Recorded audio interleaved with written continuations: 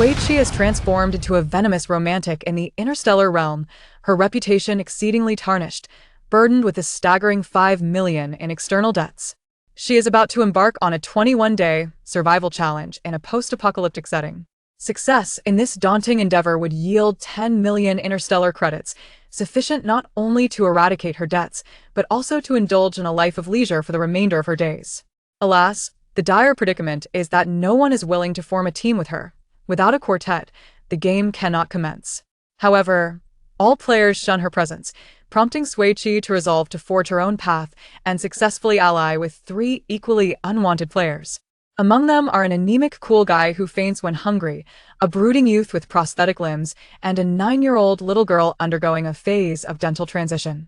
Netizens exclaim in despair, eagerly awaiting the imminent downfall of this inept team.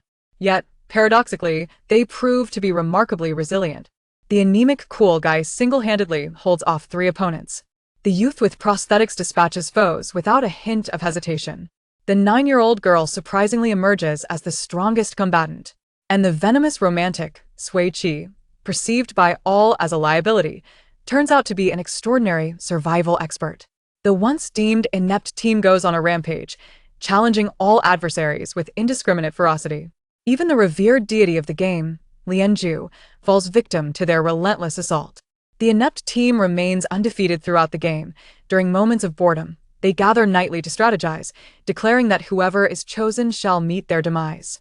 Netizens exclaim in astonishment, "Where is the promised inept team? How is everyone so fierce?" Players are left in disarray. Isn't this a survival game? When did it transform into a death match? Ultimately, all players pool together 10 million, humbly beseeching Sui Qi to show mercy. Sui Qi accepts the funds, her voice laced with nonchalance. A truce for today. Continuation tomorrow. All players collectively collapse in disbelief. Indeed, she is truly venomous. Chapter 1. The descent begins. Romantic fools never meet a good end. Sui Qi, suspended upside down by her feet, fervently cursed. Lin Feng, who was holding her, halted his actions and coldly inquired, "What nonsense are you muttering? Are you willing to withdraw or not?" With her head throbbing and breath labored, Sui Qi, hearing his emotionless inquiry, felt the world's malice weighing heavily upon her. Once a chef with a passion for wilderness survival, she had finally saved enough for a 200,000 down payment to purchase her own small abode. Before she could even commence renovations, a sudden flash flood during an expedition claimed her life in a steep, narrow canyon. Upon awakening once more, the corporate drone Sui Qi found herself transformed into the vindictive romantic Sui Qi of the interstellar realm. The original owner was a wealthy young lady who inherited her parents' fortune, and she became infatuated with the campus heartthrob Lin Feng after he graciously offered her an umbrella on a rainy day, launching an ardent pursuit. There is nothing inherently wrong with pursuing someone she admires, yet after being unequivocally rejected, she remained undeterred, brazenly declaring herself as Lin Feng's current girlfriend and forbidding any other females from approaching him. She even went so far as to purchase his photographs at exorbitant prices from his classmates, prying into his private affairs, which severely disrupted his normal school life. In exasperation, Lin Feng sought the assistance of his childhood friend Lu Rong, requesting her to masquerade as his girlfriend in the hopes that the original owner would retreat in the face of adversity. To his astonishment, the original owner not only refused to concede but also became consumed by jealousy, bribing Lu Rong's classmates to bully and isolate her, rendering Lu Rong too afraid to attend school. Consumed by guilt, Lin Feng intervened to resolve the bullying against Lu Rong and proactively approached the original owner, demanding that she apologize to Lu Rong. However, the original owner showed no remorse, declaring that Lu Rong deserved her fate, and unleashed a torrent of insults and slander against her, intensifying her harassment of Lin Feng. Lin Feng found her utterly unreasonable and longed to extricate himself from her clutches. Coincidentally, the highly popular interstellar survival game, Apocalypse, Battle for Survival on the Wasteland, was launching its 2nd season. Players participating in the game would be cast onto a harsh, uninhabited wasteland, and survival for 21 days was required to complete the challenge. The 2nd season comprised 8 challenges, with the details of the wasteland kept confidential, leaving players unaware in advance. For each challenge successfully completed, players would earn a lucrative reward of 10 million interstellar coins. The first season saw 2 million participants, yet only 776 ultimately received the prize, indicating the formidable difficulty of the game. Nevertheless, Lin Feng had long been captivated by this game. Entering the wasteland would afford him the perfect opportunity to distance himself from the original owner. Thus, he applied for an extended leave from school, enlisting Lu Rong and 2 other friends, siblings Jiang Chen and Jiang Ning, to join him in the game. However, on the day the game commenced, Lin Feng encountered the persistent original owner aboard the spacecraft en route to Cheyenne Star. Before he could voice his grievances, he heard the game announcement. The first round of the survival game is a team survival mode. Players must form their own 4-person teams. Those who have not successfully formed a team upon arrival at the wasteland will be randomly assigned by the system. Repeat, first round. Upon hearing this, the original owner clutched Lin Feng, insisting on joining his team. Lin Feng, however, was unwilling and coldly instructed her to withdraw from the game. True to her malicious reputation, the original owner, in a moment of spite following Lin Feng's rejection, opened the spacecraft door while it hovered for refueling, attempting to push Lu Rong out. Fortunately, Lu Rong had anticipated her intentions and thwarted her scheme. This action provoked Lin Feng's long-suppressed emotions to explode. He forcefully knocked the original owner to the ground, hoisting her up by her ankles, compelling her to withdraw from the game. Lin Feng exerted all his strength in that kick, causing the original owner's head to collide violently with the unyielding metal wall of the cabin, blood staining her dark hair. The once haughty Sui Qi now dangled helplessly, reminiscent of meat hanging in a market. The gazes of other players aboard the spacecraft were riveted upon her, as if they were tangible. Sui Qi's head throbbed painfully, and she struggled to suppress her rapid breaths, managing to utter, "Big brother, I'm about to suffocate. Can't you let me down so we can discuss this?" Lin Feng scoffed coldly. "Do not entertain any ill intentions. Submit your withdrawal application first, and then I shall release you." Sui Qi, teetering on the brink of despair, refused, for the first rule of player conduct was, no mid-game withdrawals. To exit before even reaching the wasteland would not only yield her no reward, but would also incur a penalty of 20 million for breach of contract. For someone like her, 20 million was not merely money, it was a matter of life and death. Although the original owner was a rich girl, she had squandered her inheritance. Her parents' fortune had been entirely depleted, and she even owed 5 million in debts. The reason she entered the game was not only to pursue Lin Feng but also in hopes of winning the prize money to repay her debts. Sui Qi's heart, already aching over the loss of 20,000, felt numb with pain. Oh, heavens! To be reborn as a vindictive romantic was one thing, but now she was burdened with immense debt. She mourned for 3 seconds before quickly reassuring herself, having gained a new life, she could hardly expect to pay no price. To clear her debts and embark on a beautiful new life in the interstellar world, withdrawing from the game was utterly out of the question. Just as Sui Qi was racking her brain for a solution, the interstellar audience, watching the live stream, erupted into fervent discussion over the scene. Serves her right. She's truly malicious for attempting to push that young lady off the spacecraft. Who is this girl? I want to unleash a torrent of insults upon her. Sui Qi, a notorious third-year student at Mobius Academy, is infamous for her malicious nature. Having been unable to win the affections of the campus heartthrob Lin Feng, she resorts to orchestrating the bullying of his girlfriend, Lu Rong, employing all manners of underhanded tactics, including stalking and invading the privacy of others. Her reputation is utterly deplorable. Students from other schools deride those associated with Sui Qi, declaring that anyone from her institution cannot possibly be a good person. The sentiment resonates. Bullying scum like her deserve to perish.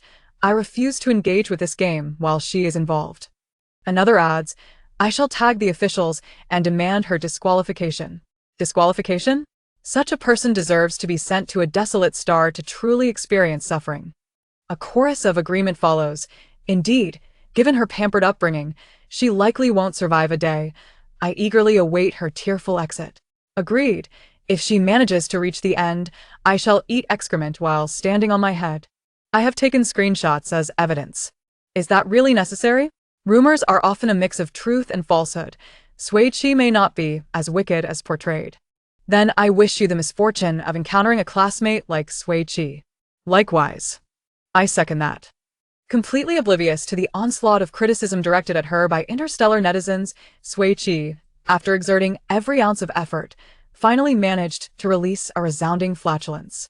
She strained to extend her arms for support, slightly turning her body to ensure her rear was aimed squarely at Lin Feng's handsome visage, and with a triumphant pft, she unleashed a gratifyingly loud fart. I apologize, Lin Feng. This was the most effective form of assault I could conceive.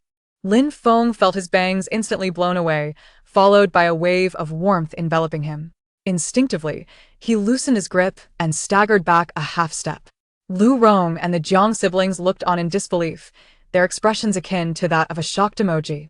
Finally liberated, Sui Qi sighed in relief, propping herself up with her hands before gradually lying flat, peacefully closing her aching eyes. Lin Feng, hailing from a privileged background, had never been subjected to such crude treatment. His trembling hand hovered above his disheveled bangs, uncertain whether to touch them, incredulously questioning, was that truly a fart? Lu Rong shook her head vigorously, akin to a rattling toy. What fart? We did not witness anything. It was merely a breeze that passed by. She elbowed the stunned Jiang siblings, who chimed in unison. Indeed, that was definitely not a fart.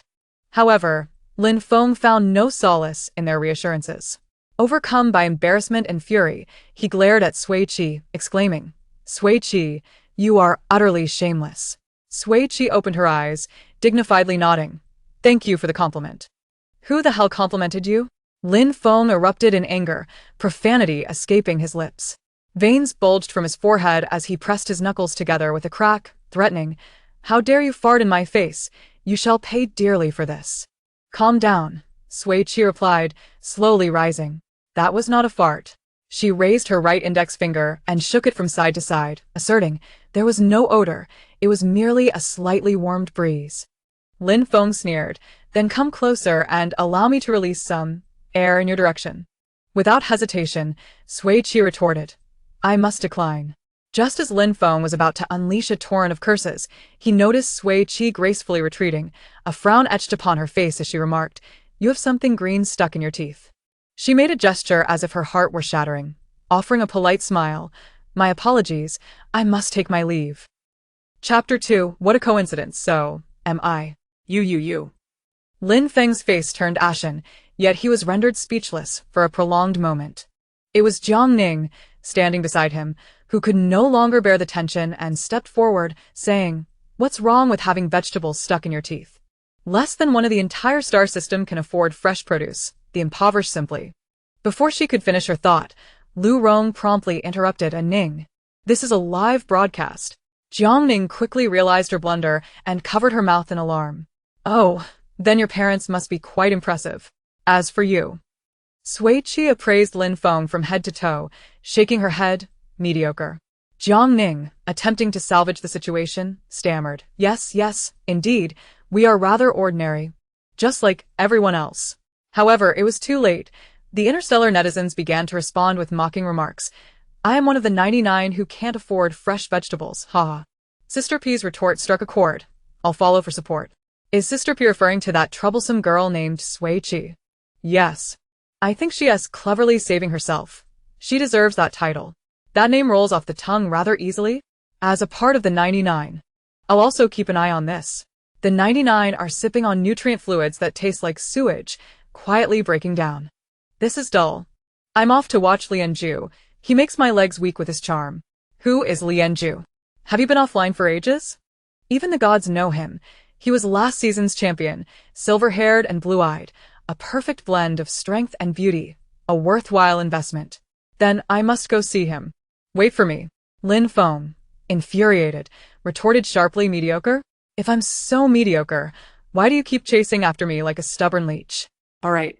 Sui Qi immediately replied, I promise I will no longer pursue you. We shall treat each other as strangers from now on. Lin Feng gritted his teeth. You better keep your word. She smiled back, You needn't worry. I shall be accountable for my statements. With that, she cancelled their teaming arrangement on her light brain. Lin Feng scoffed. The system's random assignments are merely leftovers picked over by others. Teaming with them is a dead end. 3 years ago. Apocalypse.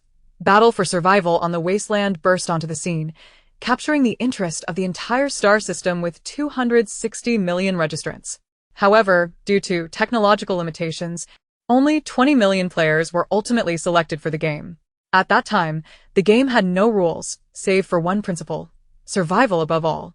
The officials thought, if they dare to join, they must not fear death. Players presumed if they dare to launch it, it must be guaranteed.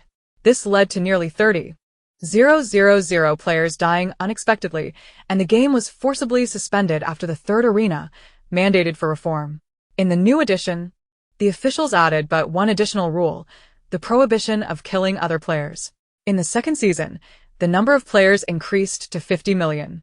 Before stepping onto the Interstellar spacecraft, all participants signed a liability waiver, accepting full responsibility for their lives.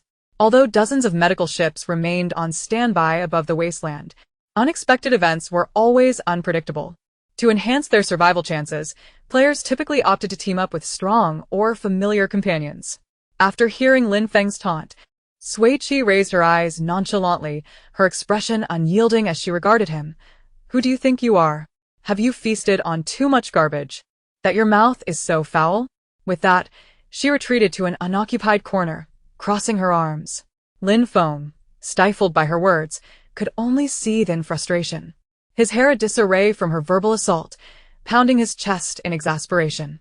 Witnessing this scene, Sui Qi felt a surge of satisfaction. Dare to curse me? If I don't drive you to madness, I shall consider myself defeated. Just as she was about to divert her gaze, she felt an intense stare directed at her. Following her intuition, she looked up and met a pair of misty gray-blue eyes, imbued with an icy chill, reminiscent of a shadowy lake veiled in frost. Strands of silver hair fell chaotically across his pale forehead, softening the severity of his features. His waist-length silver hair curled slightly in the dimly lit cabin, exuding a satin-like luster. He appeared as though he had stepped directly from the pages of a comic, too exquisite to be real. Their eyes met for but half a second before his gaze drifted past Sui Qi, focusing on his teammate beside him. Sui Qi, however, remained entranced by the rarity of his striking hair color, clenching her fists in resolve. I want to cut it. Her mind was a whirlwind of 108 inventive methods to lay claim to that silver mane when suddenly an irritable face appeared at the edge of her vision. The teammate standing beside the silver-haired boy frowned. What are you staring at? Realizing she had been ogling for too long, Sui Qi blinked and sheepishly averted her gaze. Upon doing so, she noticed a solitary, slender youth standing diagonally across from her.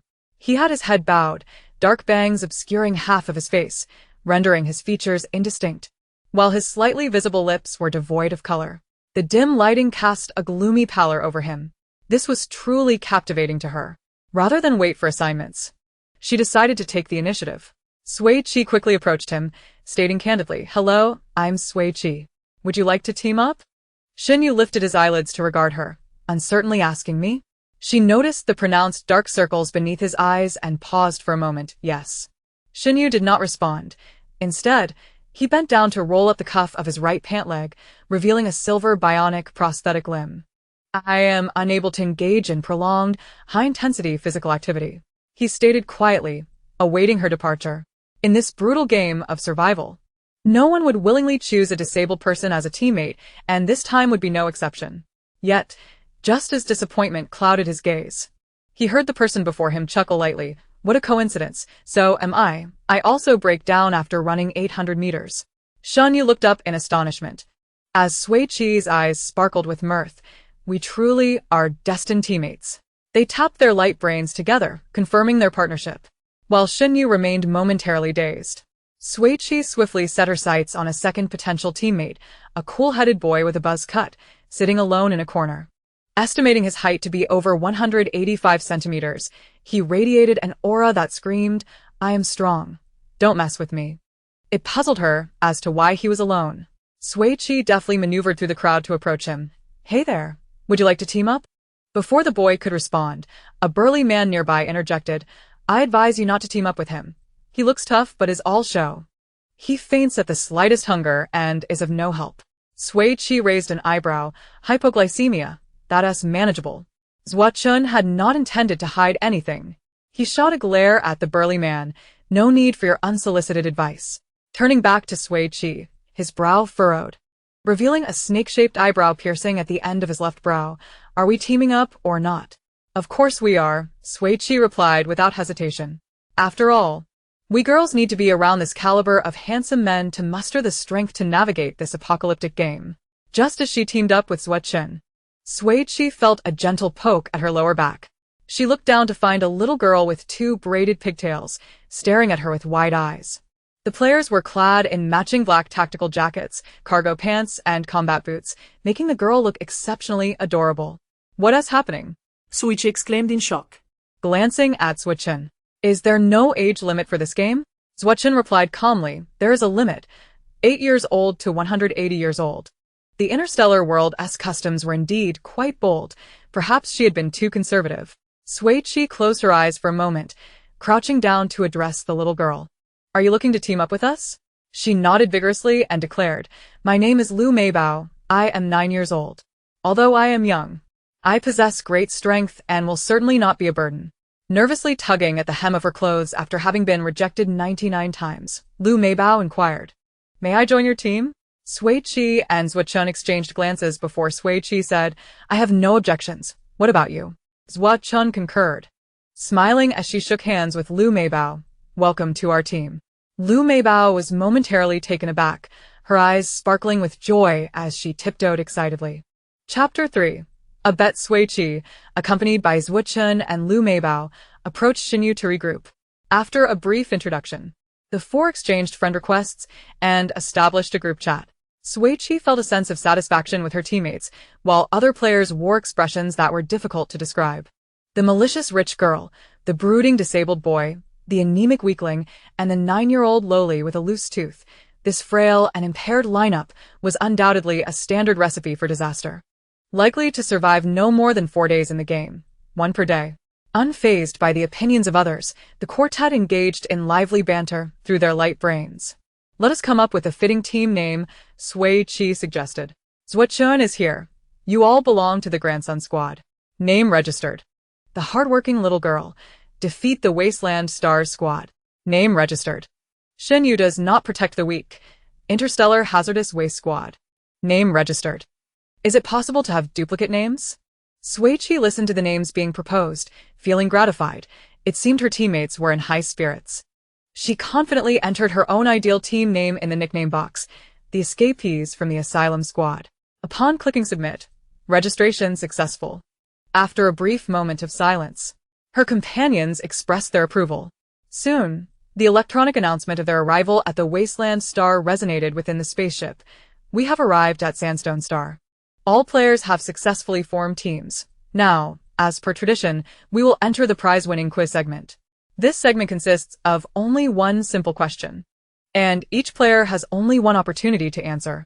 The team that submits the correct answer first will receive an initial equipment pack. Sui quickly activated his light brain. Preparing to receive the question, it's time to showcase our speed. Noticing her 3 teammates intensely focused on their light brains, Sui Qi followed suit. As the prompt for the question began to generate, she softly mused, why is it not a test of intelligence? This question shouldn't pose any difficulty. Lin Feng, who had approached them unnoticed, scoffed, being malicious is one thing, but at least have some self-awareness. How could someone who has consistently ranked last think they can compete on intellect? Ridiculous. Lin Feng, the school heartthrob, truly excelled at looking down on others. Sui Qi retorted without hesitation, how can you be so bitter in your speech? Lin Feng was infuriated. Why are you so harsh with your words? Sui Qi smiled sweetly. You've already labeled me as a venomous woman. Did you expect me to say anything pleasant? Enough, A Feng. Lu Rong pulled the visibly enraged Lin Feng behind her and turned to Sui Qi, stating their intent. We wish to make a bet on this quiz. If we answer correctly, you must publicly apologize to me on the school forum and promise to never bother me or Lin Feng again. Sighing inwardly, Sui Qi lamented the mess the original owner had left her. She maintained a calm demeanor. And if I answer correctly? Given that this was an apocalyptic survival game, the official question would undoubtedly pertain to survival. If it were a question about interstellar knowledge, she might not have the answer, but when it came to survival, the combined knowledge of all players aboard this spaceship could hardly rival hers. Lu Rong was momentarily taken aback, her face displaying the incredulity of hearing an absurd joke. She exchanged glances with Lin Feng and the others, each pair of eyes reflecting a hint of contempt. The official quiz was notoriously difficult. How could a useless girl like Sui Qi possibly answer correctly? Unable to tolerate their disdainful expressions, Zuochen stepped in front of Sui Qi, his eyes flashing with anger. Shen Yu also advanced, his expression stern. You do not provoke trouble. Lu Meibao had already clenched her fists, ready to spring into action. It's all right, don't worry. Sui Qi quietly reassured her teammates before turning her cold gaze to Lin Feng. If I answer correctly, I want a Supreme VIP shopping card from Lin's Star Domain department store. The Lin family's chain of superstores was widespread across the entire Sealer Star, and their Supreme VIP shopping card had a limit of 5 million Interstellar coins. Sui Qi knew Lin Feng would undoubtedly refuse this condition, but that was acceptable.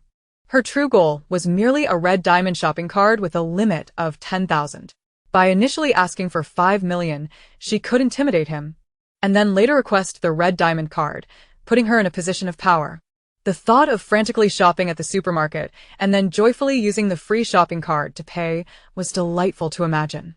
You wish. Lin Feng's furious shout shattered her reverie. Wanting the Supreme VIP card? Impossible. Sui Qi shrugged. In that case, I shall not bet with you. Lu Rong immediately protested. No way. This is a rare opportunity to rid ourselves of Sui Qi. I will not let it slip by. I have a blue diamond shopping card from Lin's Star Domain department store, with a balance of over 260,000. Let us use it as the wager. Do you agree? A sudden windfall sent Sui Qi into a state of euphoria, yet she still feigned reluctance, furrowing her brow before finally nodding. I reluctantly accept your bet. Lu Rong silently sighed in relief and drafted a betting agreement on her light brain, sending it to Sui Qi for signatures to make it official. The quiz question has been sent to each player's light brain. Please write down your answer and submit it within 20 seconds. Failure to submit on time will result in a failed answer. Sui Qi gazed at her light brain, where the question was simply stated, what will the weather be like on Sandstone Star tonight? Zuochen immediately typed his answer. This question is surprisingly simple. The weather on Sandstone Star is either scorching or arid. Shen Yu and Lu Meibao also wrote down similar answers. However, Sui Qi, sensing the humid air wafting through the window, could not help but frown. It smelled of an impending storm.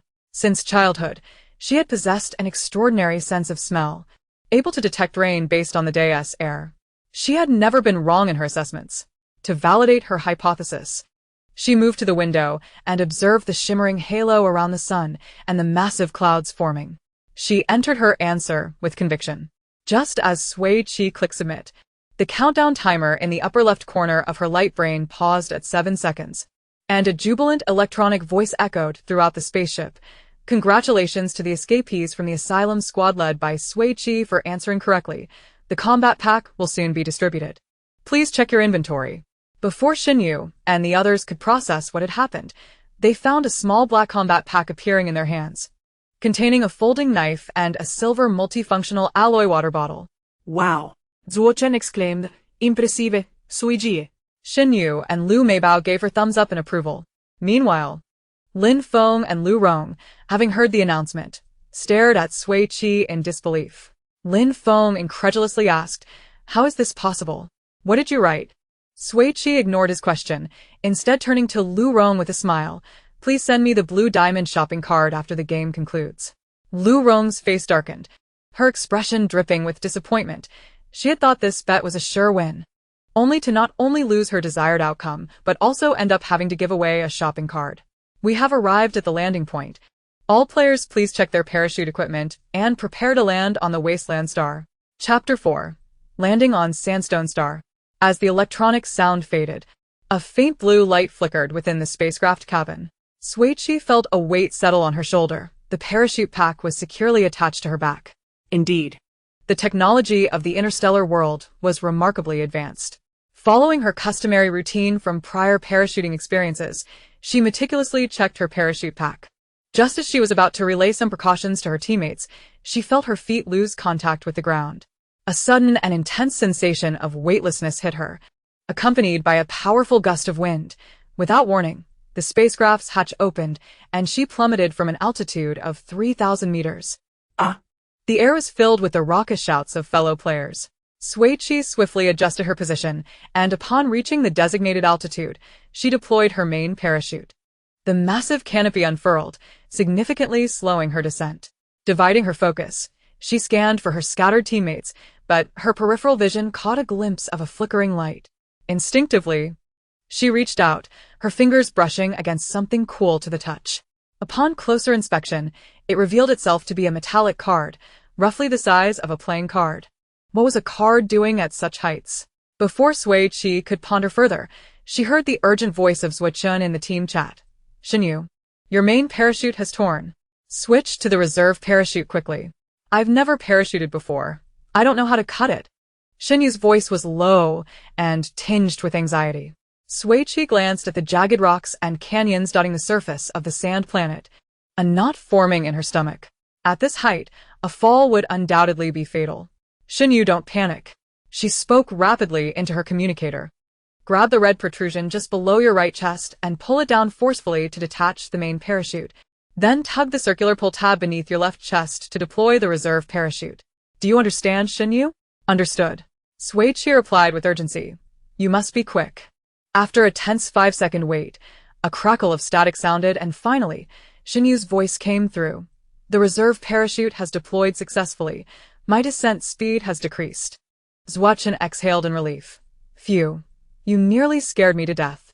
Lu Meibao sent multiple thumbs-up emojis. Sui Qi maintained her composure. Prepare for landing. Avoid the sharp rocks, and aim for flat ground. Once she landed successfully, she was acutely aware of the arid heat enveloping her.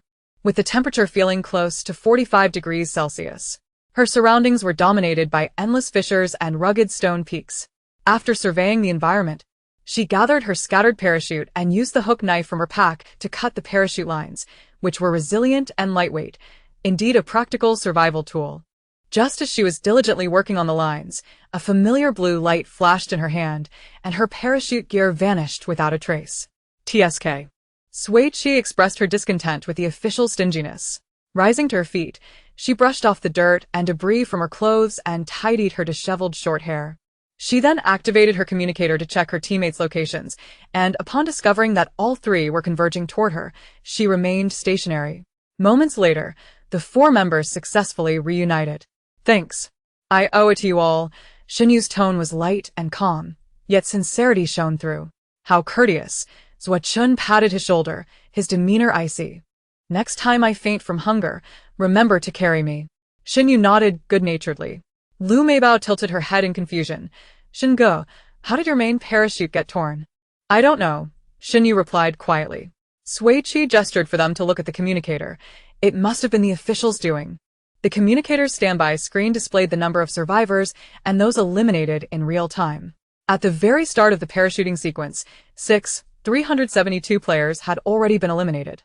The moment they fell from the spacecraft, the eliminations had begun. The officials are indeed ruthless, Zhuochen remarked coldly. Yes, Shinyu concurred. They certainly made a grand entrance. Sui Qi produced the mysterious card from her hand. Have any of you seen this kind of card? Shinyu nodded first, pulling out a similar card from his pocket. Yes, it's strange. The design on mine is a wardrobe. Lu Meibao followed suit. I have one too. It just attached itself to my braid, but mine depicts a claw machine. Zhuochen shook his sleeves, the metallic card resting in his palm. Mine shows a toolbox.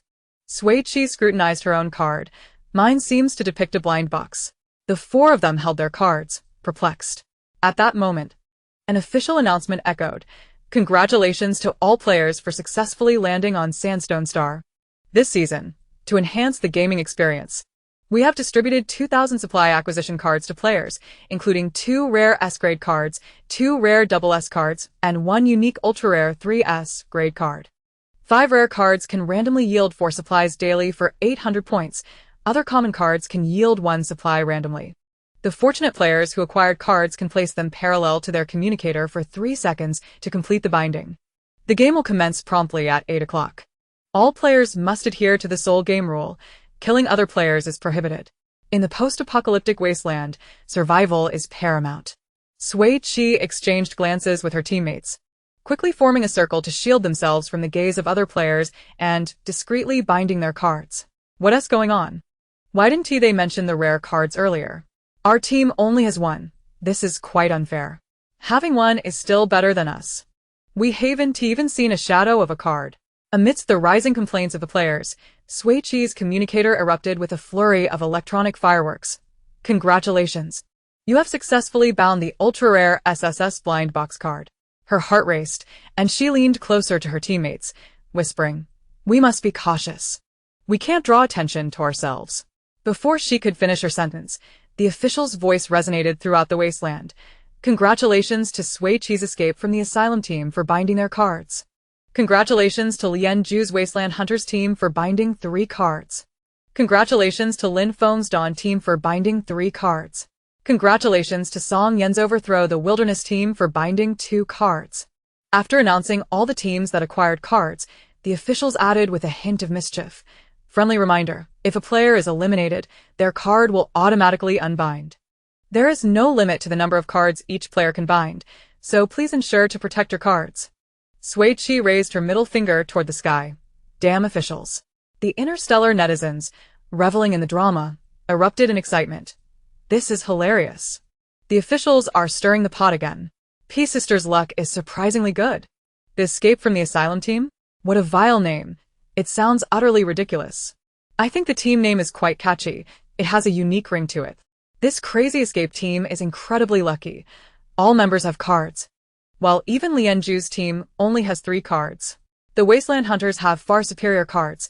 Lian Zhu's SS fridge card, Jinsu's SS medical box card, and Xine snack box card. What a splendid configuration. That escape from the asylum team is nothing but a bunch of useless players. With so many cards, they'll only end up fleeing in panic later. I agree.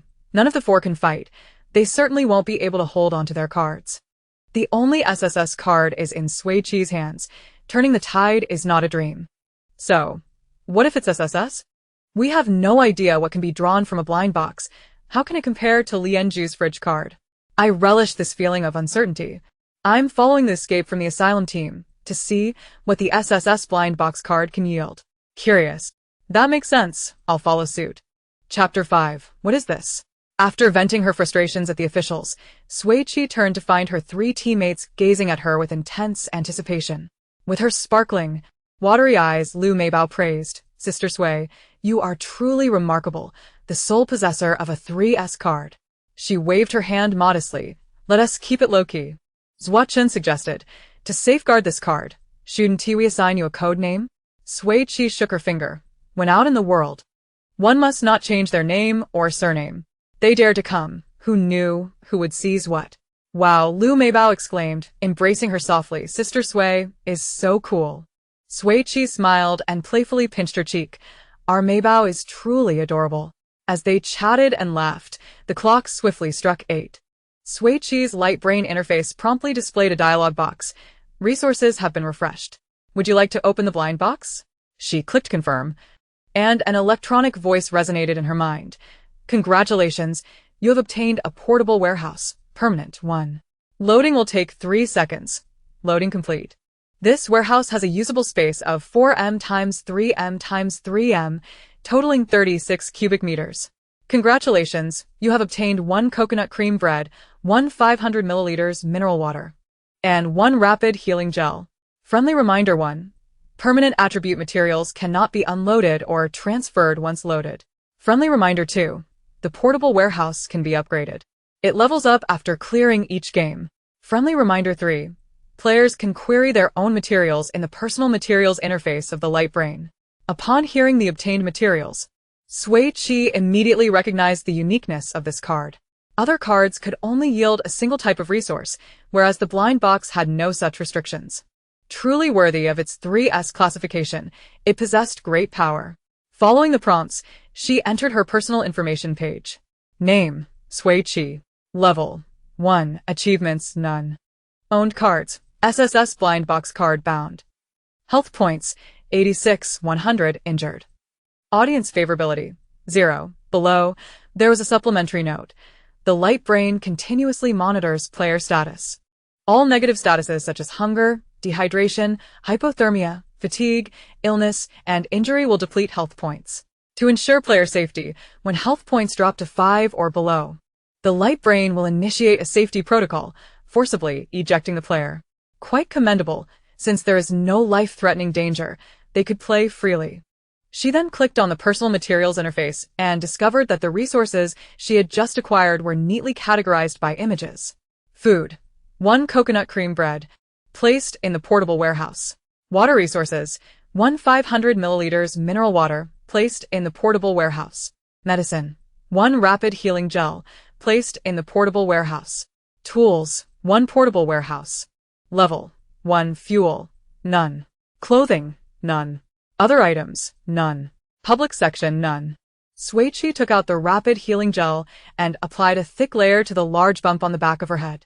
The sharp pain dissipated instantly, and she felt rejuvenated, her health points returning to 95.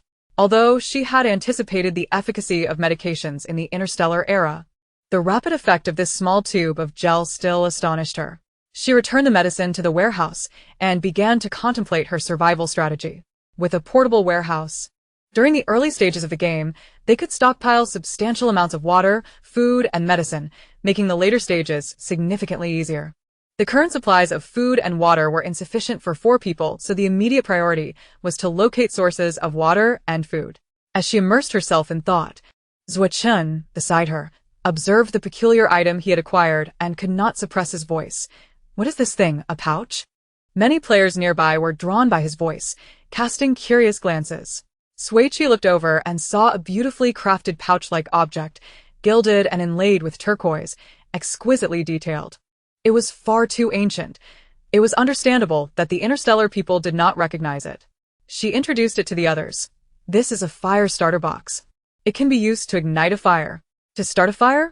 Shen Yu frowned, poking the pouch with this. Mei Bao tilted her head, her mind filled with questions. Sui Qi sighed. Alas, I know too much.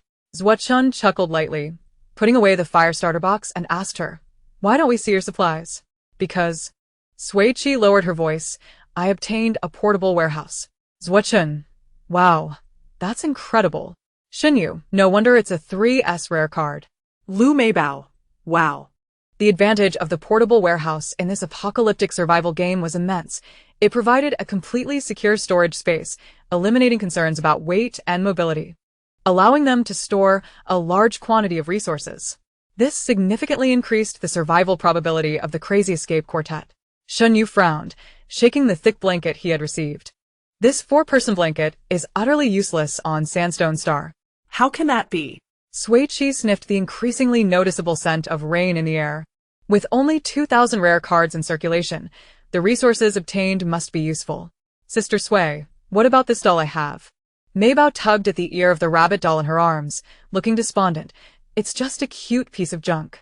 Sui Qi chuckled, playfully tousling her hair. The cotton inside the doll is flammable. It can be used to start a fire, serve as tinder, and even filter dirty water in the wild. It's quite useful. Really? She suddenly lifted her head, her eyes sparkling as she gazed at Sui Qi. Of course, your sister, Sui, never lies. She continued, since this is a team survival. Your resources should also be able to be placed in my portable warehouse. The others opened their personal materials interface to check. Finding that simply clicking on the resource image would prompt a dialog box. Would you like to place the resource in teammate Sui Qi's portable warehouse? Shen Yu, holding the heavy blanket, breathed a sigh of relief. That's wonderful. Zuo-chun cautioned, now that there are many eyes around. Let us wait until we reach a secluded place to store them. Mei Bao observed the other players beginning to move and said, Shu and Tiwi set off to find the city now. Other players are already taking action. The officials would drop a large quantity of resources in cities like Red Sand City, Wind Sound City, and Dry Sun City at 8 o'clock on the 7th night after the game commenced. Norus. Let us take advantage of the daylight to find some food and water, Sui Qi said, pausing for 2 seconds before adding. The answer I wrote for the quiz question was storm. The other 3 were taken aback upon hearing this. However, a familiar cold laugh echoed from behind. Sui Qi. Are you lying without even drafting? Lin Feng's Eston squad was very close to the Crazy Escape squad. He had been quite irritated by Sui Qi on the flying ship and finally seized the chance for revenge, launching a barrage of insults. The sandstone type is notoriously arid. The probability of rain here is lower than my chances of liking you. Your teammates are truly unfortunate to be deceived by you. Sui Qi rolled her eyes, exasperated. The original owner truly had terrible taste in romance. Zuochen raised an eyebrow. What? Are you here to gift us shopping cards again? Shun Yu stepped forward, his gaze darkening, looking for death? He was already shrouded in gloom, and at this moment, his eyes narrowed, exuding a fierceness that surpassed even Zuochen, who was a head taller than him. Just as Sui Qi was about to speak to drive Lin Feng away, she noticed the smile on Mei Bao's face vanish, and she instantly launched a swift kick toward Lin Feng. He nonchalantly raised his hand to block, but at the moment of contact with her seemingly harmless little legs, Lin Feng felt as if he had been struck by a giant hammer, crashing against a massive rock several meters away. The taste of iron filling his mouth as his health points plummeted to 73. After a moment of stunned silence, Lu Rong and the others finally reacted, exclaiming as they helped Lin Feng to his feet. Sui Qi and her companions were left dumbfounded. What on earth? A powerful little girl. Mei Bao, with an impassive expression, fixed her gaze on Lin Feng. If you dare to cause trouble again, you shall meet your demise. Chapter 6. Follow me, and you won't lose your way. Sui Qi swiftly scooped up Mei Bao and fled the scene, with Luo Chen and Shen Yu closely trailing behind. At that moment, the barrage of comments from Interstellar netizens was astonishingly unanimous. Mei Bao is fierce and succinct. What a revelation! Is this the strength a 9-year-old should possess? The youngest yet the fiercest, who would have thought she truly has great strength. Sister Poop, flying kick to Mei Bao. Not a single family member can join the same team. I'm in love. To be fair, the entire Crazy Escape team boasts striking looks. Especially Sister Poop with that teardrop mole under her left eye. It truly captured my heart. As expected of the 3S card, it actually unlocked a permanent personal storage. Even the dual S refrigerator card of Lianzhu unlocked a portable fridge. Though the space is merely 8 cubic meters, it can preserve food indefinitely, which is quite impressive. Out of 2,000 cards, only these 2 yielded storage-related supplies. Whose luck is this that I envy but cannot articulate? Yet, does no one feel pity for Lin Feng? A little, but not much. Who told him to provoke her first? Adults should be responsible for their actions. But one can't blame Lin Feng. Claiming that Sandstone Star is stormy is truly absurd. Such nonsense. If I could see a single drop of rain, I would buy Sui Qi, that wicked girl, a spacecraft. A promise is a promise. I'll keep an eye on you for my sister Poop. A spacecraft costs 5,000 interstellar coins. A wealthy individual has appeared. Wow, I'm quite curious about the developments ahead. Sui Qi pinched Mei Bao's soft little face. I didn't expect our Mei Bao to be so formidable. My grandfather taught me, Mei Bao said, clenching her tiny fist, her expression grave. Speak with a smile. Fight fiercely. Wise words from grandfather, Sui Qi replied. Mei Bao wrapped her arms around Sui Qi's neck, grinning widely for a long while before softly asking, Sister Sui, where are we headed now? Luo Chen and Shen Yu also turned to look at her. Sui Qi glanced at the steadily descending life value displayed overhead. The altitude here is too high, the air is thin, and our bodies expend energy rapidly, leading to fatigue and thirst. She pointed towards the snow-capped red hillside in the distance. Look over there. The snow remains, indicating the slope receives little sunlight, making it a shaded side. We must head in the opposite direction, moving south along the sunlit slope to reach lower altitudes quickly, where most cities are established on more habitable lowlands. Furthermore, I observed the terrain while descending from the sky. Sui Qi took a breath. Continuing, as long as we traverse this rocky slope and pass through the sandstone canyon, we should encounter a lake. If fortune favors us, we might simultaneously resolve our issues with both water and food. Upon finishing her statement, she noticed her 3 companions were gazing at her with serious expressions. Sui Qi raised an eyebrow. What's wrong? Are you captivated by your sister's charm? Impressive. Luo Chen chuckled heartily. My mind is still a jumble. And here you are with such a detailed plan. Shen Yu candidly admitted, I have no wilderness survival experience. I'm following Sister Sui. Mei Bao pressed closely against Sui Qi. I'm following Sister Sui too. Sui Qi planted a kiss on her chubby cheek, gently setting her down on solid ground. She took the blanket from Shen Yu's hands and said, You all can place your supplies in my storage. The 3 quickly complied, placing the blanket, rabbit toy, and fire starter box into the personal storage. After pondering for a moment, Sui Qi placed all the supplies into a communal section, Only the items in this section could be freely accessed by her teammates. Once the direction of travel was confirmed, she stepped on the rocky ground, turned around, and waved, "Follow me, and you unwanted lose your way." Xinyu, Mei Bao, and Luo Chen closely followed in her wake. The rocky slope was steep and littered with loose stones. "Stay close to me, and walk in a zigzag pattern down the slope. Lower your center of gravity. Control your speed, and don't rush." After instructing them, Sui Qi dashed down the rocky slope, stones flying and dust billowing. Half an hour later, the four successfully descended and continued south for quite a while, arriving at a nearly vertical sandstone canyon towering 40 meters high. "How do we get down?"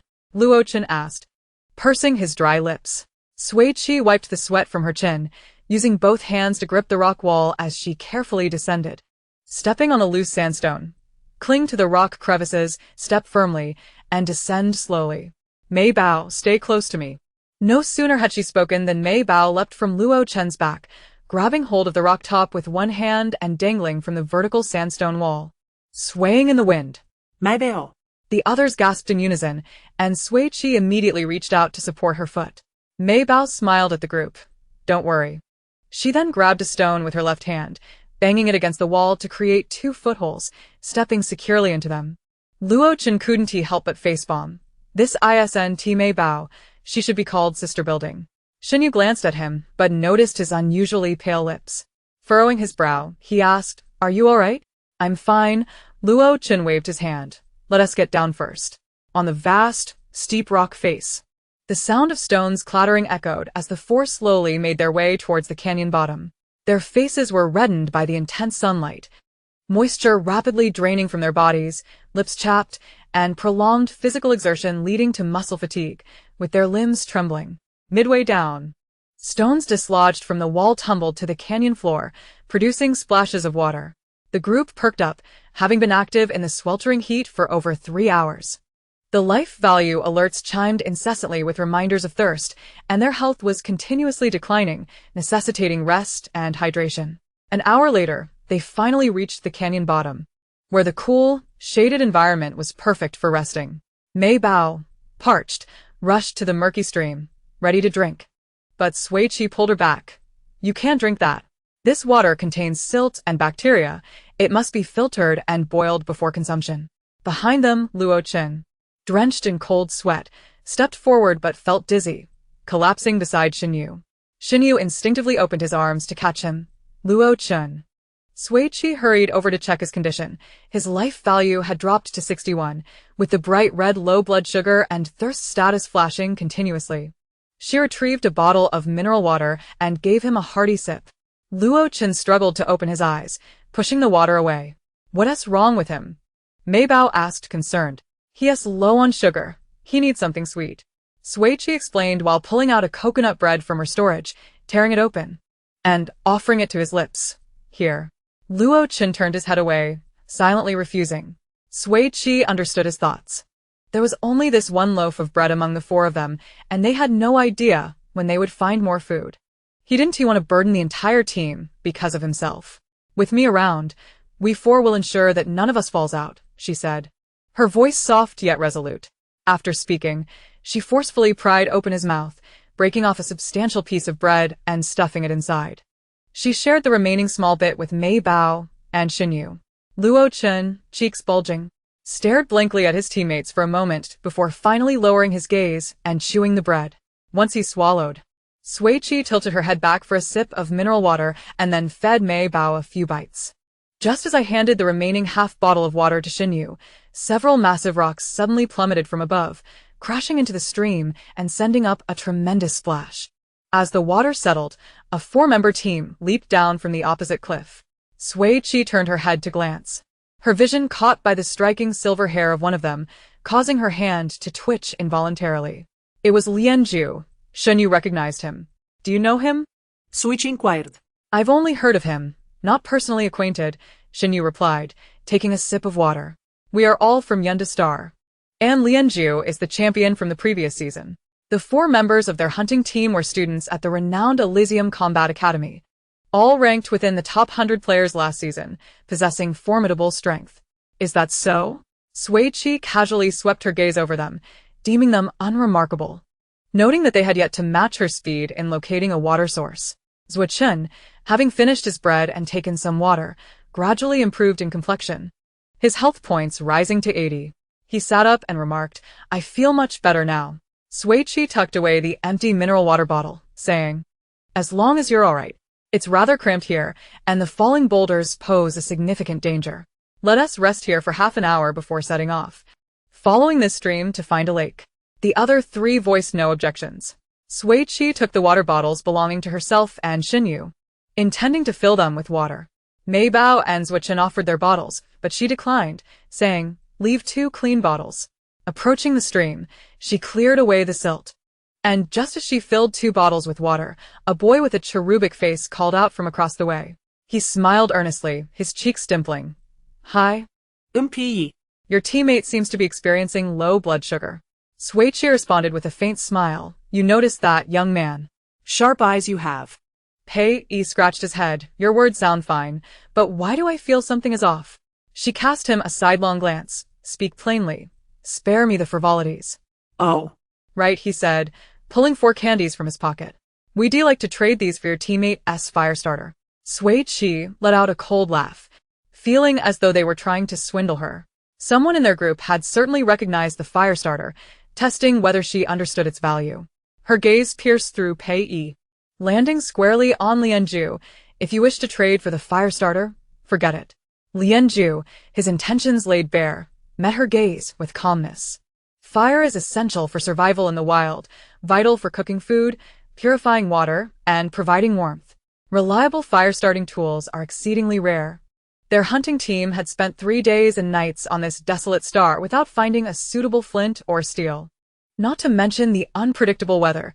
Should a storm arise at night, without fire, she and her teammates, dressed so lightly, would succumb to hypothermia within the hour.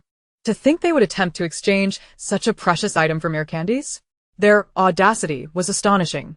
Upon hearing Sui Qi's words, her 3 teammates approached her side. Zuochen frowned, questioning, "Are they looking for trouble?" Mei Bao and Xinyu had already shifted into combat mode, ready for action. Sui Qi handed Xinyu's water bottle back to him, saying, "They're trying to swindle our fire starter, but it won't work. However, they do have candies, and I plan to trade some cotton from Mei Bao's stall for them." "Sounds good." Mei Bao nodded eagerly. "Let us trade for candies for Qingge." Zuochen gently pinched her cheek. "We'll share them together." The 4 gathered by the stream, Sui Qi stepping forward, addressing Lianju. "Do you want some cotton?" Before Lianju could respond, the elegant girl beside him, Xine, couldn't resist interjecting. "What uses cotton?" "We don't want it." Sui Qi sighed. "You seem somewhat uneducated." Xine raised an eyebrow. "What did you say?" Sui Qi shook her head. "Not only are you lacking in knowledge, but your hearing is also poor." "You..." Xine struggled to retort, finally managing to sputter out, "Vicious, malicious woman." Sui Qi clapped her hands in mock praise. "You've effortlessly discerned my true nature. Your insight is commendable. For candies in exchange for all your cotton." Lianju's cold voice interrupted their futile banter. Sui Qi countered, "I can only offer half. Take it or leave it."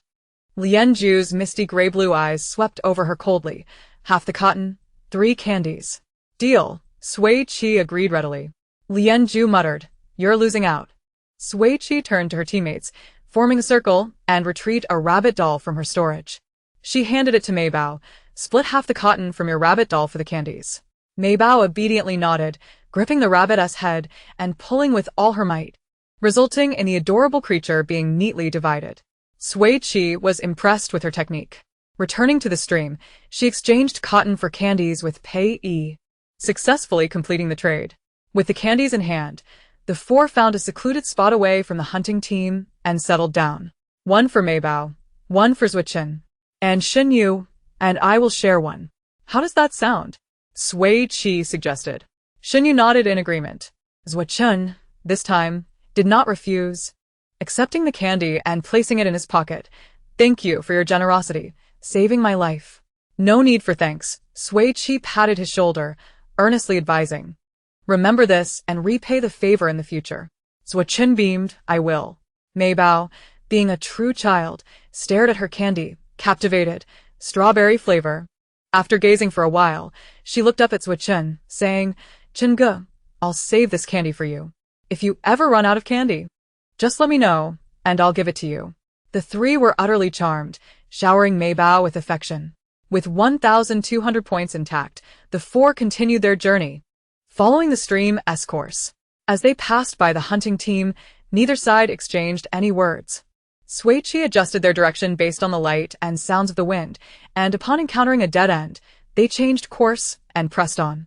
Navigating through the narrow sandstone crevices, they finally found an exit at 1,320 points.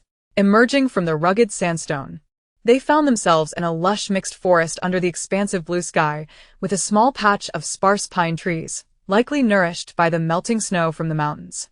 In the distance, the glimmering water of a lake could be seen. The anxiety in their hearts finally dissipated, and they began to cheer, racing towards the lakeside. Sui Qi felt a wave of relief, grateful not to have let down her teammates' trust. Zuochen dove into the cool lake water, exclaiming, "Refreshing." Xinyu scooped up some water, washing the sticky sweat from his face, and suddenly caught sight of a fleeting fish in the water. His usually deep voice took on a hint of excitement. "There are fish in this lake." Zuochen eagerly rushed over. "Where?" Sui Qi and Mei Bao joined him, and the four of them, arms linked, began their search along the lakeshore, indeed discovering numerous fish. Sui Qi quickly formulated a plan. "Zuochen and I will handle the fire and filter the lake water, while Xinyu and Mei Bao will catch the fish." The four swiftly set to work. Sui Qi produced an empty mineral water bottle, removed the cap, cut off the bottom, stuffed the body with cotton, gravel, and twigs, and layered more cotton on top. With the bottom facing up and the mouth down, she had fashioned a simple bottle filter. Zuochen filled a water bottle with murky lake water, pouring it from the bottom of the mineral bottle, and marveled at the clear droplets emerging. "I can't believe such dirty lake water can become this clean." "Actually, the water in this lake isn't too dirty," Sui Qi replied, handing the filter and water bottle to Zuochen. "This water needs to be boiled after filtering to be drinkable. You handle the filtering here. I'll go start the fire." "All right, I'll take care of this," he replied. She gathered a considerable amount of dry twigs and collected a fair share of pine resin from the pine trees. Pine resin not only serves as an excellent fire starter, but also possesses preservative and insect-repelling properties. As Sui Qi returned, she beheld Mei Bao standing by the shore, hefting a boulder nearly 3 times her size and smashing it into the lake, causing several fish to be flung onto the bank. Meanwhile, Xinyu wielded a stick with precision, stunning the flailing fish with deft strikes, before deftly spearing them onto the branch. Their synergy was remarkable, yielding a bountiful catch. Sui Qi dug a small pit not far from Zuochen, crushing the pine resin and spreading it atop the dry grass. She then retrieved her fire starter kit, placing flint atop cotton and striking it repeatedly with the steel, sparks flying forth until the cotton ignited effortlessly. Completely engrossed in her task, she failed to notice her 3 companions had gathered behind her, observing in silence. With utmost care, she coaxed the tiny flames to life and placed them upon the resin and grass, igniting a roaring fire. Mei Bao, Xinyu, and Zuochen exclaimed in awe, "Wow." Sui Qi proudly placed her hands on her hips, declaring, "Sister is well-rounded." "Sister Sui, how do we eat these fish?" Mei Bao asked, each hand grasping a branch with 4 or 5 fish skewered upon it, while Xinyu carried a branch laden with 8. With a grand gesture, Sui Qi proclaimed, "Tonight, we feast on grilled fish." 10 minutes later, sharpened branches encircled the fire. The 4 of them sat in a row. Mei Bao deftly removed the fish from the branches. Zuochen gutted them, Xinyu scaled the fish, and Sui Qi skewered them onto branches to roast over the flames. The assembly line of grilled fish was in full swing. Chapter 8. A Storm Approaches. During the interlude of Sui Qi grilling the fish, the other 3 ventured to inspect the filtration bottle. This time, it was Xinyu who poured lake water into it, while Zuochen and Mei Bao watched intently as clean water dripped from the bottle's spout, gasping in amazement. "This little contraption is quite impressive," they marveled. "Sister Sui is truly remarkable. Nothing seems to challenge her." Fascinated, they played with the device for quite some time, completely oblivious to the fire behind them, which blazed ever more fiercely, the succulent fish gradually turning golden brown. Sui Qi, with her back to them, remained silent, savoring the delightful aroma of the grilled fish. The meat is tender and flavorful, with very few bones. Simply splendid. The observant Shen Yu was the first to notice. Shoving the filtration bottle into Zhuo Chen's hands before swiftly moving to Sui Qi's side, his dark-ringed eyes gleaming with anticipation. She blinked.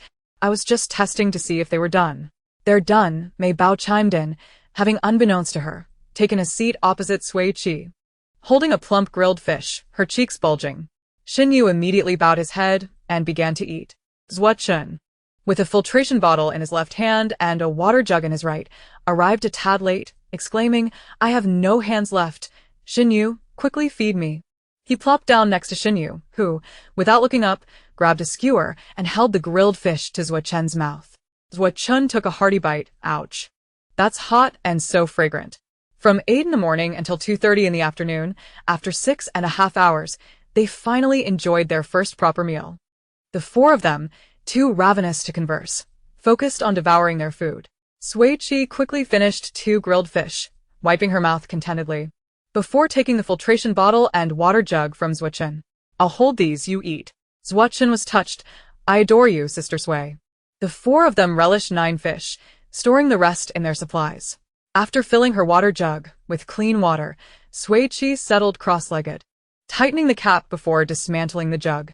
This multifunctional water jug was a 3-in-1 unit, akin to the 78-style jug. The outer body housed a pot of the same size, complete with a matching small lid. It served as a water jug, a small pot, and a lunchbox, exceptionally practical. Sui Qi placed the filled jug in the fire to boil, cooling it before distributing it among her companions. After a long day, the four of them were finally well-fed and hydrated, their vitality restored to above 90. After a brief rest, they began to gather supplies. Sui Qi reached into the lake, intending to collect some water for storage. However, her light brain flashed a message. Lakes are classified as immovable resources and cannot be stored in personal warehouses. As expected, Sui Qi was not surprised. After pondering for a moment, she and her teammates constructed 2 water reservoirs, each approximately 1/2 meter in diameter and 1/2 meter in height. Using stones to outline them, they filled the gaps between the stones with a mixture of lake water and crushed gravel, which solidified upon drying. Guiding Mei Bao to fashion several stone scoops, the four of them spent half an hour filling the 2 reservoirs with lake water. This time, Sui Qi placed her hand upon the reservoir. Detected collectible resource. Would you like to store it in your personal warehouse? It's done. Sui Qi stored one in her warehouse, leaving the other for fish. Their efforts had not been in vain. Zhuo Chen rolled up his sleeves and pointed towards the pine forest, declaring, I'll go gather some firewood. Mei Bao raised a large stone. I'll smash some fish. Shen Yu added, I'll collect the fish. Sui Qi concluded, I'll filter some lake water. The four of them busily stocked supplies until 5 in the afternoon, with Sui Qi filtering out 3 full water jugs of lake water. Zhuo Chen, with a candy in his mouth, became invigorated and nearly stripped the pine forest bare, filling a quarter of their personal warehouse with dry wood, while Mei Bao and Shen Yu nearly cleared the lake of fish. Suddenly, Sui Qi caught a distinct scent of rain. She looked up to see large, fluffy clouds looming overhead. Summoning Zhuo Chen back from the pine trees, she approached Shen Yu and Mei Bao, saying, We must leave. Shen Yu tossed the fish into the reservoir and quickly packed up his gear. Mei Bao dropped the stone and joined Sui Qi. Zhuo Chen cautiously surveyed the surroundings, asking, What's going on? Look at the sky. They all replied, gazing upward. Zhuo Chen remarked, The sunlight is blinding. Shen Yu observed clear skies with clouds. Mei Bao pointed out, That large cloud looks rather gray. Indeed, it is that cloud, Sui Qi explained, massive and fluffy, with a deep gray base. It's a developing cumulonimbus, also known as a thunderstorm cloud. We need to gather our belongings and leave quickly. This area is too exposed and unsafe. We must find a secure shelter before the storm arrives. Sui Qi stored all their supplies and concealed any traces of their presence before striding forward. Her 3 companions followed without hesitation, hastening to depart this tranquil oasis toward the southern sandstone wasteland. The 4 of them sprinted for an hour, confronted by towering sandstone cliffs, an expanse of barren land and bizarre wind-eroded formations, devoid of any greenery. Breathless, they sought refuge in the shade of a sandstone wall, preparing to rest momentarily. only to discover a black dust beast's carcass wedged within a crevice. Its innards and flesh had been hollowed out, leaving merely skin and bones. How did a black dust beast, a species from Care Star, end up here on Sandstone Star? Xinyu pondered, perplexed. Zuochen placed a supportive hand on his shoulder. Thousands of gaming bases cover this desolate star, providing technical support. Transporting an animal carcass from another planet is hardly a feat. You make a valid point. Xinyu nodded. Yet, he couldn't suppress a frown. But why go to such lengths to bring the carcass of a black dust beast here? Sui Qi aborda suspicion, stating. This must be a resource randomly released by the officials. A carcass without meat counts as a resource? Zuochen questioned skeptically. Did none of you research strategies before signing up for this game? She inquired, bewildered by their lack of basic wilderness survival knowledge. Xinyu scratched his face. I thought it would just be a day trip, so I didn't prepare much. I intended for it to be a day trip as well. Zuochen cleared his throat lightly, reflecting on the fact that it was now the 31st century, and the knowledge of wilderness survival had unfortunately been lost over time, leaving them with no means to acquire it. He turned to Sui Qi and remarked, individuals like you are indeed rare. I believe even that person who is supposed to be knowledgeable pales in comparison to your insights. Mei Bao chimed in, Qingge is absolutely right. Sister Sui is truly impressive. Maintaining her composure, Sui Qi felt a surge of joy within. After the game concluded, becoming a wilderness survival influencer in the interstellar world would surely lead to prosperity. Fat rendered from beasts could kindle flames, furs could provide warmth, and bones could be fashioned into traps for hunting. After imparting some basic knowledge to her 3 teammates, she stored the carcass of the black dust beast in her warehouse and continued their journey. Half an hour later, Sui Qi finally discovered signs of a cave on a sandstone wall. Look, isn't there a cave up there? Mei Bao followed Sui Qi's pointing finger and discerned a shadowy entrance. It seems there is one, but it's not clear. Where? Zuochen leaned in, searching for a while, without success. Indeed, there are many, Xinyu, ever observant, declared. That must be a cave where the indigenous people of Sandstone Star once resided. Sui Qi swiftly made a decision. Let us go. We should climb up to take a look. In unison, they responded to her call. Although the sandstone was quite high, the slope was gentle, and numerous protruding stones made it easy to ascend. Just as they reached halfway, the previously clear sky suddenly darkened. Ominous clouds obscured the sun, and a fierce wind erupted across the desolate expanse, howling through the jagged sandstone. The 4 clung tightly to the rock face, not daring to relax for a moment. Mei Bao, strong yet light, was buffeted by the wind and, in a moment of misstep, nearly slipped down the cliff. Sui Qi, ever vigilant, swiftly grasped her arm to shield her on the left, while Xinyu hastened to her right side, and Zuochen positioned himself directly beneath her. Seizing a brief lull in the tempest, the 4 scrambled upward. As they entered the cave, a brilliant flash of lightning cleaved through the inky clouds, followed by a thunderous roar, and torrential rain cascaded from the heavens. In an instant, the arid sandstone star was engulfed by a ferocious storm. Chapter 9. Thank you. Esteemed patrons. Xinyu and the others stood dumbfounded, gazing at the dark curtain of rain, momentarily lost in thought. Sui Qi snapped her fingers. Stop daydreaming. Zuochen turned, bewildered.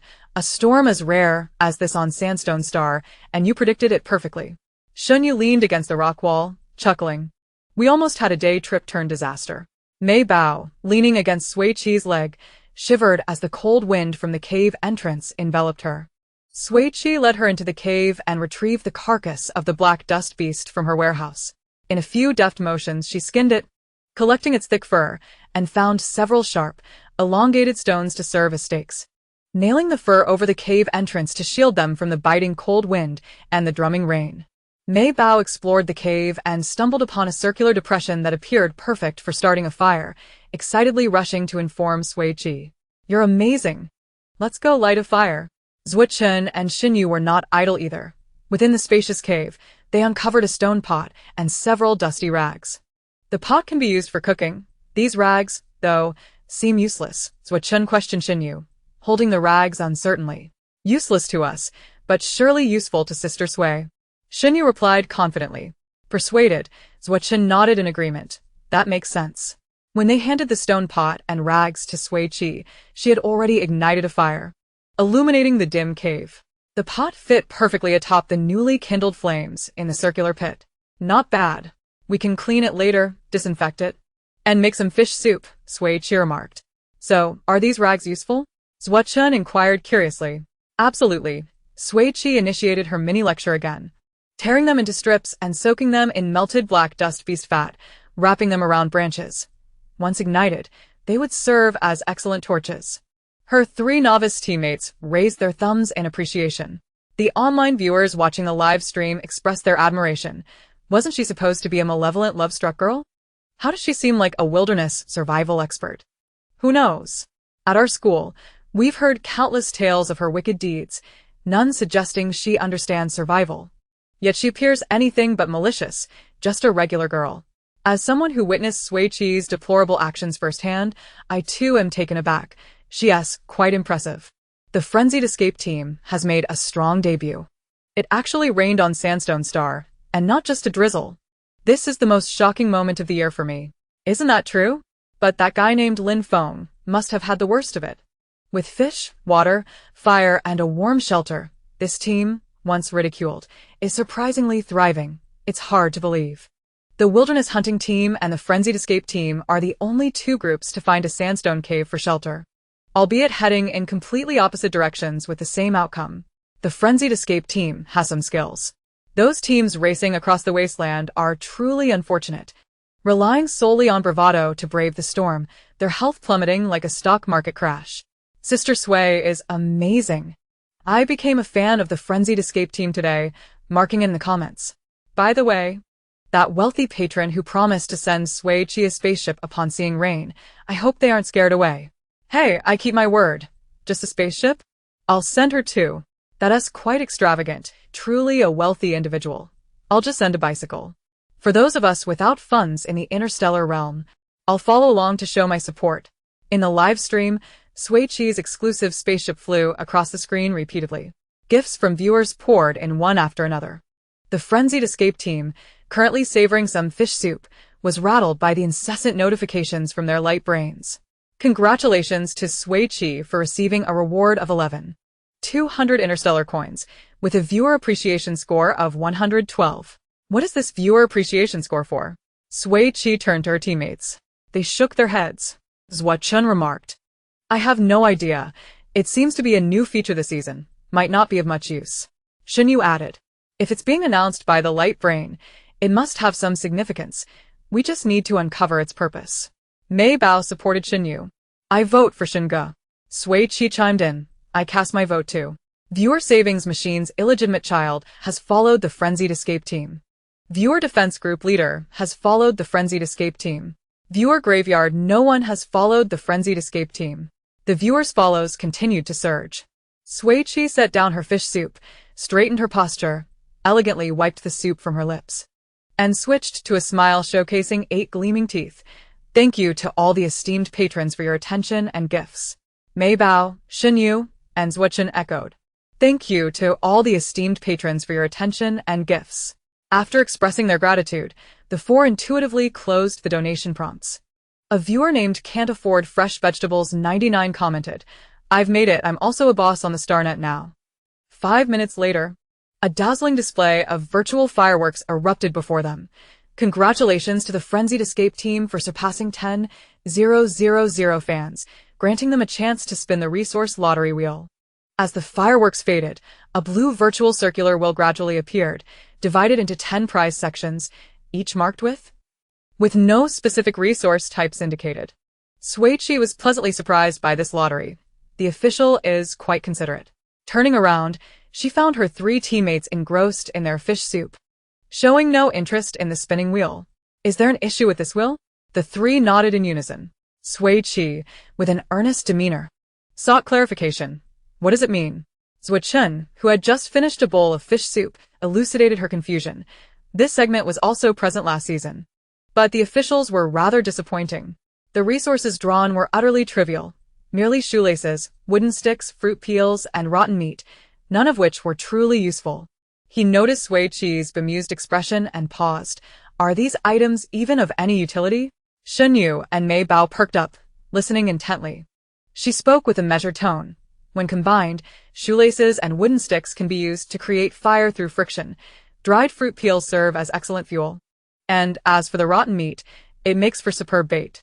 Zuochen quickly amended his previous statement. It seems the blame does not lie with the officials, but rather with the inadequacy of last season's players. Shinyu cast him a sidelong glance. I advise caution in your words. The teammates nodded in agreement. Sui Qi spun her hand, setting the wheel into a rapid whirl, and as it gradually came to a halt, the four held their breath in anticipation. Congratulations to the fugitive team from the Madman S Institute for acquiring the Starry Raincoat 4. Wearing this raincoat during rain or snow will reduce the rate of health depletion by 20. As the wheel's glow faded, a silver-white standard raincoat materialized before the four. Sui Qi accepted the raincoat with a smile. Quite nice. It was in her favored color. Mei Bao, clutching the iridescent raincoat, exclaimed, "It's beautiful. Sui Jia, your luck is truly remarkable." Shinyu's lips curled into a faint smile. Zuochen, astonished by her good fortune, remarked, "It's indeed you." He added, "Those players who have yet to find shelter must be in dire need of a raincoat. Yet a raincoat alone cannot save them." Sui Qi murmured, listening to the howling winds outside. The temperature outside has likely plummeted below zero. Players who have not found fire or shelter will see their core body temperature continue to drop. In this storm, they may succumb to hypothermia within an hour. There will be many eliminated players by tomorrow. The blackened beast hide at the cave's entrance fluttered in the wind, the dim, ominous sky outside resembling a monstrous beast. Mei Bao pressed herself closely against Sui Qi, clutching a stuffed rabbit toy that had been emptied of its stuffing. Shinyu leaned against the rock wall, absent-mindedly massaging the joint where his bionic limb connected to his thigh. On rainy days, the phantom pains in his missing limb were particularly excruciating. He gazed down at the bright flames of the fire, reflecting on how it often rained on Yundo Star, and in such torrential downpours. He could hardly endure for even half an hour. Zuochen reclined lazily, his voice laced with a hint of humor. "Well, you are impressive. As for someone like me with low blood sugar, I could barely last 10 minutes. Shinyu chuckled softly, sensing the chill seeping in from the cave entrance. He retrieved a blanket meant for four and unfolded it. Zuochen, sitting closest, was the first to crawl in, followed closely by Sui Qi, who embraced Mei Bao tightly. The four of them huddled together, leaning against the rock wall, covered by the thick blanket, facing the warmth of the fire. Sui Qi buried half her face in the blanket, squinting her eyes in contentment. So cozy. Zuochen, pressed against Shenyu, remarked, "Shendi." This blanket is the hero of the night. Mei Bao snuggled deeper into Sui Qi's embrace. "It's so warm, hee." Shinyu affectionately ruffled her fluffy little head. Scrolling through the holographic interface, I wonder if anyone has traded for milk. Mei Bao is so young and needs some nourishment. Sui Qi, pinching my beige plump cheeks, paused at Shinyu's words. "Where's their milk? How do you trade for it?" Shinyu blinked in surprise and leaned the holographic interface closer. At the player trading center, she observed the sparse trade messages on the screen, her brow furrowing slightly. In such heavy rain outside, how would one retrieve their items after a trade? Zuochen, nearly dozing off, chuckled softly. Our Sui Jia is a survival expert, while a tech novice. The parties involved in the trade simply scan their items with the holographic interface, and the transaction is completed instantaneously, Shinyu replied quietly. However, the game has imposed restrictions. Each team is allowed only 3 trading opportunities per day. So when you shop on the Star Network, doesn't that mean you receive your goods in a second? Pretty much. The light chain teleportation technology is quite advanced now, Shinyu explained earnestly. If dispatched within the same planet, delivery is guaranteed within a minute. For other planets, it takes an hour. How incredibly advanced. Sui Qi marveled, her heart racing at the disparity in technology. Chapter 10. Saving Your Life. She hugged Mei Bao closer, calming her heart that raced from the technological gap. Zuochen leaned closer to Shinyu, his voice slightly hoarse as he inquired, "So, has anyone offered milk?" Shinyu shook his head. "No." "Alas," Zuochen sighed. "This trading center is likely as useless as last season. Players hoard their supplies tightly, and when encountering others, they would rather strip them bare than trade." "What?" Sui Qi lamented. "To have such a high-speed trading system and treat it as mere decoration is a gross waste." Zuochen snorted. "Do you remember the slogan from last season? Shen Yu and Mei Bao chimed in unison. Heads can break, blood can flow, but supplies cannot be lacking. Is that so? Sui Qi, her eyes reflecting the flickering flames, resolved. Today, I will make them willingly part with their supplies. She emerged from beneath the blanket, seizing the rags which Chen had just found, and handed it to her teammates. Help me tear this into strips. The other three, puzzled yet obedient, began to rip the fabric, their faces adorned with question marks. Sui Jia, what are you planning? Zhua Chen, the spokesperson, queried. Sui Qi. Glancing at the rapidly increasing count of eliminated players on the holographic interface, smiled slyly, to create torches and trade for supplies. Half an hour later, the 7 fairies selling torches posted a trading message in the center, which read as follows. Item name, life-saving kit. Item details, 1 burning torch and 8 wooden branches approximately 15 meters long. Attached images included. Desired items, milk, candy, and pain-relieving medications will be prioritized. Note, each team may only trade 3 times per day, supplies are limited, and the highest bidder prevails. At the time of posting, Lin Feng and his team, the Dawn Squad, were huddled together under a sandstone overhang, trembling from the cold. They had been battered by the storm for 20 minutes, their health points plummeting below 50. Sui Qi's prediction had proven eerily accurate. What a cursed prophecy. Lin Feng wiped the rain from his face with his numbing hands, pulling the nearly unconscious Lu Rong closer into his embrace. Rong, hold on. This storm should only last 3 to 4 hours at most. Lu Rong's lips were already turning pale as she spoke in breathy tones. We don't have fire. We can't hold on. In 15 minutes, we'll all be out. Jiang Chen cursed under his breath. Damn it, I thought with Rong's S-Class water card and Lin Ji's salt card, we could last till the end. Who would have thought we'd encounter a storm on the first day? We're not dying of thirst, but freezing to death instead. He glanced at Jiang Ning's health points, which had rapidly dropped to 32, unable to suppress a long sigh. If anyone could just give me a fire right now, I would be their most loyal servant from this day forth. Just then, he felt his wrist device vibrate, and upon seeing the popping notification for the life-saving kit, he exclaimed, What the hell? Jiang Chen swiftly clicked on the holographic interface. Friends, someone at the trading center is offering torches and wood. Lu Rong instantly sprang up from Lin Feng's embrace. Let us trade right now. She wiped the rain from her eyes. Leaning closer to Jiang Chen's holographic interface, I and Jiang Ning are about to kick the bucket, whatever the other party wants. We'll give it. If we don't have enough, we'll owe it to them and pay it back later.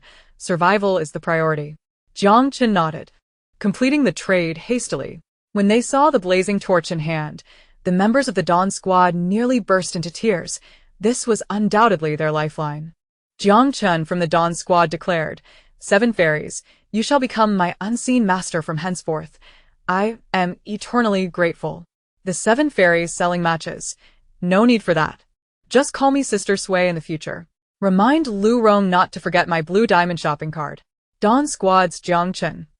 Jiang Chen, dazed, exited the trading center. Lin Feng and the others had already huddled closely by the fire, their faces reflecting a sense of relief after surviving a near disaster. Yang Nink, noticing her brother's distorted expression, inquired, Why does your face look so twisted? Jiang Chen shared the chat history with Sui Qi in the team group, trembling hands covering his face. I've mistaken a thief for my master. Lin Feng and Lu Rong exchanged glances, their expressions complex. Whoever had saved them was of no consequence. Yet it was precisely Sui Qi who had done so. The warmth of the fire beneath them suddenly felt prickly. Meanwhile, 30 kilometers away in a sandstone cave, the scavenging team, devoid of fuel yet surrounded by cotton, huddled together to keep warm. Lian Ju sat across from them, his gaze lowered as he perused the trading center. The cave was enveloped in silence, the only sounds being the chattering of teeth and the sharp hissing of cold breaths. Pei Yi rubbed his nearly frozen fingers and asked, Lian Go, has anyone offered fuel yet? Lian Ju replied softly, not yet. As soon as he finished speaking, a notification popped up, your life is at risk. He paused momentarily, now having a lead. Pei Yi, puzzled, asked, what's new? Xian Yi and Chen Su, sitting nearby, immediately grasped the situation and hurriedly opened their light brains. Of course, there's fuel. Could you be any slower, Pei Si? Kin yi scoffed. Pei Yi bristled. Don't call me Pei Si. I'm clearly very clever. Chun Su interjected soothingly. All right, clever Pei.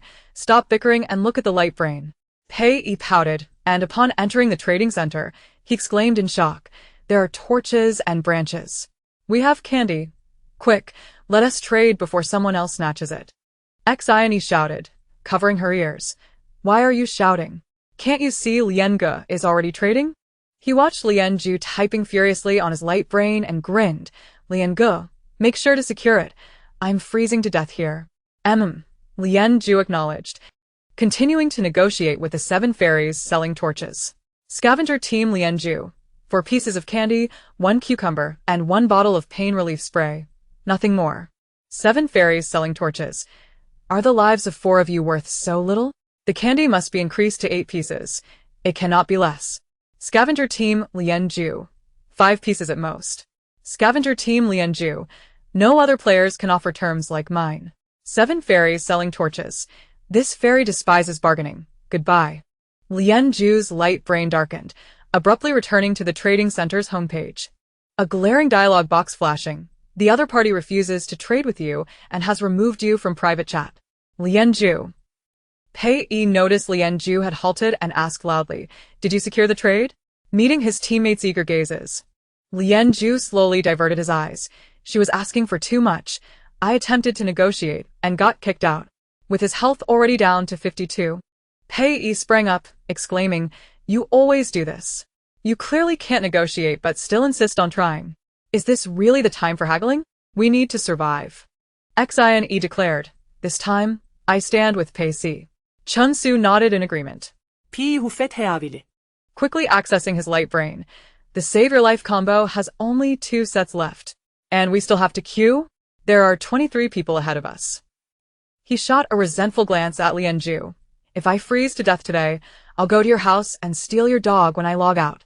So you'll never see him again. Jian Ge is Lian Ju's pet dog, a white fluffy Samoyed. Lian Ju frowned. Pei Yi, that's too much. Humph. Due to the scarcity of resources, Pei Yi successfully snagged the last life-saving set 3 minutes later. At that moment, within the scavenger team's cave, Sui Qi beamed with delight. Her arms full of supplies.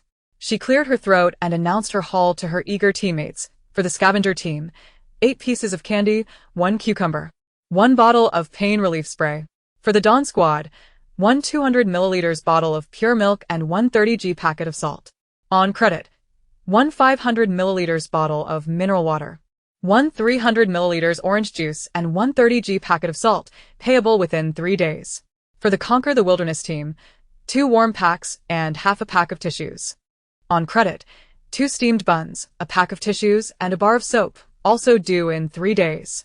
Sui Qi's announcement elicited a chorus of awe. Zhuo Chen, fully awake now, remarked, Sister Sui's tactics are truly impressive. Sui Qi shrugged.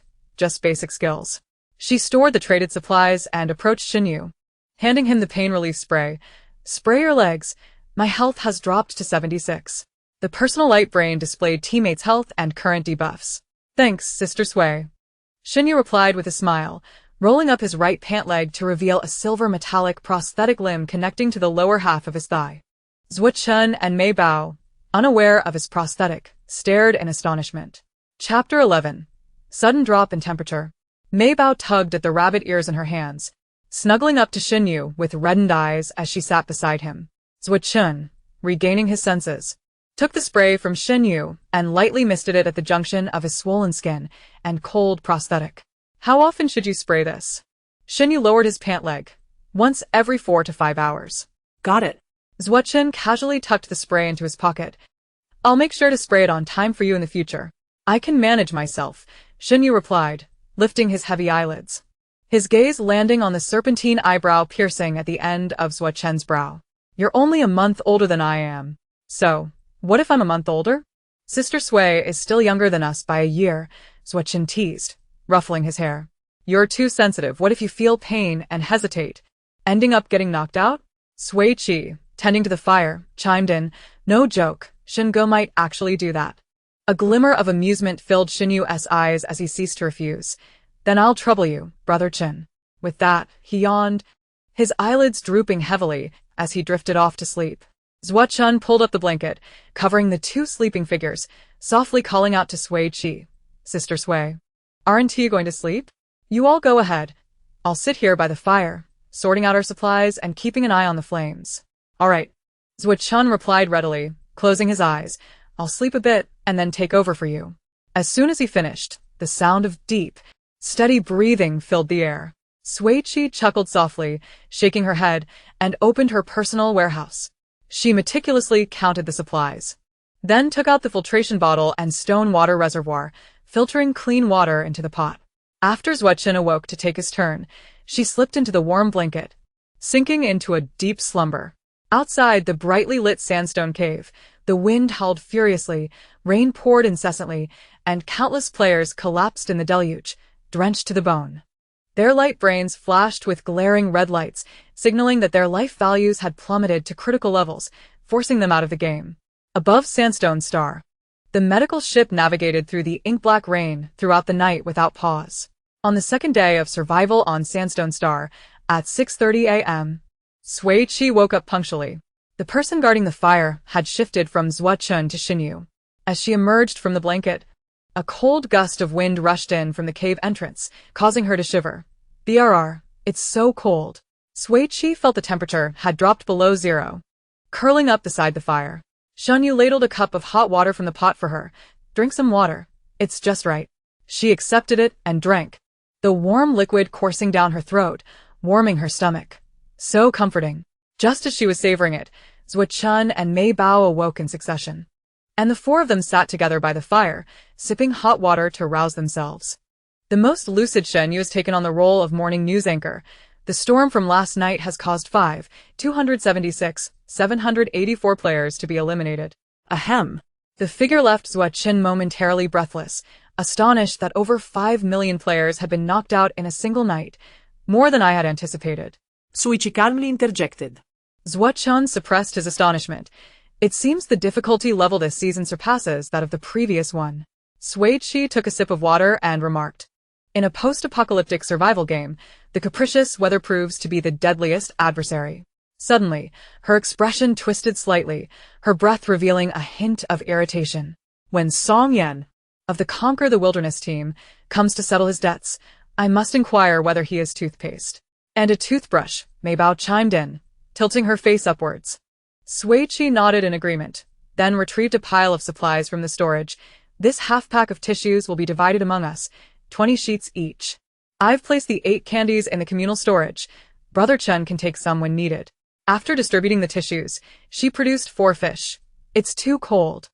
Let us make fish soup with these 4. We just exchanged for a can of salt yesterday. Adding a bit will enhance the flavor. All right. Chun collected the items and, taking out a folding knife, moved aside to gut the fish, with Xinyu rising to assist him. Sui Qi ladled some hot water and added milk. Let us warm up our Mei Bao's milk. Mei Bao grasped her hand and shook it. We'll all drink once it's heated. Sui Qi pinched her chubby cheek, remaining silent, then patted the space before her, saying, Come sit here. Your braids have come undone, and I'll redo them for you. Mei Bao obediently settled down. After the 4 had enjoyed the rich fish soup and warm milk, Chun was sniffing a piece of cucumber he held in his hand. What a delightful aroma. I can't believe I'm eating cucumbers worth 1,000 interstellar coins per pound in this game. Sui Qi was taken aback. Cucumbers are that expensive? Xinyu nodded. Indeed, the Guangyuan star system encompasses hundreds of thousands of planets, yet there is only one planet dedicated to agriculture. The lord of the agricultural planet never sells vegetable or fruit seeds to outsiders, and 60% of the annual yield is sold to pre-order clients, leaving very little for the market, hence the exorbitant prices. In the memories of the original self, fresh vegetables and fruits were a staple at nearly every meal, so this was how the family fortune had been squandered? Mei Bao cherished a bite of cucumber. This is my first time tasting a real cucumber. It far surpasses the flavor of synthetic nutrient liquid. Then we should exchange for more fruits and vegetables at the trading center in the future, Sui Qi suggested. Sui Qi, Xinyu remarked. Gazing at the unfinished fish soup in the stone pot, let us fill our water bottles with this soup. We can drink it while we travel. Sui Qi raised her hand in approval. Good idea. I'll grill a few more fish. Let us have lunch on the road. While Chun was pouring fish soup into the water bottle, he asked, Do we have enough fish? Should we ration them? There are still 31 fish. Sui Qi replied briskly as she expertly dealt with the 4 fish, skewering them on a branch to grill. With the temperature plummeting, traveling in this cold weather would consume more energy, leading to faster hunger. To maintain basic stamina, the 4 of us must eat at least 6 fish daily. Sui Qi's demeanor remained calm, but her words caused her teammates' expressions to shift. I fear the situation is grim. We must prepare for a continuous drop in temperature. Zuo-chun exchanged glances with the others, and after a moment of silence, Shinyu spoke up. Are you suggesting that we will encounter extreme cold on Sandstone Star? For now, it's merely a hypothesis, but it's highly probable. Meanwhile, Interstellar viewers watching the live broadcast began to corroborate Sui Qi's conjecture. Once again, Sister Pi has hit the nail on the head. The latest report from the meteorological star this morning states that Sandstone Star is facing an unprecedented extreme cold wave, expected to last for 2 months. The officials are ruthless. Did they already know about the cold wave on Sandstone Star? I suspect they must have known, otherwise, why choose this location during such a time? What good does it do if her analysis is correct? With such scarce resources, it's either freezing to death or starving to death. Who is this keyboard warrior spewing nonsense? Right now, the Mad Escape team has the most resources. They can still enjoy fish soup, while even the Jew team can only nibble on dry instant noodles.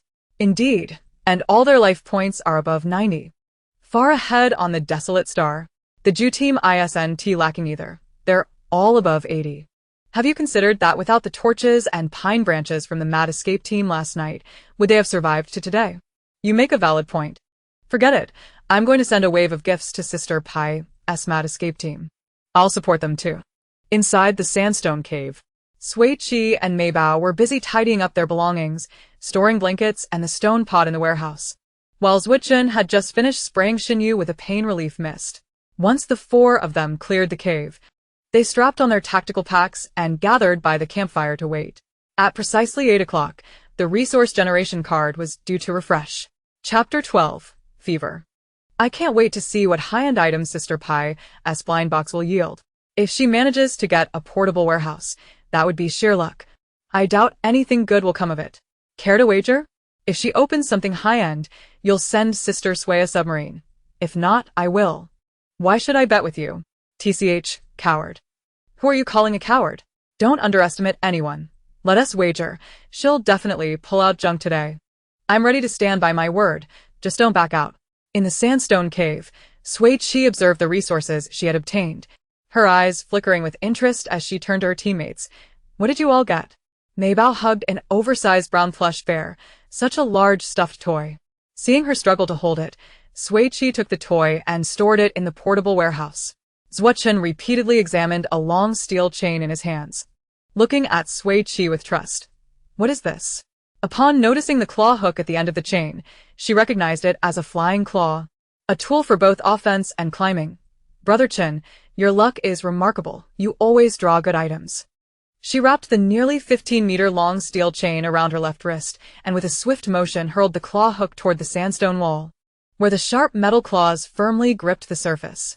This is how it's used, a climber's best friend. Zuo-chun gave her a thumbs up, impressive. Sui Qi waved her hand dismissively. No big deal. What has Brother Shin drawn? Shinyu, his expression complex, remained silent for a long moment before closing his eyes and producing a pair of bright red thermal long johns from behind him. Zuo-chun and Sui Qi exchanged amused glances and clapped their hands in delight. Zuo-chun quipped, with those red long johns, Shinyu will be the most stylish one on Sandstone Star.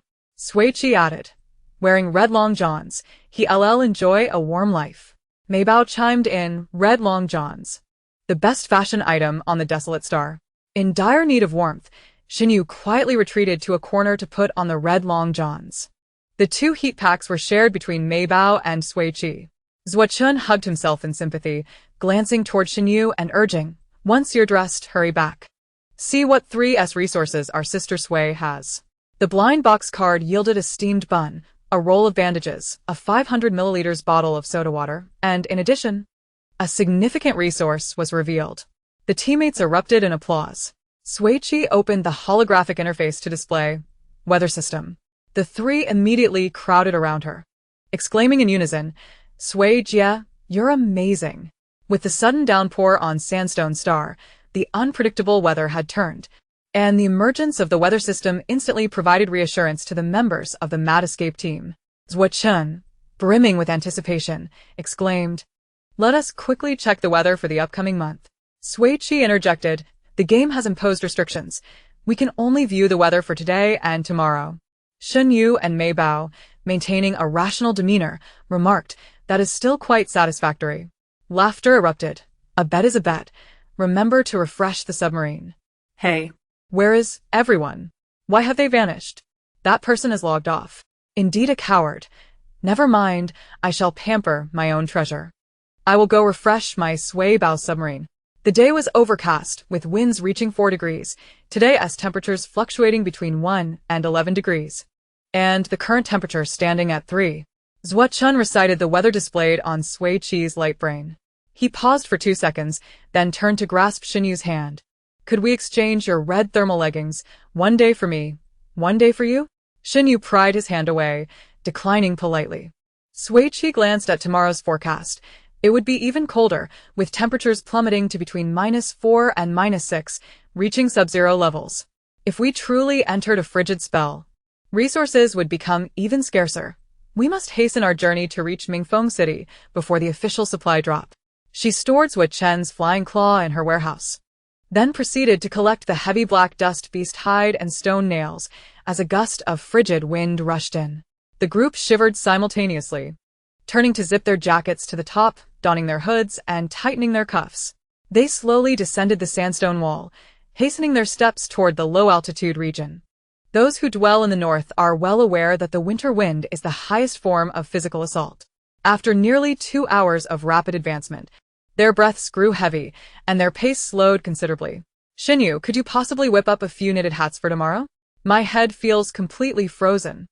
Zhuo Chen huddled his neck deeper into his freezing hands, cupping them over his stinging ears, his breath forming clouds of white mist as he spoke. Shen Yu's face was flushed from the cold.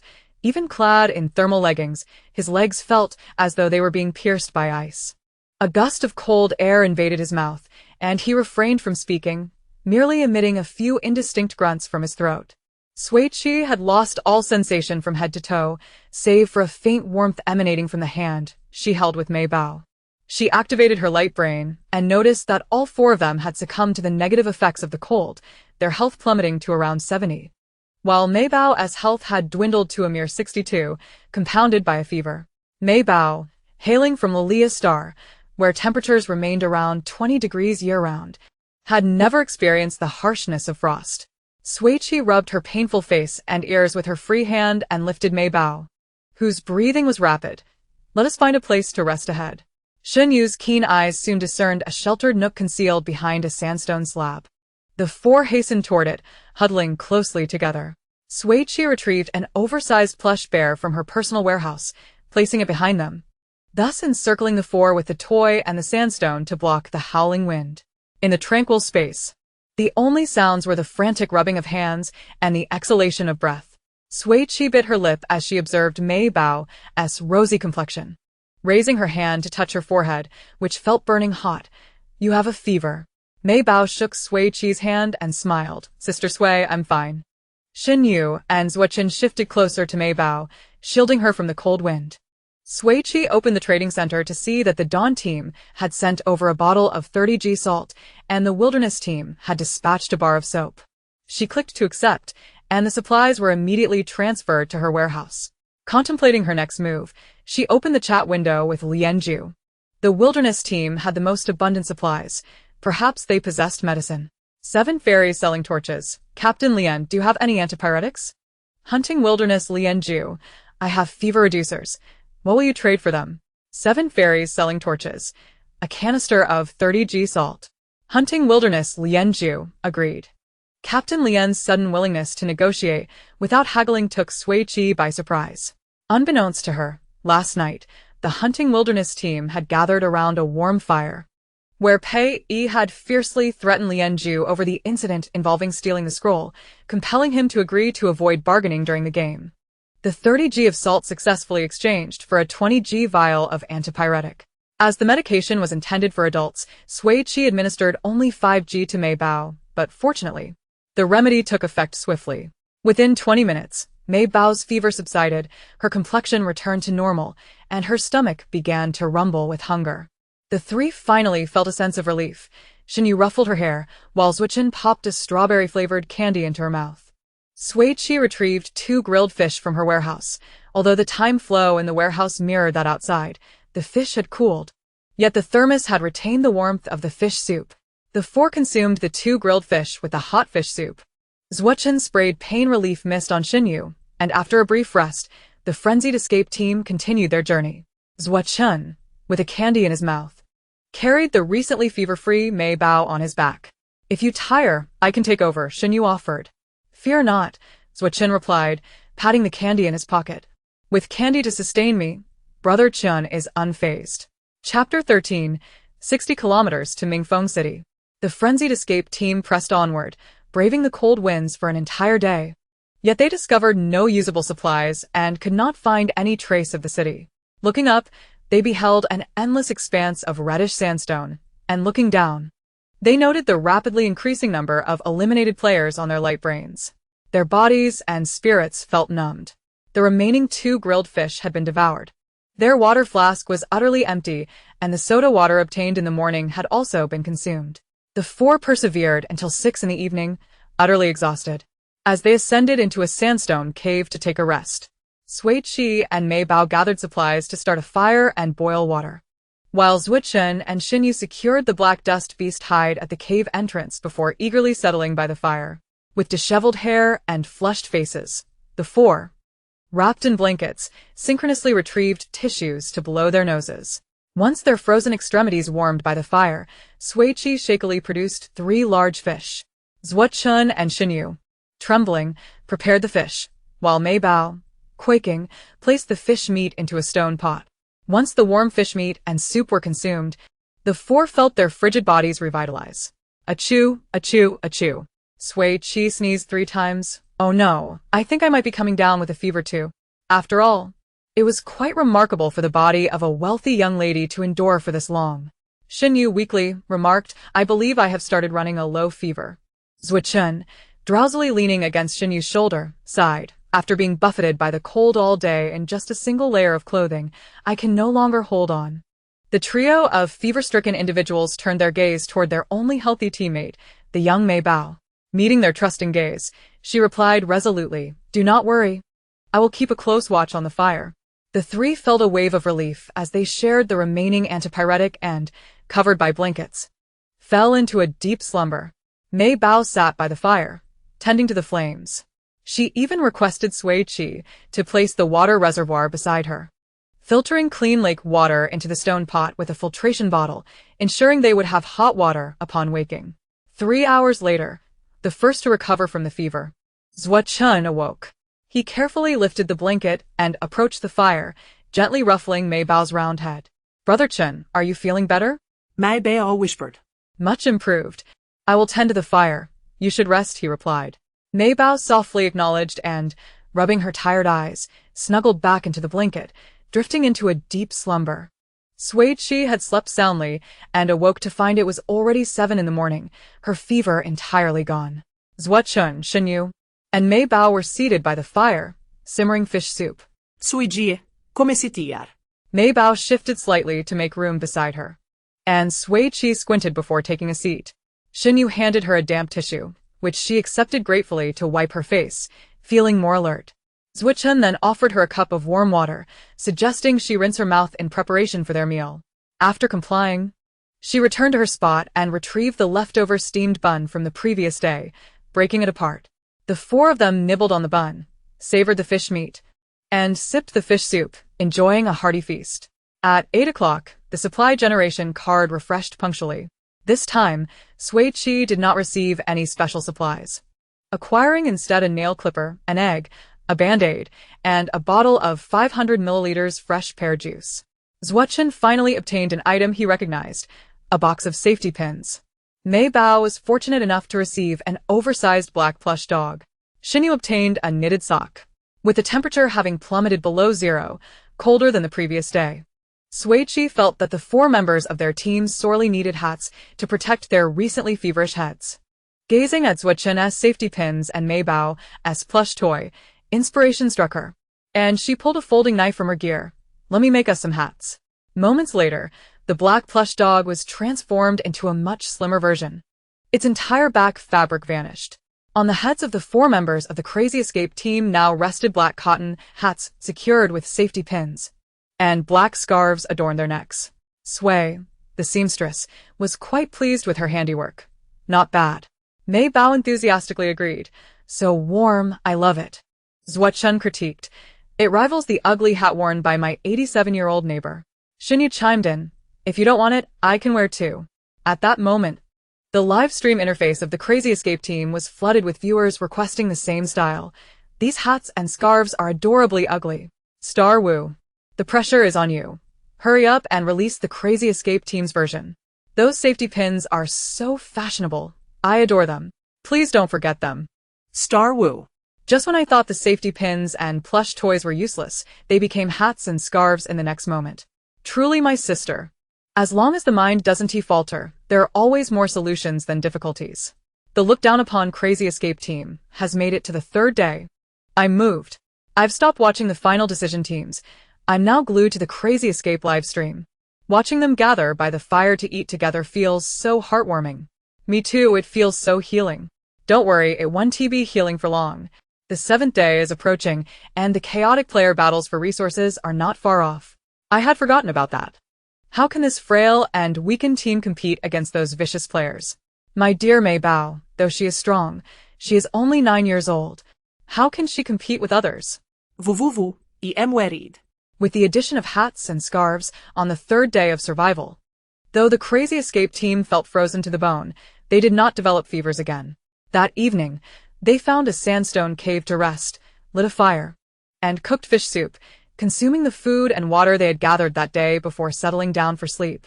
Zuochen, who suffered from low blood sugar, quickly consumed candy whenever he felt tired, managing to keep pace with his teammates without fainting. On the 4th day on Sandstone Star, the temperature dropped to -90 degrees, and the number of eliminated players rose to over 256 million. Wrapped in blankets, the Crazy Escape team trudged forward against the biting cold wind. Every hour, they had to stop to rest and replenish their strength. At 5:10 in the afternoon, Xinyu unexpectedly discovered a sign indicating they were 60 kilometers from Mingfeng City. The 4, nearly frozen to death, embraced each other in tears before, as if invigorated by adrenaline, they continued on for 5 hours before finally resting. On the 6th day, as the temperature rose to -82 degrees, the Crazy Escape team pressed forward at full speed towards Mingfeng City. At 6:40 that evening, the weary 4 finally arrived at Mingfeng City. Chapter 14. Card Failure. Within Mingfeng City, silence and desolation reigned. The area was perpetually arid, characterized by strong winds and scant rainfall, with the buildings primarily consisting of low, flat houses, constructed from local sandstone and earth. The thick walls and narrow windows provided protection against the sandstorms while maintaining a cool interior. This city, standing on the barren star, lacked any semblance of the high-tech style typical of the interstellar age. Its rustic charm was endearing to Sui Qi, a soul from the 21st century. She and her teammates found a well-preserved house at the highest point of Mingfeng City to serve as their shelter for the night. Sui Qi quickly started a fire, retrieving a stone pot filled with water from her storage to begin cooking. Zuochen and Xinyu, numb to the task, skillfully prepared the fish. Sister Sui, how many fish do we have left? Zuochen asked, wrinkling his face at the thick, white fish soup. Xinyu and Mei Bao looked at her with eager anticipation. After 6 continuous days of eating fish, they were truly tired of it. Sui Qi offered them a reassuring glance. Finish these 2, and we'll have 5 left. Tomorrow, we can end our fish-eating saga. Honestly, if I eat any more, I'll turn into a fish, Zuochen lamented, as he pulled Xinyu closer to the fire to spray medicine on his legs. Mei Bao rubbed her frozen hands together and said, what if we can't gather any more supplies tomorrow? Will we starve and be eliminated after the fish are gone? Sui Qi looked at her wind-chapped face and gently brushed her cheek with her hand, momentarily lost in thought. Mei Bao, only 9 years old, was the youngest player among them, and at her age, she should be enjoying the love of her parents on the warm planet of Lilia, living a carefree life. Rather than suffering from hunger and cold in a game, enduring hardships she should never have to face. Initially, Sui Qi intended to survive alongside her teammates until the end, but seeing Mei Bao, who had visibly lost weight, her heart filled with hesitation.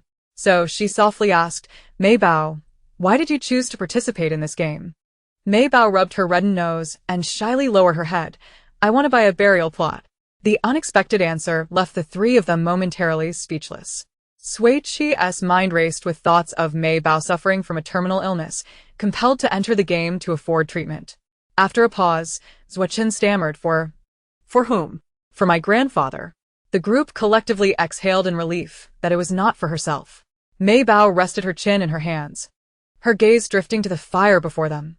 "When my grandfather was alive, he loved basking in the sun. I want to bury his ashes in a sunny place.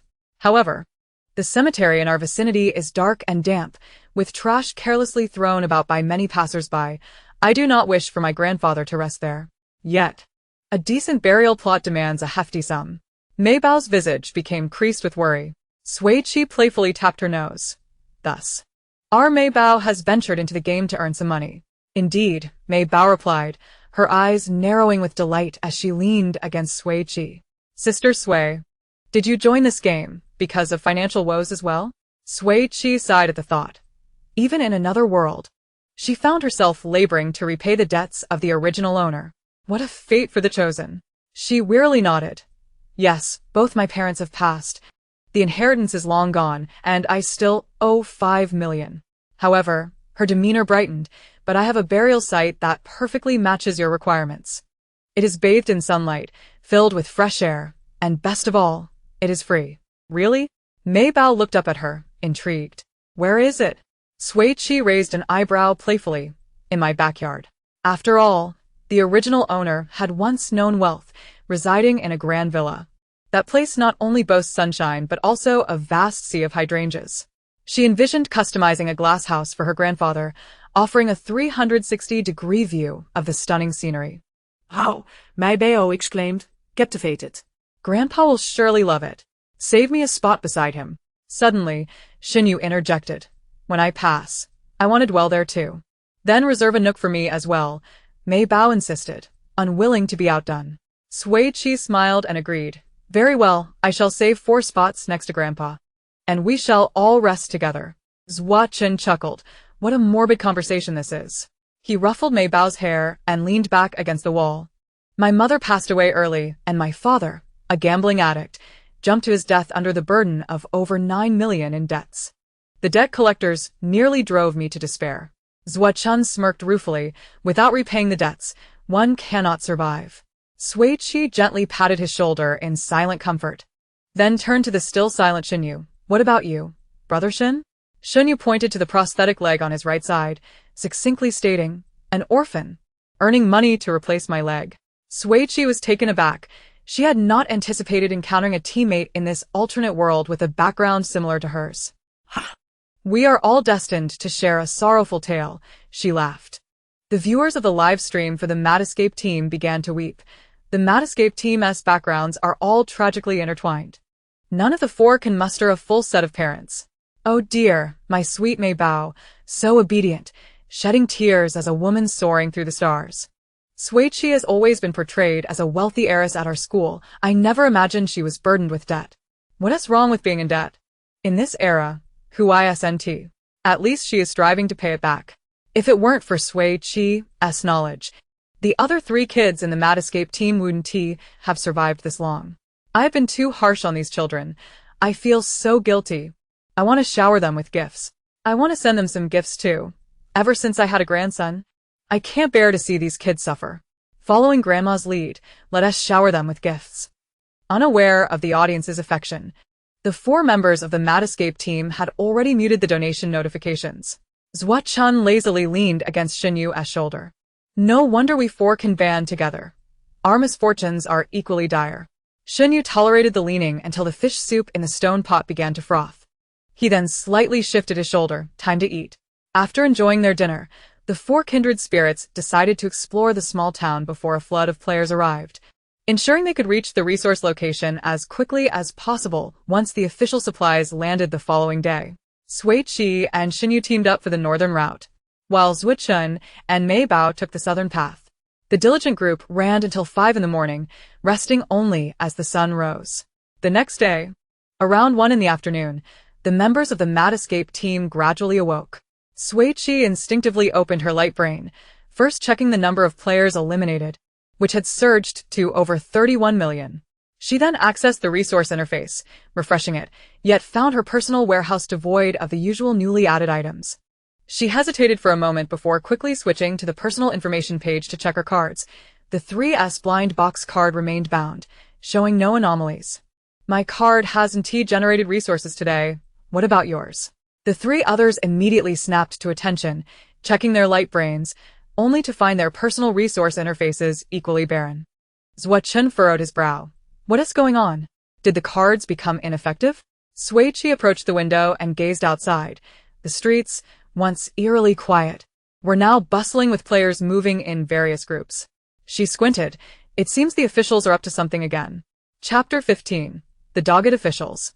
On the 7th day of survival on Sandstone Star, at Interstellar time 1950, the 4 members of the Mad Escape team were preparing for battle. Sui Qi sat cross-legged on the ground, her right hand wrapped in bandages, a spiked wolf-tooth club leaning ominously against her leg, glinting coldly. Xinyu gazed down at the axe in his hand, the bright blade reflecting his stern gaze. Zhu Chen's grappling hook dug into the wall, and with a powerful tug, the sturdy sandstone surface crumbled, sending debris raining down. Mei Bao swung her shovel, creating a whooshing sound in the air.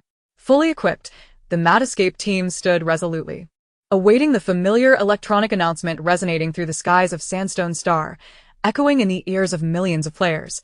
A large supply drop is underway. Completed. Players, feel free to scramble for it. A beam of blue light shot up from the southeast corner of the small town, piercing the heavens. At the square, Xinyu, having scouted the area the previous night, strode purposefully towards the supply point. Stay close to me. The 4 dashed forward, surrounded by numerous players racing towards the supply point. As the wind howled past her ears, an official announcement rang out overhead. Effective immediately, 2,000 supply generation cards will revert to a binding state. Rebinding will occur tomorrow morning at 8. During the unbinding period, players holding cards will be marked by the system's crystal glow until rebinding tomorrow at 8. In these 12 hours, what you seize is what you earn. May luck be with you all. Enjoy the game. The moment the electronic voice faded, Sui Qi noticed a red glow illuminating her 3 teammates. Glancing down at herself, she was astounded to find herself radiating a brilliant golden light, akin to the brightest star in the night sky. This blatant mark was no different from placing a rabbit in a wolf's den. Players rushing towards the supply point halted, their gazes snapping towards the Mad Escape team, their eyes gleaming with hunger in the darkness. Sui Qi, running, vented her frustration. Damn it. I'll despise the officials for life. They sprinted after Xinyu towards the supply point, pursued by dozens of players, each with eyes gleaming green. Relentlessly chasing. Don't think of escaping. Hand over the cards. The one glowing with golden light surely possessed an S-grade card. They had to catch her. In a fit of rage, Sui Qi turned. Why are you chasing me? Players should not make things difficult for other players. Enough with the nonsense, bellowed a burly man, his face flushed and muscles taut, as he chased her. I'm the last one left in my team. An S-grade card is enough for me to survive until the end.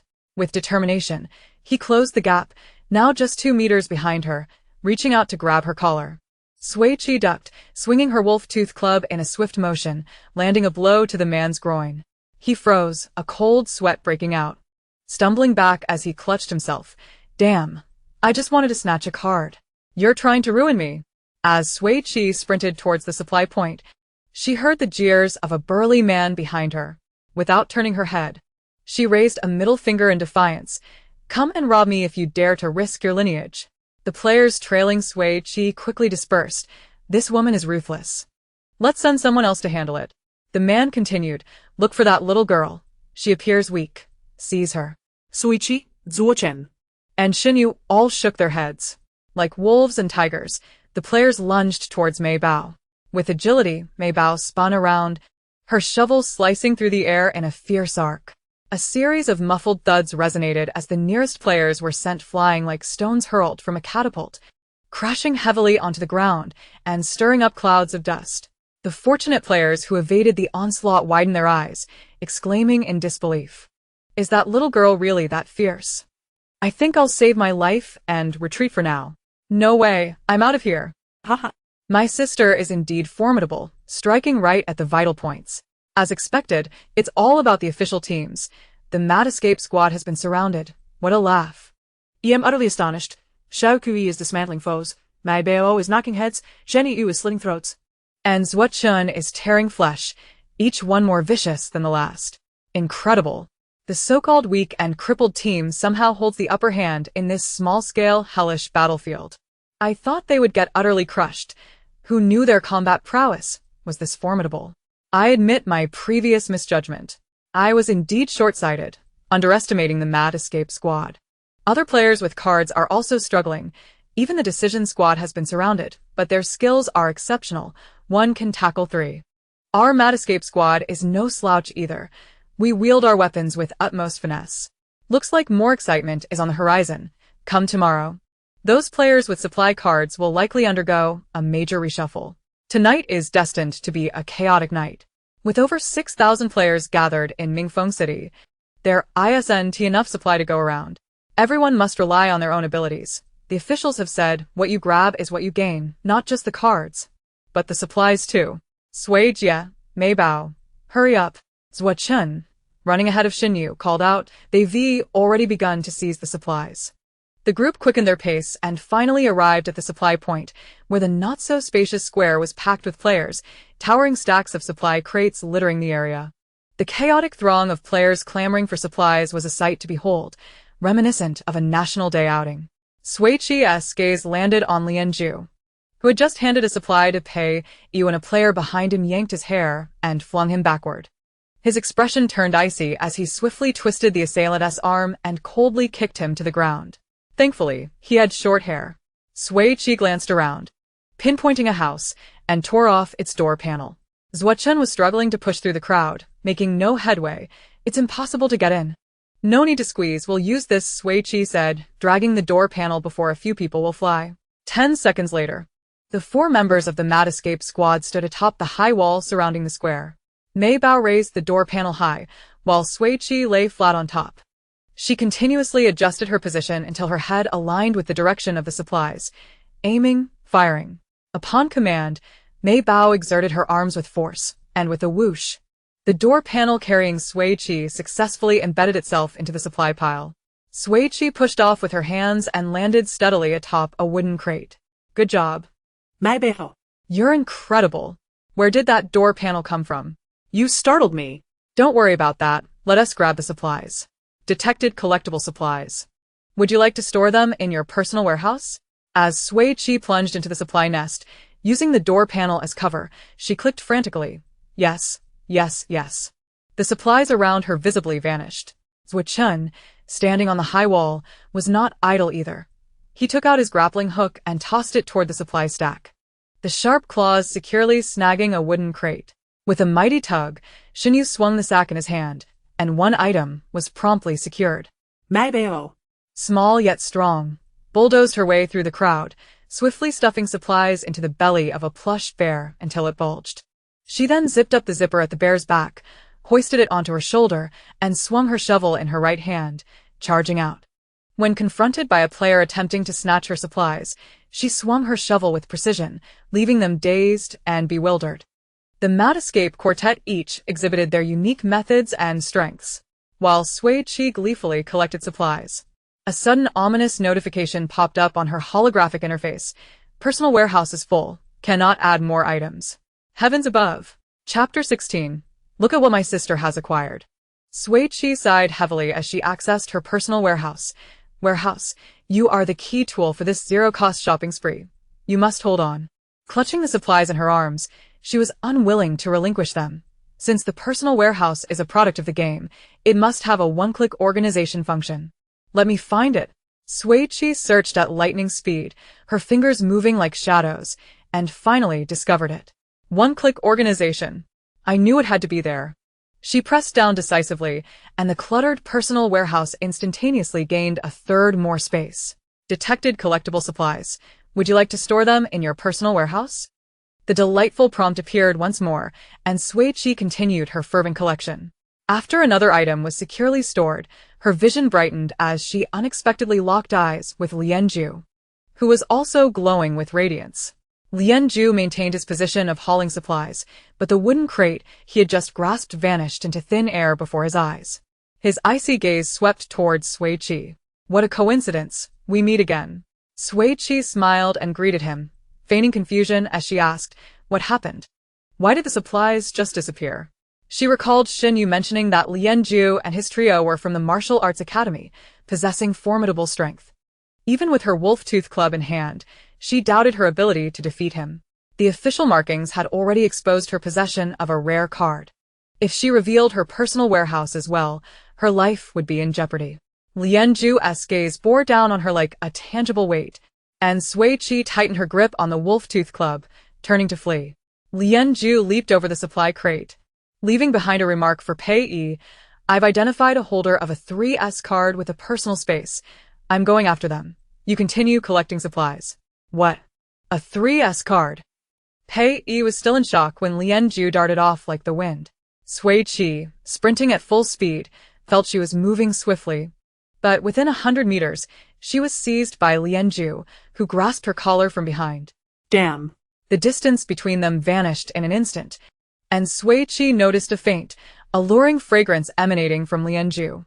It was reminiscent of a cold fir forest blanketed in snow, carrying a crisp freshness. Delightful. Unable to resist, Sui Qi inhaled deeply, causing Lianju's arm around her waist to stiffen noticeably. Stop sniffing. Lianju tightened his grip. Hand over your 3S card. Not a chance. Sui Qi disregarded her sense of smell and struggled with all her might, but Lianju's grip remained unyielding. Fine, in moments of helplessness, one must learn to seek assistance. She abandoned her futile resistance, took a deep breath, and shouted for her teammates. Mei Bao, Chengo, Shingo. Someone is trying to rob me. As her words fell, a sharp grappling hook lunged towards Lianju's back. He tightened his hold around Sui Qi's waist, eliciting a pained cry from her. Ouch. Dodging the attack from behind with a swift sidestep, Lianju barely managed to evade the blow. Yet Mei Bao's shovel descended fiercely upon his left leg, while Xinyu's axe gleamed ominously as it swung toward his right arm. Reluctantly, he released Sui Qi and retreated to evade the onslaught. The trio had no intention of aggression. Upon witnessing Sui Qi's deliverance, they hurriedly grasped her and fled. Zhuochen even took a moment to remark, when we came to rescue you, we stored all the supplies in our portable warehouse. Check to see if anything made it in. After a brief inspection, Sui Qi nodded in affirmation. It's all here. After running a considerable distance, she tucked her right hand into her pocket and glanced back at Lianju, who was heading toward the supply point, a smile gracing her lips. Observing the path illuminated by the radiant glow of the four of them, she pivoted her steps. We're far too conspicuous. While they are still preoccupied with the supplies, we must distance ourselves. If they finish looting, we will be the ones under siege. After her words, Sui Qi deliberately looked at Xinyu. If your leg hurts excessively, do let me know. Indeed, Zhuochen chuckled at Xinyu. Brother Chen will carry you if you need it. Xinyu punched him lightly. Stop it, I can manage. The four of them fled through the cold night air toward the south, not halting until 3:30 in the morning, when they finally escaped Mingfeng City and found a dilapidated, low-roofed house to rest. As they pushed the door open, utterly exhausted, they disregarded the dust covering the floor and collapsed inside, gasping for breath. Once their breathing steadied, Sui Qi retrieved a card from her right pocket, raised her arm, and waved it playfully between her index and ring fingers. Look what I got, ladies. Upon seeing the striking double S on the card, the trio sprang up as if propelled by springs. Mei Bao gazed at Sui Qi with wide, starry eyes, while Sui Qi grinned and extended the card for her to see. Zhuochen, hoarse from their run, exclaimed, a double S refrigerator card. How did you manage to get this? Xinyu, with a glimmer of amusement in his eyes, asked uncertainly. It's not from Lianju, is it? Sui Qi gave him a thumbs up. Clever, Brother Shen. Meanwhile, within Mingfeng City, Lianju surveyed the empty side pocket of his work pants, which had been left unzipped. His already indifferent expression darkened to one of frigid discontent. After a pause, he surprisingly let out a light chuckle, his lashes casting shadows over his eyes. The three beside him, clutching their supplies, shivered at the sound of his laughter. Pei Yi swallowed hard and whispered, "We're doomed.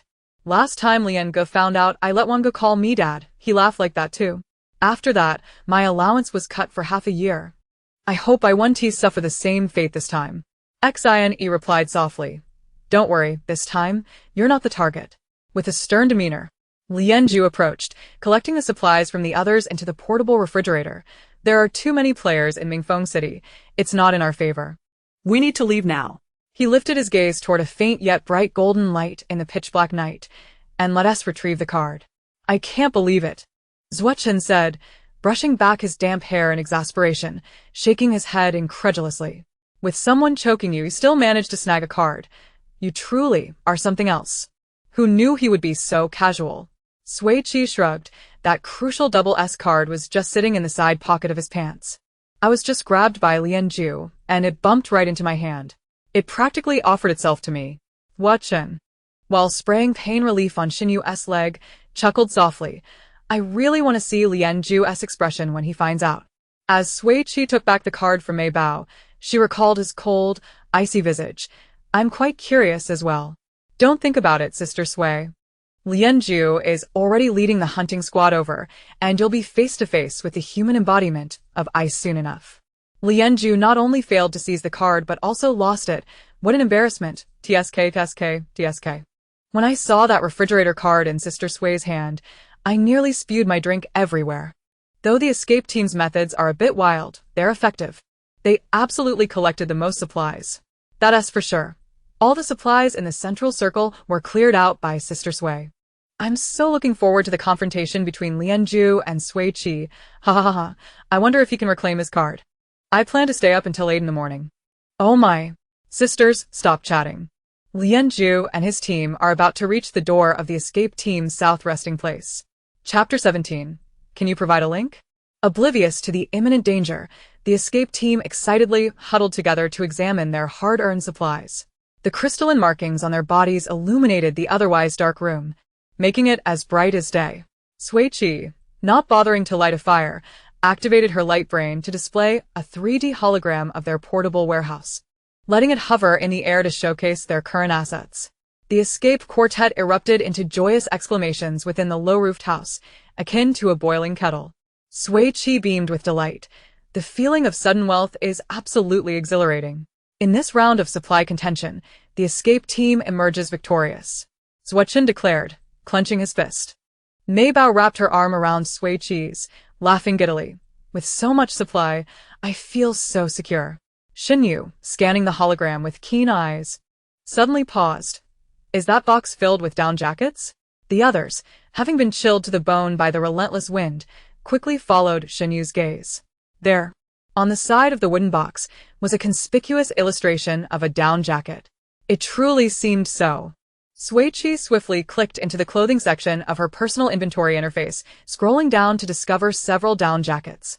"Wonderful, there are indeed down jackets. We're saved." Sui Qi stretched her arm and high-fived her teammates, then continued to scroll, exclaiming, "There are wool socks and fleece-lined combat boots too. Our feet are saved." The supplies included a total of 9 down jackets, 13 pairs of thermal socks, and 6 pairs of combat boots. After browsing through the clothing section, Sui Qi noted an abundance of cashmere underwear and sweaters. Although they were all black, the styles varied. The 4 of them leaned over Sui Qi's light brain, selecting their preferred styles. Once worn, the clothing would automatically adjust to fit the players, making it incredibly convenient. Mei Bao, not worried about fit, diligently picked out a jacket. "I want to wear this one. It has a fluffy hood." Sui Qi ruffled her hair affectionately. "Let us get this one for Mei Bao." Just as she was about to retrieve the chosen down jacket, a familiar scent of fur wafted in through the door, mingling with the cold wind. Since it aligned with her preferences, Sui Qi had become particularly sensitive to that unique fur aroma after first encountering it on Lianju. Grasping her wolf-tooth club, her gentle gaze turned fierce. "The hunting squad is closing in." The moment her words fell, The tightly shut door was suddenly kicked open with a resounding bang. The cold wind, laden with thick dust, rushed in, prompting the escape quartet to grab their weapons and retreat. Xine retracted her right leg, furrowing her brow as she shouted sternly, "Hand over our card." TSK. Sui Qi waved her hand to disperse the dust before looking up at Xine with discontent. "I initially thought you were merely uneducated, but it seems you lack manners as well." Seeing Sui Qi's face clearly only fueled Xine's anger. She placed her hands on her hips and scolded, "You have no manners. You stole Lianji's card and ran away, and yet you dare criticize me?" Qingyi. Lianju interrupted coldly. Pei Yi pulled her back. "Sister Xine, hold your tongue." Qingyi, dissatisfied, Shrugged off Pei Yi's hand and shot Sui Qi a fierce glare but refrained from retorting further. Zhuo Chun could not tolerate the slander directed at Sui Qi. Swinging his claw-like weapon, he glared at Xine and said, "If you have nothing to say, then be silent. Our sister Sui is engaging in a completely above-board heist." Pei Yi stood tall and proud, declaring, "We are here to boldly seize cards as well. The four of us are students of the Ares Martial Academy, boasting considerable strength. I advise you to hand over the cards willingly, or you will face a harsher fate." Observing his arrogant demeanor, Sui Qi couldn't help but recall the famous adage, "Damn it, I loathe pretentious people." She leaned closer to her teammates and whispered, "Do you know how to deal with such opponents who are full of bluster yet uncertain in strength?" Before she could reveal her strategy for a swift counterattack, her three good friends exchanged knowing chuckles and chorused, "Let us charge directly into battle." Without hesitation, they darted towards the hunter's team like a gust of wind. Sui Qi felt a swell of affection for her teammates. Encountering you all is indeed a blessing. She brandished her spiked club, ready to join the fray. But to her surprise, she was halted by a swift punch from Lianju. Sui Qi bent low to evade, simultaneously aiming her spiked weapon at his foot. But he deftly sidestepped, launching a relentless barrage of attacks towards her. Although Lianju was merely a student of the academy, he had once clinched the championship title in an interstellar combat competition, making him well-versed in practical combat. In contrast, Sui Qi's fighting prowess was the lowest among the Frenzy Escape team, and their confrontation was akin to a seasoned veteran overwhelming a novice. Within just 5 minutes, Xine was struck in the abdomen by Mei Bao's shovel, his face pale as he struggled to evade. Chun Su, having underestimated his opponents, found a large chunk of flesh torn from his right arm by Zhuo Chen's claw, blood gushing profusely. The most vociferous of threats, Pei Yi, was sent into a panic by Xinyu, who bore down on him with lethal intent. Meanwhile, Sui Qi had already been pinned against the wall by Lianju.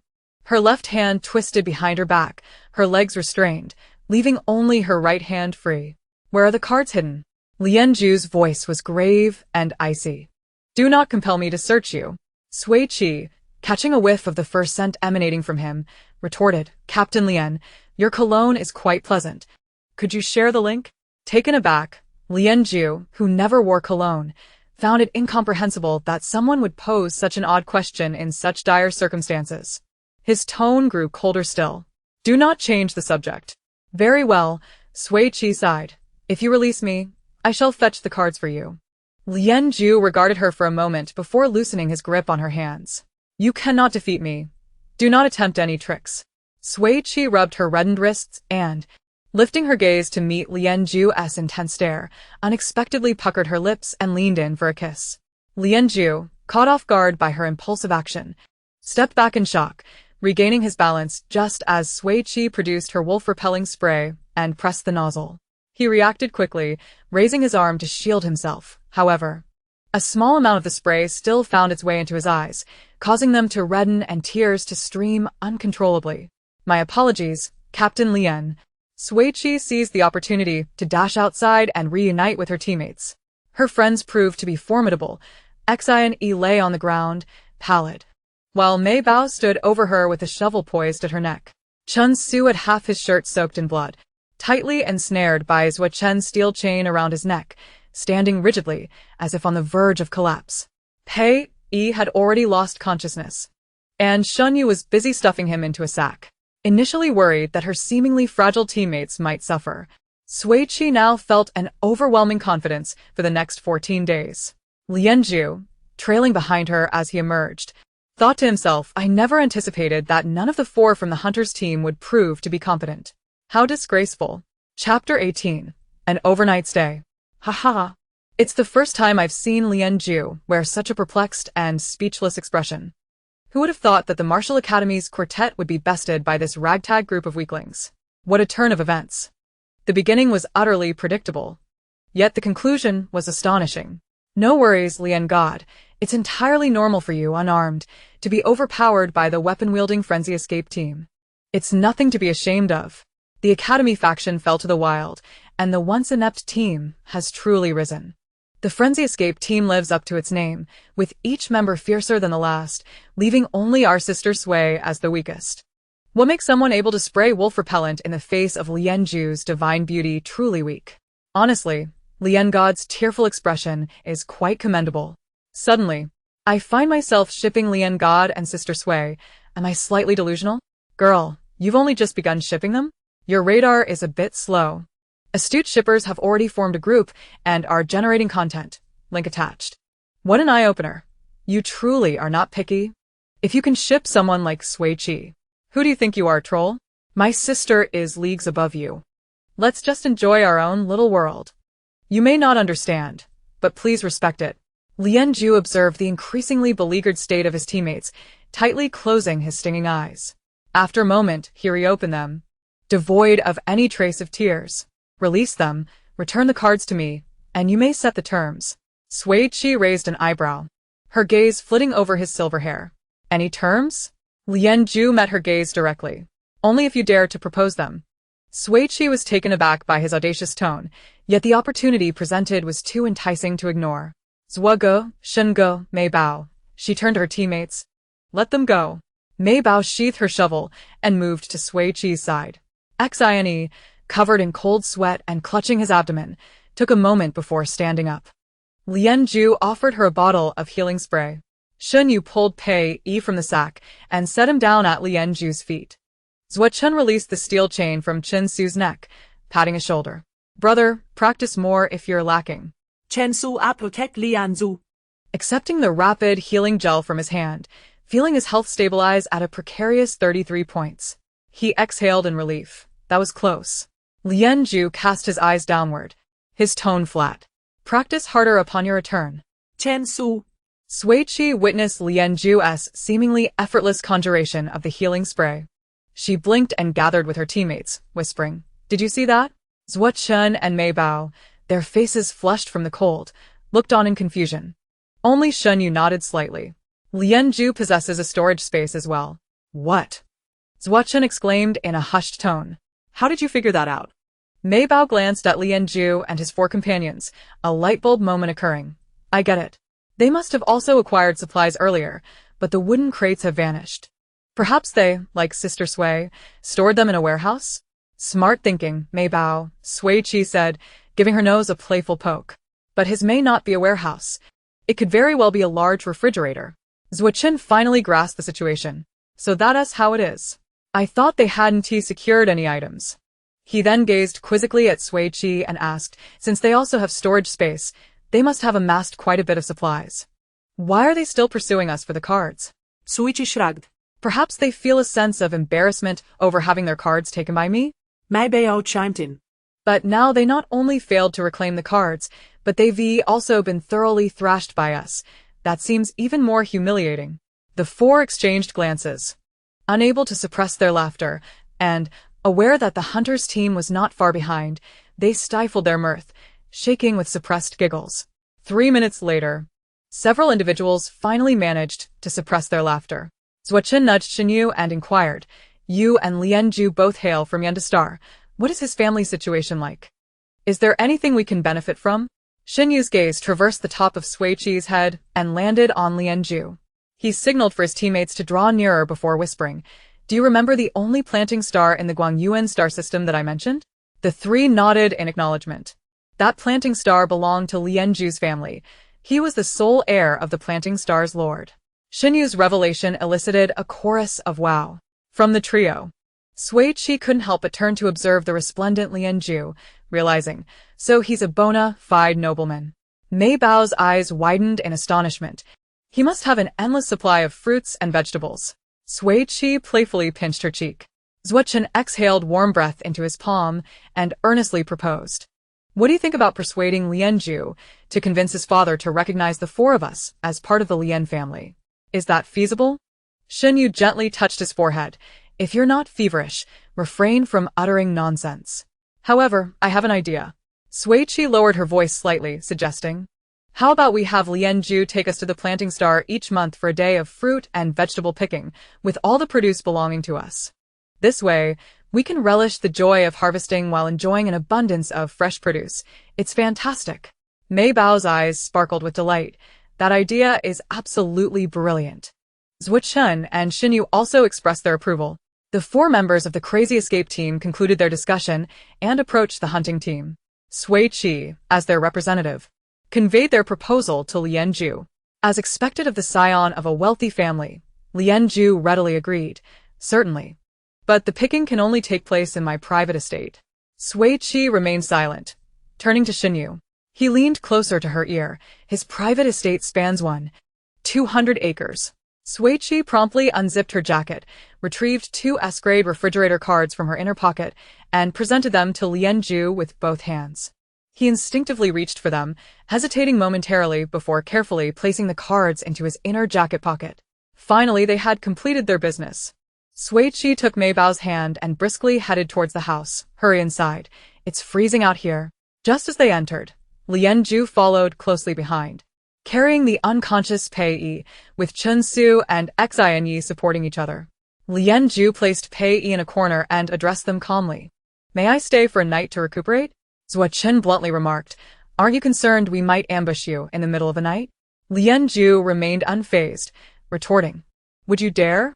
He twirled the flying claw in his hand, adding, that remains uncertain. Not wishing to argue further, Lianju retrieved 4 bananas from his portable refrigerator and handed them to Sui Qi for your hospitality. The captain was truly gracious. Sui Qi expressed her gratitude while accepting the bananas without hesitation. Please rest well. We won't disturb you. After she finished speaking, she led her teammates into the small bedroom on the west side.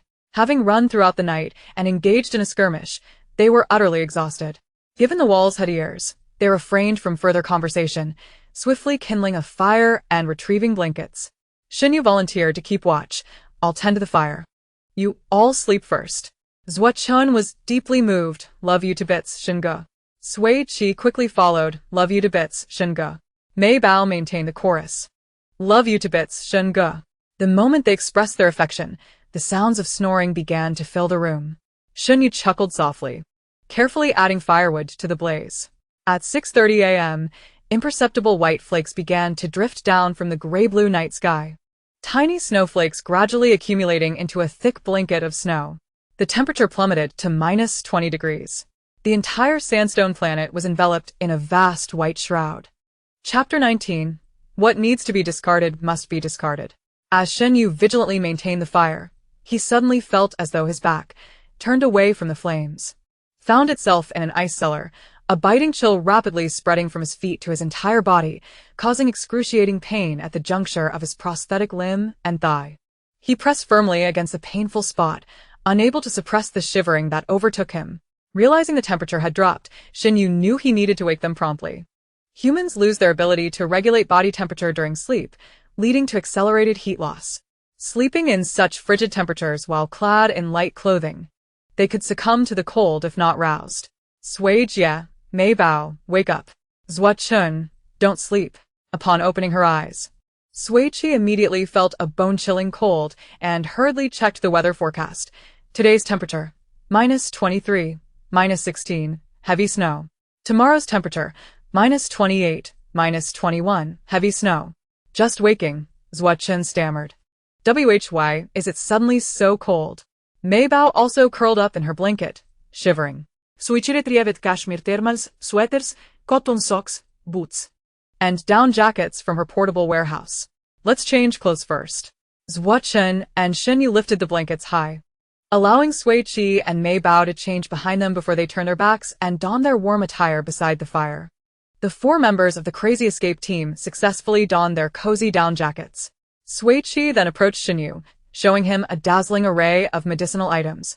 Let me know which medications you need. I'll place them in the communal section. Shinyu selected a bottle of pain relief spray and soothing gel. She promptly deposited 10 bottles of pain relief spray and 6 tubes of soothing gel into the communal section. Shinyu, let me apply the medication for you. Sui Qi eagerly volunteered, expertly rolling up Shinyu's pant leg and spraying the medication, followed by applying the gel. Sui Qi zipped her down jacket to the top, speaking as she stepped outside. I'll check if Lianju and the others are awake. Just as she reached the door, she caught a whiff of a faint scent of fur, and when she halted, Lianju happened to turn the corner and enter. He appeared momentarily taken aback, and after locking eyes with Sui Qi for 2 seconds, he simply explained, "It's snowing. I plan to wake you." "Thank you, Captain Lian," Sui Qi replied with a smile, moving to the window to assess the situation. The snow fell like cotton, blanketing the ground with a layer of accumulation, and the distant sandstone peaks were entirely cloaked in white. The vibrant colors native to Sandstone Star were nowhere to be seen, replaced by an expanse of desolate white. Just as she intended to return to the small bedroom, her peripheral vision caught sight of Pei Yi and the others huddled in a corner, sharing a single down jacket, their lips turning pale as they shivered closely together. Pei Yi, who had fainted the night before, had regained consciousness, but was on the verge of succumbing to the cold again. Sui Qi glanced at Lianju, who was still clad in thin outdoor gear and work pants. His expression remained calm, seemingly unfazed by the cold. Yet the silver tips of his hair trembled ever so slightly. "Lianju," Sui Qi began. Sui Qi. Sui Qi's head popped out from the bedroom door, beckoning her, "Come in and warm up." Pei Yi, now slightly more alert due to the mention of fire, exclaimed, "Fire? Where's the fire?" Sui Qi turned and, seeing their shivering forms, couldn't help but empathize how pitiful. Lianju's hair trembled even more violently. Sui Qi tucked her hands into her pockets and looked up at him. "If you don't mind, would you like to warm up with us?" Having numbed from the cold, Lianju did not refuse. "Thank you."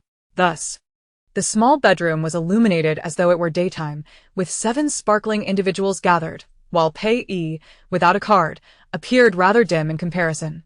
Sui Qi added more wood to the fire, intensifying the flames. Xian Yi initially felt somewhat awkward about being bested by a young girl, but as she settled by the warm fire, all her reluctance dissipated in an instant.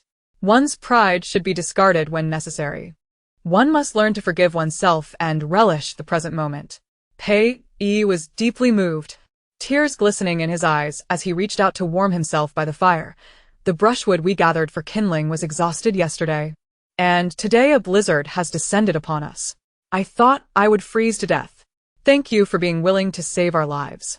"There's no need for such courtesy," Sui Qi replied with a smile, while tidying up the disheveled braids of Mei Bao. "A small fee for the fire will suffice." Ah?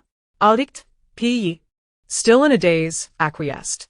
Rather than merely accepting the goodwill of others, he preferred a mutually beneficial exchange. Simple and efficient, devoid of lingering concerns. "I will give each of you 50,000 Interstellar coins, to be redeemed after the game." Truly, as the sole heir of a wealthy family, he was generous with his resources. Sui Qi promptly nodded in agreement. Then, considering that the 4 members of the Mad Escape team were all in dire need of funds, she covered her mouth and whispered to her teammates, ultimately deciding to sell some clothing to the scavenging team. In the end, she successfully sold 3 down jackets, 2 cashmere undergarments, 2 sweaters, and 4 pairs of fleece socks, netting a total of 200,000 Interstellar coins, a profitable venture indeed. After the transaction, Sui Qi delved into the supply inventory, gathering with her teammates to plan breakfast.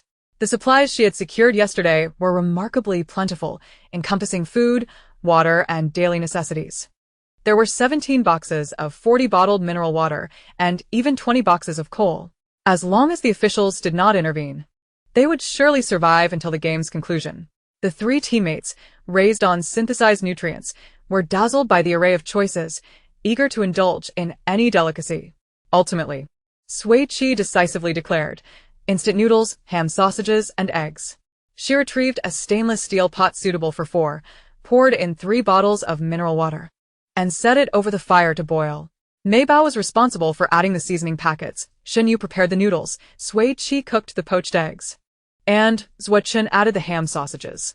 As the steam rose, carrying the rich aroma, it permeated the entire room. After the four had served themselves a hearty bowl, they dove into their meal with gusto. Suddenly, a loud gurgling sound erupted, drawing everyone's gaze. Pei Yi, blushing and clutching his stomach, exclaimed, "It smells so good. I couldn't resist." Xine and Chinsu shot him a death glare. Wiping the drool from the corner of his mouth, he said, "Don't look at me like that. I've been gnawing on dry rations for 7 days. Don't you want to savor something warm?" Upon hearing Pei Yi's words, Sui Qi, without looking up, stated, "The pot is free for you to use, but you must wash it yourself." "That's wonderful. Thank you." Pei Yi expressed his gratitude and began nudging Lian Ju excitedly. "Come on, take out your supplies. Let us cook some noodles too." After half an hour of bustling about, the scavenging team successfully produced a thin broth of egg noodles, and the four enjoyed their meal, savoring the aroma of the instant noodles. Finished with her serving, Sui Qi contentedly leaned against Mei Bao, perusing the player elimination statistics on her holographic device. On the 8th day of survival on Sandstone Star, the number of eliminations stood at 4,236,000.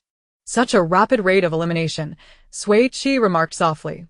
Once the scavenging team had concluded their meal, they returned the pot, now clean.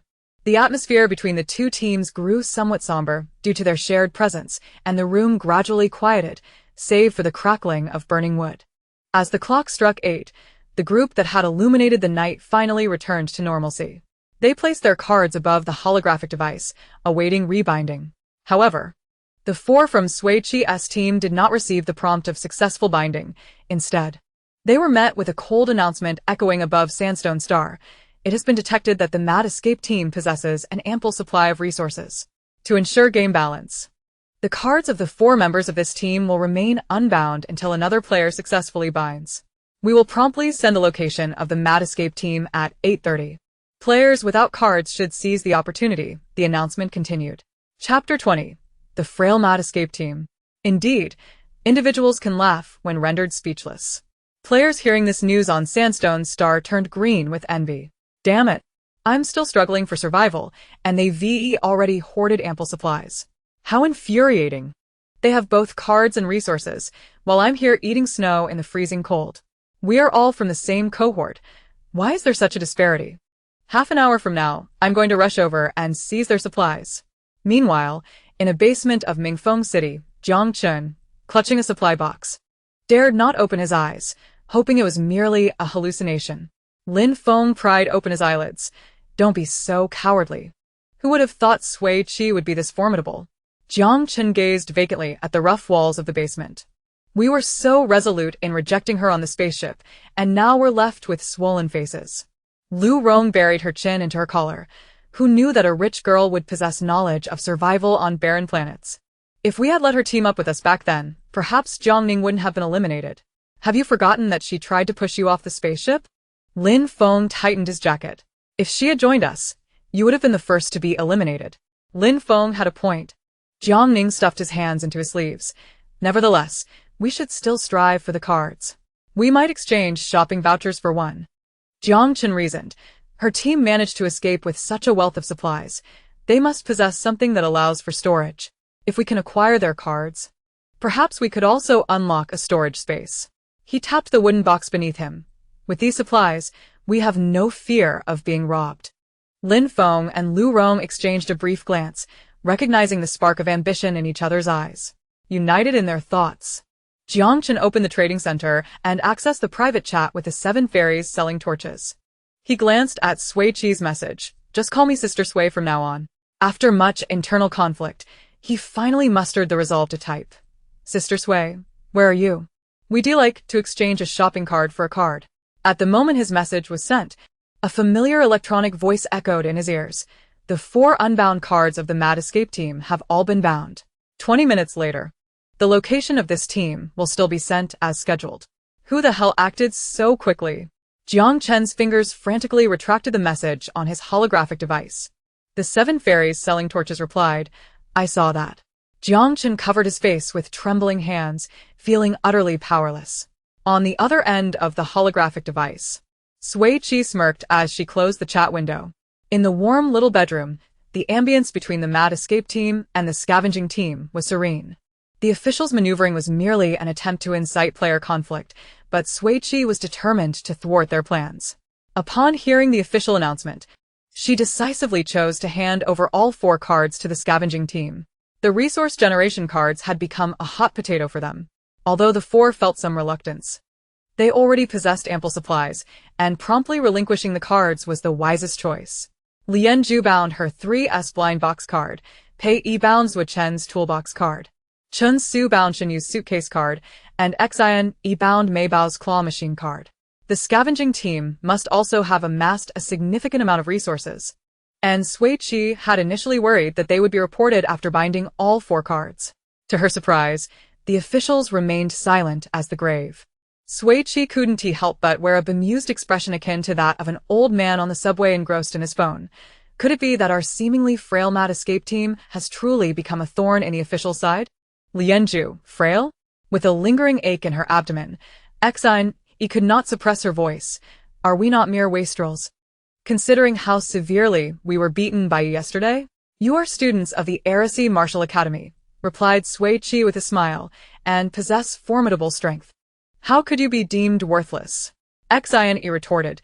This sentiment sounds rather discordant. Lianzhu interjected. Among the supplies we have stockpiled, food and water account for only a third. Indeed, Pei Yi added, fondling the card to her hand. It seems sufficient for us 4 to last 7 or 8 days. Sui Qi felt somewhat reassured by this. As the time slowly approached 8:30, the warm fire in the bedroom had extinguished. The escape squad and the foraging team prepared to set forth, standing face to face in the snow-laden wilderness. Sui Qi adjusted her attire, pulling the hood of her down jacket over her head. We must commence our flight for survival. May we meet again by fate. Lianzhu nodded in agreement, producing a large bag of fruit to hand to Sui Qi, a token of gratitude. Sui Qi accepted it with surprise. Thank you. No need for thanks, Lianzhu replied, his eyes reflecting the whiteness of the snow, adding a touch of chill to his demeanor, yet his words bore warmth. If we meet again on the 21st day, I shall return the 4 cards to their rightful owners. With that, he and his teammates ventured into the swirling snow. The 4 of Sui Qi proceeded in the opposite direction. How unfortunate. I had thought they could safely endure until the game's conclusion, but suddenly targeted by the officials. I feel a pang of sympathy for the escape squad. Had the foraging team hoarded ample supplies, it would have been their location announced, merely enhancing the gaming experience, not a targeted attack. The resources in the warehouse are sufficient for my sister and her team to last 2 or 3 months. The officials would certainly not allow them to pass through unscathed. In a frigid apocalyptic world where resources are scarce, coupled with the snow and drop in temperature, players who fail to seize supplies will perish swiftly. This season's difficulty surpasses that of the previous. The number of players achieving the first clear should be exceedingly few. I had anticipated witnessing my sister and Lianzhu unite, yet they were forced apart so soon. The potential couple's resources have flown away. How vexing. Though their time together was brief, they still gathered a considerable cache. Seeing my sister and her frail companions struggling through the snow pains my heart. I shall send them some gifts to offer solace. As soon as the officials announced their location, I began sending gifts. I must send several talismans for their safety, ensuring they survive this ordeal. The cold wind howled, whipping up gusts of snow that stung the eyes. The escape squad clung to one another, unwilling to let go. Mei Bao held Sui Qi's hand tightly against her side. Zhu Chun buried half his face in his clothing, laughing as he remarked, Lianzhu is quite chivalrous. It's just that the officials lack humanity, forcing us to flee in this blizzard. Shan Yu lowered his head to shield himself from the storm, murmuring, if we wish to earn the officials' coin, we must survive within the rules they impose. Sui Qi nudged Shan Yu's shoulder.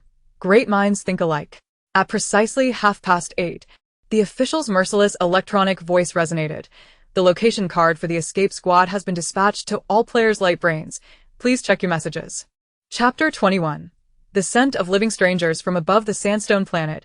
Players scattered across the east and west began converging towards the direction of the escape squad. The lure was not only survival itself, but also the promise of a colossal 10 million prize for lasting until the end. Countless snowflakes cascaded densely and swiftly from the gray sky, obscuring visibility. The black down jackets worn by Sui Qi and her companions became blanketed with snow. This heavy snowfall, while presenting significant challenges for their progress, also served as their greatest cover. The swirling snowflakes formed a natural curtain, concealing their trail and rendering them both insignificant and elusive in this silvery expanse. The escape squad also received the location card from the officials. Upon opening it, Sui Qi gazed at the blue icon, indicating their current position. The four continued onward, traversing over 500 meters, yet the blue icon remained static, not shifting with their movements. Sui Qi exhaled in relief, halting her steps. Observing her stop, the other three followed suit. The location card would not update their real-time position, nor support dynamic tracking. Mei Bao gleefully shook Sui Qi's hand. Zhua Chun chuckled softly. At least the officials show some semblance of conscience. Thus, Shen Yu remarked, "We simply need to find a sufficiently concealed spot to hide and ensure we remain undetected." Sui Qi pointed toward a distant, towering peak, its original red sandstone now cloaked in white snow. "Let us head there and see if there are any suitable rocky caves for concealment." The four trod lightly towards their objective, leaving varying depths of footprints in the snow. At the terminus of the prints, two figures, one stout and one slender, gradually became discernible amidst the swirling snow. Dressed in coarse animal hides, the taller player bore a finely crafted bow slung over his shoulder. His sharp gaze fixed on the direction of the footprints. "Fortunate indeed, we are very close to our target." His voice trembled slightly in the biting wind, yet excitement surged beneath. The stockier player glanced at the large blade in his hand, gruffly stating, "The resources we've gathered will only last 3 days. Just enough to replenish ourselves." The duo exchanged knowing glances and sprinted towards the footprints. The cold wind intensified abruptly, causing Sui Qi, leading the group, to suddenly halt, her nose twitching. Amidst the overwhelming scent of ice and snow, she detected two unfamiliar scents of living beings. "There are people," Sui Qi said, fixing her gaze in the direction of the odor. "They're following the footprints," Zhua Chen remarked, his brow furrowing. In that instant, a sharp arrow sliced through the air, imbued with a bone-chilling coldness, aimed directly at her chest. "Watch out, Sui Qi." Zhua Chen yanked her back by the arm as the lethal projectile embedded itself into the snow. Before Sui Qi could stabilize herself, a second arrow was already aimed at Mei Bao. Shen Yu acted swiftly, scooping her up and diving into the soft snow. Sui Qi's heart raced, tightening momentarily before relaxing. She dashed over to grasp Mei Bao's hand. "We need to find some cover and hide." The four crouched and hastily ran behind a protruding rock face, evading the incessantly flying arrows. "Stop hiding. You cannot escape," the slender player called out, bow in one hand, string drawn taut, advancing towards their rocky refuge. The stocky player brandished his great blade. "Hand over your supplies, and we shall spare your lives." Just as they closed the distance to the rock face, where Sui Qi's group concealed themselves to a mere 5 meters, Zhua Chen leaned out, his claws expertly catching the slender player's side, pulling the chain tight with all his strength. "Ah!" A piercing scream echoed across the desolate expanse. The slender player fell to his knees, clutching his bloodied, mangled abdomen. The stocky player let out a roar, charging towards Zhua Chen, while Shen Yu, with a flick of his wrist, hurled an axe spiraling through the air, propelled by the rushing wind, aimed directly at him. He gripped the large blade tightly, making a vigorous upward sweep, and with a resounding clang, the axe was sent crashing to the ground. Before he could catch his breath, Sui Qi had already lunged at him, wielding a spiked wolf-tooth club. The rotund player immediately positioned his sword to block, attempting to fend off Sui Qi's assault. However, Mei Bao had already stealthily circled behind him. With a firm grip on a shovel, she leaped high and brought it crashing down onto his head with tremendous force. The corpulent player was caught off guard, collapsing to the ground in an instant, rendered motionless. The vast snowfield returned to silence, save for the gentle, continuous descent of snowflakes. Wow. The Matascape team is as ferocious as ever in combat. Zhua Chen's flying claws have become increasingly adept, and Shen Yu and Pai Jia are coordinating splendidly. Mei Bao is simply a goddess of shovels. Those two players were far too arrogant. Failing to seize the opportunity, they ended up being killed. They can expect to be eliminated soon. Numerous players are rushing towards the Matascape team. hoping they quickly find a safe hiding spot. They will surely find one. Shinyu and Pai Jia have keen eyes. This is making me so anxious. I won't say more, I'll keep watching. Vivid crimson blood stained the pristine, white snow. And the light brain of the two players emitted piercing warnings in succession. Player health has dropped below 5. Forced elimination in 3 seconds. An emergency distress signal has been sent to the medical ship. Sui Qi stowed her wolf-tooth club, approached them, and swiftly stripped off their fur garments. Mei Bao hurried over to assist. The dazed slender player exclaimed, "You're quite shy." Sui Qi brushed aside his clenched grip on his collar. "Is it acceptable if I keep my eyes closed while I do this?" The slender player, stripped of his clothing and lying bare-chested in the snow, could not muster a complete sentence before succumbing to unconsciousness. The medical ship soon arrived to take the two away. Zuo-chun held his bow and arrows, while Shinyu grasped the large blade, passing them to Sui Qi one after the other. She stored all the spoils in her personal warehouse, and the four continued towards the towering peaks not far ahead. The biting wind grew fiercer, causing the group to stagger. With Mei Bao nearly swept away multiple times, Sui Qi resolved to use a 15-meter-long nylon rope, wrapping it several times around each person's waist to bind them tightly together. After trudging through the snow for half an hour, the snow-covered sandstone peaks finally came into view. The four of the Mad Escape team pressed on, occasionally glancing upward, diligently searching for the presence of a sandstone cave, but all they could see was a blanket of white. Still some distance away, Shinyu squinted, scanning the mountain wall. But visibility was poor. Just as Shinyu was speaking, the solid ground beneath him suddenly vanished, and he lost his balance, sliding uncontrollably down the steep snow slope.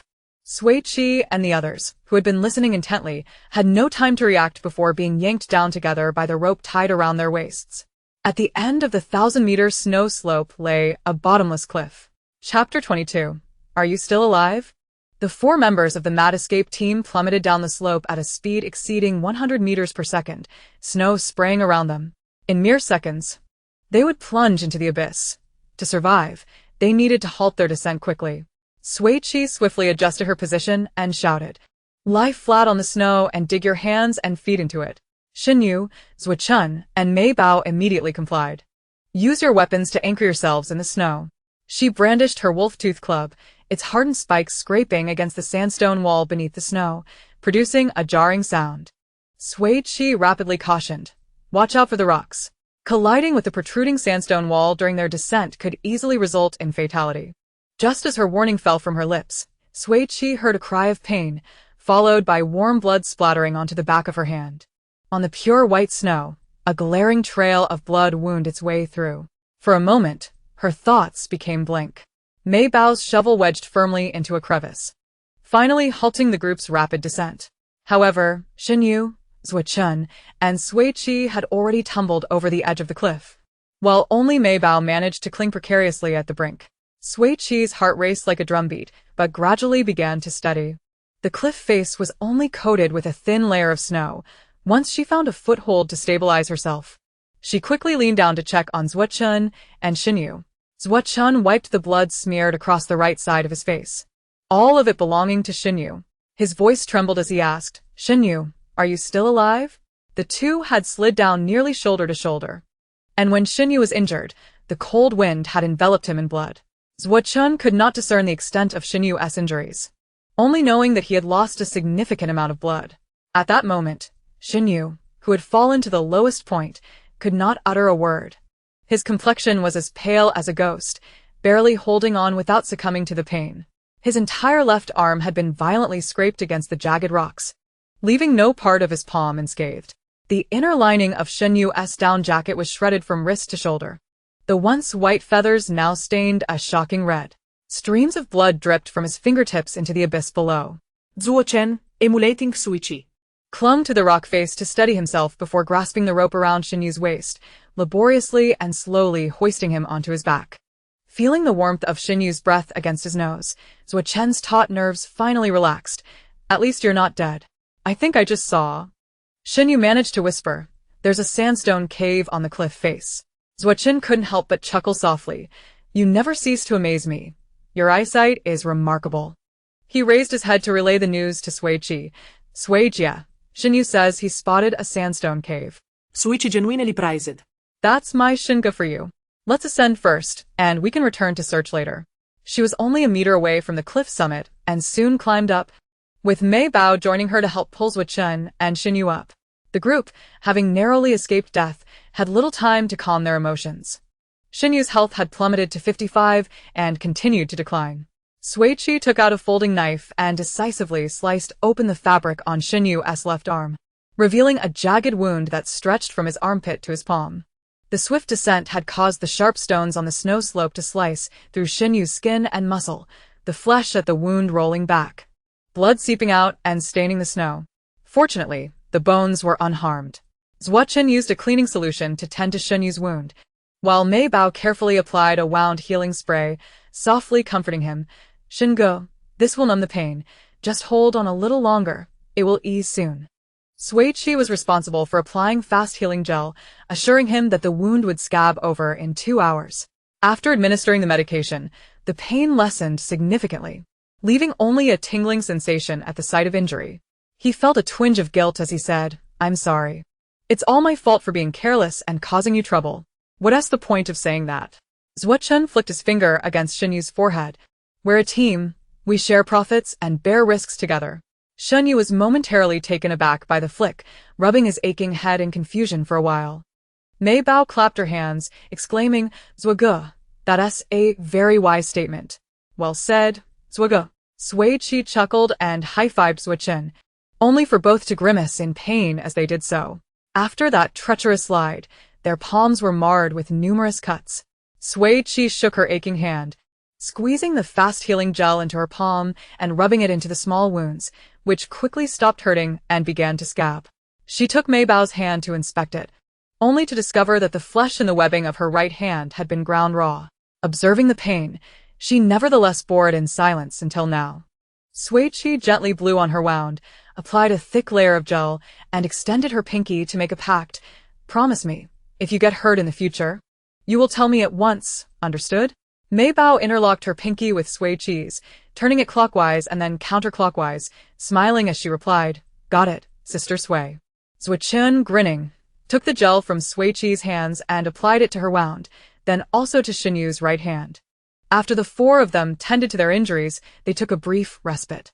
Once the wind subsided a bit, Zhuo Chen resolved to descend the cliff, with Xin Yu to explore the sandstone cave.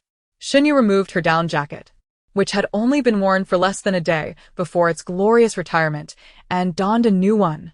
Zhuo Chen wielded a shovel to clear away the snow at the cliff's edge, revealing the reddish sandstone ground, and firmly wedged the climbing hook into the rock crevice. After tugging on it twice to ensure it was secure, he turned his back to Xin Yu and slightly bent down.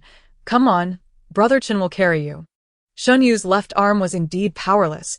She took 2 steps forward and awkwardly draped herself over Zhuo Chen's back. Zhuo Chen straightened up and, noticing Xin Yu's stiffness, lightly tapped her thigh twice with his right index finger. "Relax, I won't drop you." Xin Yu attempted to relax but failed, her hands bracing against Zhuo Chen's shoulders, her back as straight as an arrow. Zhuo Chen tightly bound Xin Yu to his back with a rope, securing the end of the rope to the steel chain to ensure it was of sufficient length. Sui Qi cautioned from the side, "There's snow on the rock face. Be careful not to slip. Make sure to step firmly before descending." "Yes, rest assured," Zhuo Chen replied, finding suitable footholds and handholds at the cliff's edge, and began to carefully descend. Mei Bao grasped the steel chain, while Sui Qi stood on the climbing hook. Any slight movement would prompt them to pull the 2 back up immediately. A bit to the east, Xin Yu whispered, guiding Zhuo Chen's direction. He received the instructions and cautiously maneuvered along the slippery rock face. Amidst the towering cliffs, with the wind and snow unabated, Zhuo Chen continued his descent with Xin Yu on his back. Finally, approximately 30 meters from the cliff summit, they successfully discovered the entrance to a sandstone cave, its color significantly darker than the surrounding mountains. Zhuo Chen, clinging to the cave's edge, bent over to enter while carrying Xin Yu, and activated his light brain to send a message in their group, successfully located the sandstone cave. The 2 at the cliff's peak, upon seeing the message, felt their worries dissipate. Half an hour later, Sui Qi safely arrived at the sandstone cave, carrying Mei Bao, and the 4 reunited successfully. Chapter 23. Multiple Skills, Multiple Paths. Zuo-chun flicked his arms to retract the climbing hook and stored it in Sui Qi's portable warehouse. The four of them activated the built-in flashlights on their light brains and ventured into the sandstone cave. Zuo-chun led the way, with Sui Qi and Mei Bao in the middle and Xinyu bringing up the rear. The interior of the cave was remarkably spacious. Sui Qi glanced at the main chamber, which could accommodate nearly 20 people, and turned to Xinyu, saying, "Brother Shin, this place is both concealed and spacious, quite excellent." Mei Bao readily praised, "Superb." Zuo-chun also chimed in, impressive. He held up his light brain and scanned the cave, discovering two smaller chambers behind the main one. The chamber on the right was slightly smaller. Upon entering, they noticed a distinct depression in the center of the floor, with an irregular round opening gaping darkly in the middle, leading to an unknown destination. Due to its resemblance to a squat toilet, Sui Qi decided to designate this small cave as a restroom, and everyone agreed. The left chamber was larger, featuring a 3-meter-long stone bed, making it quite suitable as a sleeping area for the four. They swiftly kindled a fire to boil water, and while waiting for it to heat, 8 hands, swollen and frostbitten, eagerly stretched towards the flames for warmth. Despite having a warehouse full of supplies, not a single glove could be found. Sui Qi suspected that the authorities had not provided any. "No matter," she declared, "I will take care of it. Once we finish eating, I'll make us a few pairs of gloves. There's a box of yarn and several sets of knitting needles among the supplies." Zuo-chun immediately interjected, "Make them lined and thick, please." "Sure," Sui Qi replied. Mei Bao added, "Sister Sui, I want a neck-hanging pair." "No problem." Xinyu raised a hand and coolly stated, "I want 2 pairs. Consider it done." Zuo-chun pinched Xinyu's 2 fingers and leaned closer, teasing, "Xinyu, you've changed. Whoever you are, get off him quickly." Xinyu pushed his face away and handed him the pain relief spray. "My leg hurts, help me spray it." "All right." Zuo-chun instantly dropped the playful demeanor and diligently applied the medication. Just then, the water in the pot began to boil. They ceased their chatter and focused on drinking from the kettle, the warm water melting away their frozen bodies. After a brief rest, the 4 members of the escape team began to work. Sui Qi located a box of magnetic wall lamps among the supplies and installed several in the bedroom and restroom, instantly brightening the dim sandstone cave. Zuo-chun held a bag of hooks and used a folding knife to cut several holes in the black beast skin, hanging them up to block the cold wind from outside. The beast skin coats, stripped from the 2 players, found their purpose as they were hung at the entrances of the bedroom and restroom. Sui Qi planned to convert the wide stone platform in the corner into a kitchen prep area, arranging cutting boards, seasonings, and everyday ingredients with Mei Bao. Xinyu was tasked with setting up the stone bed. She retrieved 2 double-sized heating blankets from her portable warehouse, which heat upon contact with air and are reusable. She spread the heating blankets on the stone bed, covered them with a thick blanket, and placed 2 down comforters at the foot of the bed, with a cuddly bear toy in the center to separate the 2 sides. The cold stone bed was instantly transformed into a much cozier resting place, appearing quite inviting for sleep. The 4 busied themselves, each fulfilling their roles. "What do you want to eat for lunch?" Sui Qi asked, flipping through the abundant ingredients. Zuo-chun replied, "I want meat." Xinyu added, "I want something with soup." Mei Bao chimed in, "I want vegetables." "Consider it arranged," Sui Qi assured. 50 minutes later, a fragrant stew emerged from the pot, filled with both meat and vegetables, along with soup. The 4 of them devoured their meal with fervor, hardly lifting their heads. After satisfying their appetites, Mei Bao, with a round belly, exclaimed, "Sister Sui, this is the best meal I've had in 9 years." Sui Qi gently rubbed her belly. "There will be even better meals in the future. This is just the beginning. We haven't even scratched the surface of the culinary delights yet." Zuo-chun, feeling stuffed, burped. "What a bitter life I led, subsisting solely on nutrient solutions for my 3 meals a day." Xinyu languidly leaned against the rock wall. "Sister Sui, are you planning to open a restaurant in the future? I want to work with you." Zuo-chun raised his hand. "Count me in." Mei Bao added, "I want to join too." As a culinary enthusiast with a professional chef's certificate, Sui Qi felt quite confident about winning over the palates of Interstellar citizens with Chinese cuisine. She readily replied, "No problem. When I venture into the restaurant industry in the future, I will definitely bring you all along." After the 4 cleaned up the dishes, they gathered around the fire, comfortably chatting. As Sui Qi spoke, She took out knitting needles and a ball of black yarn from her portable warehouse and began to knit gloves. She skillfully interlaced the needles with the yarn, using her right index finger to hook and twist the yarn, and after skillfully casting on, she began the rhythmic motions of knitting, the black yarn weaving back and forth between the needles. Sui Qi, Shen Yu, and Mei Bao gradually fell silent, their eyes fixed on Sui Qi's hands. Mei Bao tilted her head and asked, "Sister Sui, what are you making?" Sui Qi pulled a length of yarn and replied, "Knitting gloves." Sui Qi picked up the yarn and examined it from all angles. "With this ball of yarn and 2 needles, you can make gloves?" "Not just gloves. Anything can be knitted." Shen Yu gazed at the gloves gradually taking shape in Sui Qi's hands, exclaiming in admiration, "Sister Sui, you truly possess an array of talents. I have only witnessed such craftsmanship in vintage films."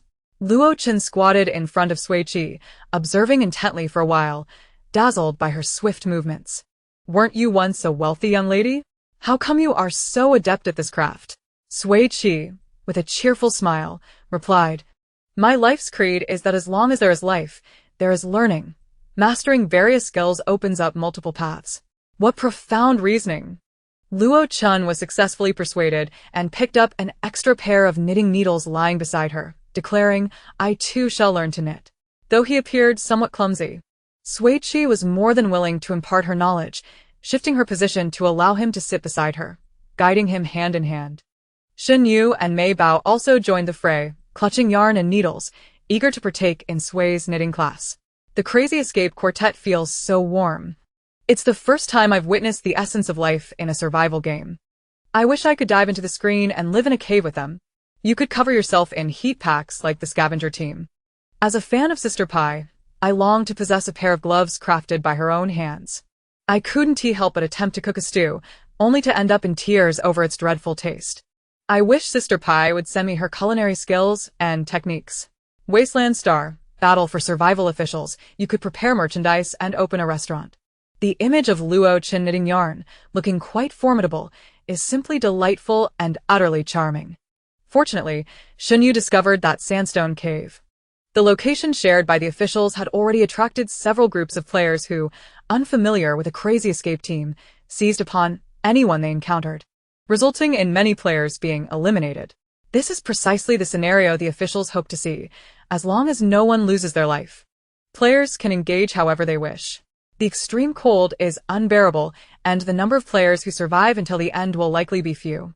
Sui Qi truly did not anticipate that the one who would ultimately succeed in this endeavor would be Luo Qin, who appeared least skilled in handicrafts. His fingers proved surprisingly nimble, and he learned quickly. Although his speed did not match hers, his technique was exquisite, and his stitches tight. Sui Qi smiled in satisfaction, praising, "Brother Qin, you have great talent." Luo Qin, with needles dancing in his hands, nodded humbly, "My looks are the least noteworthy of my attributes." Mei Bao and Shen Yu's skills, however, were rather lackluster, with drop stitches and chaotic techniques, rendering them ill-suited for the task at hand. Eventually, Sui Qi and Luo Qin sat side by side under the light, busily knitting gloves while occasionally leaning in to whisper a few words to one another. Shen Yu, having failed to master the craft, returned to the fire to continue his task of stoking it, while Mei Bao cheerfully cradled the skeins of yarn, responsible for managing the yarn for the 2 artisans. Chapter 24. Oh, what a bother. From the afternoon into the evening, Sui Qi successfully knitted a pair of neck-hanging gloves for Mei Bao, who, upon wearing them, refused to take them off. "Wow, so soft and warm," she exclaimed, cradling her face with her hands, her eyes crescent-shaped with joy. "I love them so much." Sui Qi chuckled, ruffling her hair affectionately. Luo Qin's creation was already more than half completed. After a long afternoon of work, his stomach growled in protest. Knitting proved to be quite exhausting. He leaned against the rock wall, closing his eyes, waiting to eat before resuming.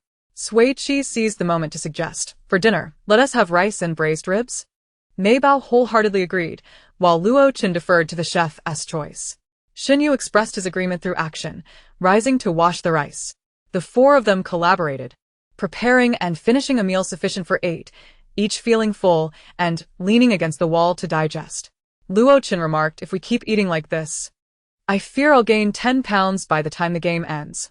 Sui Qi, ever understanding, responded, Then we shall have rations tomorrow. The three of them simultaneously extended their hands in protest. No.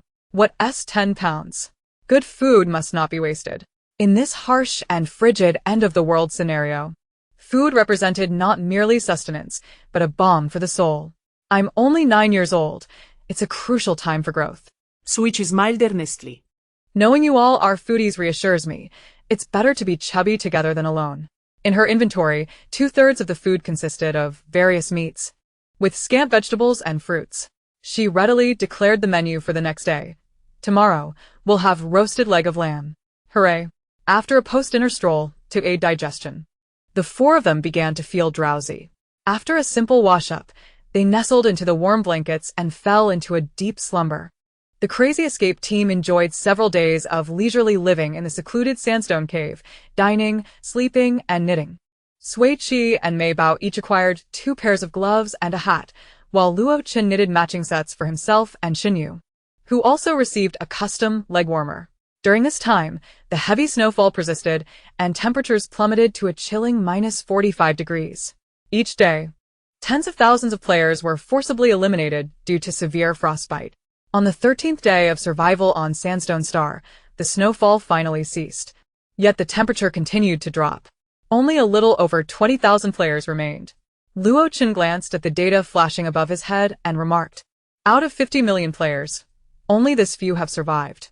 His knitting skills had become remarkably proficient, and he knitted a yarn mask with impressive speed. This season is exceedingly challenging. Xinyu, while tending to the fire, commented, "To have 20,000 survive is already quite a feat indeed." It was an impressive number. Sui Qi, with her needle and thread, continuously extracted cotton from the plush toy cradled by Mei Bao, preparing to line and thicken the gloves, hats, and masks for all 4 of them. According to the official style, they surely have more tricks up their sleeves. Those who survive to the end will not exceed 1,000. Luo Chen, with needles flying in his hands, replied, "I can't predict the officials' tactics. I have no idea what they might pull." "No need to panic," Sui Qi assured calmly. "When soldiers come, we'll meet them. When water comes, we'll dam it." The Crazy Escape quartet did not have to wait long. That very night, on the 14th day of survival on Sandstone Star, precisely at midnight, over 20,000 players were roused from their slumber by an official announcement. "Good evening, players. In 30 minutes, 1,000 carefully selected star beasts will be randomly teleported to your vicinity. They possess sharp claws, are massive in size, and are ravenously hungry. We hope you enjoy your time with these distant interstellar visitors." A friendly reminder, star beasts are the apex predators of Snow Domain Star and are classified as interstellar level 2 protected species. Killing them will result in a life sentence. Luo Chen's fists clenched in indignation. What a ridiculous situation. Xinyu commented sharply, "Enjoy? I think it's more like dying happily." Mei Bao, Nestled in Sui Qi's embrace, mumbled quietly, "How unfair. Players who encounter star beasts can only be eliminated." Sui Qi chuckled softly. The officials' shameless persona remains unshaken. This move by the officials not only drew heavy criticism from players, but also sparked fervent discussions among interstellar viewers watching the live stream. Wasteland Star. Battle for survival officials. How shameless can you be? If I encountered such a beast, I would likely faint from fright. It's a marvel to witness a living star beast on Sandstone Star. How astonishing. Encountering a star beast, unable to kill or escape. Doesn't that leave only a dead end? I'm truly amazed. Are the officials trying to incite player fatalities by having the beasts attack them? Calm down, everyone. I have insider information. The star beasts selected this time are all rented at a high price from the Snow Domain Star Zoo. They are quite gentle and friendly. No matter how friendly they are, the player's first reaction upon seeing a beast is to either flee or attack. If they are attacked, won't they go wild and harm others? Moreover, they are all famished and may pose a threat to us. Having merely skipped a meal, they are accustomed to consuming cooked food and will not resort to eating humans. The players currently alive are likely hungrier than the starry beasts. I am more concerned that they might slaughter them for their flesh. They are indeed quite unfortunate. The authorities have considered matters more thoroughly than we have. Losing a single starry beast would compel them to compensate Snowy Star with 100 million interstellar coins.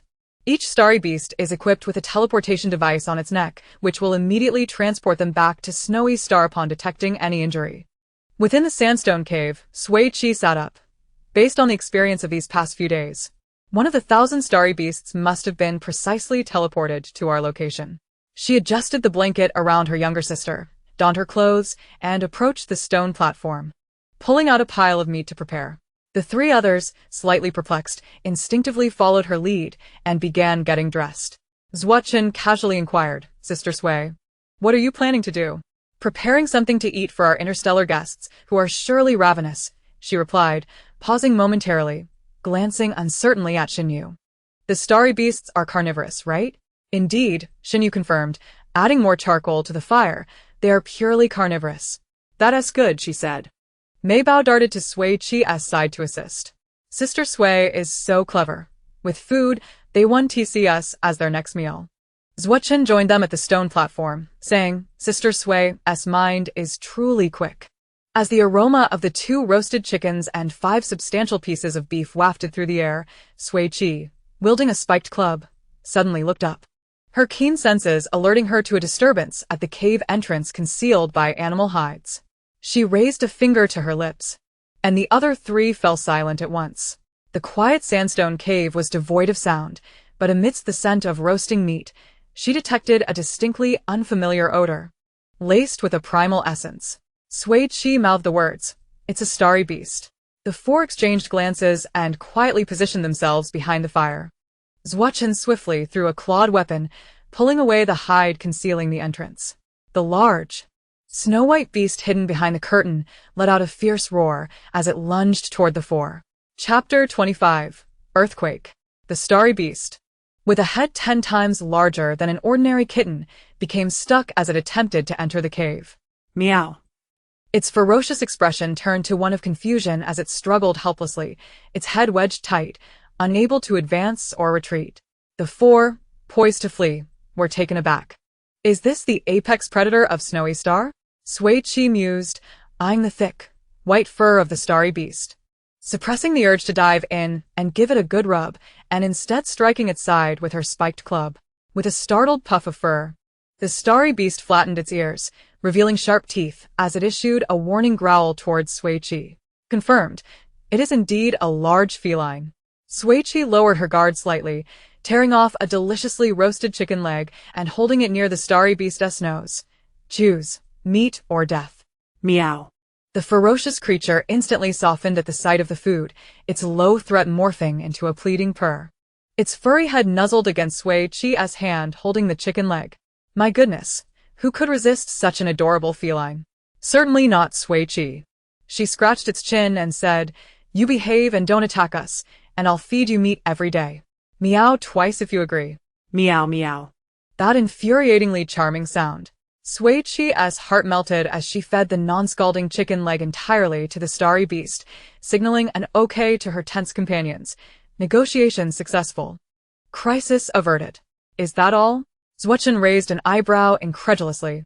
"How did you manage interspecies communication?" Sui Qi pointed at the roasted chicken with her left hand. "Through our shared love, food." Once the crisis was averted, the 4 of them took half an hour to break open the cave entrance, successfully rescuing the trapped starry beast, which they named Big Meow. After each taking turns to feed it 2 roasted chickens and all the remaining meat, Big Meow strutted in, tail held high, and boldly claimed the warm stone bed, yawning and settling down to sleep.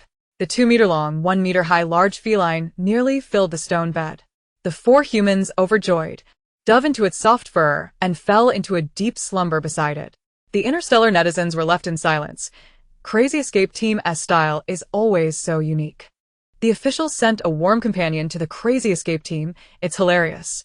Sister Qi effortlessly tamed the starry beast. What of those who were scared out of the game, or those chased and bitten by 2 starry beasts, or those who were smashed against the wall? Just bad luck. Look at the scavenger team. They didn't even catch a glimpse of the starry beasts. Many starry beasts frolicked in the snow without encountering players. Sister Qi's tactics are not replicable among the surviving players. No one possesses enough resources to raise Big Meow. Starry Beast Caretaker 789 solemnly declares, its name is Sangni Lilies, not Big Meow. It is not called Big Meow. It is not called Big Meow. I think Big Meow sounds lovely. I'll reiterate. It is not called Big Meow. If you keep saying that, the netizens will remember it as Big Meow. The next morning, Sui Qi was awakened by a paw swatting her. The instigator jumped down from the stone bed nonchalantly, stretched, and lay by the fire to warm up. Blinking her sleepy eyes open, she checked the time. It was already 9:30. Chun, Shen Yu, and Mei Bao were already up, sitting by the fire and chatting quietly. After lingering in bed for a while longer, she slowly got dressed. Having slept so comfortably the previous night, Sui Qi went to the bathroom next door, which thoroughly jolted her awake. Quickly finishing her face washing and teeth brushing, she settled down next to the warm Big Meow and opened her light screen to check the weather.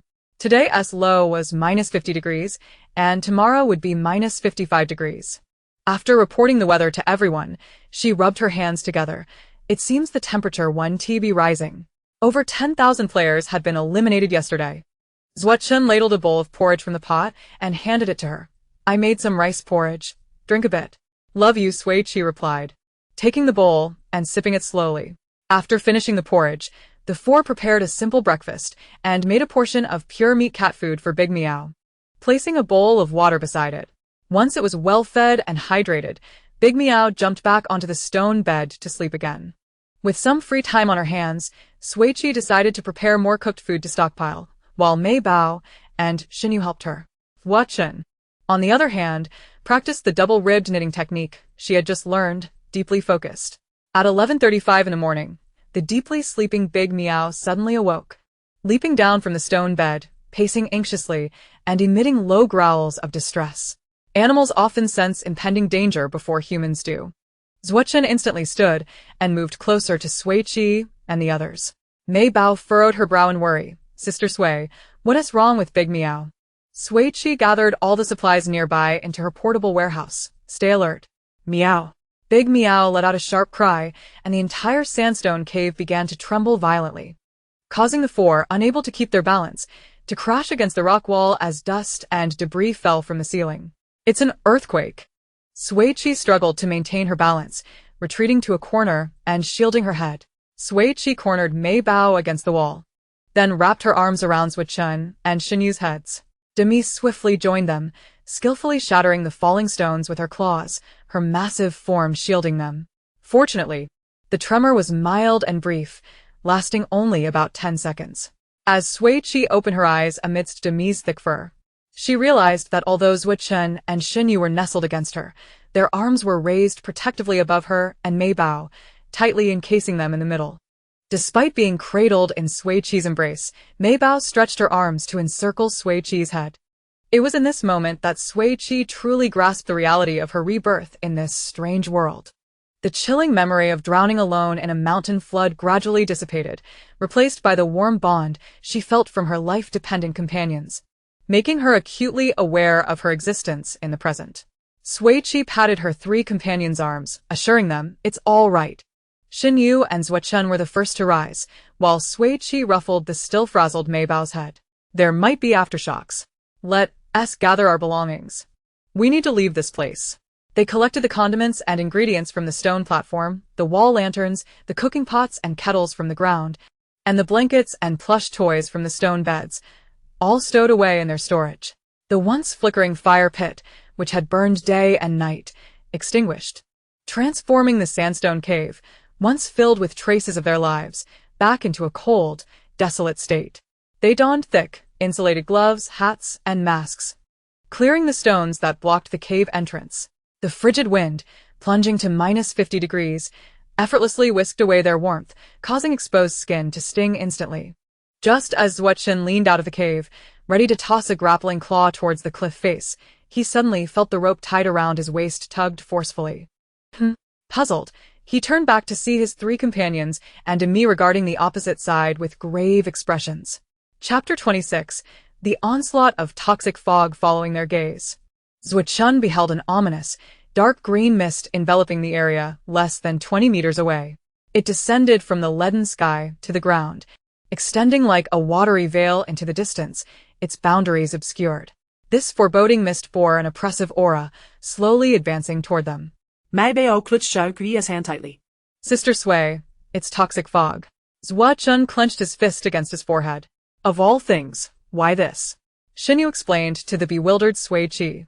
On the 14th day of the game, toxic fog descends, and safe zones begin to shrink, forcing players to survive only within areas not enveloped by the fog. He frowned deeply. This was a game mechanic from the last season. I didn't expect it to carry over to this one. Sui Qi observed the toxic fog that would engulf them in 10 seconds, his tone somber. The fog moves swiftly. Once it touches you, no matter how high your health, it will drop instantly to 5, resulting in an automatic elimination. Upon hearing this, Sui Qi's expression relaxed. As long as we know what it is, we can manage. The four of them, though unable to outrun the fog with their 2 legs, had the starry beast, the pinnacle of the snow domain beasts, which could. She retrieved a rope and swiftly bound the group together, turning to Demi. Take us to the cliff top as fast as you can, and I'll reward you with plenty of meat. With a meow, Demi lowered herself slightly. The toxic fog was now less than 3 meters away. Sui Qi quickly climbed onto Demi's plush back with her companions. Lower your bodies and hold on tight to Demi. With her front paws gripping the rock crevice at the cave's entrance, Demi pushed off with her powerful hind legs and leaped gracefully out of the cave. In that instant of weightlessness, a strong sensation of falling overwhelmed Sui Qi, with the abyss yawning beneath her, compelling her to remain vigilant. Before long, the sensation of weightlessness faded as Demi agilely scaled the steep cliff, the dark green fog barely brushing against her tail. Buried in her thick fur, Sui Qi calmly instructed, "Don't stop, Demi, keep running." The great white beast sprinted swiftly in the opposite direction of the toxic fog. Thus, they dashed across the vast snowy expanse for half an hour, leaving the perilous mist far behind, before Demi gradually came to a halt, feeling hunger pangs. The four, nearly frozen solid, rolled smoothly off Demi's back and tumbled into the snow, taking a moment to gather themselves before helping each other to stand. They shivered as they brushed off the snow, gathered firewood, and kindled a fire. Sui Qi first prepared 2 roasted chickens and 3 large pork chops for Demi, who eagerly approached upon catching the scent, waiting impatiently for her meal. 8 hands affectionately patted her. Sui Qi dismantled the chicken bones, placing all the meat into Demi's designated bowl. "Good girl, today we owe you one." Demi devoured her food without lifting her head. Sui Qi, watching the bubbling water in the pot, suggested, "Sister Sui, let us have something with soup to warm us up." "All right," Sui Qi considered briefly. "How about beef noodles?" The beef was prepped that morning, the noodles were ready-made, and with a sprinkle of garnishes, a fragrant bowl of beef noodles was soon ready. The four dared not sit on the ground, fearing frostbite, and instead squatted by the fire, enjoying their steaming hot lunch in the icy wilderness. Sui Qi, Xinyu, and Mei Bao took charge of washing the dishes. Demi frolicked in the snow, while Sui Qi stood atop a flat rock, gazing at the distant, elusive dark green fog. Her 3 companions, warming their frozen masks by the fire, whispered among themselves. Sui Qi remarked, "Sister Sui looks a bit serious. I wonder what she is thinking?" Xinyu pondered, "Without our shelter, where do we go from here?" Mei Bao chimed in. "In a showdown between the toxic fog and our fleeing quartet, who will prevail?" "Little Mei Bao, that line of thinking is quite perilous," Xinyu admonished, poking her nose. Sui Qi playfully flicked her forehead. In truth, Sui Qi was contemplating. In her past life, she had maneuvered a game character through toxic zones. Now she was personally traversing them, feeling increasingly invigorated. The appearance of this toxic fog rivaled the potions brewed by witches on television. She wondered which was more potent. Demi, brimming with vitality in the snow, seemed quite suited for sledding. In the midst of the silence, a sudden chorus of excited meows broke through, interrupting Sui Qi's drifting thoughts. Following the sound, she saw Demi playing with a second feline companion, both of them joyfully chasing each other in the snow. As they played, Demi led the newcomer to Sui Qi, abruptly stopping and showering her with snow. The flakes slipped down her collar, sending a shiver through her. After much effort shaking off the snow, she finally regained her balance only to hear the rumbling belly of Demi's friend, sounding like a symphony. Meowing? Demi nudged her with increasing insistence, while the newcomer joined in. "You're covering me with snow." Sui Qi declined their affectionate nudges, returning to the fire, with both cats following closely behind her. The 3 observers in the back wore smiles. Sui Qi teased, Oh, our sister Sui seems to attract the starry beasts quite well. Enough teasing, Sui Qi retrieved 2 roasted chickens, warming them by the fire, then pinched the second creature's face. If you eat my chicken, you'll have to work for me. If you agree, give me a meow. Meow. Quite clever, this one understood human speech. Mei Bao marveled at the second feline's striking heterochromatic eyes, exclaiming, "It has different colored eyes. They're beautiful." She then turned to Demi, adding, "Your green eyes are lovely too." Xinyu, helping to warm the roasted chicken, leaned closer to Sui Qi and asked, "Can we afford to take care of 2 of them? Even when pinching pennies, one must sustain themselves." Sui Qi quietly articulated her plan. "I intend to construct a sled, allowing our 2 companions to serve as our sledding beasts." Zuo-chun, eavesdropping on their conversation, promptly exclaimed, "Indeed. Though Demi and Ermi may resemble cats, they are, after all, genuine wild beasts, muscular and swift. With them pulling us along, the toxic mist surely won't catch up." He affectionately patted Demi's fluffy head, adding, "If resources are scarce, I can manage with less food." Mei Bao and Xinyu also expressed their willingness to share provisions with Demi and Ermi.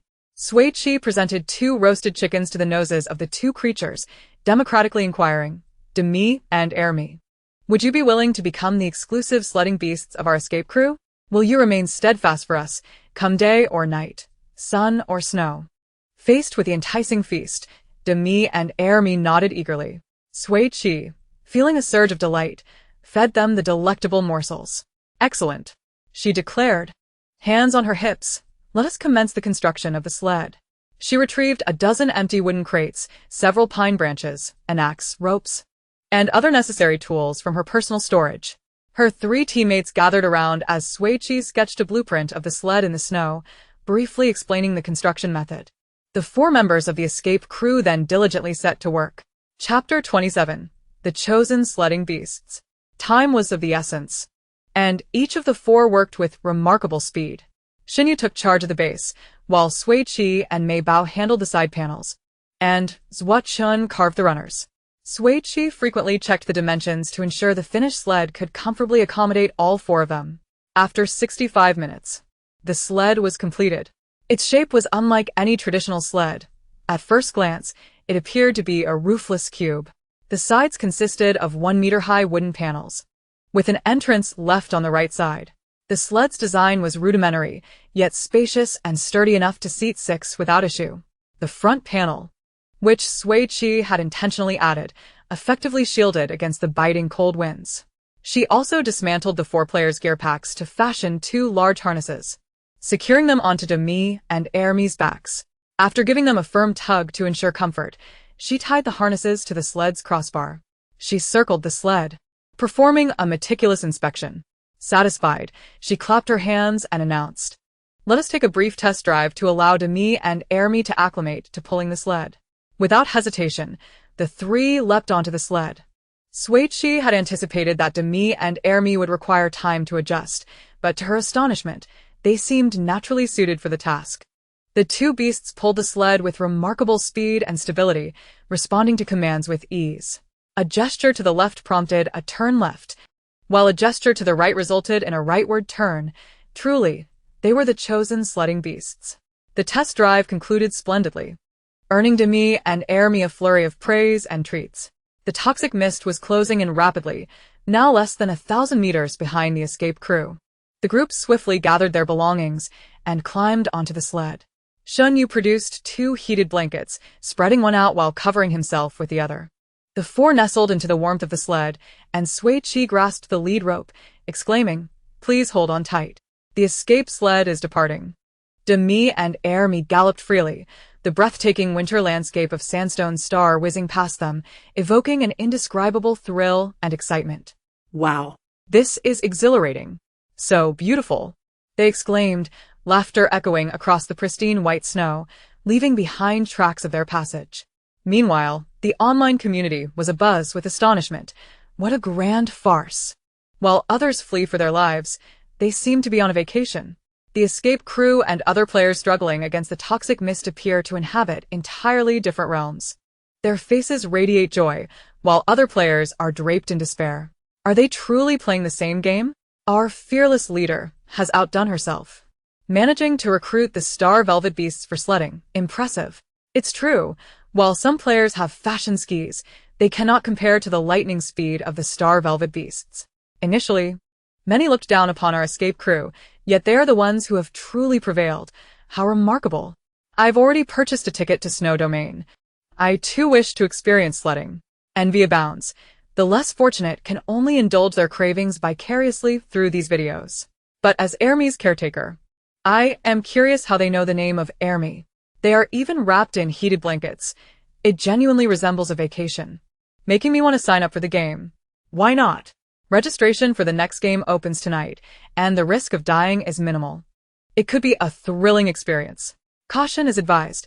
While death is unlikely, severe injuries can lead to lasting repercussions.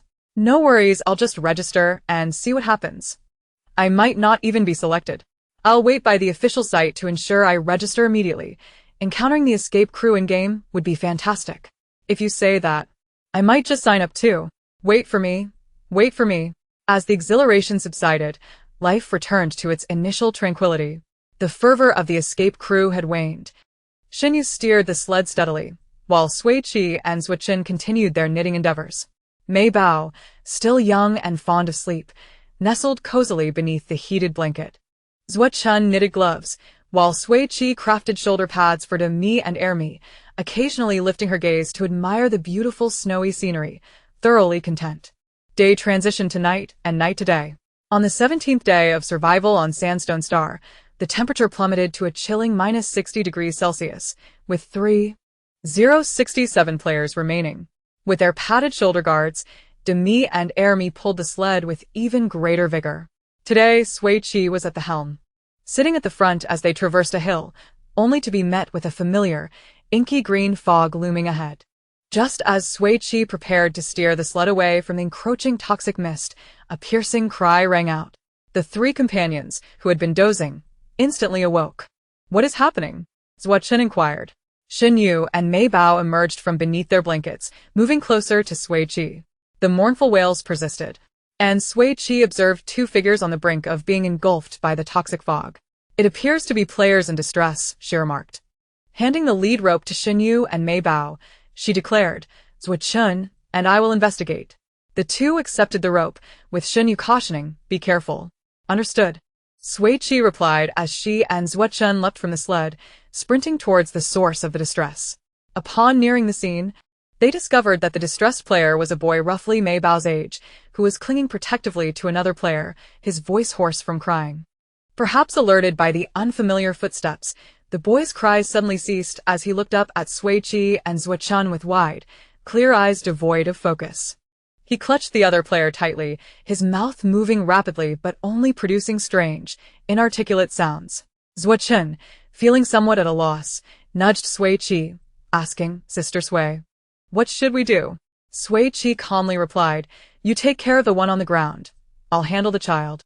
She retrieved a lollipop from her personal storage, unwrapped it, and, seizing the moment when the boy opened his mouth, deftly inserted the candy. The sudden intrusion startled the child, causing him to shriek and shrink further into his brother's embrace. As the sweet taste of candy spread across his palate, he momentarily froze, unable to resist the urge to savor it with a couple of licks. The child finally quieted down, and Sui Qi swiftly scooped him up and dashed away, ruffling his hair gently, whispering, do not fear, we are here to rescue you. Upon witnessing this, Sui Qi immediately hoisted the unconscious Song Yan onto his back and sprinted towards the sled. The child, now somewhat calmed, started calling out, ah, ah. Sui Qi managed to discern that he seemed to be calling for his brother and responded while running, your brother is here, do not be afraid. The dense green mist loomed less than a meter away from them, exuding an overwhelming sense of pressure as it advanced. Xinyu gripped the harness, poised for departure, while Mei Bao leaned half her body out of the sled, anxiously shouting, Sister Sui, Brother Chun, hurry. The moment both of them leapt into the sled, Xinyu waved his hand, and Demi and Ermi shot out, kicking up a flurry of snowflakes. Silence enveloped the sled until the toxic mist was left far behind, at which point the tense atmosphere began to ease. Just as Sui Qi finished exhaling, a sharp dagger silently pressed against his neck, accompanied by a feeble yet icy voice that carried a hint of murderous intent. Let him go. Chapter 28. What? Are you jealous? Zhua Chen's claw-like grip swiftly secured Song Yan's crown, his eyes flashing with a hint of menace. Mei Bao pressed her shovel against his back, threateningly asking, "Do you wish to die?" Xin Yu, unable to free his hands, warned in a low voice, "Put the dagger away." Sui Qi raised his hand and effortlessly brushed aside the weapon at his neck, turning to place the child into his brother's arms. "Here, he's yours." Song Yan, his body numbed by the cold, lacked the strength to resist. As he opened his eyes, still not fully conscious, he saw Song Yu being held by a stranger and instinctively drew his dagger. "Ah, oh, ah, ah." Song Yu clung tightly to him, emitting muffled sounds. Upon hearing his brother's voice, Song Yan snapped back to reality, realizing that he was no longer lying on the icy ground but rather on a warm blanket. They had been saved. Song Yan sheathed his dagger, apologizing in a hoarse voice. "I'm sorry, I wasn't fully aware just now." Zhua Chun let out a soft snort and retracted his claws. Mei Bao approached Sui Qi, her expression filled with concern. "Sister Sui, are you hurt?" Sui Qi turned her neck to show her. "I'm fine." He lacked strength. There's a red mark. Mei Bao shot a disapproving glare at Song Yan, who was focused on wiping the frozen tears from Song Yu's face and failed to notice her silent accusation. Song Yu had cried for a long time in the sub-zero temperatures, resulting in his cheeks being frostbitten, swollen, and cracked. Song Yan silently tended to his brother's face, his eyes reflecting pain and guilt. Observing this, Sui Qi rummaged through her supplies and tossed over some frostbite ointment and rapid healing gel. "Use this on your brother." Song Yan caught it, glanced at the label, and his stern demeanor softened slightly. "Thank you. Consider it as me owing you 2 lives." This gesture felt a tad excessive. Even if the 4 of them had not intervened, the brothers would have merely been knocked out, without facing true peril. "What use is your life to us?" Zhua Chun sat cross-legged beside Sui Qi, stating plainly, "Money is sufficient." "Oh, Chun, you're quite direct." Sui Qi shot him an appreciative glance. Song Yan forced a smile. "There's no money, only life to repay." Zhua Chun was momentarily at a loss for words, remaining silent for half a minute before nudging Sui Qi's shoulder and complaining, "Well then, a sled full of penniless folk." Sui Qi and Mei Bao burst into laughter, their faces mirroring one another's amusement. That statement holds no fault. After treating Song Yu's face, Song Yan applied some ointment to his hands as well. Both brothers' fingers were swollen like radishes, adorned with cracked, purplish wounds. "How did your hands end up in such a state?" Zhua Chen produced 2 pairs of knitted gloves from his pocket and unceremoniously thrust them into Song Yan's hands. "I just knitted these yesterday. They're warm." Song Yan examined the exquisite black fleece gloves before turning to Zhua Chen, who sported a buzz cut and a brow piercing. "You knitted these?" Zhua Chen raised an eyebrow, pride evident in his tone. "You've only seen female weavers, never a male one, right?" Song Yan donned the gloves on both himself and Song Yu. "Indeed. I've never encountered one." At that moment, Xin Yu, who had been quietly listening to their conversation, suddenly turned to Song Yan and asked, "Did he acquire PDGD?" Song Yu, who was pressing the fluffy gloves against his face, paused momentarily, lowering his head. Song Yan gently patted his back, causing the boy's head to snap back up. "Being sick is not your fault. Do not always look down." Song Yu nodded, his eyes glistening. Sui Qi and the others were taken aback by Xin Yu's words. He handed the harness to Zhua Chen and nestled into the heated blanket. PDGD, a gene disorder that leads to the gradual loss of the 5 senses, vocal cords, sight, hearing, smell, and touch, within 6 months of onset. Such a cruel affliction. Is it treatable? Sui Qi inquired. Yes, Xin Yu replied, there is a gene repair injection that is effective. Song Yan embraced his brother's shoulders. You seem quite knowledgeable about this illness? Indeed, Xin Yu replied.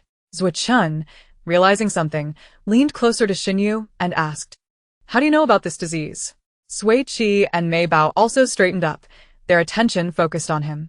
Xin Yu chuckled softly. I once worked part-time as a medical assistant and encountered many patients with such conditions. Oh, the 3 of them relaxed again. Song Yu's vacant eyes blinked in confusion, realizing that many others shared his plight, suffering from this peculiar illness. Song Yan's previously indifferent expression also flickered with emotion. The day after Song Yu was diagnosed, the brothers had entered the game without having time to fully comprehend the severity of the situation. All he knew was that treating PDGD required 5 gene correction injections to be completed within 3 months, each costing 10 million interstellar coins. Most afflicted individuals, unable to afford treatment, chose to end their lives before completely losing their senses. After learning of his condition, Song Yu had contemplated suicide, considering drowning himself in a river. But fortunately, he was saved by a kind passerby.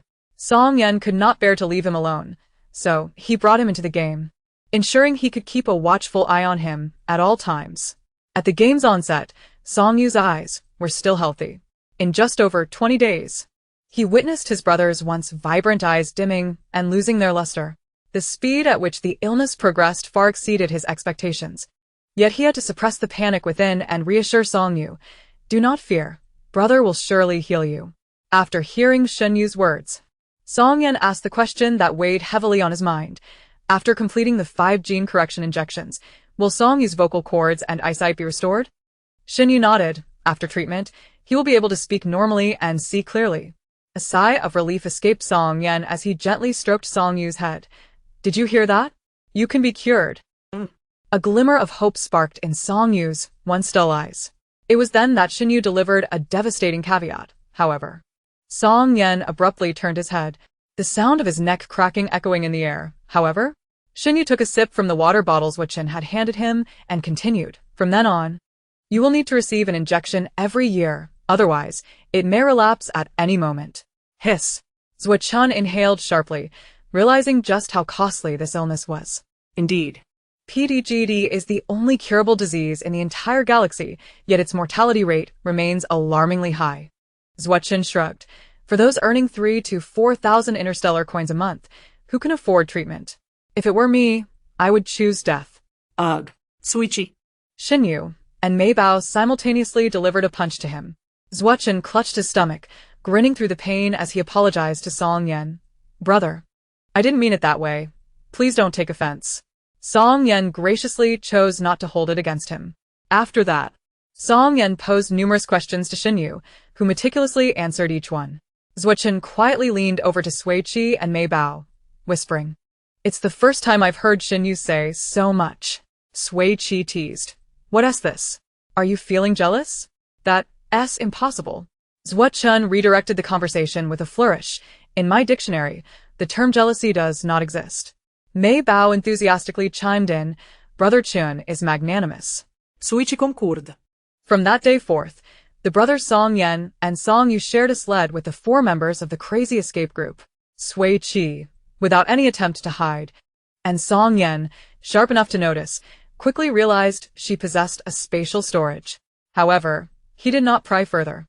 As they journeyed together, sharing meals and resting in the same place, Sui Qi frequently invited them to join her for meals. Initially, Song Yen declined several times. But when Mei Bao handed a cup of warm milk to Song Yu, he promptly abandoned the adult pretense. After all, why should he let his brother suffer? Their lives had been saved by him, so why be coy? Naturally, he did not indulge for free. He took on the tasks of meal preparation, post-meal cleaning, and feeding the 2 large cats. Zhuo Chen, Shen Yu, and Mei Bao, having their chores taken away, found themselves idle and insisted on lingering around Sui Qi to learn how to cook, only to create chaos in their clumsiness, landing them in the snow thanks to Sui Qi's swift kicks. On the 18th day of survival on Sandstone Star, the temperature stabilized at a chilling -60 degrees. With only 188 players remaining. In the vast expanse of snow, Sui Qi and her companions were racing through the toxic mist, pulled by their sled. Suddenly, the rapid pace of the 2 large cats came to an abrupt halt. Amidst the flurry of snowflakes, the teleportation stones around their necks began to flicker, emitting a frantic blue light. Chapter 29. I want to eat too. Thud, thud, thud, thud, thud, thud. 6 swollen foreheads popped out from the sled. Meow, meow, meow, meow. The large cats appeared to be squabbling with someone. Sui Qi and the others jumped off the sled to investigate, only to see the blue light from their necklaces spreading and enveloping them entirely. "What's wrong with the large cats?" Mei Bao asked anxiously. "It's the teleportation stone. Shinyu's gaze fixed on the gem at the center of the necklace. They are about to be teleported back to Snow Domain Star. Meow. The two star-furred beasts softly echoed Shinyu's words. Sui Qi scratched their chins, smiling. So you're going home? Huh? As the rental period ended, the star-furred beasts still on Sandstone Star were to be uniformly teleported back to Snow Domain Star. The farewell came unexpectedly. Sui Qi unbuckled their harnesses and pads, feeding them roasted chicken for the last time. The large cats, still wanting to play, seemed to lose their appetite for the meat in their mouths. Mei Bao and Song Yu, the two children, clung to them, reluctant to let go. Shun Yu patted the heads of the large cats, saying, "We owe you a lot these past few days." Zhuochen wrapped his arms around the two cats, adding, "Don't forget us when you get back." Sui Qi scratched their chins. "Be good, we'll come to Snow Domain Star to play with you." The large cats rubbed against their faces, the blue light flashed, and the two white giants vanished without a trace, leaving only a few plum blossom-shaped paw prints in the snow. Sui Qi smiled at the adorable prints, raising her hand to store the sled back into her spatial warehouse. Zhuochen sighed softly. "From now on, we'll have to rely on ourselves." Mei Bao picked up a few tufts of white fur that had fallen onto the snow, lamenting, "In just 3 seconds since the large cats left, I already miss them." Sui Qi walked between the two, patting their shoulders. "Come on, let us get to work." Without the sled cats, the pragmatic Sui Qi prepared to make some ski boards. Without tools, they would be unable to outrun the toxic fog. She retrieved some empty wooden crates from her warehouse, and the group began to chop and carve. Soon, they fashioned 5 rudimentary ski boards, simple boards without bindings. Sui Qi, Zhuochen, and Song Yan, possessing reasonable skiing skills, created single boards, while Xin Yu and Mei Bao, the skiing novices, fashioned double boards. Song Yu did not have one, so Song Yan carried him on his back. The feet of the 5 were securely tied to the boards with ropes. After distributing some pine branches to everyone, Sui Qi took Mei Bao aside for one-on-one instruction. Zhuochen and Song Yan were responsible for teaching Xin Yu. Both beginners displayed commendable athleticism. After a few clumsy tumbles down the snowy slope, they quickly grasped the techniques. With the toxic fog looming behind them, they dared not delay, swiftly gliding through the snow. Song Yan, carrying Song Yu, led the way, with Mei Bao and Xin Yu in the middle, their waist cushions swaying with their movements. Those were the pads used by the large cats. Sui Qi and Zhuochen brought up the rear, chatting as they skied. "I doubt Xin Yu's legs can hold out much longer," Sui Qi remarked. Observing Xin Yu's silhouette, Zhuochen popped a candy into his mouth, replying, "I'll carry him in an hour." Sui Qi extended her fist. "Brother Chen, you're reliable." Zhuochen bumped fists with her. "If you get tired, just say the word. Brother Chen will carry you too."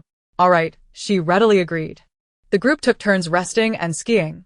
By noon, they snacked on some bread and similar rations until dusk, when they finally found a sandstone cave to spend the night. The 5 immediately untied their ropes, relieving their sore legs. Sui Qi and Mei Bao leaned against each other, panting heavily. Today was exhausting. "We must have a good meal tonight." Zhuochen, still catching his breath, immediately rattled off a list of dishes. Honey-glazed chicken legs, braised pork ribs, sweet and sour tenderloin. Spaghetti sa chicken, DRY pot duk. Mei Bao swallowed hard. "Sui Jia, I want to eat." Shun Yu quickly added, "Sui Jia, I want to eat too." Song Yan and Song Yu, too shy to speak up, gazed at Sui Qi with eager eyes filled with longing. Sui Qi took out ingredients, seasonings, and cooking utensils, cheerfully declaring, "Let us get started." A chorus of cheers erupted within the small cave. "Yay!" Zhuochen helped Sui Qi to sit by the fire. "Chef, take a break. We'll handle the prep." Sui Qi waved her hand. "Go ahead." The little workers busily and efficiently prepared the dishes, bringing them to Sui Qi, who expertly stirred in 2 frying pans. The others gathered around the pots, their stomachs rumbling in unison, creating a lively atmosphere. Finally, when the last dish was ready, Sui Qi lifted the rice, declaring, "Dinner is served." The 6 of them wielded their chopsticks with lightning speed, their heads bowed as they devoured the meal, too engrossed to speak. The enticing aroma of the food wafted through the sandstone cave, curling into the air and slowly spreading towards another cave 200 meters away. In the dark, damp cave, 3 players lay concealed, their robust figures and fierce gazes revealing their predatory nature. The leader sporting a scruffy beard, licked his cracked lips with a sinister grin. Another meal has come knocking. With that, the three exchanged glances, donned their hoods, and with a swift motion, vanished from sight, stealthily advancing towards the source of the delectable scent. Meanwhile, Sui Qi and her companions blissfully enjoyed their feast, oblivious to the impending danger. As the Interstellar viewers in the live stream began to erupt with alarm. Ah, how did we run into the Fong team? Sui Qi run. Damn. It's those three creeps with cloaks. Just seeing them makes me sick. What is happening? What did they do? Can someone explain? They specifically target the weakest in others' teams, capturing them as hostages to coerce their teammates into surrendering supplies. Not only that, these three scoundrels, emboldened by their cloaks of invisibility, brazenly harassed female players, constantly asserting that it was the female players who seduced them. Were it not for the live broadcast across the galaxy, their misdeeds would undoubtedly have escalated further. It seems they have a twisted mindset. I truly wish I could leap through the screen to put an end to their vile antics. But what about Mei Bao and Song Yu? Aren't they in grave danger? If that's the case, they're doomed. Mei Bao could easily send all three of them flying with a single punch. None of them, Pichia, Chengo, or Shingo, are to be trifled with. Song Yan is also quite formidable in a fight. If they dare to lay a finger on Song Yu today, he could very well beat them to a pulp. I am not the least bit concerned. In fact, it is somewhat exhilarating to await the downfall of these trashy individuals. Why aren't you worried? Have you forgotten that those three scoundrels possess powerful tranquilizers? Damn it, my sister was eliminated because of those three wretches. If they meet their end today, I will treat Pijia and the others to a yacht each. Sister is quite generous. Inside the sandstone cave, the group, having feasted and quenched their thirst, was ready to retire for the night. They were utterly exhausted from the day's trials and needed to rise early to continue their mission. After a brief wash, Sui Qi swiftly slipped into the warm embrace of her blanket as Mei Bao turned to snuggle into her arms, showering her with praise for the evening's dishes. Providing ample emotional support, Sui Qi playfully planted a kiss on her face. How is my Mei Bao so adorable? Mei Bao giggled, burying her face in Sui Qi's embrace, and soon drifted into a gentle slumber. In the dead of night, Sui Qi vaguely heard Mei Bao murmur her need to use the restroom, prompting her to quietly extricate herself from the blanket. After an indeterminate amount of time, she suddenly caught a faint, sour odor, causing her to frown and instinctively tighten her grip around Mei Bao, only to find herself clutching at emptiness. With a start, Sui Qi opened her eyes. Chapter 30. No holding back. The spot where Mei Bao should have been nestled in her arms was empty, and Xinyu, who had been keeping watch by the fire, was nowhere to be seen. Only the dying embers of the fire cast a feeble glow. Zhuo stirred at the sound of Sui Qi's movement, rubbing his eyes and softly inquiring, "What is wrong, Sui Jia?" Sui Qi turned her head, the dim firelight illuminating half of her profile. Zhuo froze in astonishment. He had never seen Sui Qi wear such an expressionless visage. Though her face bore no discernible emotion, he felt as though she might unsheath a blade at any moment. "Mei Bao and Shingo are missing," she stated in a low voice. Zhuo bolted upright, glancing towards the direction where Mei Bao and Xinyu had been before sleep claimed them. His complexion drained of color, a chill creeping up his spine. How could they have vanished? I didn't hear a thing. Sui Qi activated her light brain to check their health statuses. Mei Bao, 62. Xinyu, 54. They had not been eliminated. She approached the fire, only to find the spot where charcoal had been piled was now utterly bare. The lingering sour odor filled the air, and a wave of dizziness washed over her. This was the work of players, and there was more than one, she speculated. They must have employed a rapidly incapacitating drug. A cold gleam flickered in Zhuo's eyes. They must be tired of living. Upon finishing his words, he noticed Sui Qi's gaze fixated on the rock wall opposite the fire, and he followed her line of sight.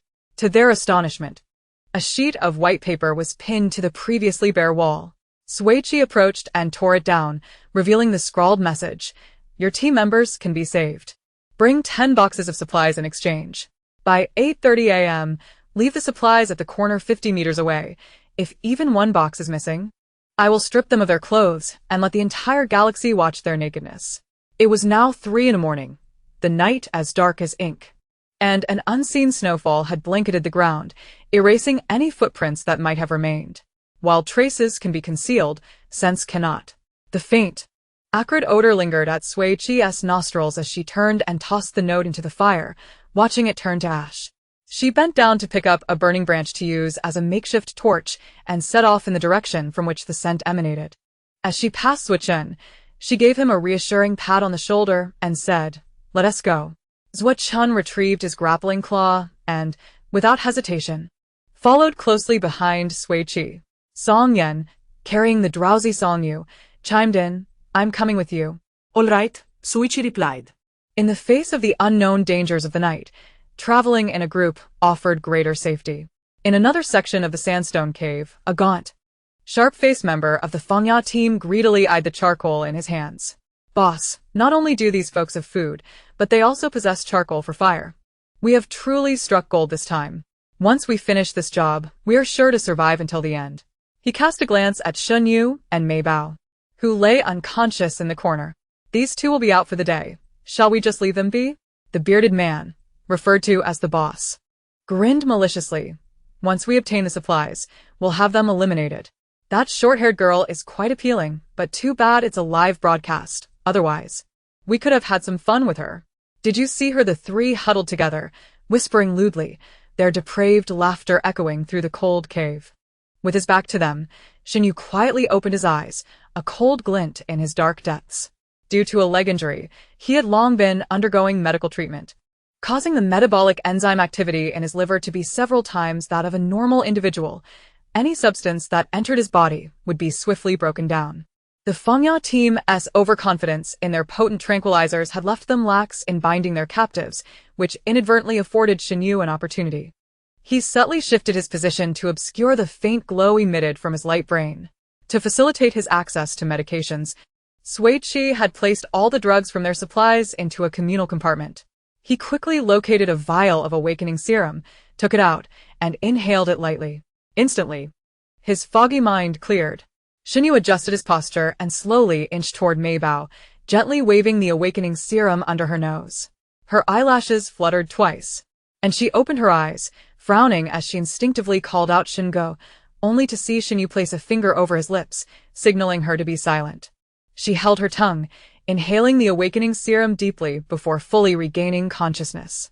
Memories flooded back, of being ambushed from behind while returning from the restroom.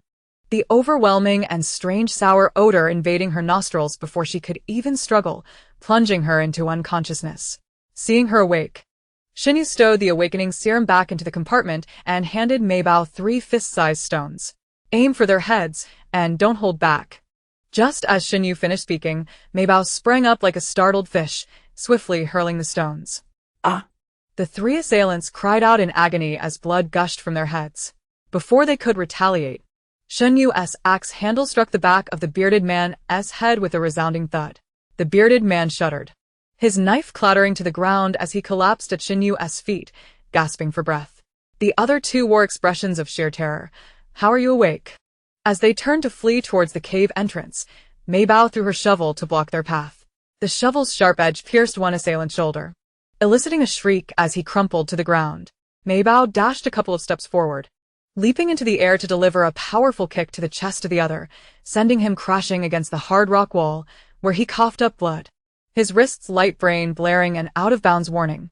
Seeing this, Shen Yu halted his advance to assist, instead seizing the bearded man by the hair and forcefully smashing his head against the jagged wall. "So, how does that feel?" The bearded man could only emit gasps. His mouth, once filled with curses, now rendered powerless, collapsing like a heap of mud upon the ground. Shin Yu put away the axe, intending to carry his little sister away, but upon looking up, he saw her standing at the far end of the cave, pulling down a piece of black cloth to reveal 5 neatly arranged wooden boxes, filled with supplies. The little sister exclaimed with delight, "Brother Shin, it's supplies." Their efficiency in dealing with their adversaries was remarkable. By the time Sui Qi arrived with a torch, following the scent, she found 3 unfamiliar players lying silently on the ground. Meanwhile, the little sister was perched on top of the supply boxes, swinging her legs and chatting amiably with Shin Yu.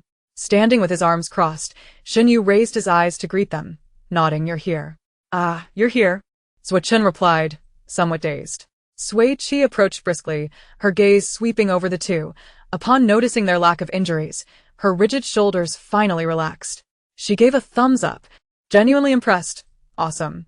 Sui Qi stepped in front of Xinyu, giving his shoulder a light punch. Sui Jia and I were worried about you two the whole way. The little sister leapt into Sui Qi's arms, pitifully reporting, Sui Jia, they were so mean. They knocked me and Brother Shin out and brought us here. Sui Qi gently patted her back, reassuring, we'll strip them down and toss them into the snow soon. Song Yan placed Song Yu beside Sui Qi, and without hesitation, he seized the nearest bearded man and began to undress him, with Sui Qi joining in. Before long, the three members of the Fengya team lay bare in the snow, the harsh out-of-bounds alerts blaring from their holographic devices. The medical ship arrived belatedly, and the staff disdainfully dragged them inside. The Interstellar netizens were thoroughly entertained. Chapter 31. The Slip and Slide. Little sister is amazing. Brother Shun is amazing. I thought they would definitely lose this round, but they won so decisively. Ah. My sister has avenged herself. I'm going to help Pai Jia and the others get a flying ship right now. A promise is a promise, sisters. Of course. Those three scoundrels are finally out. How satisfying. I will forever follow the Mad Escape team. Each of them is formidable on their own. How did Brother Shin wake up so quickly after being drugged? As people who have been on medication for a long time, we have a certain level of tolerance to various drugs. Brother Shin and little sister were so cool this time they dove right in. Hey, what's in those supply boxes? A complete set of ice fishing equipment. Sui Qi closed the wooden box lid, brushing the sawdust off her gloves. The gear included an ice fishing tent, fishing rods, an ice drill, a net, and a portable gas stove. Quite comprehensive. After storing the 5 large boxes in her portable warehouse, the group made their way back to the original sandstone cave. The extinguished firewood was rekindled, and with sleep no longer on their minds, they gathered around the fire for warmth. Shindi, you have no idea how grim Sui Jia looked when she discovered you and little sister were missing, Sui Qi said, draping an arm around Shinyu's shoulder while his eyes were fixed on Sui Qi. Let me demonstrate. His smile faded, the corners of his mouth straightening, and his gaze turned cold and fierce, illuminated by the flickering firelight, casting a somewhat eerie shadow over his face. TSK. Sui Qi remarked, this is the first time I've seen someone fabricate rumors with their face. Xinyu promptly shrugged off Sui Chen's arm. Your act is too scary. The little sister cupped Sui Qi's face, examining it closely. You don't look like Sui Jia at all. I couldn't have been more accurate, alright? Sui Chen turned to another witness for assistance. Song Yan, do you think my imitation was on point? Song Yan rested his chin on Song Yu's head, offering his verdict. I'd give it a 9. Sui Chen protested. Where's the missing point? In your looks, Song Yan replied succinctly. Fine. Sui Chen begrudgingly accepted the reasoning. 9 seems a bit high, though. Sui Qi furrowed her brow slightly. At most, 5 points. It can't be higher. I'd give it 3, Xinyu added. Then I'll give it 4. The little sister leaned against Sui Qi, her eyes crescent-shaped with laughter. As the group chatted and laughed in the cave, the dark night outside gradually lightened, faint glimmers emerging from the leaden sky as the falling snow transformed into delicate snowflakes. At 7 in the morning, after a simple breakfast, the skateboarding squad continued their run through the poison. On the 19th day of survival on Sandstone Star, the temperature was minus 60 degrees Celsius, with 941 players still alive. As the game neared its conclusion, the toxic mist accelerated, the safe zones shrinking rapidly, and players scattered everywhere began to converge. On the pure white snow, players appeared in small groups, either gliding or walking. Despite maintaining a certain distance from one another, Sui Qi could distinctly feel the wary glances probing their way. Sui Qi. Sui Chen glided to Sui Qi's side. Why do I feel like the surrounding players are all watching us? Don't mind them, Sui Qi replied nonchalantly, focusing on their escape. By this point in the game, most surviving teams consisted of only 1 or 2 players, with few pairs remaining, making Sui Qi's group of 6 quite rare and inevitably subject to scrutiny. However, those who had survived until now were all formidable. No one would be foolish enough to provoke trouble in the final 3 days. The priority was to endure until the game's end. As night fell, they found a secluded spot. set up the ice fishing tent, laid out the heating blanket, and warmed themselves with a meal amidst the icy landscape. The following morning, the dense, dark green toxic mist was less than 200 meters from their tent. Sui Qi stored the entire tent back into her portable warehouse, and the group quickly hopped onto their skateboards, racing to escape the poison. On the 20th day of survival on Sandstone Star, the temperature was minus 61 degrees. With 893 players remaining. By 3 in the afternoon, Sui Qi and her group successfully reached the final safe zone, a vast ice lake. As they stepped onto the thick, blue ice surface, over 100 players who had arrived earlier cast watchful glances at them, their expressions filled with vigilance. Wow, it's the ice lake, Zhuochen exclaimed, his eyebrows shooting up. Sui Qi, we can finally use our ice fishing gear. However, Sui Qi was oblivious to his words, her eyes fixated solely on the smooth, expansive ice. It's simply perfect. Huh? Zhuochen asked, puzzled. What's so perfect? She unstrapped her skateboard, lifted her leg, swung her arm, and twisted her waist, leaving the others momentarily stunned. Is Sui Qi preparing for ice fishing? Shun Yu hesitantly ventured. Don't try to guess Sui Qi's thoughts. Zhuochen shook his head. After completing her warm-up exercises, Sui Qi sprinted forward a few steps, exerting force with her right foot to push off backward, while her left leg seamlessly glided forward, utilizing her body's momentum to glide gracefully across the ice for several meters. Crystals of ice splintered beneath her feet, sparkling like diamonds under the sunlight. She carved a beautiful straight line on the blue ice before coming to a steady stop, executing a perfect slip and slide. Turning back, she triumphantly flashed a V sign to her companions. Wow. The little sister clapped enthusiastically. Sui Qi, teach me. I want to try. All right, Sui Qi readily agreed. The 4 members of the Mad Escape team morphed into the slip and slide quartet, playing joyfully and competing to see who could glide the farthest. Song Yan attempted to hold Song Yu's hand on the side as a judge, but Sui Qi yanked them both in. What are you judging? Just join in. Unable to see, Song Yu wanted to glide yet hesitated. Sui Qi had little sister crouch down, then turned and grabbed her hand, swiftly gliding across the ice. As they passed by the Song brothers, Sui Qi cheerfully called out to Song Yan, just like this. The little sister had never experienced such a thrill before. Her bright, ringing laughter echoed across the ice. Hearing her so joyous, Song Yu tightened his grip on his brother's hand, a flicker of longing illuminating his dimmed eyes. Song Yan's heart softened as he mimicked Sui Qi's actions, encouraging Song Yu to crouch down before gently guiding him to glide forward. Initially, Song Yu was tense, pressing his lips together, but as his brother's hand remained firmly in his grasp and their speed increased, he couldn't help but erupt into a series of short, joyous laughs. A faint smile flickered in Song Yan's eyes. The Crazy Escape Squad truly was an enigmatic group, their harrowing survival game in this apocalyptic world transforming into a whimsical vacation. Being with them lightened the previously oppressive atmosphere, and he couldn't recall the last time he had seen Song Yu laugh so carefree. At first, Song Yu was led by his brother, but soon, Zhuochen pulled Song Yan away for some exhilarating sliding. He was first guided by Xin Yu, then by Sui Qi for 2 rounds, and later, hand in hand with Mei Bao, he joined Zhuochen and Song Yan for a delightful pair glide.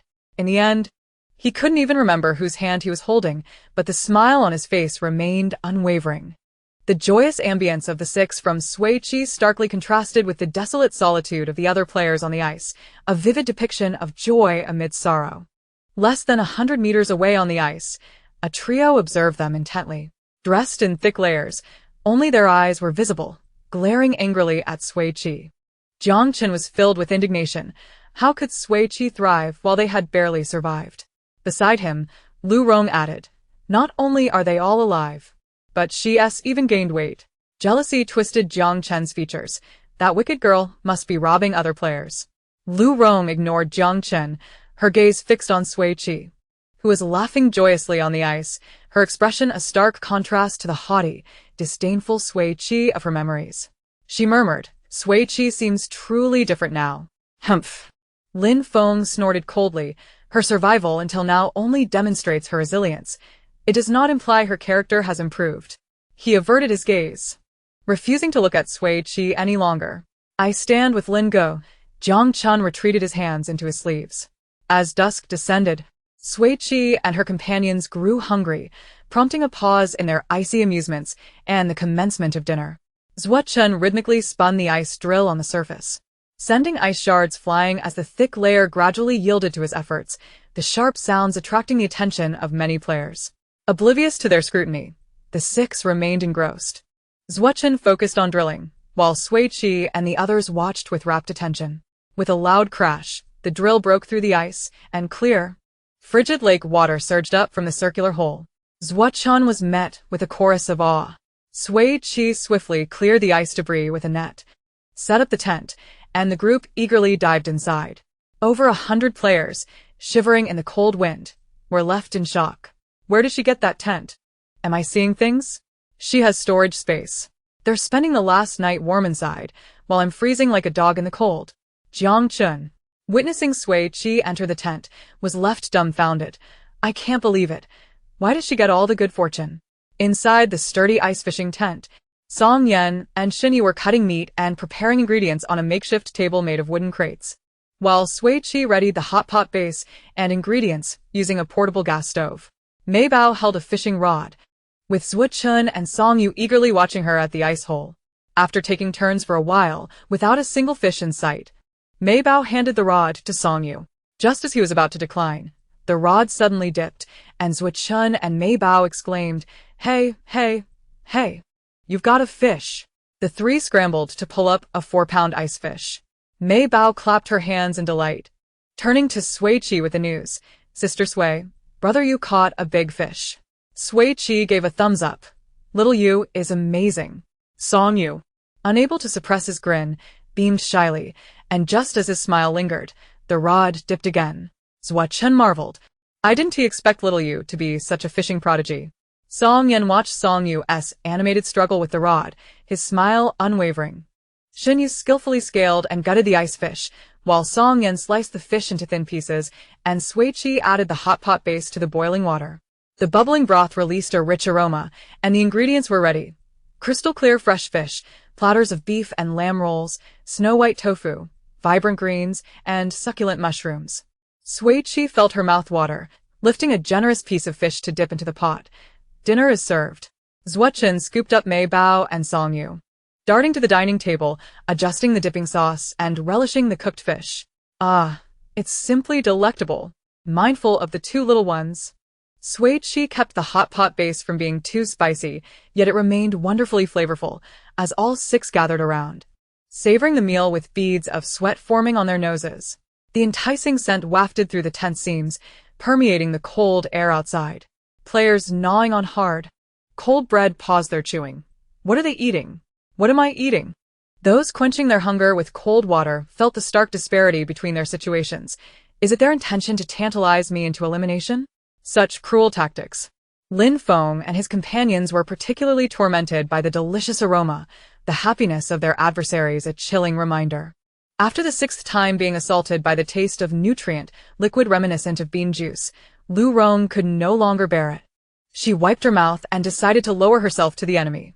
"I'm going to trade food with Sui Qi. Anyone else want to join?" What? Lin Feng felt betrayed. "You forgive her? You're going to reconcile? It's merely a trade, no feelings involved." She secured her down jacket's hood and used her scarf to cover most of her face, leaving only her eyes visible, ensuring she wouldn't be recognized. With that, she confidently made her way to Sui Qi's tent. Knock, knock, knock. The tent was rapped upon, and the few who were devouring their food looked up. A clear male voice rang out. "Hello, we would like to trade some food with you, if that is convenient." Sui Qi found the voice somewhat familiar. She stood and unzipped the tent, coming face to face with a cheerful, youthful face adorned with dimples. Pei Yi, upon recognizing her, froze momentarily before turning to the person behind him. "Lian Ge, it's someone we know." Without hesitation, he slipped into the tent, and Sui Qi instinctively grabbed the collar of Pei Yi's clothing, intending to pull him back out, only to find a strand of cool silver hair brushing against her hand, the faint scent of fur wafting into her nostrils.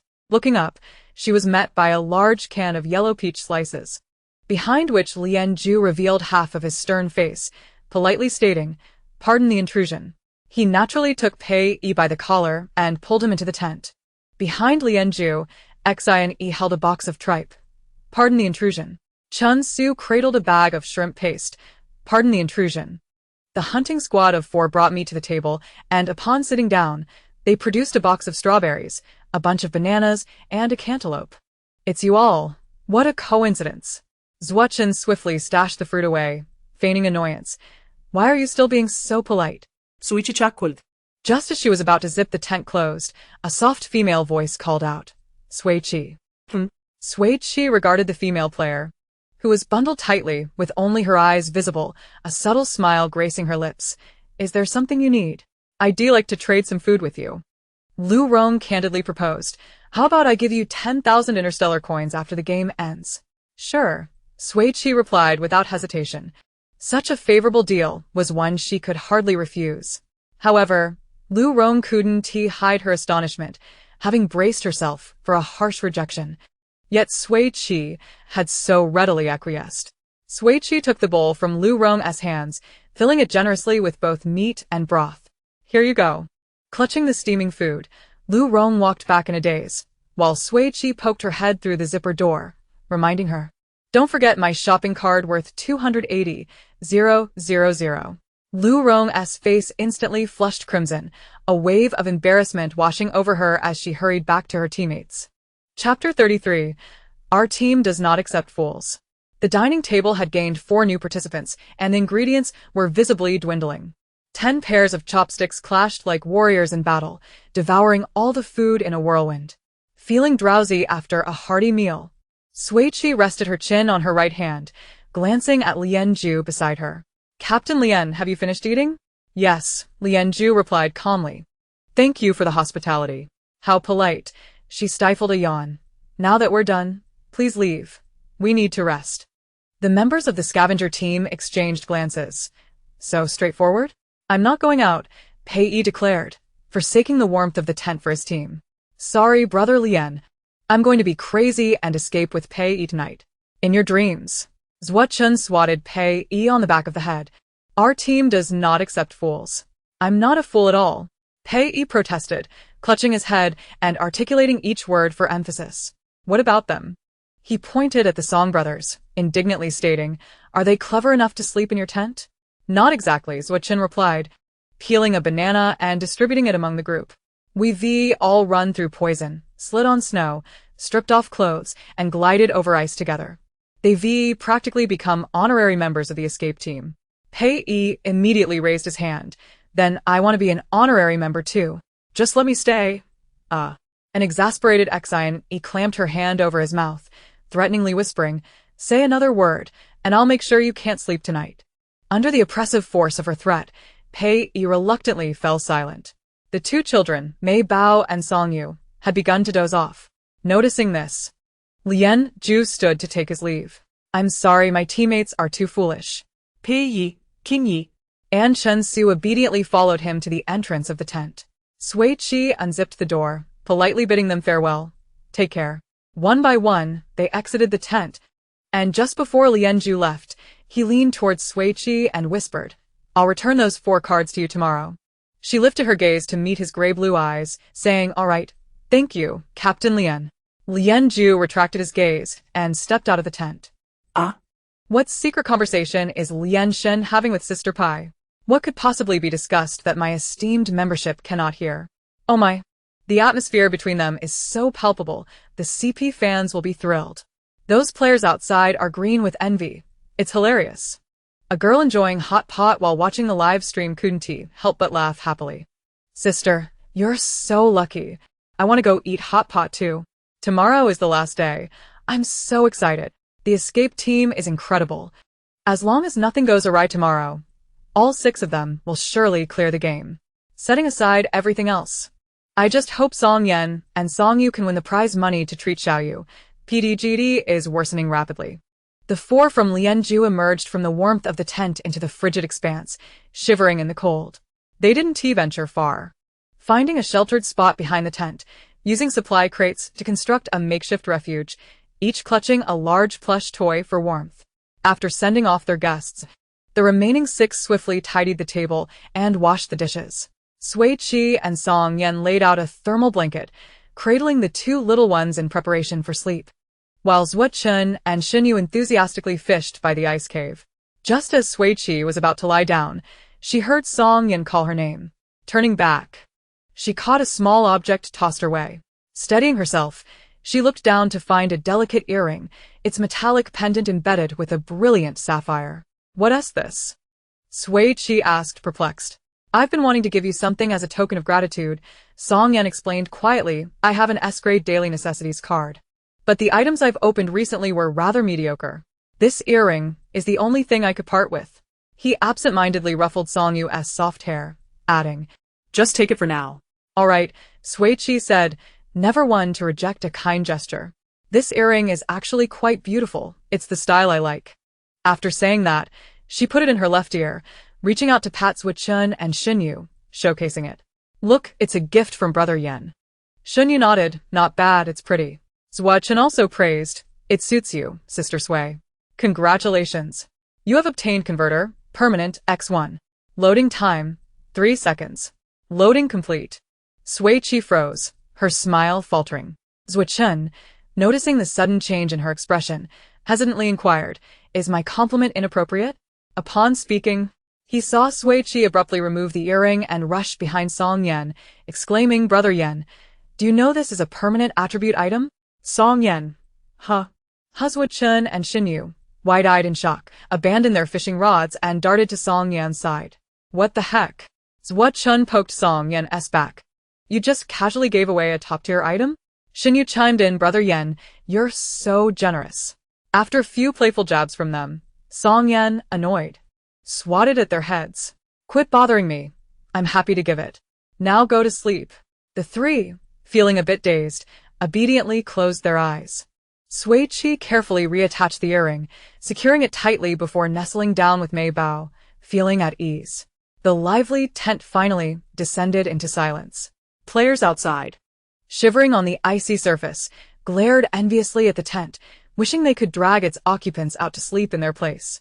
How utterly envious. Though they thought about it, none dared to act. After all, 6 people were sleeping inside, and the formidable scavenger team stood nearby. On the final day, surviving was the utmost priority.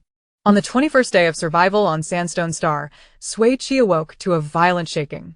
As soon as she opened her eyes, she heard Pei Yi shouting at the top of his lungs, "Wake up, everyone! An earthquake! The ice is cracking!" Sui Qi and the others snapped awake, quickly dressing and stumbling out of the tent. A frigid gust hit them as swirling snowflakes danced in the gloomy sky. The once calm ice surface was now chaotic.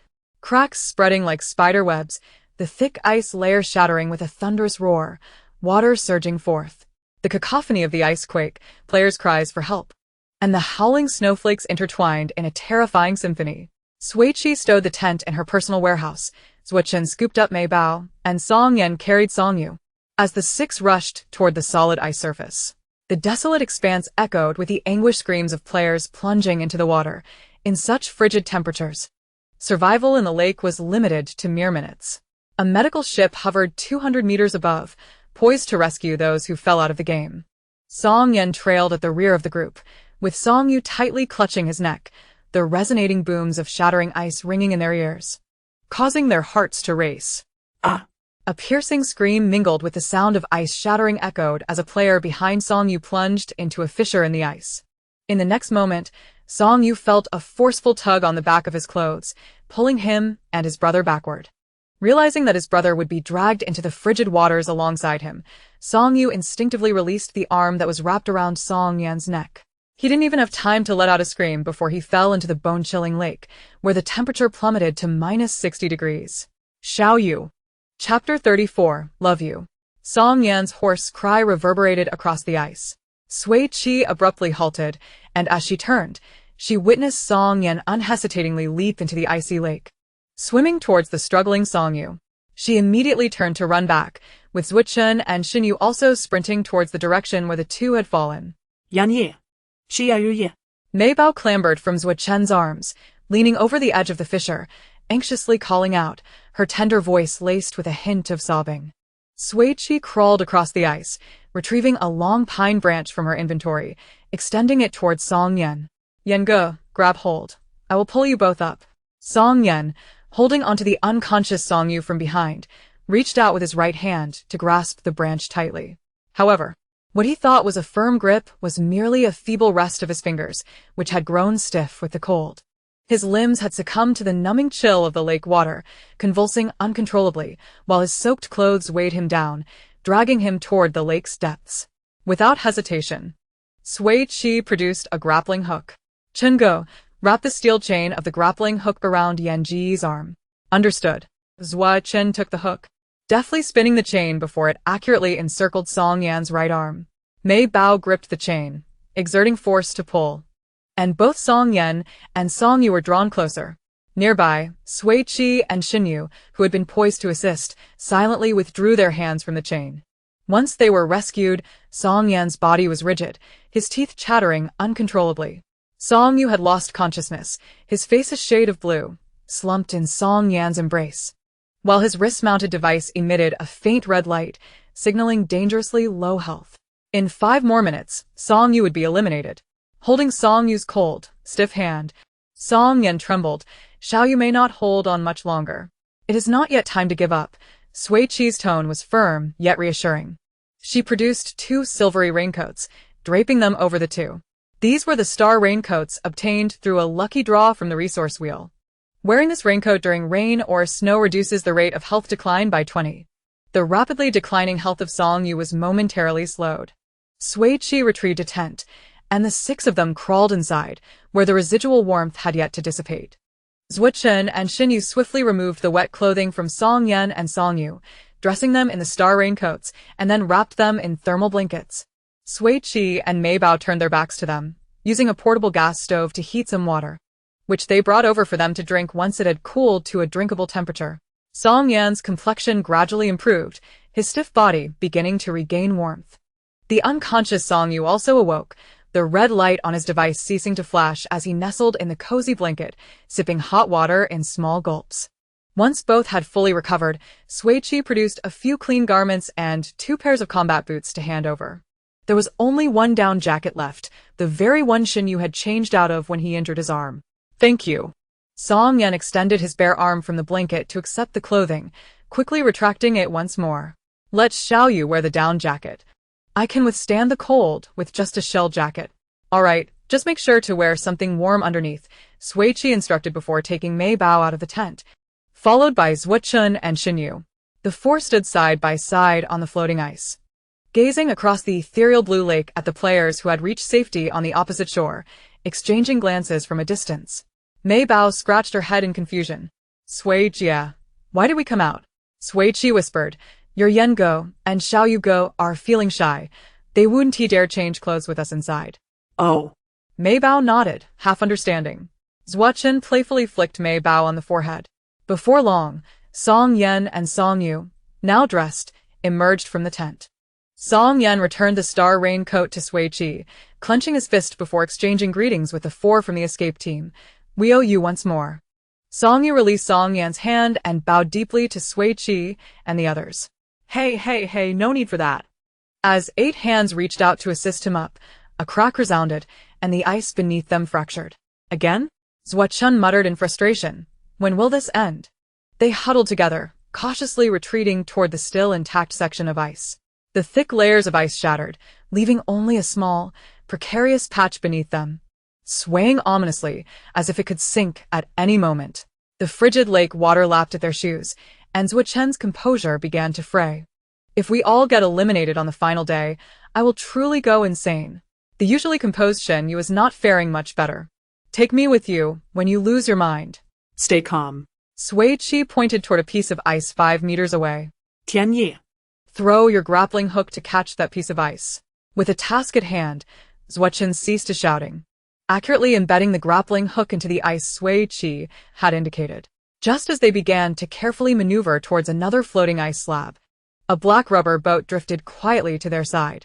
The unpretentious rubber boat seemed to glimmer as if gilded. The group quickly settled inside, and Sui Qi followed the rope coiled around the boat's bow, inquiring, which benefactor has come to our rescue? On the other end of the rope stood Lian Ju, who raised his gaze, his familiar gray-blue eyes reflecting a warmth that had softened since their first encounter. With ease, he pulled all 6 of them onto solid ice. Sui Qi leaped from the rubber boat, forming a heart shape with her hands above her head. Love you, thank you. Zhuochen echoed, love you, thank you. Xinyu followed suit, love you, thank you. Mei Bao joined in, love you, thank you. Song Yan, cradling Song Yu, coldly uttered a word of thanks. That won't be necessary. Lian Ju took the opportunity to make a request. Let us stay in the tent tonight. Pei Yi looked at him in astonishment. Yan Yi. How have you been growing without us? Zhuochen and the others shared a tacit understanding, turning their eyes towards Sui Qi, awaiting her decision. With genuine sincerity, Sui Qi smiled. How could we refuse the request of our benefactor? That night, the 4 members of the wilderness hunting team successfully moved into the tent. Lian Ju returned the cards belonging to the escape team, receiving a wave of heartfelt gratitude in return. The 4 swiftly rebound their cards, holding them with pride as they admired the items for quite some time. Sui Qi, in high spirits, waved her hand, declaring, "Tonight we feast." The 10 of them sat in a circle, indulging in a lavish fish and meat hot pot. Pei Yi, his mouth stuffed, listened to Zhuochen and Xinyu boast about Sui Qi's culinary skills. He puffed up his cheeks, indignantly exclaiming, "This is outrageous. How could you eat so well?" After finishing his sentence, he took another large bite of meat. "I need to eat more to mend my wounded spirit." Beside him, Xian Yi and Chen Su could hardly bear to watch. Once they had feasted to their heart's content, Song Yan volunteered to keep watch, and the others took the opportunity to finalize their shifts for the night. The toxic fog was still expanding.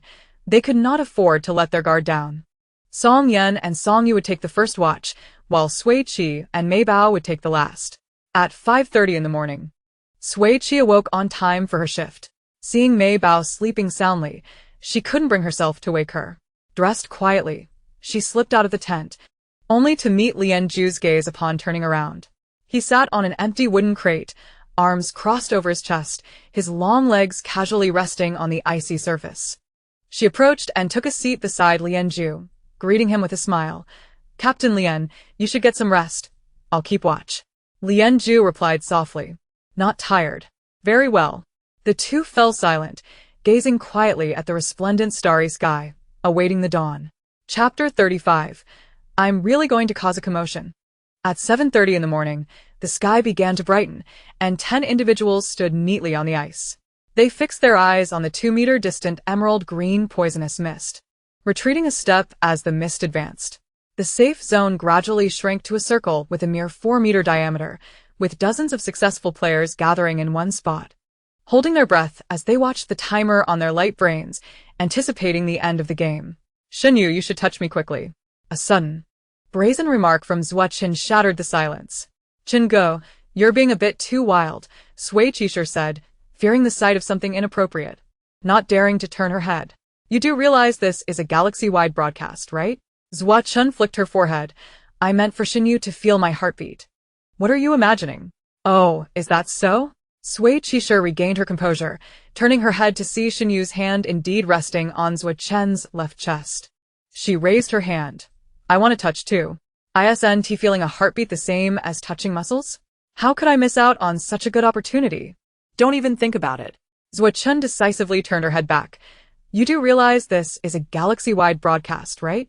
Sui Qi exclaimed. "That's not fair." "So, is my heartbeat a bit too fast?" Zhuochen asked Xinyu, looking down. "Not bad," Xinyu replied, removing his hand from Zhuochen's chest. "I'm beating faster." "You're nervous too." "Yeah, a little." This conversation, which was supposed to be quite serious, somehow felt a bit off. Sui Qi shook her head. It must be her imagination. You all are just now starting to get nervous," stammered a stranger standing beside Xinyu. "I've been nervous since last night. I couldn't sleep at all." "Me too. I dreamed about suddenly being eliminated after waking up. Who has it worse than me?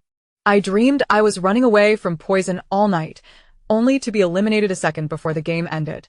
"Don't worry, dreams and reality are often opposites." Time passed slowly amidst the players' idle chatter. At 759 seconds, the emerald green poisonous mist was a mere 50 centimeters away from Sui Qi. Up close, The thick emerald mist appeared almost gem-like in its clarity, flowing like water, its texture unlike the usual wispy fog. As it surged, it shimmered with flecks of golden light. How beautiful, I want to possess it. Sui Qi crossed her arms, suddenly struck by inspiration. Could this poisonous mist be considered resources? She casually retrieved a clean canned peach jar with a handle from her personal storage.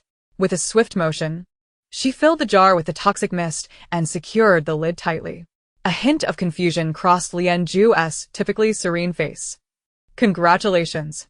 You have obtained 1 bottle of poison mist, permanent, now stored in your personal warehouse. Sui Qi exclaimed. The poisonous mist, which all the players were avoiding, turned out to be a resource with permanent attributes. That was a close call, she almost missed it. With a smirk, Sui Qi looked at Lian Ju and gave herself a thumbs up. Sister is just that awesome. Beep. The Sandstone Star Apocalypse survival game has officially concluded. Congratulations to 571 players for successfully completing the first challenge. In an instant, the overwhelming poisonous mist vanished, and clarity returned to the players' surroundings. After a brief silence, the players erupted into jubilant cheers, celebrating their hard-earned victory with exuberant shouts, leaps, and embraces. The Crazy Escape team laughed hysterically. We did it. We made it. Song Yan's eyes glistened with tears as he held Song Yu close. Xiao Yu, I'll take you for treatment tomorrow. Wow, Oh my gosh. We finally cleared it. damn. All my hardships over the past 20 days were not in vain. I can finally go home. I'm so stinky. Now proceeding with reward settlement, please check your light brains. The Crazy Escape team squatted down in unison, forming a circle with their heads together. The light brains of the other 3 vibrated twice and then ceased, while Sui Qi buzzed incessantly.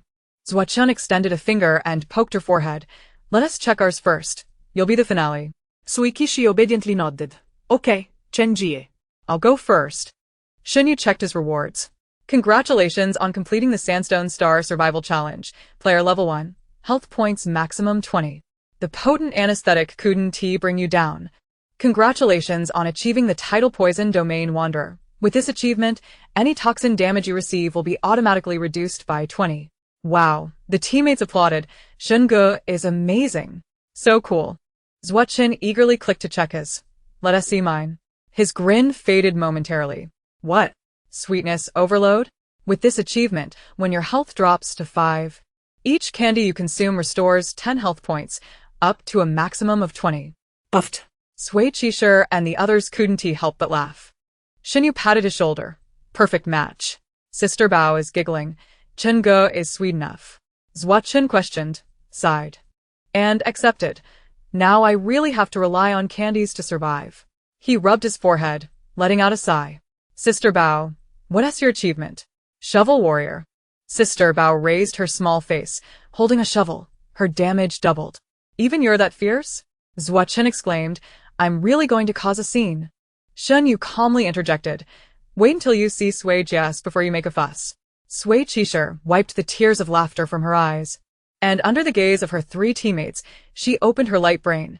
Congratulations on completing the Sandstone Star Survival Challenge. Player level 1, health points maximum 20. Your personal warehouse has been upgraded to level 2, expanding usable space to 48 cubic meters. You have demonstrated extensive survival knowledge over these 21 days. Congratulations on achieving the title Survival Expert.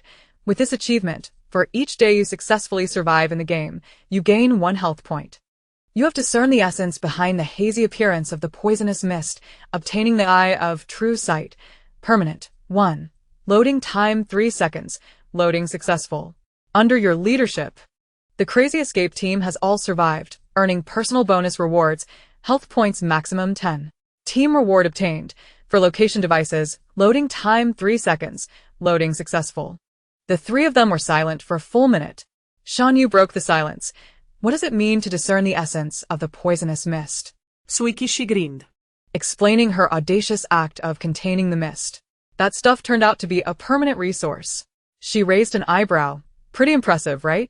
Very impressive, Zuo-chun squinted, playfully striking her head. From now on, don't do such dangerous things without us.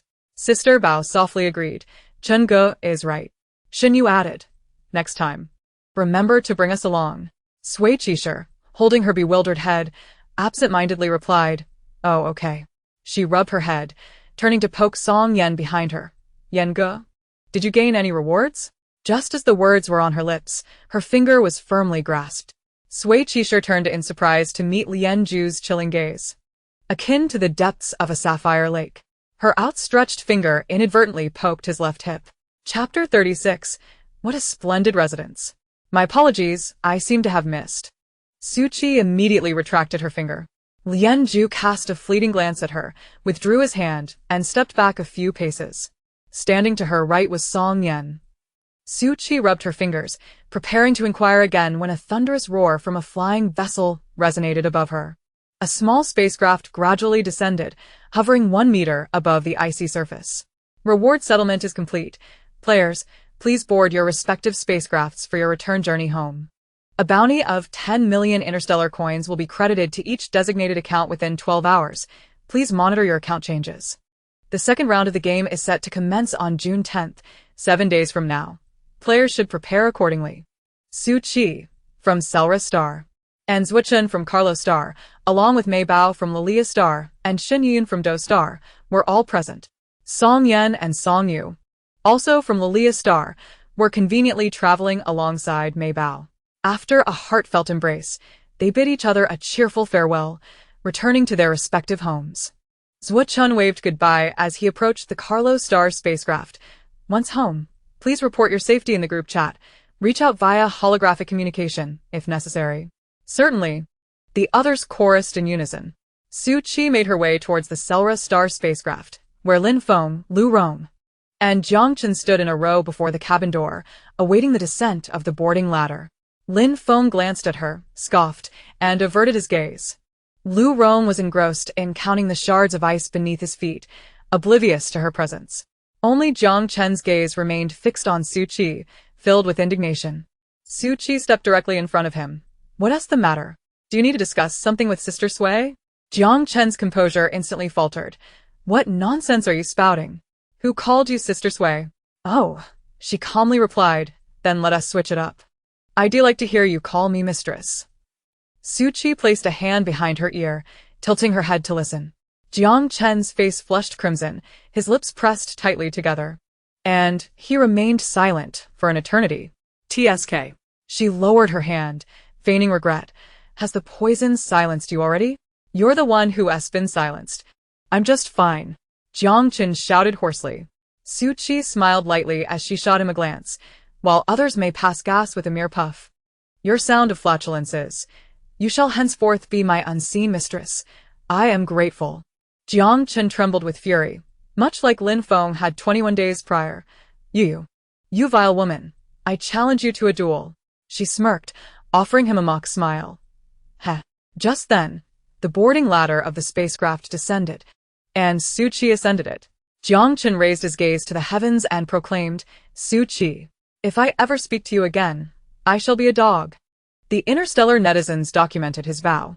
Screenshot taken, eagerly awaiting Jiang Chen's self-deprecation. "I admire her. I wish to live just once as wickedly as Sister Sui." Sister Sui's words, lethal and piercing. "Can I not borrow her tongue for just 2 days?" The escape squad is truly remarkable. A team once deemed worthless has not only survived but thrived until the end. How impressive. Sister Sui and Lien Shun have held hands, engaging in intimate contact. "Ah. Calm down, it was merely a brief hand-holding. I will miss the escape squad for the next 7 days. It feels so empty. What should I eat today, having followed Sister Sui's culinary guides daily? What level are you at, dining so lavishly? Do you need a meal companion?" "Not at the moment, huh?" Image JPG. Does anyone remember this player who claimed he would eat feces upside down? Let me see. This player, known as Lamb Village's lazy brother, once declared that if Sister Sui made it to the end, he would indeed eat feces upside down. Such bold proclamations. I wish to witness. Lamb Village's lazy brother's comments flooded the screen. That player has gone silent. What a bore. Just another braggart.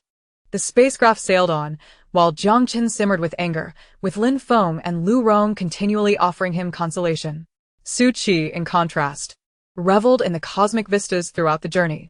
Upon disembarking, She boarded the official game-arranged vessel, which whisked her directly to her home, A3 District, Interstellar Garden, Block 12. The Gale Wind Villa.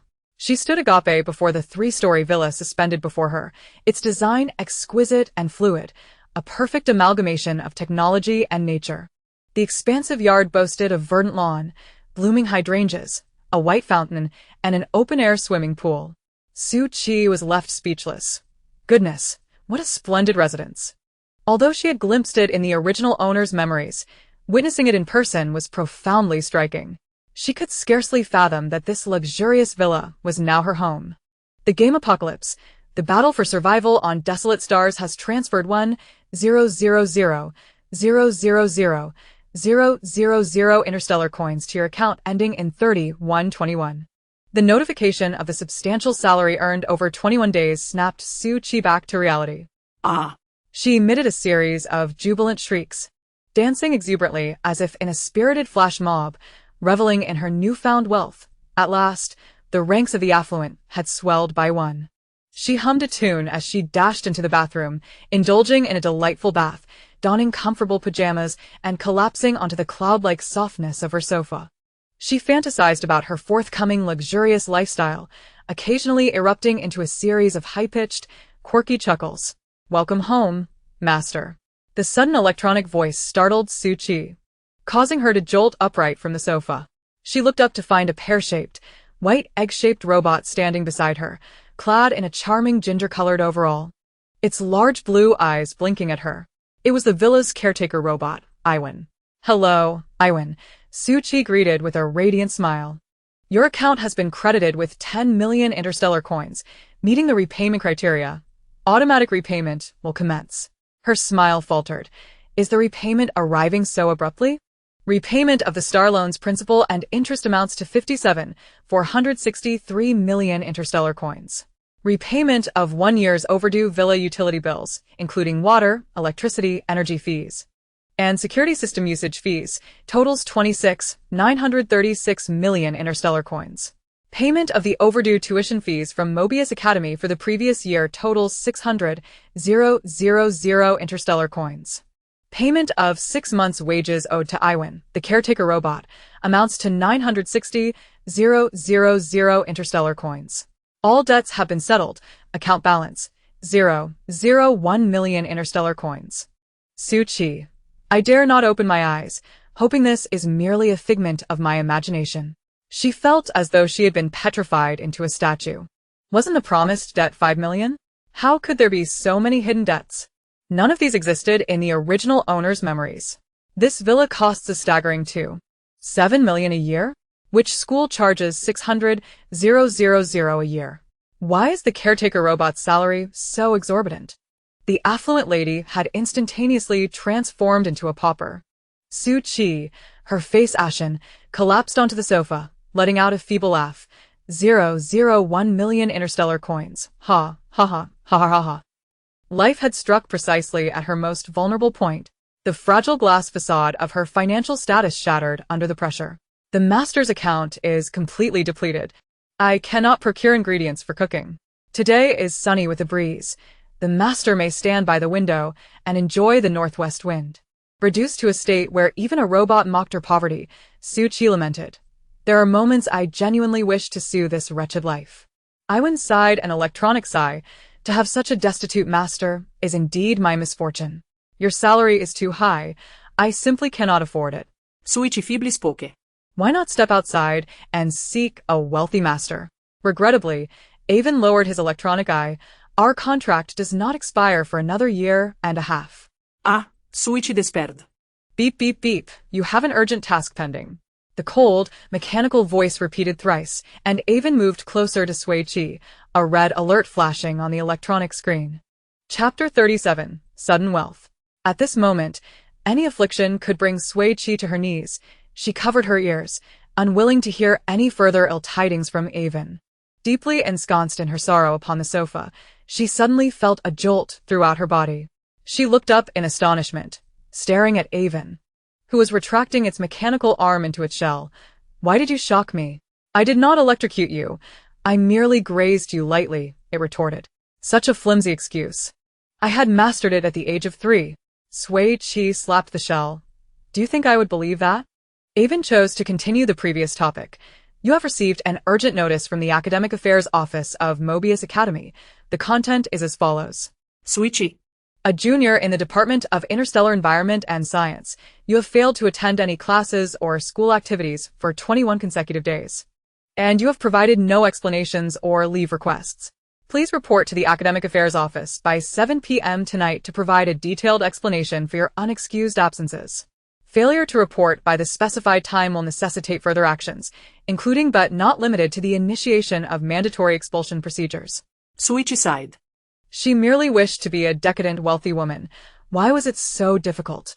With a long exhale, she dispelled the weight in her heart. Well, at least she had acquired a grand villa. She was now part of the property-owning class, ha ha ha. Soon revitalized, Sui Qi sprang from the sofa. A trivial mess. Easily resolved. She changed her attire, boarded her flying vehicle, and headed straight for the academy. As luck would have it, she arrived just as classes were letting out. The moment Sui Qi made her appearance, the bustling corridor fell into an eerie silence. Dozens of gazes converged upon her. What's this about? Discuss among yourselves. Sui Qi felt the weight of their stares and quickened her pace. Before she could reach the Academic Affairs Office, she was intercepted. A spirited girl with a ponytail suddenly bounded towards her. Oh no, was she here to confront her? The ponytailed girl stood before Sui Qi, brimming with excitement. Sister Pi. I'm a fan of Crazy Escape. May I take a picture with you? Huh. Sister Pi? Taken aback by the unexpected enthusiasm, Sui Qi felt slightly flustered. Was she referring to her? Yes, she explained kindly. You became famous after that incident on the starship where you confronted Lin Feng. Sister Pi is the affectionate nickname given to you by your fans. Sui Qi was astonished. My goodness, a kindred spirit. It was incredible to discover someone who understood her so well. The nickname was quite fitting, perfectly encapsulating her flamboyant persona. In high spirits, Sui Qi took several photos with the ponytailed girl. Holding her phone, she smiled with glee. Indeed, rumors can be deceitful. You are truly delightful. Nothing like they say about you. Best of luck in your next game. I will always support you. As the class bell rang, the girl winked at Sui Qi and skipped back to her classroom. Revitalized, Sui Qi decided to present a cheerful demeanor to everyone today. Half an hour later, after enduring a scolding from the head of the Academic Affairs Office, Sui Qi triumphantly received a long-term leave request form. Aha, what a relief. With a beaming smile, Sui Qi returned to her villa, basking in the sunshine as the hydrangeas bloomed vibrantly. She took numerous photos of the garden from various angles and sent them to Mei Bao. Mei Bao quickly replied, Fantastic, Sister Sui. This is simply Grandpa's dream abode. After I finish my task tonight, I'll head to Selra's Star to find you, moi. Tonight's task? That doesn't sound very safe. She inquired. What is this task? At what time? Where? Mei Bao sent a voice message, her tone lighthearted. Just a small job, helping a guy deal with his abusive father. Oh. A physical confrontation? Then she felt reassured. Afterward, Sui Qi showcased every corner of her villa, and amidst Mei Bao's increasingly enthusiastic compliments, Sui Qi decided to designate the room next door as her exclusive guest room. The two chatted for nearly an hour before ending the communication. Avon promptly approached. Mistress, you have a delivery from Star Fortune Express, please check. It opened its shell and retrieved a palm-sized white paper bag from the storage compartment. Sui Qi accepted it. Unwrapping it as she asked, who sent this? Classmate Lu Rong from Mobius Academy. Lu Rong had also credited her the 10,000 interstellar coins owed to her onto a shopping card. A shopping card worth 270,000 blue diamonds. She gazed at the blue card inside the bag, elated to the point of spinning around. Ha ha ha, I am rich again. Time to go shopping. Sui Qi activated the navigational system on her light brain and rushed to the nearest Lin Clan Star Domain supermarket, reveling in the joy of card swiping at checkout. In the evening, Sui Qi flaunted her barbecue on the terrace, while her dining companion, Avon, held a bottle of blue energy drink and vigorously sipped through a straw. Curious, Sui Qi asked, Avon, what flavor is the energy drink? Is it good? It turned its body, its plump mechanical paw protectively shielding the drink. Avon does not share food with humans. Fine, quite possessive of its food. Dining alone at a barbecue feast felt somewhat flavorless. So Sui Qi decided to host a live eating session for her beloved teammates. She entered the group chat and initiated a video call. Sister Sui. Xinyu was the first to pick up the call, his silhouette clad in a black baseball jacket appearing opposite Sui Qi. Behind him stood a metal rack displaying various prosthetic limbs. Enjoying some meat? Did you choose your legs? They both inquired in unison. Sui Qi stuffed a large piece of barbecue into her mouth. Yes, this solitary dining is rather tasteless. She glanced at the prosthetics behind Xinyu. That silver prosthetic in the upper left corner looks quite appealing. Xinyu turned to take a look, saying, "It's the latest self-repairing nano-prosthetic, costing 99 million interstellar coins." Sui Qi nearly choked on her meat. Gosh, that expensive? Indeed. Xinyu showcased the white alloy prosthetic he had chosen. This is an older model from 2 years ago. Only 99 million interstellar coins. Before Sui Qi could respond, a voice suddenly emerged from the background. The older model offers better value. Get it? Zuo-chan leaned back in his chair, dexterously twirling a black pen in his right hand. Sister Sui, what are you writing? She asked after taking a sip of her drink. I dealt with a scumbag who bullied a girl before the game. Zuo-chan frowned in annoyance. The class advisor locked me in the office and demanded a 3,000 word reflection. I can't leave until it's done. He spun the pen even faster. I've been sitting here all afternoon and have only managed 50 words. Writing a reflection? I excel at that, Sui Qi replied, swallowing her barbecue. Back in high school, she had earned some extra cash by ghostwriting assignments and reflections for classmates, garnering rave reviews for her skills. Zuo-chan immediately sat upright, hands clasped. Sister Sui, I beg you to help me. Not a problem. Sui Qi gave an okay sign. We'll chat privately later. I'll solve it for you in no time. Payment of 99 million interstellar coins has been processed. Account balance 10,000 interstellar coins. The sound of the deduction from Xunyu's holographic video left the three of them in silence. The feeling of sudden wealth was truly heart-wrenching. Not bad, still have 10,000 left. Zuo-chan chuckled. Once I repay my debts, I'll barely scrape by until the next game starts. Sui Qi forced a bitter smile, revealing her account balance of 001 to her two teammates. Huh, she said, as Zuo-chan chuckled at the dire situation. That's quite tragic, Sui Jia. Sui Qi waved a blue shopping card extracted from Iwan's eggshell, declaring, this card is my lifeline. Nevertheless, she lifted her drink to celebrate their debt-free existence and congratulated Shingo on acquiring a new leg. Cheers. With that, Sui Qi downed her drink in one go. Zuo-chan applauded, exclaiming, well said. Xinyu, with a gentle gaze, carefully cradled his expensive prosthetic. Where's Mei Bao? Why hasn't she logged on yet? Sui Qi replied. She has work tonight. She's probably still busy. What kind of work? Zuo-chan inquired. Sui Qi succinctly responded, collecting payments and enforcing retribution. Chapter 38. What a thrill. Just 2 seconds later, Mei Bao's cheerful voice rang out. Your Mei Bao is online. In a flash of holographic communication, a shadowy figure materialized before the trio.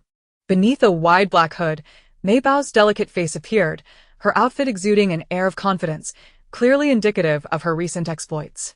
All done. I didn't get hurt, right? Sui Qi asked with a smile. Mei Bao covered her mouth, giggling for a while. No injuries. The job ended perfectly, and I'm on my way home now. Zuo-chan reclined in his chair, resting his hands on the backrest. Are you walking through a sewer, Mei Bao? It seems so dark. The shadowy figure paused. Brother Chen, you're so impressive. How did you know I was in the sewer? Zuo-chan shrugged. I just said that casually. Mei Bao explained in a hushed tone. At night in Zone E113, the sewers are safer than the streets. The 4 members of the Crazy Escape team resided on different planets, yet all adhered to the same hierarchical system. Zones A and B were the havens of the wealthy. Zone C was home to the middle class, while Zone D predominantly housed ordinary citizens. Xinyu and Zuo-chan lived in Zone D. Zone E, however, was the darkest corner of the entire planet, a hub for criminals and black market dealings. Using terms like filthy and chaotic to describe Zone E would be a compliment. Sui Qi. I've already purchased my ticket to your home. Mei Bao chimed in, her tone laced with excitement. I'll arrive at the Starship port in Zone A3 on Sealer Star at 2:30 p.m. tomorrow. Fantastic. I'll pick you up, Sui Qi responded, sitting up straight. I'll tidy up the spare room tonight. Mei Bao bobbed her little head. Tomorrow I'll be staying in a big villa. Yay! Zhuo Chen and Xin Yu chimed in unison. I want to live in a villa too. Sui Qi nodded enthusiastically. Sure, come along. I've bought my ticket. Action-oriented Shen Yu promptly secured his flight ticket. You're quick. Zhuo Chen immediately activated his light brain. I'll buy mine now. Just then, a muffled announcement echoed through Shen Yu's communicator, summoning him to the biomechanical department for a checkup. I'll go get my leg changed. See you tomorrow. All right, bye. After Shen Yu ended the call, Sui Qi guided Zhuo Chen in composing a reflective essay. By the time they finished the 3,000-word assignment, Mei Bao had finally emerged from the sewer, safe at home. They exchanged goodnights and concluded their communication. Sui Qi, after finishing her barbecue preparations, meticulously selected 3 guest rooms. Eggshell, no. Iwan, please clean these rooms properly. I'll have 3 friends over tomorrow. My wicked master has actually made good friends she can bring home. The robotic butler exclaimed, astonished. And 3 of them? How shocking. Sui Qi squinted and smiled. According to Article 43 of the Interstellar Robot Labor Regulations, due to your sarcastic remarks that undermine my mental well-being, your salary will be reduced by 1,000 next month. Iwan gasped.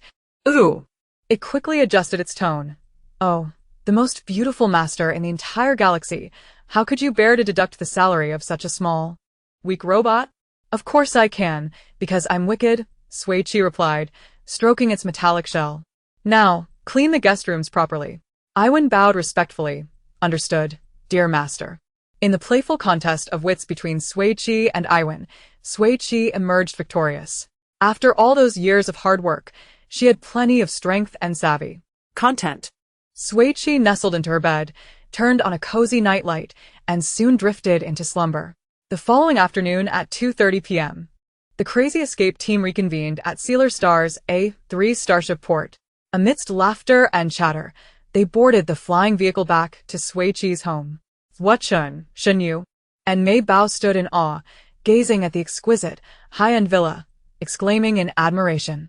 Wow! Mei Bao clutched her large backpack containing her grandfather's ashes. What a beautiful house! Shen Yu, taken aback, remarked, I imagine Sui Jia lived well, but I didn't expect it to be this luxurious. Zhuo Chen draped his arm over Sui Qi's shoulder, asking, Sui Jia, how does it feel to live in a big villa? Of course it feels great. Sui Qi exclaimed, raising her arms and skipping into the villa. Come on, let us head to the garden to choose a burial spot for Grandpa. A gentle breeze caressed the air, causing the hydrangeas to sway, releasing a delightful fragrance that danced on the wind, while her melodious laughter dispelled any tension among the 3. They exchanged smiles and stepped into the villa. All right. I'm here. Wait for me, Sui Jia. After careful selection, Grandpa was laid to rest in the southern part of the garden, the sunniest spot. Mei Bao revealed a transparent glass cover to place over the urn. Grandpa, there are flowers, grass, and sunshine here. It's very comfortable, right? Sunlight streamed through the glass, casting a warm glow on the gray urn. This place is truly lovely, Shen Yu commented as he squatted beside Mei Bao, drawing a circle in the dirt next to Grandpa's urn. I want to be buried here. I'll mark it for now. Mei Bao quickly added a larger circle to the right. Then I'll be buried here. Sui Qi chimed in, trying to claim her spot. I want to be next to Mei Bao. How childish you all are. Zhuo Chen ruffled their hair and helped Shen Yu up. You just got your prosthetic. ISN, T-it uncomfortable squatting like that? Not really, Shen Yu replied as he stood. Sui Qi sensed a hint of discomfort in his response. She approached him and patted his shoulder. Shinge, I have a medical pod at my place. Would you like to rest for a bit? Yes, he replied decisively. Following the prosthetic surgery, he was supposed to undergo 5 days of continuous treatment in the recovery pod, lying for an hour each day to alleviate post-operative discomfort. However, the cost was exorbitant, 6,000 interstellar coins per hour, beyond what he could afford, so he had not sought treatment. Sui Qi led everyone to the medical room on the 3rd floor, activated the recovery pod, added the restorative solution, and instructed Shen Yu on how to use it before leaving. By evening, Shen Yu emerged from the pod, feeling refreshed. As he stepped out of the room, he was greeted by the mouth-watering aroma of barbecued meat, causing his stomach to rumble immediately. Wu-Chin, amidst the swirling smoke, waved at him. "Come over and eat some meat." Shen Yu dashed over and sat down, while Sui Qi piled a generous portion of meat onto his plate. "Hurry up and eat. If you don't, Brother Chen will finish it all." Without a moment's hesitation, Shen Yu lifted his plate and began devouring the food. After filling his stomach, he took a sip of the icy sweet drink and sighed contentedly. "This is incredible." Mei Bao gave a thumbs up. Sui Jia's barbecue skills are top-notch. Wu-Chin, mouthful, also raised his thumb in agreement. Sui Qi, not one to be modest, proudly declared, "Of course. I excel in what I do." After the four of them finished their lively meal, they sprawled on the sofa, engaged in animated conversation. Wu-Chin was suddenly struck by a thought and burst into laughter as he looked at Sui Qi. With a grill tongs in hand, he leaned closer to her and inquired, "What are your thoughts on the moniker Sister P?" "I quite like it," Sui Qi responded effortlessly, expressing her gratitude to the netizens for their affection. Wu-Chin set down the tongs, saying, "Did you all catch the replay of the live stream?" The comments from the viewers were quite amusing. "I did," Shen Yu chuckled. "Our survival until the end must have frightened the viewers." Mei Bao, sipping her warm milk, left a ring of froth around her mouth. There are plenty of fans of Sister Sui. They are eagerly urging the officials to commence the game. Hearing this piqued Sui Qi's interest, and she slightly raised her head to ask, "Is there any news about the next game?" "Not a whisper," Wu-Chin replied, crossing his arms and leaning back on the sofa. The officials were notoriously adept at maintaining secrecy. The locations of the Wasteland stars and the game content remained undisclosed until one entered the game. "Well, that's unfortunate," Sui Qi sighed, lying back down and resting her head against Mei Bao's. Shen Yu rubbed his overstuffed belly and inquired, "Do you all still wish to visit Captain Lien's private estate for some fruit picking?" Sui Qi pondered for a moment before replying, "I would like to, but I think I need a break, maybe 20 days. This game has drained my energy, and I want to recharge for a few days. What about you all? Any thoughts?" she asked. Mei Bao yawned, her voice carrying a playful nasal tone. "I feel a bit fatigued too." Shen Yu tapped his new leg. "I need to rest in the medical pod for a few more days." The three of them, united in their opinions, simultaneously turned their gaze towards Wu-Chin. Engaged in such a lively discussion, Wu-Chin raised an eyebrow and asked, "Does anyone hear of Captain Lien's contact information?" Sui Qi was taken aback, realizing she had forgotten to note down Lien Zhu's personal ID. They had no idea where his private estate was, making their desire to visit it impossible. The four of them completely abandoned the idea of fruit picking, instead indulging in the pleasures of Sarah Star for 6 days. Rich in crystals, Sui Qi, as the host, purchased 6 exquisite crystal money tree ornaments on June 9th, the day before the second game commenced. Each of the 4 received 1, while the remaining 2 were sent to Song Yan. Upon receiving them, Song Yan expressed his gratitude, and Sui Qi seized the opportunity to inquire about Song Yu's condition. He had completed 2 rounds of gene repair injections, and his condition was being well managed. His vision and vocal cords had shown improvement. Mei Bao was delighted to hear this and promptly sent a holographic message to Song Yu, sharing amusing anecdotes from their recent travels. They ended their conversation around 9 o'clock. Based on their previous departure to Cheyenne Star, the official spacecraft would arrive at 6 in the morning to take them to the Wasteland Star for the second game. After finishing their evening routines, the group settled down for a peaceful sleep. In the dead of night, Sui Qi was abruptly awakened, sensing a gaze upon her. As she opened her eyes, she was enveloped in darkness, save for a faint blue light filtering through the curtains. Something was amiss. She distinctly remembered turning on the night light before sleeping, and her room was supposed to have thick blackout blinds, not sheer curtains. This was not her bedroom. Just as she was about to rise, a faint click resonated next to her left ear. Her movement froze as she slowly turned her head, only to be met with a pale, gaunt face. 2 pinprick pupils, stark white, fixated on her, while cracked, blood-colored lips opened and closed rhythmically. "Can you let me carve out a heart?" Chapter 39. Truly incredible. "Oh my god, I've seen a ghost." Sui Qi's hair stood on end, nearly sending her into a panic. Stiffly, she turned her head, her left hand gripping the blanket tightly as she pulled it over the mysterious horror beside her. She rolled off the bed, using the dim light from the window to sprint towards the closed door. with her hand outstretched. She felt along the rough wall until her fingertips brushed against a noticeable protrusion. Swiftly, she moved her finger and pressed down hard. With a soft click, the dim room was suddenly illuminated, the harsh brightness forcing Sui Qi to squint her eyes shut. Rustling and clicking sounds echoed in her ears. When she finally reopened her eyes, the object that had been hidden under the blanket had emerged. In the bright light, Sui Qi finally discerned the source of her midnight fright. It was a half-human-sized bald puppet, its black glass eyes hollow and devoid of life, its eyebrows completely bare, with only its small lips painted an excessive shade of red, rendering it grotesquely unappealing. Draped in a faded gray dress, its original color was indiscernible, and its pale wooden body was marred with scratches and wear. In this unfamiliar bedroom, the eerie puppet now donned a black game outfit, complete with combat boots. Sui Qi realized something significant. Glancing down at her light brain's date and time, she saw June 10th, 3025, 001. The officials were indeed punctual. They had stated that the second game would commence on the 10th, and they were precise to the second. They were relentless in their pursuit to unsettle players. Caught off guard by a midnight teleportation, this was truly remarkable. She wondered how Meibao, Chengo, and Shingo were faring. She attempted to send her location in their group chat, but the message perpetually buffered, failing to send. After 3 attempts, the outcome remained the same. It appeared the signal from her light brain had been blocked. The puppet moved across the floor, repeating its chilling request, "Can you let me carve out a heart?" It approached her with a stiff gait. Gripping the doorknob behind her waist, she pushed down, retreating in one fluid motion to close the door. The outside was still enveloped in darkness, and she replicated her earlier method to locate the light switch. Upon activating the lights, she was greeted by a dusty yet undeniably warm wooden-furnished living room, connected to a dining area and kitchen. She noted that her side contained only one bedroom, the one with the puppet.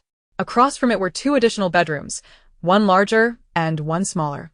She hurried towards the smaller bedroom, gently pushing the door open, the musty smell of old dust prompting a couple of coughs. This room was quite small, furnished solely with a single bed and a large wardrobe. After closing the door, she approached the entrance of the other bedroom. On the left wall near the doorframe hung a somewhat faded rectangular wooden board, inscribed with 5 characters, the writing slightly blurred. But she could vaguely make out the word manufacturing, while the top 2 characters were illegible. Lowering the doorknob, as soon as the tightly shut wooden door opened a crack, a heavy object came crashing through the gap, landing squarely in her arms. She instinctively looked down, only to find herself clutching a severed head, missing half its skull. That scared the life out of me. Damn it. What is the official up to? How did a survival game turn into a horror game? I was eagerly anticipating the start of the second game, but not with such a terrifying beginning. It's hard to tell if this is a punishment for my late-night habits or a twisted reward. Life is already tough enough. I beg the officials to show mercy to us fragile 20-somethings. Smiling JPG. The officials are getting quite creative. Is this another elimination like last time with the parachutes? This is too frightening. When Sister P came face to face with that ugly creature, I almost lost my shape. P Jia remains remarkably composed, drifting off to sleep the moment she is covered by a blanket. Had it been me, I would have long since succumbed to a scream of terror. Meanwhile, others are diving headfirst into the fray, while Sui Qi merely turns and flees. If one is so cowardly, they ought not to partake in the game at all. It's truly nauseating to witness such pretentiousness. Our beloved P Jia has also risen to fame, garnering a few detractors. Those critics should watch their words, lest they find themselves with swollen faces. Has the official team transported all players to this location? No. They have just released a new update on the Star blog. In this round, there are a total of 30 million players. Yet only the 571 who cleared the previous stage have been transported to Qianmu Star. The others are taking flying ships to get there. Is this a ploy to eliminate the strong first? Who could argue otherwise? I've already witnessed numerous players being dispatched by the puppets. Which legitimate puppet would dare to extract hearts? That's utterly terrifying. The little sister lies peacefully beside the puppet, while Shungo and Chengo have already engaged in battle with it. May they be spared from an untimely demise at the outset. The few from the divine group are also involved, but they are utterly overpowering, shattering the puppets in mere moments. What on earth are these puppets? Why introduce such absurdities into a survival game? I find it rather thrilling. The unpredictability of the unfolding narrative is quite intriguing. I am perplexed. Let us wait and see if the official team will release an announcement later. Surely they will. They can't expect players to navigate the game in utter confusion. Sui Qi's mind went blank for 3 seconds, only snapping back to reality when she felt the rough wooden splinter digging into her palm. It turns out to be a wooden head, nearly giving her heart a jolt. She patted her chest and stepped into the dimly lit bedroom. Shutting the door and switching on the light, the spacious bedroom, nearly 40 square meters, was cluttered with various puppet parts, limbs, torsos, heads, assorted pieces of wood, colorful wigs, and round, glossy eyeballs. By the window stood a generous wooden workbench, scarred with deep and shallow knife marks. At its center lay a soft dust cover, upon which rested a puppet head with a rough outline carved into it. Scattered nearby were numerous tools: clamps, saws, chisels, wooden mallets, files, sandpaper, gloves, various engraving knives, and an assortment of paper, pens, and paints. Next to the workbench stood a sewing machine, surrounded by threads, scissors, buttons, and a plethora of fabrics. Sui Qi placed the incomplete wooden head on a nearby shelf and approached the workbench, cautiously picking up the smallest semicircular carving knife. A notification appeared: detected collectible materials. Would you like to store them in your personal warehouse? She mused silently. The puppet head does not count as material, but the carving tools can be collected. Is the official team suggesting I become a woodcarver? Not only the tools on the workbench, but also the threads and fabrics by the sewing machine, along with the scattered wood, wigs, and other items, are all collectible. The capacity of her personal warehouse has expanded to 48 cubic meters, and Sui Qi diligently stored everything away. After gathering the materials, she proceeded to check her personal information interface. Name: Sui Qi. Level 2 achievement, Survival Expert. With this achievement, for every day you successfully survive in the game, your health increases by 1. Owned cards: SSS Mystery Box Card, Bound, Health, 130 Audience Favorability, 520. Just as Sui Qi finished reviewing her updated information, the closed wooden door creaked open, slowly revealing a tattered little puppet at the entrance, earnestly asking, "Can you let me extract a heart?" She crossed her arms, leaning against the workbench, and replied with a light chuckle, "Sure." Chapter 40. Is he really human? Can you let me extract? The puppet stammered upon hearing Sui Qi's response. You agreed to it? Yes. It clasped its hands to its chest, its tiny black pupils gradually widening. Are you really going to give me a heart? Sui Qi tilted her head, looking at the dazed little puppet, and said softly, "Ask me one more time, and I might change my mind." The little puppet hastily waved its hands. "I want to ask again, I promise." Sui Qi turned to switch on the workbench lamp, retrieving a piece of wood and several carving tools. "What shape do you want for your heart? Any color preferences?" She contemplated crafting a heart for it, as a wooden heart seemed quite fitting for a puppet. The puppet slowly approached her, shedding its soiled long dress to reveal its rough wooden body. "What are you doing?" Sui Qi furrowed her brow. "I have no interest in the nudity of puppets." It gazed silently at her for a few seconds before raising its hand and tapping twice on its left chest. With a soft click, a small square flap popped open, revealing a heart-shaped indentation within. "Oh," Sui Qi realized, "you want a heart in that shape, right?" The little puppet nodded earnestly, "Yes. I want it red, just like the bright red of humans." All right. Sui Qi donned her cut-resistant gloves, twirled the pencil in her hand, gauged the size of the heart-shaped indentation, and sketched a draft on the wood before starting her work. Though she had never carved wood before, she had watched numerous woodworking videos online and had a general idea of how to proceed. She took the jigsaw and began to remove excess wood. The smooth-skinned puppet, with its round, glistening eyes, watched her intently without blinking. Sui Qi paused momentarily, stopping her work. She retrieved a few wigs and some fabric from her warehouse. Patting the puppet head, "Go pick out your favorite wig and fabric." "Okay," the puppet replied cheerfully, scampering off to choose. After sawing the wood into a rough shape, Sui Qi deftly carved and refined the perfect heart, adding details with the carving knife, and finally painted it red. Rubbing her slightly sore fingers, she gazed at her first wooden sculpture with great satisfaction. The little puppet, now adorned with a crooked silver wig, leaned in close to Sui Qi, examining the heart. It's truly beautiful. Sui Qi smiled. You have exquisite taste. Once the paint dried, she buried the wooden heart among the fabrics, telling the puppet, all right, go and extract your heart. Its eyes sparkled as it dove into the pile of clothing, rummaging around for a while until it finally unearthed the heart. Cradling it with both hands, it reverently pressed it into the indentation on its left chest. Ah, the little puppet exclaimed, covering its newly filled heart, its big, watery black eyes gazing affectionately at Sui Qi. Thank you, master. Sui Qi tilted her head. What did you just call me? The little puppet adjusted its wig and wrapped a piece of red fabric around itself. You gave me a heart, granting me life. It smiled broadly, taking Sui Qi's hand. The one who bestows life upon me is my master. Don't let my current appearance deceive you. I will be quite beautiful once I fully develop. The little puppet nestled its somewhat prickly face into her palm. I'm a dual-purpose combat and housekeeper puppet. Having me around guarantees your profit. What kind of development is this? A terrifying monster transformed into an adorable little loyal servant. As Sui Qi was lost in thought, a familiar electronic voice suddenly echoed in her mind. Congratulations! You have acquired the NPC, Puppet Duty's allegiance, and received the puppet's blessing. Your probability of discovering materials in this game has increased by 30, and your health recovery rate has improved by 50. Acquired materials: 10 sharp strings, let us carve, woodworker. 1 set of puppet clothing. Goodness. Upon hearing the rewards, Sui Qi sat up straight, realizing she had struck gold. Could you be a bit quieter?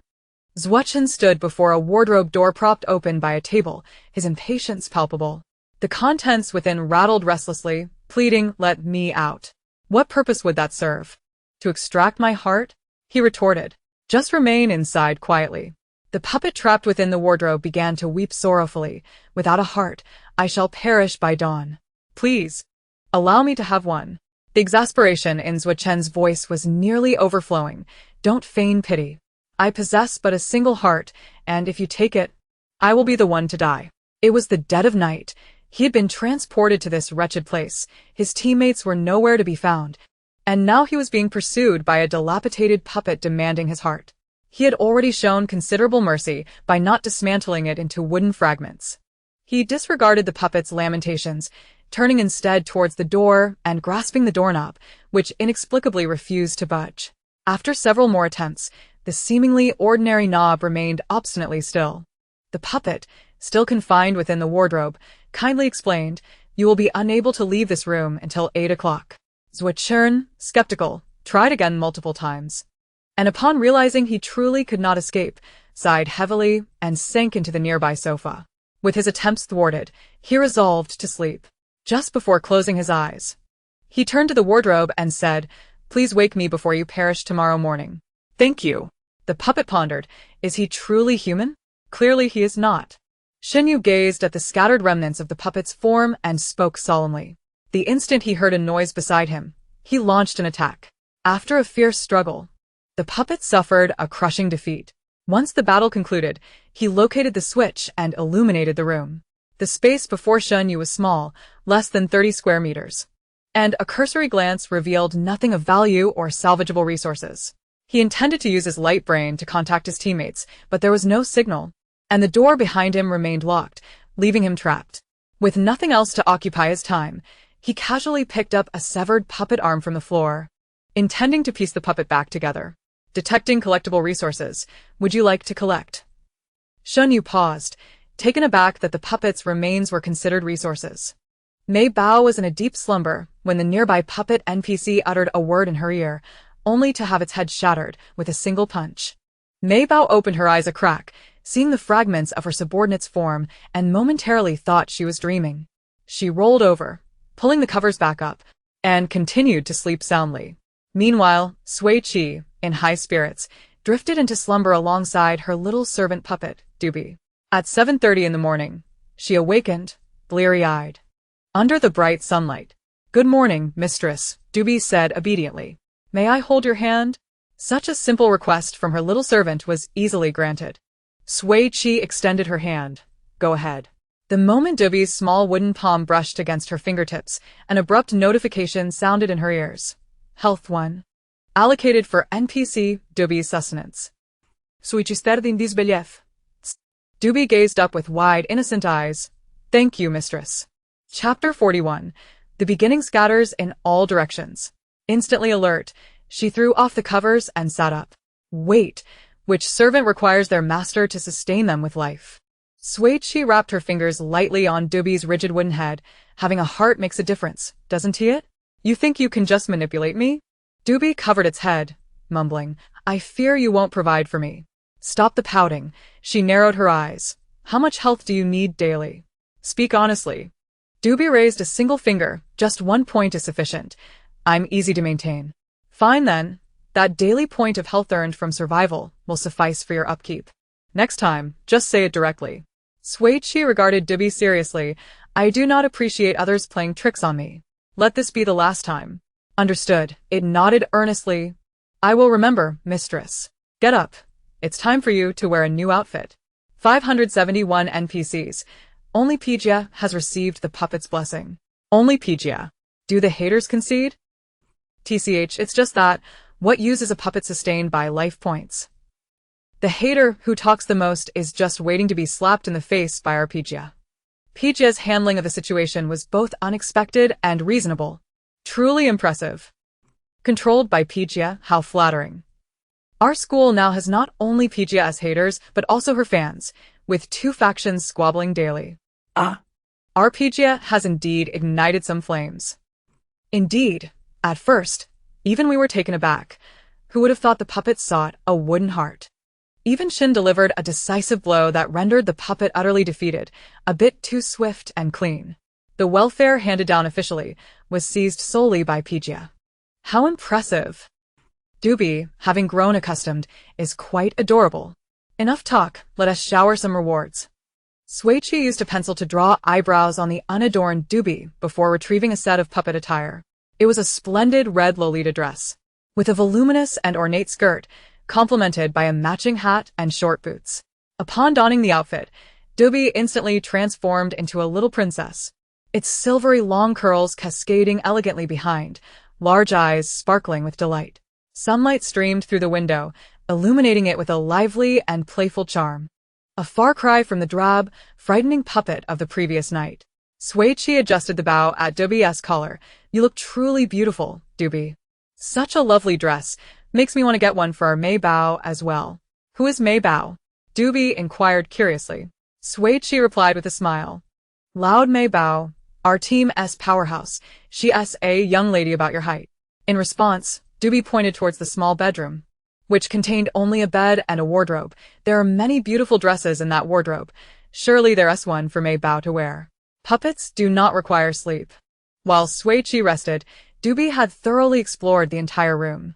Not only did it discover clothes, but it also found 5 bottles of water, 2 large bags of sliced bread, and 2 small sheets of black cardstock. Upon seeing the neatly arranged bounty on the coffee table, Sui Qi gave Doobie a thumbs up. Well done. Keep it up. Doobie, unable to express a smile due to its stiff features, could only happily spin in a circle to convey its joy. Sui Qi stored the supplies from the coffee table, along with the black cardstock, into her inventory. Indeed, the wardrobe held numerous Lolita-style dresses, and Sui Qi selected 5 that Mei Bao could wear, also collecting several cotton shirts and linen sweatpants that were crammed into a corner. Just as she closed the wardrobe door, the official electronic announcement rang out from outside. Congratulations to all players for successfully landing on Qianmu Star. This game has specially set up 10,000 medium resource points and 40,000 small resource points, with generation locations and times refreshing daily at random. Due to the abundance of resources, 2,000 resource generation cards will be disabled, and the massive resource airdrop on the 7th day has been cancelled. Players are encouraged to actively search for resource points. Additionally, this game operates on a point system. Players who survive until the 21st day with a score exceeding 100 will be deemed successful in the challenge. As for how to earn points, players are encouraged to explore on their own. The game will commence promptly at 8 o'clock. All players must adhere to the sole game rule, no killing other players. In this apocalyptic wasteland, survival is paramount. The official has truly reached new heights of absurdity. How could they expect players to explore on their own to succeed? Do they feel it too troublesome to admit their shortcomings? Sui Qi stood by the window, her thoughts simmering with indignation. Buzz, buzz, buzz. The quiet light brain began to vibrate wildly. A signal had arrived. Sui Qi entered the small group chat and, as expected, saw the messages from her companions. Zuo-chun, how's everyone doing? Still alive? Xinyu, Mei Bao, just woke up. Sui Qi resentfully sent her location. Where are you all? The 4 positioning devices acquired in the last round proved their worth, revealing their exact locations to one another. The other 3 subsequently shared their current whereabouts. Upon viewing their responses, Sui Qi exclaimed, "Wow." They were scattered in all directions. 765 kilometers from Xinyu, a walking duration of 233 hours. 812 kilometers from Mei Bao, a walking duration of 243 hours. 1137 kilometers from Zuo-chun, a walking duration of 308 hours. The frantic escape team had started off in 4 separate directions. Sui Qi initiated a group video call, and a disgruntled Zuo-chun appeared first. Why are we so far apart? Is the official deliberately making this difficult for us? It seems the officials are indiscriminately targeting all players, Sui Qi replied with a calm smile. Sui Qi. Mei Bao's melodious voice carried a hint of confusion, her large, watery eyes blinking several times in disbelief. How did we end up on a desolate planet? Just as Xinyu connected to the video, he heard Mei Bao's question and asked, "Did you encounter that heart-extracting puppet yesterday?" Puppet? Mei Bao looked down and saw wood shavings on her pillow. The hazy memories of last night flooding back. I can't believe it's real. I thought I was dreaming. I smashed it with one punch. Sui Qi chuckled. Impressive, Mei Bao. However, Mei Bao expressed her confusion. That puppet seems to have disappeared from the room. They should all be NPCs, Xinyu interjected. They vanished precisely at 8 o'clock. Zuo-chun opened his wardrobe and glanced inside. The puppet that had been clamoring to extract his heart had vanished without a trace. He sighed in relief and asked, "How should we meet up?" Xinyu replied, "It would be best to find a prominent landmark. We can all head there." Sui Qi stepped to the window, her gaze traversing the uneven, dilapidated wooden houses, finally resting on the enormous puppet in the distance bathed in the morning light. It stood in the city center, its once magnificent hat brim and long skirt now stripped away, revealing a rusted steel skeletal structure. Despite its derelict form, the gentle expression on its face remained, quietly observing the little town beneath it. Sui Qi admired the scene for a few seconds before lifting her light brain to snap a photo and send it to the group. Xinyu, the representative architecture of Qianwu Star, the puppet Sui Qi, is indeed quite noticeable. Zuo-chun gave him a thumbs up. Mei Bao sent a photo of the back of the large puppet Sui Qi. Yet, Zuo-chun could only stare in astonishment at Sui Qi's back, stuttering, Sui Jia. What is that behind you? Chapter 42. Do people speak? In the room, it was just her and Dubi. Sui Qi did not turn her head, but merely stepped aside, revealing Dubi's face. She embraced Dubi's shoulder, introducing them to one another. Dubi blinked amicably at the 3 individuals across from her. Zuo-chun discreetly scrutinized it. All the puppets in our room have vanished. Why is it still here? Sui Qi casually remarked, because I gave it a heart. What? Mei Bao, Zuo-chun, and Xinyu exclaimed in unison. Don't be so alarmed, she chuckled lightly, waving her hand. I carved a heart out of wood for it. Sui Qi briefly explained how she had carved a wooden heart and how Dubi recognized her as its master, receiving rewards in the process. Afterward, Dubi raised an eyebrow and declared, Aren't I impressive, sister? Mei Bao gave her 2 thumbs up. Amazing, amazing, amazing. You're making us look rather dull. Zuo-chun pressed his hand against his forehead. Is it too late for me to make a wooden heart? Xinyu pondered aloud. Will the puppet come to share a bed with me tonight? Zuo-chun mercilessly shattered his dreams. This is a game live stream, not a shopping stream. There are no returning benefits. The 2 exchanged glances, simultaneously sighing. Sui Qi laughed. Don't be disheartened. What is mine is yours. After all, we share resources. Now. It's probably not feasible, Xinyu said, adjusting his expression. After saying this, he sent a screenshot to the group, displaying a striking red alert. You are more than 5 kilometers away from your teammate Sui Qi. The connection to your personal warehouse has been severed. Unexpectedly, there was a distance limit. Sui Qi murmured, "It seems our levels aren't high enough." Mei Bao and Zhuochen also checked their light brains, finding the same glaring red warning. Snap. Sui Qi snapped her fingers, redirecting her teammates' attention back to her. Currently, there are two imperative tasks. First, gather resources. Second, reunite swiftly. Sui Qi stated plainly. I possess the blessing of the puppet, allowing me to locate resources faster than you. Although the personal warehouse has a distance limitation, the trading market does not. I can transfer resources to you through trade. Indeed. Zhuochen's tense expression suddenly relaxed. Sui Jie is quite resourceful. Shunyu continued Sui Qi's thought. While trading is not permissible between teammates, we can always encounter other players, and at that time he left a sentence hanging, glancing at the three teammates. Sui Qi, deceive them. Zhuochen, entice them. Xinyu, threaten them. Mei Bao, slice them. That's not acceptable. The three chorused. Sui Qi admonished, you can slice. But be gentle. Xinyu added, killing other players will result in your own elimination. Mei Bao amended, then I'll just give a light slice. Resources wait for no one. After reaching a consensus, the four joyfully disconnected from the communication and commenced their actions. Mei Bao was the last to hang up, saying, Sui Jie, bye-bye, yet her gaze remained fixed on the beautiful dress Dubi was wearing. Sui Qi could hardly bear her longing expression. Mei Bao, we have several sets of little dresses in our personal warehouse, all for you to wear. Really? Are they as pretty as Dubi's? Mei Bao clasped her hands over her heart. Sui Qi nodded with a smile. Yes. Wow. Mei Bao blew Sui Qi a flying kiss. Love you. After hanging up the communication, Sui Qi wore a smile and hummed a tune as she stored the sofa, coffee table, and bed from the small bedroom into her warehouse. Dubi followed closely behind her. Master, don't you want those puppet components? Of course, I want them. She desired them immensely. The discarded scraps could be used as firewood, and she longed to possess the completed products.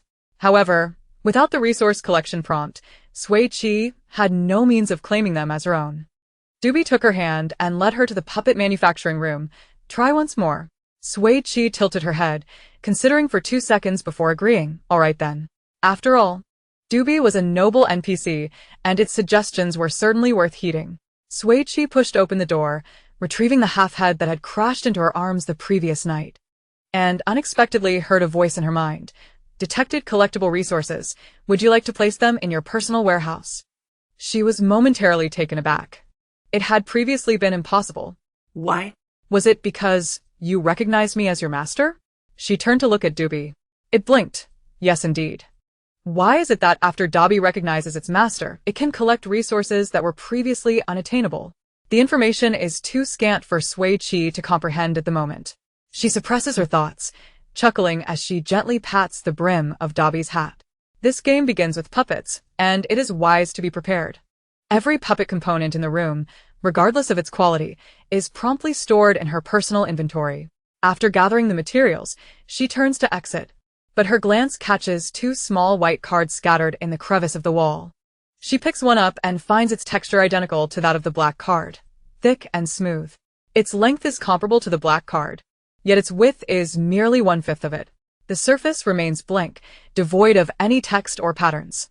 Sui Qi stores the 2 white cards in her inventory as well, sits down on the sofa to consume a bag of cookies, and drinks half a bottle of water. Rising to tidy her clothes, she slips a sharp thread into her pocket for protection. Grasping Dabi's tiny wooden hand, she exclaims, "Let us, master and servant, warmly welcome the sunlight on the first day of survival on Qianmu Star." With that, she boldly twists the doorknob, only to be struck dumb by the scorching sunlight and the wave of heat that envelopes her. What on earth? Is it really this hot at 9 in the morning? This heat is different from the dry warmth of Sandstone Star. It is akin to being enveloped in a steamer, not yet unbearable, but certainly uncomfortable. Squinting against the blinding sun above, she decisively turns back and closes the door. I must wear a hat to protect my delicate visage. She reopens the wardrobe, ransacking it until she finds the simplest light blue lace hat, which she dons. Dabi observes her outfit and remarks, I give this a 7 out of 10. Sui Qi is pleasantly surprised. Such a high score? The little servant adds, your face earns a 10, but your outfit a mere 3. Thank you, Dobby, for affirming my beauty. She smiles, taking Dobby's hand once more as they exit the room, closing the door behind them. Bang, bang, Sui Qi, puzzled. Wonders why there are two door closing sounds. Just as her thoughts settle, she catches a familiar scent of fur. Following the aroma, she turns her gaze to find the familiar gray-blue eyes and silver curls of Lianju standing at the door next to hers. Slightly angled as he looks over at her and Dobby, Sui Qi quickly pulls Dobby behind her. Lianju, what a coincidence. Lianju's gaze returns to her, his lips parting as if to respond to her greeting. Sui Qi smiles and waits, but after a moment, Lianju simply gazes at her, finally uttering, "Excuse me, may I ask your name?" Sui Qi, are you serious? Chapter 43. He couldn't defeat me even if there were 10 of him. What the heck? We've shared hot pot together in the tent, yet he still doesn't know my illustrious name. Sui Qi? Is this reasonable? It is not. He must be attempting to shatter my fragile spirit to eliminate a rival. Anger boiled within Sui Qi. Yet her smile grew even brighter. Call me Ko-one. She harbored serious doubts regarding whether the person before her was an NPC.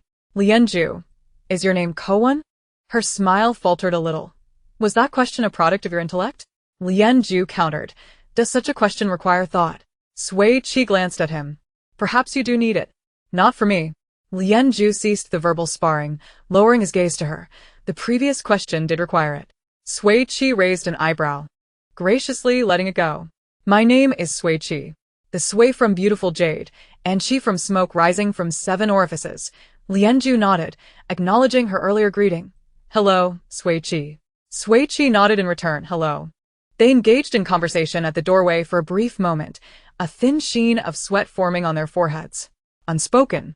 They both ceased their dialogue and instinctively moved into the shade cast by the opposite building, continuing forward along that cool shadow. Sui Qi held Dobby's hand, while Lianju maintained a distance of about a meter behind them. To conserve energy, they refrained from further conversation. Yet Sui Qi sensed Lianju's gaze occasionally drifting toward her little puppet companion. When he glanced at Dobby for the 3rd time, Sui Qi produced a matching Lolita-style hat from her inventory and offered it to Lianju. You seem to have a fondness for Dobby's hat. Lianju looked at the red bow lace hat without a hint of hesitation and politely accepted it. Thank you. Sui Qi, hoping to subtly remind him not to keep staring at Dobby, thought to herself, a woman who has lost a beautiful little hat has decided to remain silent. They walked in silence until they reached a T-junction, where Sui Qi instinctively turned right. Lianju followed suit. Sui Qi, maintaining her composure, slowed her pace and inquired, Are you heading in this direction too, Captain Lian? Lianju, yes. She said nothing further, trusting her instincts to turn left, proceeding straight and then right into a 3-story inn with a brown exterior. The moment she stepped inside, an overwhelming scent of age filled her nostrils. White cobwebs hung from the ceiling, and thick dust accumulated at the base of the walls. Several tattered sofas were haphazardly arranged in the reception area. Their dark green fabric faded. A light wooden coffee table occupied the center, beneath which lay 2 large drawers with loosened handles. Upon seeing the drawers, a thought flashed through Sui Qi's mind. There are resources there. She strode directly toward the resource point. However, Lianju, who had been following her, suddenly overtook her, heading straight for the coffee table. Surprise. Lianju also knows the location of the resource point, with only a rudimentary understanding of combat. Sui Qi began to devise a plan. In a fight, she would surely lose. She needed to seek outside assistance. As she quickened her pace, she leaned closer to Dobby's ear and whispered, How capable are you in battle? Can you defeat the champion of the Interstellar combat competition? Dobby raised its tiny chin proudly. I could defeat 10 of him. Really? My little servant? It confidently nodded. Absolutely, however. A critical twist emerged. My health must reach 10 to fully unlock combat mode. Dobby clasped its hands under its chin. Right now, I'm just a cute little housekeeper. Sui Qi fell silent. You didn't mention this when you introduced yourself. What kind of little puppet engages in such merchant-like tactics? Sui Qi managed a strained smile. Fine, such is life. One must rely on oneself. In mere moments, Lianju had reached the side of the coffee table. Sui Qi dashed forward, positioning herself between him and the table. Lianju nearly bumped his nose against her forehead, quickly stepping back to create some distance. Captain Lien, Sui Qi beamed. Would you be interested in making a trade? Lien Zhu lowered his gaze at her for 2 seconds. What do you have in mind? She tapped the coffee table beneath her. The resources in the drawers will be split evenly, and in return, I can answer one of your questions. How about that? Lien Zhu began negotiating. 3. Sui Qi countered. 2. Lien Zhu coldly retorted. Then let us rely on our own abilities. No way. If they were to rely on their own abilities, she'd undoubtedly lose. Fine. In pursuit of the resources, Sui Qi decided to compromise. 3 it is. Having successfully negotiated, Lien Zhu's lips curled slightly before quickly returning to a neutral expression. Within the 2 large drawers lay a considerable assortment of supplies. 6 bags of instant noodles, 5 bottles of nutritional supplements, 5 energy bars, 4 chocolate bars, 4 bottles of carbonated drinks, 3 bottles of milk, 2 packs of jerky, and a small bag of jelly. Additionally, there was a quick-drying pen, 2 puppet fingers, and 3 carving knives. The even-numbered supplies were evenly divided, while the odd-numbered ones were allocated based on need. Sui Qi took more milk, jelly, and a quick-drying pen, while Lien Zhu acquired additional nutritional supplements, energy bars, and carving knives. The 2 swiftly stored their supplies in their personal spaces, leaving only 2 puppet fingers and 3 carving knives on the coffee table. Sui Qi deliberately left them behind, harboring an immature notion that required validation. To her surprise, Lien Zhu also chose to retain these items. She couldn't help but chuckle softly. Such behavior in itself revealed certain information. For instance, Lien Zhu could only collect one of the items before Dubai acknowledged her as a master. She too could only claim the carving knives. If Lien Zhu was limited to the puppet components and unable to obtain the carving tools, it indicated a stark division of identities among players. Moreover, the nature of these identities might correlate with the means of acquiring points. The scant information at hand left her speculating, awaiting confirmation. Furthermore, she was more concerned about whether players of differing identities would stand in opposition or collaboration. The 4 members of the Crazy Escape team could not possibly share the same identity. After a moment of contemplation, Sui Qi picked up the wood and carving knife in front of her, slipping them into her jacket pocket. Lien Zhu mirrored her actions. The 2 raised their eyes to meet each other's gaze, their expressions laden with scrutiny, holding the gaze for an extended moment. Observing the scene, Dubai stood quietly to the side, maintaining silence. Suddenly, Lien Zhu, caught off guard, initiated a negotiation with Sui Qi. He glanced at Dubai and inquired, "What is your current relationship with it?" Sui Qi replied, "A master-servant relationship.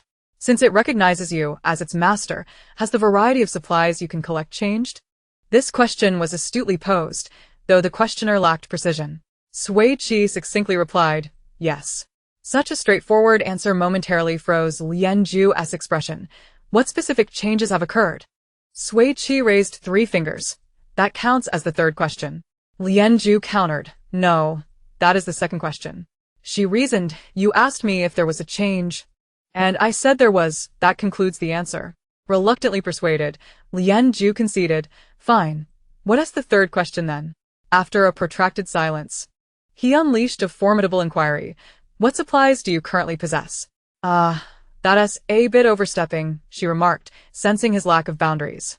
Since he had crossed the line, she too would indulge in some nonsense. Lien Zhu's gaze turned icy. "Are you attempting to be evasive?" Sui Qi calmly met his gaze. "I refuse to answer such an invasive question. Kindly rephrase." The 2 remained in a silent standoff, the scorching sun gradually shifting, casting beams of light through the expansive windows and bathing them in warmth. Lien Zhu's silver hair and eyelashes shimmered under the sunlight, creating an ethereal glow that rendered him astonishingly handsome. However, Sui Qi was too preoccupied to appreciate his beauty. The fabric at the back of her collar was already drenched in sweat. If she stood there any longer under the sun, she would surely succumb to heatstroke. Before her neck could be scorched, she swiftly sidestepped to the right, deftly retreating into the nearby shadow. The tense atmosphere was dispelled. Lien Zhu turned his face away from the direct sunlight. "Let us postpone the 3rd question." Sui Qi had no objections. "All right then." As noon approached, the temperature continued to rise.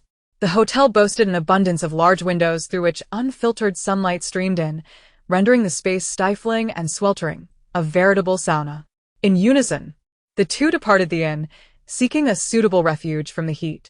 The sun blazed down upon the earth, and not a hint of shade was in sight.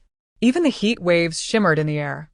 After walking under the relentless sun for half an hour, Lianju, his cheeks and neck flushed crimson, donned a Lolita-style red hat identical to Du Bai's.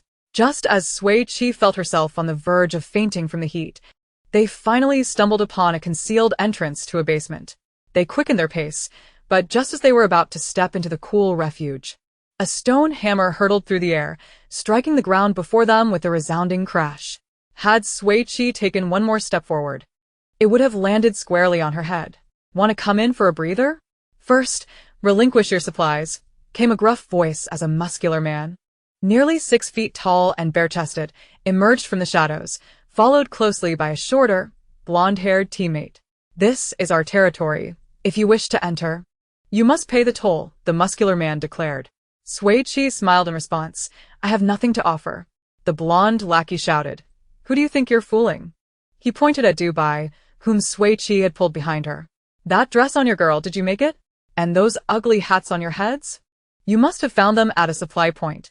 Taken aback by the sudden implication of marriage and parenthood, Sui Qi and Lianju exchanged glances. Sui Qi whispered, "Aren't you the famed Lian Shen of the entire galaxy? Why don't they recognize you?" Lianju retorted, "Aren't you the beloved Paijia? Why don't they know you?" She humbly responded, "My little fame is hardly comparable to yours. Stop flaunting your love in front of me." The muscular man growled, his brow furrowed in irritation. "It's already hot enough without having to endure your mushy antics. If you can hand over your supplies, fine. If not, then scram. Spare me your prattle." Lianju coldly raised her eyes. "What if we insist on entering?" "Ha!" The muscular man sneered, lifting the stone hammer with one hand. "Then you'll have to reckon with my hammer." The serious martial arts student, Lianju, assumed a battle stance. "You'd best bring your all." Before he could finish his threat, Sui Qi lunged forward and landed a punch squarely on the blonde's nose. Before Lianju and the muscular man could react, she followed up with another powerful strike to the blonde's face. A bloodied molar shot out from his mouth, tracing a parabolic arc before colliding with the polished stone hammer, producing a delightful chime as it fell into the thick layer of dust in the corner. Blood gushed from the blonde's nose as he wiped his face, letting out a high-pitched cry, "Blood," before rolling his eyes and fainting. Sui Qi herself hadn't anticipated that the cocky blonde would be so fragile. She shook her hand and turned to the stunned Lianju. "Perhaps it's a matter of different upbringing. I usually prefer a direct approach in fights, no preamble." Clap. Clap, clap. Du Bai applauded, exclaiming, "Master, you're amazing." "Damn it." The muscular man finally snapped back to reality, swinging the stone hammer towards Sui Qi. As he turned, Lianju seized the opportunity to wrap her arms around his neck and delivered a punch to his temple. The burly man staggered, collapsing heavily to his knees, unconscious. "Was that too harsh?" Sui Qi asked uncertainly. "He won't die, will he?" "I held back," Lianju replied, stepping into the basement. "He'll wake up in half an hour." "Oh, I see." She followed suit with Du Bai in tow. The wide sloping descent led down into a spacious basement of over 500 square meters, where the parking lines had long faded and cracks marred the standing pillars. In the corners, worn tires and assorted debris were barely visible. In the dim light, Sui Qi discovered that a dozen players were seeking refuge in the underground vault. They were either seated or lying down, scattered across various corners of the space. The luck had been rather unfortunate. After wandering all morning, she hadn't found a single drop of water. She felt akin to a fish on the brink of dehydration. Ugh, ugh, ugh. "Sister, are you feeling overheated? This couple is not to be trifled with."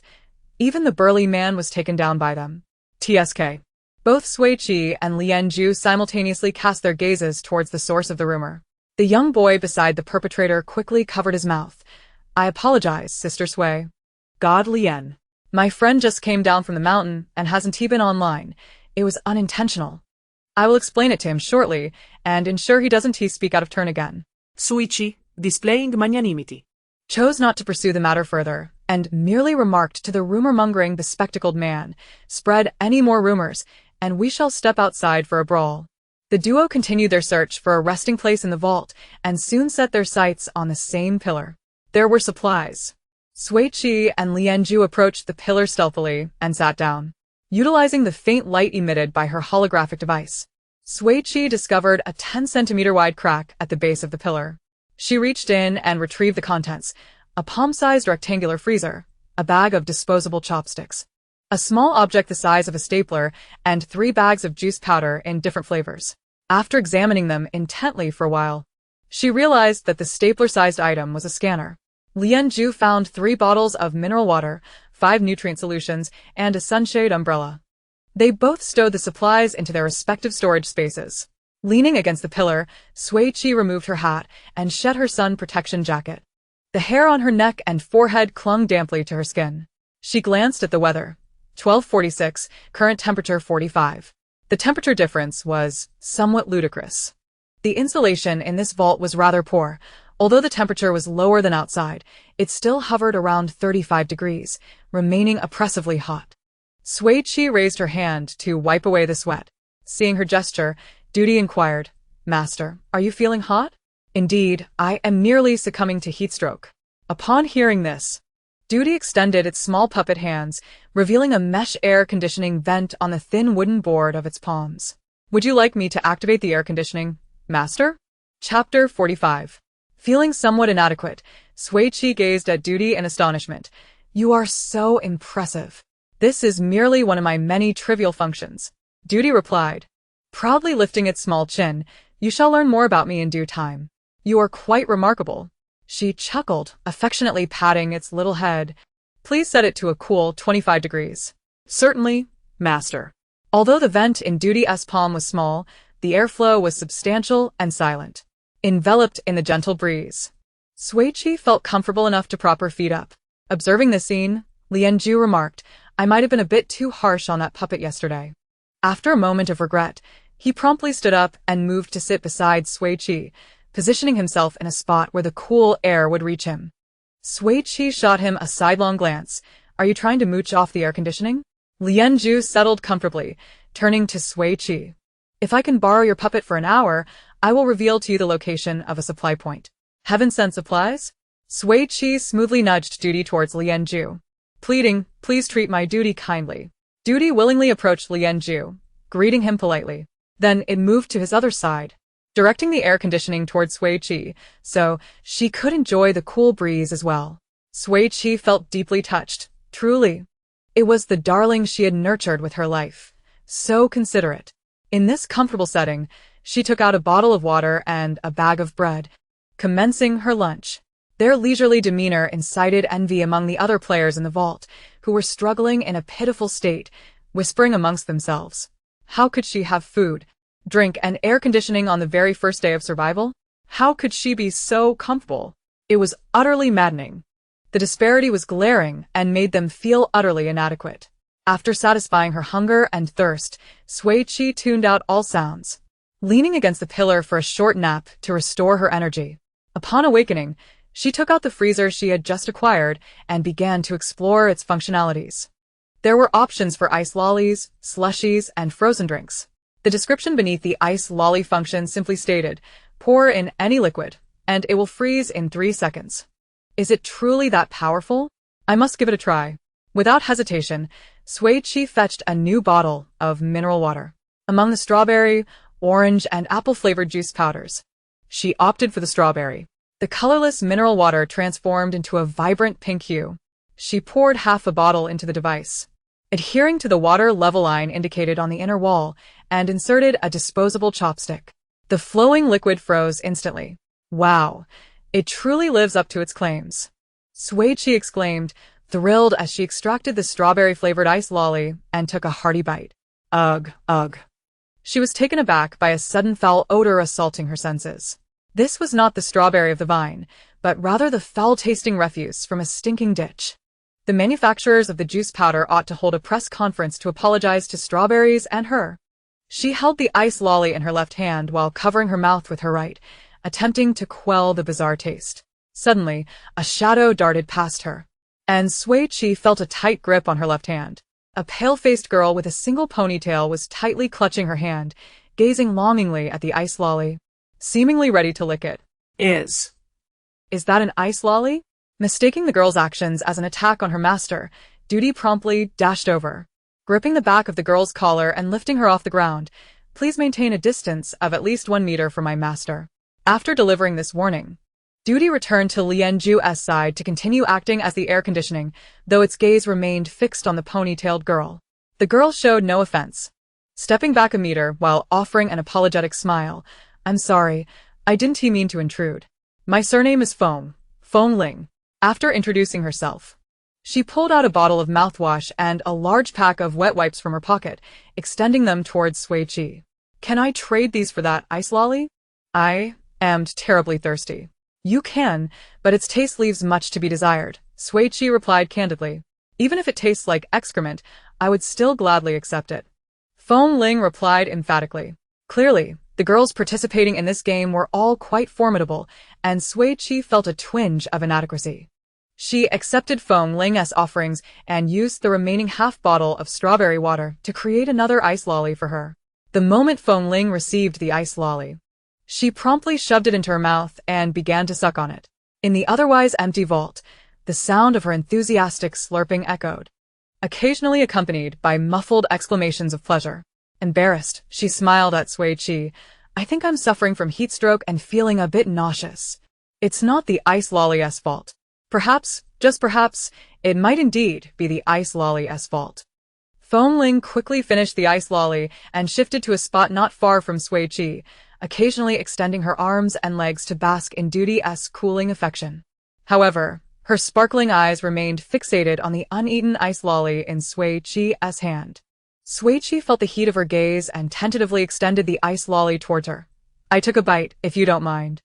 I don't mind at all, Feng Ling exclaimed, as if fearing Sui Qi would retract the offer, snatching the ice lolly with fervor and devouring it earnestly. After crunching through it, she covered her mouth and let out a few peculiar chuckles.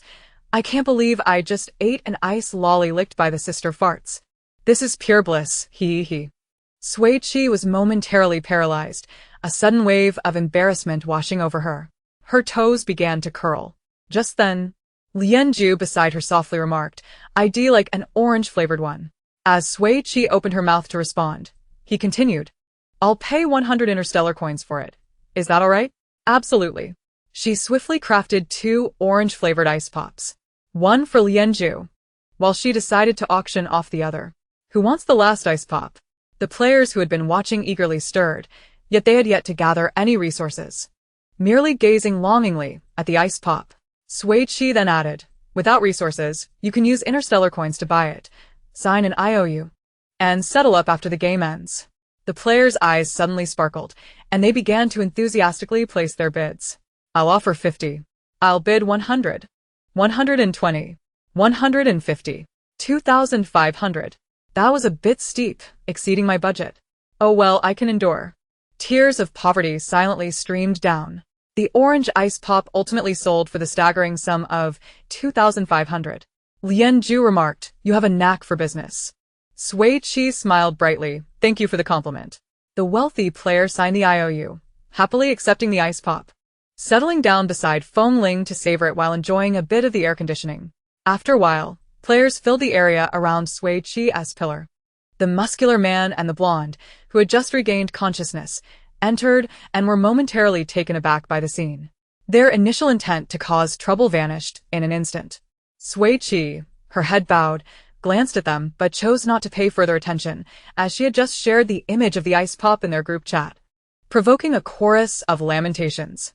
Sui Qi, I'll make ice pops for you when we meet. Xinyu, that is a cruel thing to do, Sister Sui. Mei bow. My throat is almost on fire. I crave something cool. Xinyu, while I'm still scraping together water, Sister Sui has already begun making ice pops. Sui Qi, how is your progress in finding resources? Xinyu, only a bottle of water. Mei bow, I haven't found anything at all, crying JPG. Xinyu, what about Qingge?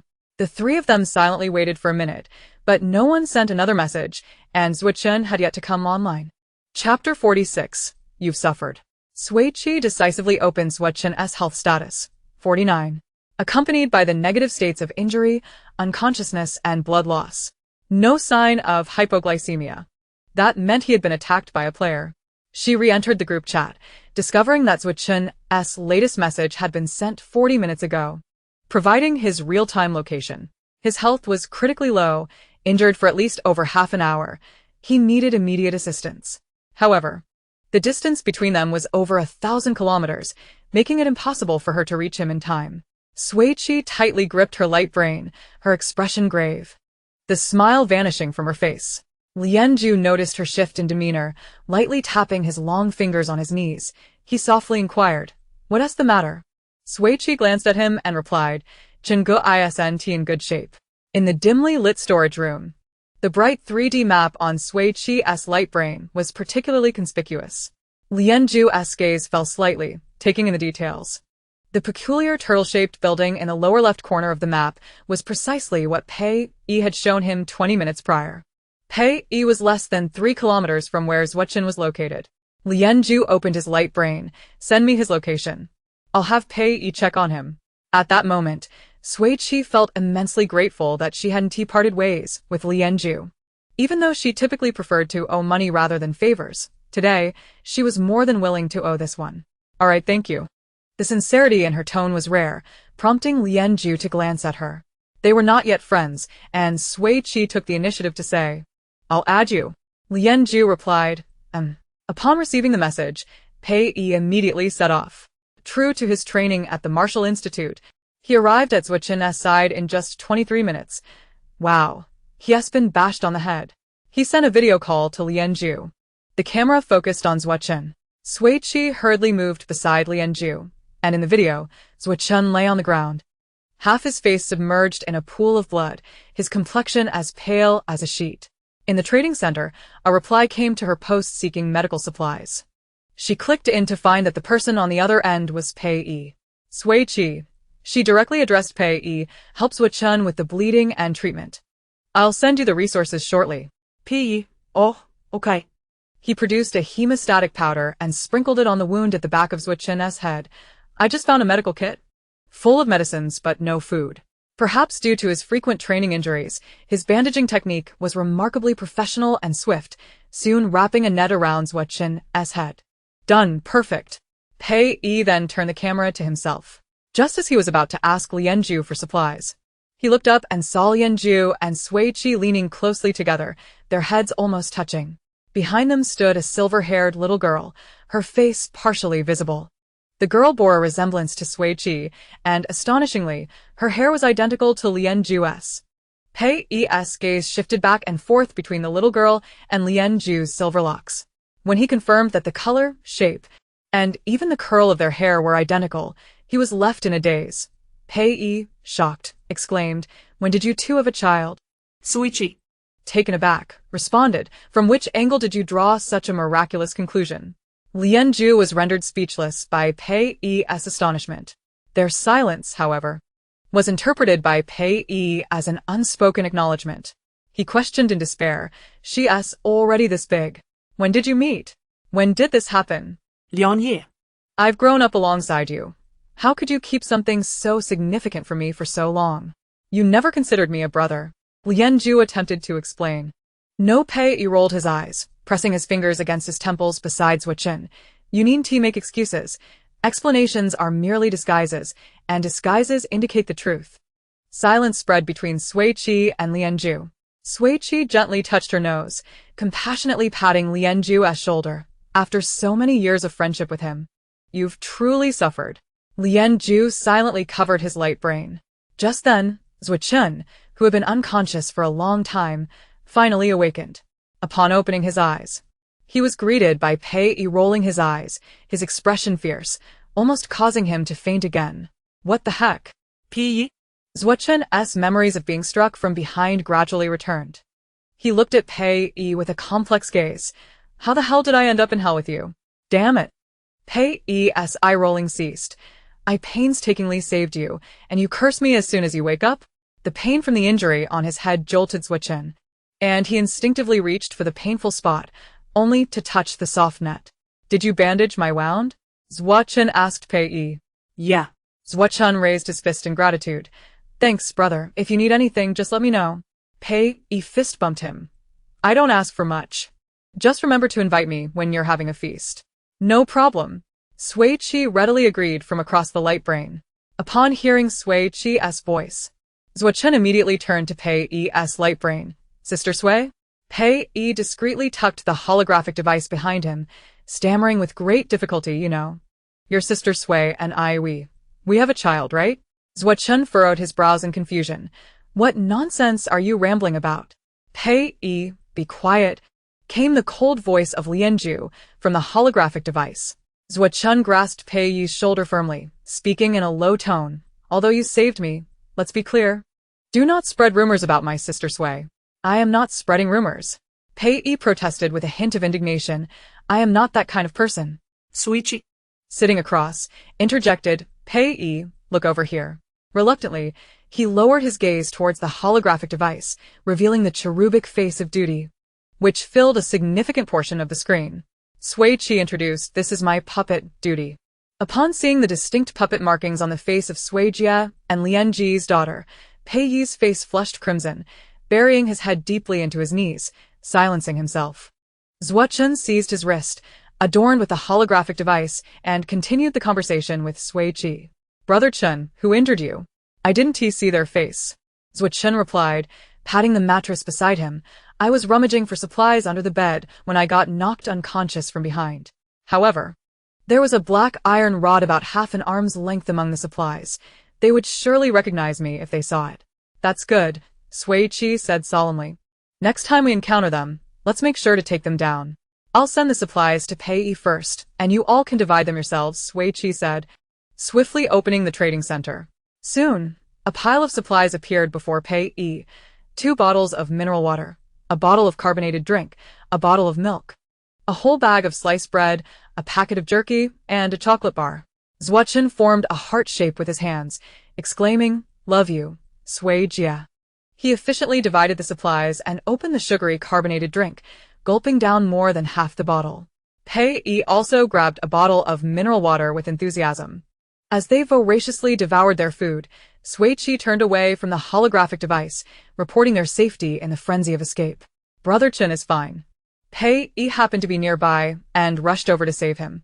Xin Yu and Mei Bao also sent Sui Qi a video, confirming his safety before they felt relieved. Before Pei Yi and Lianju ended the communication, they made a point to apologize to Sui Qi. I'm sorry, Sui Jia, it was my mistake for speaking without clarity. Sui Qi understood that Pei Yi meant no harm, responding with a light laugh. It's all right. I forgive you. Pei Yi smiled back, quickly ending the communication. Chapter 47, Name Cards. I'm about to burst into laughter, haraha.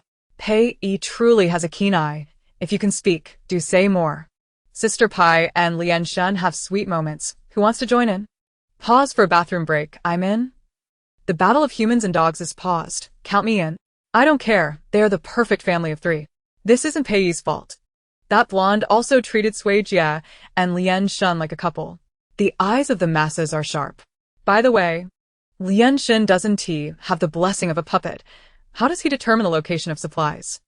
Lian Shen possesses a supply locator that can detect all supply points within 5 kilometers. It's quite impressive. Wow, strong couples are always delightful to cheer for. At 4 in the afternoon, the sun was no longer scorching and the temperature had dropped to around 30 degrees Celsius. Sui Qi and Lianju emerged from the underground storage, continuing their journey.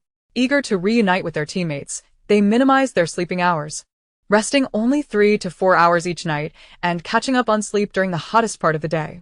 The rest of the time was spent on the road, occasionally stopping to gather supplies. As they spent more time together, Sui Qi gradually noticed that Lianju's accuracy in locating supplies surpassed hers significantly. It seemed he already knew where the supplies were. Rather than searching, he was merely retrieving them. Inside ventilation ducts, behind ceilings, within toilet tanks, he could pinpoint any supplies hidden in the most obscure corners. Sui Qi merely focused on walking and collecting. Together, they cleared out every supply point they came across. After 4 days, her portable storage was piled high with supplies, experiencing the joy of being effortlessly propelled forward. Her 3 teammates were also commendable. each locating supply points and successfully approaching their rendezvous. At 10:30 in the evening, Lianzhu discovered a supply point hidden within the dark recesses of a wardrobe. Instead of immediately collecting the supplies, he took half a step to the side, gesturing for Sui Qi to take them. Sui Qi remained motionless, merely asking, "Why not collect them?" He glanced at duty, his tone flat, to repay a debt. It turned out he was repaying the borrowed hour of duty service. "Then I won't be courteous." Sui Qi stepped forward to collect the supplies. The room was dimly lit, but the considerate duty rolled his eyes, transforming his round dark eyes into bright flashlight beams. 2 blinding rays of light burst forth, illuminating the dark room as if it were daylight. Sui Qi quickly dodged. "Duty, lower the brightness." The light gradually dimmed. That was close. She almost blinded herself with her own puppet's light. Turning to check on Lianzhu, she asked, "Are you alright?" He slowly blinked. "This little puppet of yours has numerous functions." Duty puffed out his chest with pride, cooling and heating, lighting and fire-making, dusting and organizing. "I excel in all. Massaging and keeping you company while you sleep is also no problem." "I acknowledge your prowess," Sui Qi laughed, giving Duty a friendly tap on the forehead. "Just remember to give a heads up before you unleash your powers next time." "Understood, Master." Using the light emitted from Duty's eyes, Sui Qi peered into the dark recess. The space was not large, crammed full. A sheet of white cardstock. A bag of fruit candies, a 300g can of nuts, 2 apples, 3 bottles of mineral water, and 5 strings. Just as she was about to store the supplies in her portable warehouse, she caught a glimpse of a long-sleeved school uniform with a white base and black patterns hanging beside the partition in the dark recess. Sui Qi paused her movements, retrieving the uniform. What captured her attention was not the clothing itself, but rather the student name tag located on the left breast of the garment. The inscription had faded, but the shape, size, and material of the white name tag were identical to that of the blank white cardstock. She hung the uniform back in the wardrobe, stowing the other supplies in her warehouse, while keeping the white cardstock. Lianzhu leaned against the opposite side of the wardrobe, observing her every move. "Did you discover something?" She rubbed the cardstock in her hand. "It might not be blank after all. Perhaps we simply cannot see it." After speaking, Sui Qi retrieved the identifier she had found in the crack of a pillar in the underground storage. Its sole purpose was to recognize all existing characters and images. She pressed the switch of the identifier, and the optical recognition screen at the bottom emitted a blue light, shining upon the white cardstock. To her astonishment, 2 black characters abruptly appeared in the center of the previously blank sheet.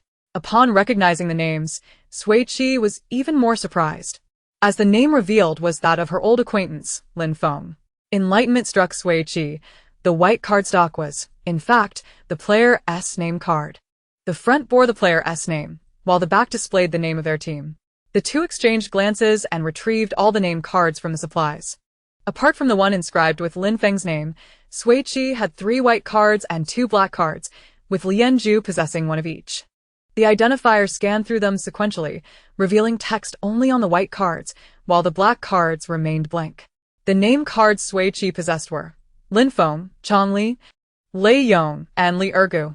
Upon seeing the last name, Sui Qi nearly shed tears. She had never imagined encountering such a familiar name in the 31st century. If given the opportunity, she would certainly seek to befriend this individual. The sole name inscribed on the name card belonging to Lianzhu reads, Xine. Sui Qi instantly transformed into a figure of envy, exclaiming, "Ha! I am not the least bit jealous.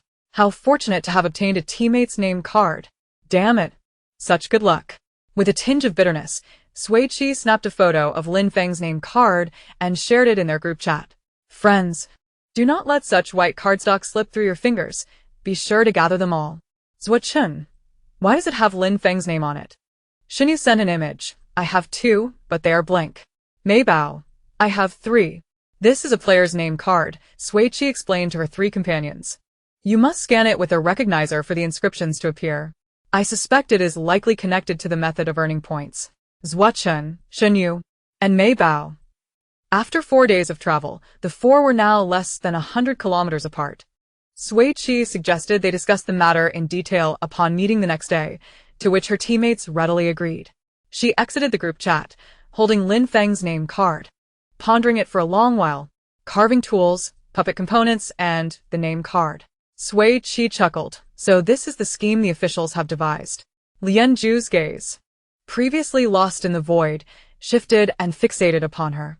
Meeting his gaze, Sui Qi remarked, Captain Lien must have guessed as much, correct? Lien Zhu replied softly. It is merely speculation. She returned a smile. Then let us put it to the test. Sui Qi retrieved a complete set of puppet components, and with the guidance of duty and the assistance of Lien Zhu, they spent 50 minutes assembling a complete puppet. As the name card approached the puppet, it was instantly drawn to its left chest. Next, she produced a piece of black cardstock, held a quick-drying pen in her right hand, contemplating what to inscribe. Or rather, what she wished Lin Feng to enact. In truth, she entertained the thought of having Lin Feng shout her most impressive slogan before crashing into a wall. However, considering their shared alumni status, Sui Qi resolved to grant him a few extra days of life. Lin Feng seemed quite adept at dancing, having even won the title of one of the top 10 dancers on campus. After a moment's reflection, she decisively penned her request. The moment the black cardstock adhered to the puppet's back, thousands of kilometers away, in a dilapidated supermarket, the slumbering Lin Feng opened his eyes. Chapter 48. Quietly shattered. Lin Feng sprang up with the agility of a fish leaping from water. In a flash, he shed his clothing, leaving only a pair of black briefs. With an elegant posture, he thrust out his chest and arched his back, striking a decidedly alluring pose. He shouted, sleek. With a blink and a toss of his hair, he leaped into a dance. The first striptease by the heartthrob of Mobius Academy commenced, drawing the attention of netizens across the galaxy. His waist twisted joyously. Legs crossed with dexterity, leaping effortlessly. His hands glided repeatedly across his abs and chest. The dance was wild and seductive, his expression a mixture of confusion and horror. The puppet, bearing Lin Feng's name card, replicated his every move with precision. Sui Qi, uncertain. Glanced again at the words she had inscribed on the black cardstock. Dance your desires. Leap until dawn. The words were fine, yet the man was problematic. To think that the seemingly serious Lin Feng could be so flamboyant, reveling in striptease? Indeed, one cannot judge a book by its cover. The ancients were not mistaken. Lu Rong, Jiang Chen, and Jiang Ning were rendered speechless by his unexpected display. Jiang Ning, who had successfully advanced to the second game alongside his teammates, trembled as he clutched Lu Rong. Why is Lin Ge suddenly like this? Lu Rong, pale and breathless, replied, I dare not speculate. Seeing his teammates in a daze, Lin Feng bellowed, help me. Jiang Chen, snapping back to reality, rushed to grab his leg, only to be met with a swift kick from Lin Feng. Lu Rong and Jiang Ning attempted to seize his arms, but were met with 2 resounding slaps from Lin Feng, who spun wildly. Who the hell did this to me? Frustrated and humiliated, Lin Feng wished he could faint on the spot. You better not be found by me, or I will surely make you pay. Having just issued his threat, he seamlessly puckered his lips and blew an exaggerated kiss. Ah, who can save me? The mortified Lin Feng felt as though he could no longer find a planet that would accept him. While some lived on, he felt as though he had perished. Ah. Lin Ge does have quite the physique. Broad shoulders, narrow waist, and a pert backside. Noted, thank you, Sister Pie, for the treats. Though his bones seem a bit stiff, his back bends, and splits could use some work. I can't stop laughing, what a scene, ha ha ha. Capturing screenshots like a madman. Having committed the faux pas of second-hand embarrassment, how will Lin Feng live on his own planet after the game? This is absolutely splendid. Just the spectacle I ought to witness at 83. 83. The prime of life indeed. I will not sleep tonight. I shall watch Lin Feng dance. As one who appreciates enjoyment, I have already set the background music for an enhanced experience. Brilliant idea. I shall also provide some music. The puppet danced wildly in the bedroom as Sui Qi covered Duty's eyes with one hand while clutching Lien Zhu's sleeve with the other. Hurriedly making her way to the adjacent room and locking the door behind them, she exhaled softly. I was careless. I did not anticipate Lin Feng being so uninhibited. Master, your friend's dance is quite impressive, Duty remarked. Sui Qi patted Duty's shoulder, pleased. From now on, when you encounter Lin Feng, be sure to compliment him on that. However, she corrected sternly, Lin Feng is not my friend. He is merely an acquaintance. Duty nodded in understanding. The bedroom they occupied was vast yet antiquated. devoid of any furnishings save for a table that was missing a leg. Sui Qi retrieved a clean sofa from her personal storage. "Captain Lien, please take a seat." The two, along with the puppet, settled on the sofa. She wasted no time in getting to the point. "Does this situation align with your speculations, Captain Lien?" Lien Zhu relaxed against the sofa, propping his forehead with his right hand, and replied softly, "There are 3 confirmed facts. First, in this game, players possess 2 identities. Second, possessing a player's name card, a complete puppet, and a black cardstock allows for the manipulation of a player." He paused, turning to face Sui Qi. Sui Qi continued, "Third, for each player manipulated out of the game, 1 point is awarded." After a moment of silence, Lien Zhu's cold voice broke through. The officials delight in inciting players to turn on one another. She chuckled lightly. "A challenging game is what makes it interesting." Lien Zhu appeared somewhat taken aback by her optimism. "Given the officials' attention on you, you will undoubtedly be unable to find your own name card. Then so be it." Sui Qi replied nonchalantly. "The game cannot have merely one method of play. I, along with my teammates, will survive until the end." Sui Qi lounged languidly on the soft sofa, enveloped in the gentle moonlight, her eyes sparkling with stars. Lien Zhu slowly lowered his gaze. "Then I shall observe with anticipation." "Just you wait," she responded, her voice laced with fatigue, and within moments, she succumbed to a deep slumber. A peaceful night passed. Upon awakening the next morning, Sui Qi promptly ventured into the adjacent bedroom. The once lively puppet now lay twisted in an eerie position on the ground, the black and white cardstock that had adhered to it now fallen away. She carefully adjusted the puppet's contorted posture, saying, "You truly endured a lot." At that moment, in the dilapidated supermarket, a soul quietly shattered. As the vibrant dance continued until dawn, Lin Feng, exhausted to the point of muscle cramps, leaned against the wall and emitted a sound of despair. "I wish to die." Lu Rong and the others, uncertain of how to respond, could only sit with their backs turned to Lin Feng, offering him silent solace. Sui Qi stowed away 2 sheets of cardstock and a puppet into her personal storage, quickly freshened up, had a bite to eat, and set off on her journey. She checked the locations shared by her teammates in their group chat. The distance to Meibao was 42 kilometers, requiring an estimated walking time of 8 hours and 30 minutes. To Shunyu, it was 39 kilometers, needing 8 hours on foot. To Zhuochun, it was 35 kilometers, which would take 7 hours. Hooray! They would finally reunite today. Sui Qi strode forward with renewed vigor, while Zhu kept a steady pace a meter behind her and duty. As they progressed towards noon, the temperature soared to nearly 50 degrees, with waves of heat rippling through the air. The two, along with the puppet, found a shaded spot to rest, replenishing their hydration and nourishment to regain their strength. Duty's air conditioning was a veritable lifesaver amidst the sweltering heat. At precisely 7:10 p.m., Sui Qi finally arrived at the rendezvous point. The colossal puppet, Sui Qi, was even more awe-inspiring up close, as the orange-red sunset cast a serene glow upon her shoulders, exuding a tranquil and gentle aura that embraced all. Sui Qi gazed upward for a long while until the muffled shouts of Zhuochun and Pei Yi brought her back to reality. "We discovered the supplies first. Let us engage in a fair fight. Don't resort to underhanded tactics." She and Zhu sprinted in the direction of the voices.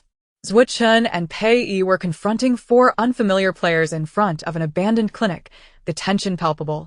Each of the 4 held a weapon, while Zhuochun and Pei Yi stood empty-handed.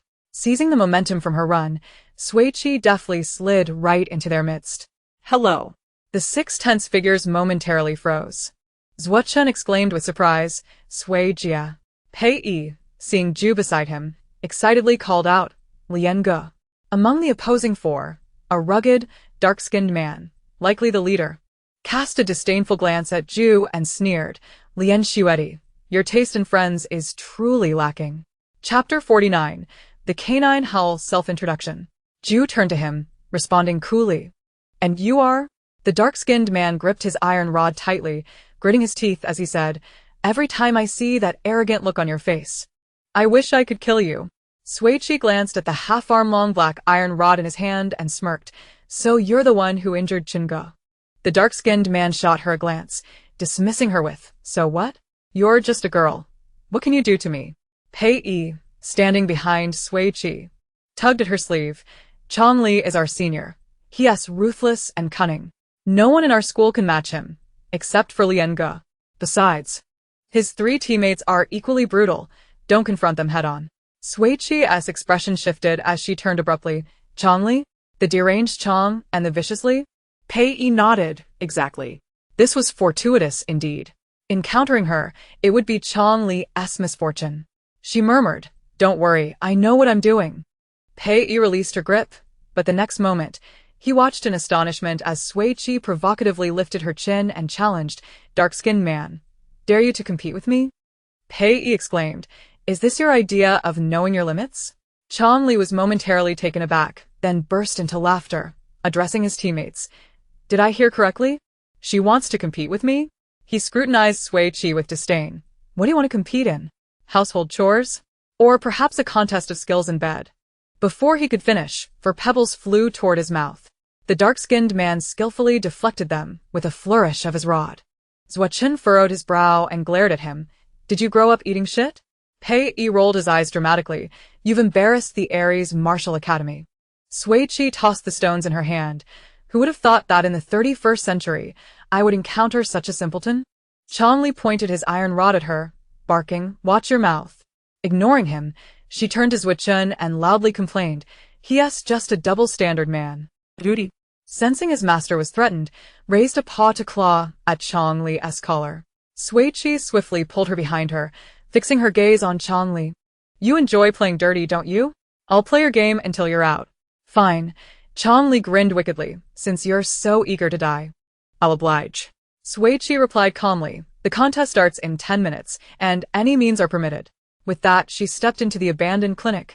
Zuochen following closely behind, murmuring, "Sui Jia, what is our plan?" "There's no plan, only a goal." Sui Qi retrieved Chongli's name card. Her eyes filled with cold determination. To end him. Zuochen and Pei Yi were left in a daze. How do we do that? With the puppet, black cardstock, and quick-drying pen ready, she raised an eyebrow. "Let me show you." The black card, about the size of a sticky note, neither overly large nor small, had both sides filled with writing as she affixed it to the puppet. Observing from the dilapidated beams of the clinic, Chongli and his teammates looked on with complete disdain as Sui Qi and her companions surrounded the puppet, tinkering with it. After 9 minutes had passed, Chongli adjusted the sling bag on his shoulder, revealing a finely crafted wrist crossbow. He loaded an arrow into the slot, aiming it at Sui Qi. "This trash dares to challenge me." Just as the sharp arrow was about to be released, Chongli suddenly hesitated. He leapt from the beam, knelt by the wall, clasping his hands tightly over his chest, and with utmost devotion, he slammed his head against the wall. "I am a dog. I love to eat shit. Woof woof woof." With all his might, blood instantly streamed down his face. "I love to fart, and am exceptionally skilled at talking nonsense. Woof woof woof." Thud. His head struck the wall again with a resounding thud, causing the old wooden wall to shake. Sui Qi placed her hand on Zuochen's shoulder. "How does that feel? Satisfied?"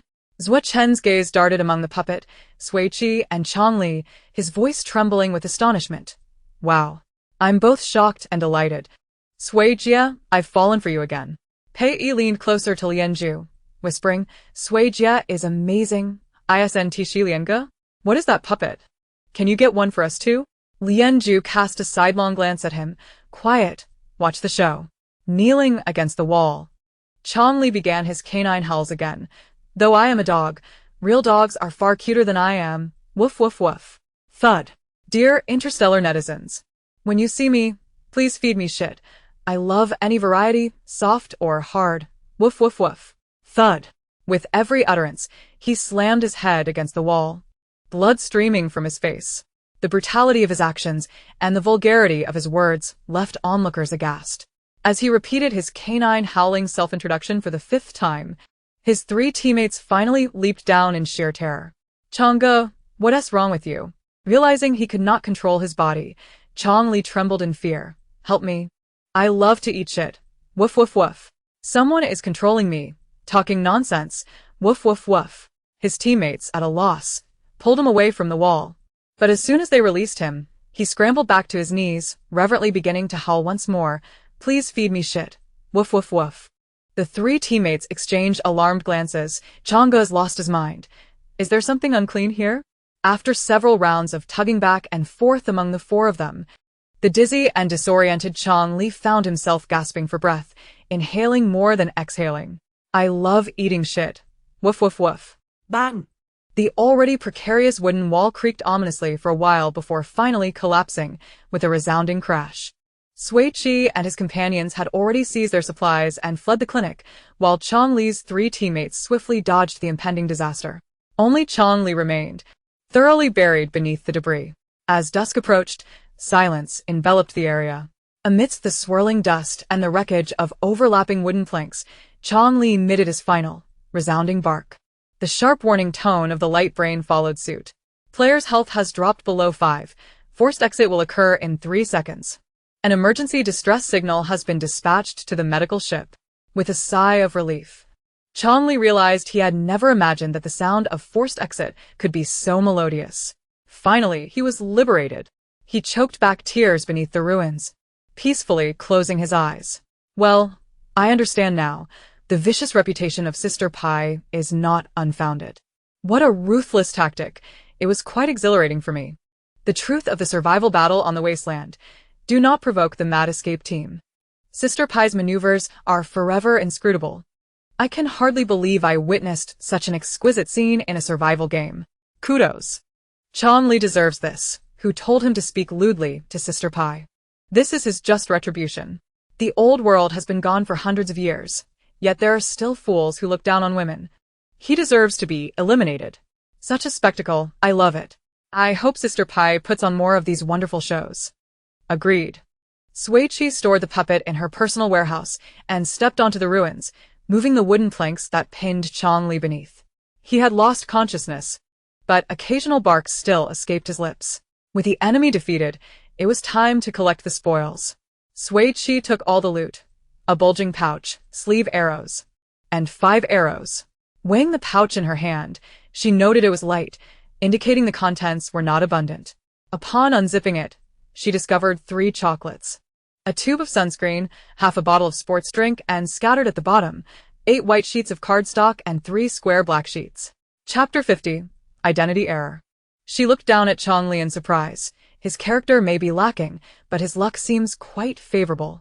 The medical ship arrived promptly, and the staff lifted the still unconscious Chang Li onto the flying ship. His surviving 3 teammates exchanged glances and decisively departed this troublesome place. A pleasant voice echoed in Sui Qi's mind. Craftsman Chang Li has been eliminated. Congratulations, you have successfully earned 1 point. She managed to control the upward curve of her lips and composed herself before turning to descend the ruins. Sui Qi, Zuo Jie. Just as she reached Zhuo Chen's side, she heard Xin Yu's muffled voice filled with laughter. Sui Qi and Zhuo Chen looked up simultaneously to see Xin Yu striding towards them, carrying Mei Bao on his back. On the 5th day of survival on Qianmu Star, the mad escape team finally reunited. The 4 of them embraced joyfully, bouncing and twirling in circles, their laughter infusing the heavy air with a touch of joy. After trekking under the scorching sun for so long, they had all tanned considerably, with Zhuo Chen noticeably darker, his once healthy wheat complexion nearly turning to a deep tan. Sui Qi planted a resounding kiss on Mei Bao's forehead. Mei Bao, I've missed you dearly. Mei Bao's eyes sparkled with mirth. Yet she merely smiled shyly, without uttering a word. Zhuo Chen cradled her in his arms. Mei Bao, call me Zhuge. She still kept her lips sealed, only pressing her head against Zhuo Chen's face. What was wrong? A hint of worry arose in Sui Qi's heart. Was she feeling unwell? Xin Yu quietly leaned in and whispered to her. She's shy. She lost 2 of her front teeth and doesn't want to talk. At 9 years old, was it really a bit late to start losing teeth? Sui Qi's eyes twinkled with amusement as she pinched Mei Bao's cheek. Do you want to eat an ice pop? Mei Bao's eyes lit up, and she exclaimed loudly. Sang. Hearing her mispronunciation, she quickly covered her mouth, burying herself in Zhuo Chen's embrace. Sui Qi noticed the absence of 2 of her lower front teeth. How adorable. The 3 adults chuckled heartily for a while. Mei Bao, blushing from laughter, finally stopped with a heavy huff.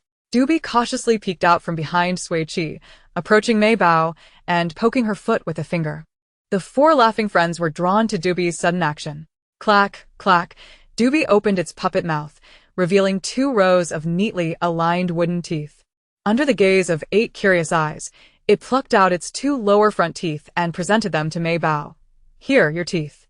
Mei Bao stared at the 2 wooden teeth in its palm, momentarily stunned. Puffed. It was unclear who burst into laughter first, but soon they were all huddled together, laughing until they fell over. Zhuochen struggled to hold on to Mei Bao. These 2 kids are too funny. Doobie, oblivious to the joke, tilted its head and joined in the silly laughter. Not far away, Pei Yi was also affected by their laughter, grinning widely. They seemed so happy. Ha ha ha. Even Zhu Ti did not tease him. With a companion sharing the same toothless grin, Mei Bao felt much more at ease. She climbed down from Zhuochen's arms, reaching for one of Doobie's wooden teeth. I'll take one. You take one. Doobie, you're so beautiful. Doobie shook its head. I only have nice clothes. You are truly beautiful. You both are very beautiful, Sui Qi remarked, stroking their little heads. Let's find a room to rest first. After dinner, I'll take out the new dresses from my personal warehouse for you to try on together, all right? The 2 little ones nodded joyfully. Next to the clinic stood a 6-story residential building, and they found a room on the 5th floor with intact doors and windows to serve as their lodging for the night. This chosen room of the Mad Escape team was not large, featuring a 1-bedroom, 2 living room layout with minimal furniture. Having been uninhabited for quite some time, it was covered in dust. Doobie volunteered to clean up, and Sui Qi readily agreed. As it turned out, the housekeeper Doobie proved quite capable, quickly tidying the room to a spotless condition. The Mad Escape team showered it with the warmest applause. The duo living across the hall, Zhu Ti and Pei Yi, emerged upon hearing the commotion. Upon seeing the now pristine room, they fervently requested to hire Doobie for cleaning, offering a generous pay of 10,000 Interstellar coins for half an hour's work. Zhu Ti's promissory note was straightforward, and Sui Qi agreed just as swiftly. Doobie's high hourly wage was astonishing. Sui Qi, who had only once earned 10 coins an hour, could only look on enviously. 5 days prior, the night still held a hint of coolness, but now they were left with oppressive heat. The air felt stagnant and heavy, devoid of any breeze. The indoor temperature at night hovered around 35 degrees Celsius. Doobie's air conditioning system resumed its duty, continuously emitting a cool 25-degree breeze to dissipate the heat. The 4 of them sat cross-legged around Doobie. Sui Qi continuously placed food on the table: jerky, jelly, milk, energy bars, bread, cookies, and sunflower seeds. The provisions piled high on the coffee table before she finally stopped. She then took out a quick-freeze machine and juice powder, making 3 ice pops. Zhuochen munched on an apple-flavored one while animatedly narrating the tale of Chong Li's elimination to Xin Yu and Mei Bao. That rascal tried to pull a fast one on us, trying to snatch supplies, but Sui Jie made a dazzling entrance with a swift move, provoking Sister Sui. He has certainly encountered a formidable challenge. You cannot fathom the foulness of his tongue. With an eloquent narration, the 2 listeners, though absent from the scene, oscillated between fury and laughter. After hearing a few remarks, Xinyu turned to Sui Qi for confirmation. Is the path so wild? She modestly nodded, signaling her agreement. Mei Bao, in a fit of excitement, took a hearty bite of her strawberry-flavored popsicle and exclaimed, Let's deal with him like this. After Zhuochen concluded his speech, the group leisurely enjoyed the cool air conditioning, snacking on treats and seeds. Sui Qi unwrapped an energy bar, stating, After Chong Li's elimination, I have earned a point. Furthermore, I gleaned from the system prompt that he possessed the identity of a puppeteer. The 3, now utterly bewildered, paused their chewing. Emerging from the bread, Mei Bao raised her head. Puppeteer? Zhuochen, finding the jerky in his mouth suddenly unappetizing, inquired, What is that? Xinyu swallowed her jelly and asked Sister Sui, Could you elaborate? Certainly, Sui Qi replied with a snap of her fingers, producing a wooden puppet torso and 2 wooden arms for assembly. Xinyu and Mei Bao smoothly attached the puppet's arms to the torso. Observing their ease, Zhuochen confidently attempted to insert his arm into the slot, only to be thwarted by an invisible barrier. No matter how he strained, he could not fit it. Identity mismatch. The puppeteer cannot assemble the puppet. A warning blared in his mind, leaving Zhuochen perplexed. What is going on? What did you hear? Sui Qi asked nonchalantly, gnawing on her beef jerky. Zhuochen recounted verbatim. Upon hearing this, She produced a quick-drying pen and a piece of black paper, placing them before the trio, right illuminated at the bottom of the paper. Sui Qi took the paper and pen. "I'll go first." He prepared himself for an inability to write, yet unexpectedly encountered no resistance. Smoothly, he inscribed his blue, albeit clumsy, characters upon the black paper. This time, it was Shen Yu and Mei Bao who found themselves blocked. Despite their best efforts, they could not write a single letter on the black paper, only to hear the cold prompt, "Identity mismatch. The puppeteer cannot use the instruction card." Chapter 51, from 5 in the morning to 9 at night. Thus it was understood. Shen Yu quickly grasped the crux. To earn points, both the puppeteer and the creator are indispensable.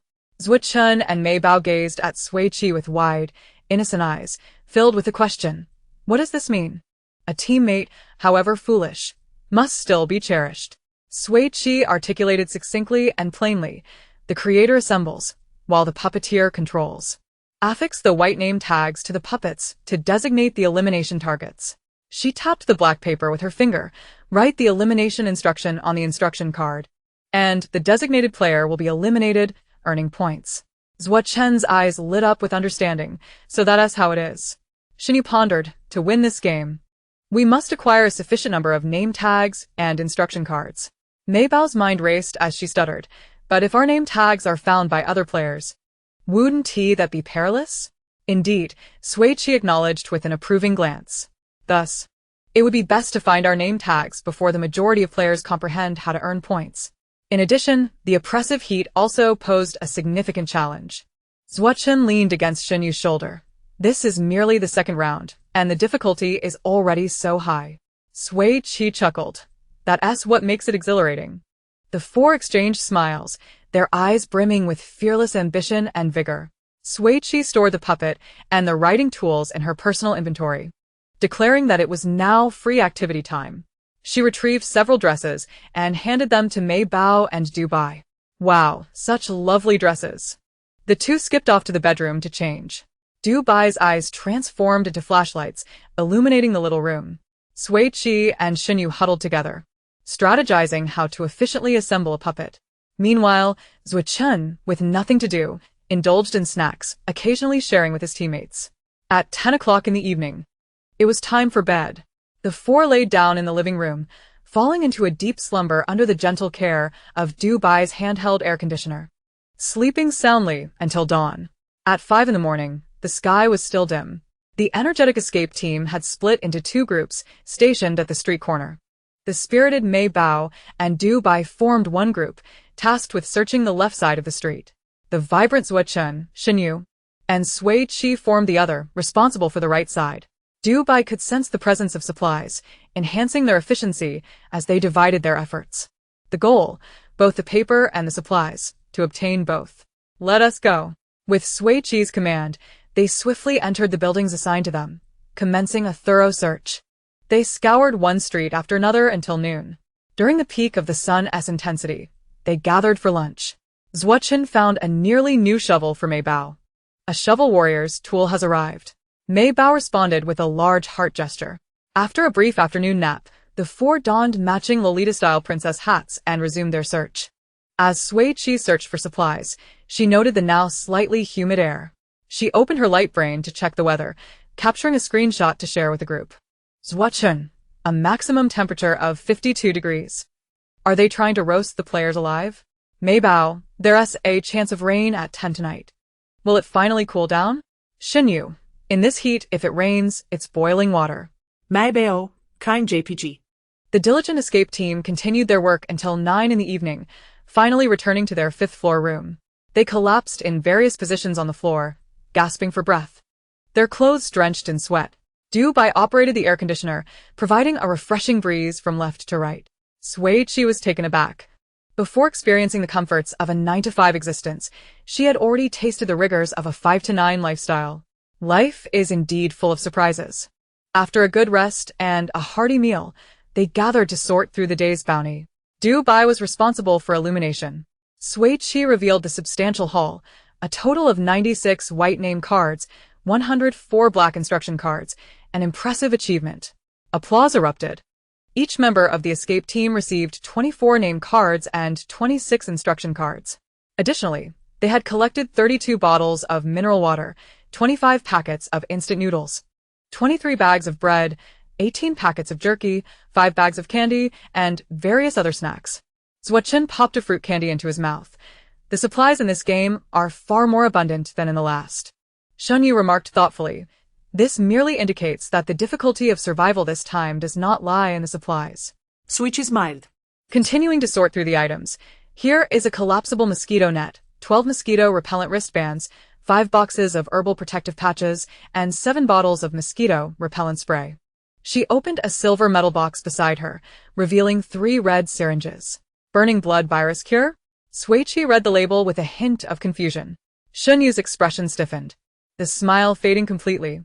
Burning blood virus? Seeing his sudden shift to somberness, Sui Qi immediately offered the metal box for his inspection. Shen Yu examined it closely and spoke in a measured tone.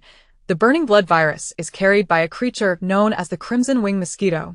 Its symptoms severe and onset rapid. These mosquitoes are 3 times the size of ordinary ones, with deep red wings adorned with black stripes. And they reproduce at an alarming rate. Active primarily during the night, humans bitten in their slumber experience a rapid rise in body temperature, which can escalate to a persistent fever exceeding 40 degrees Celsius.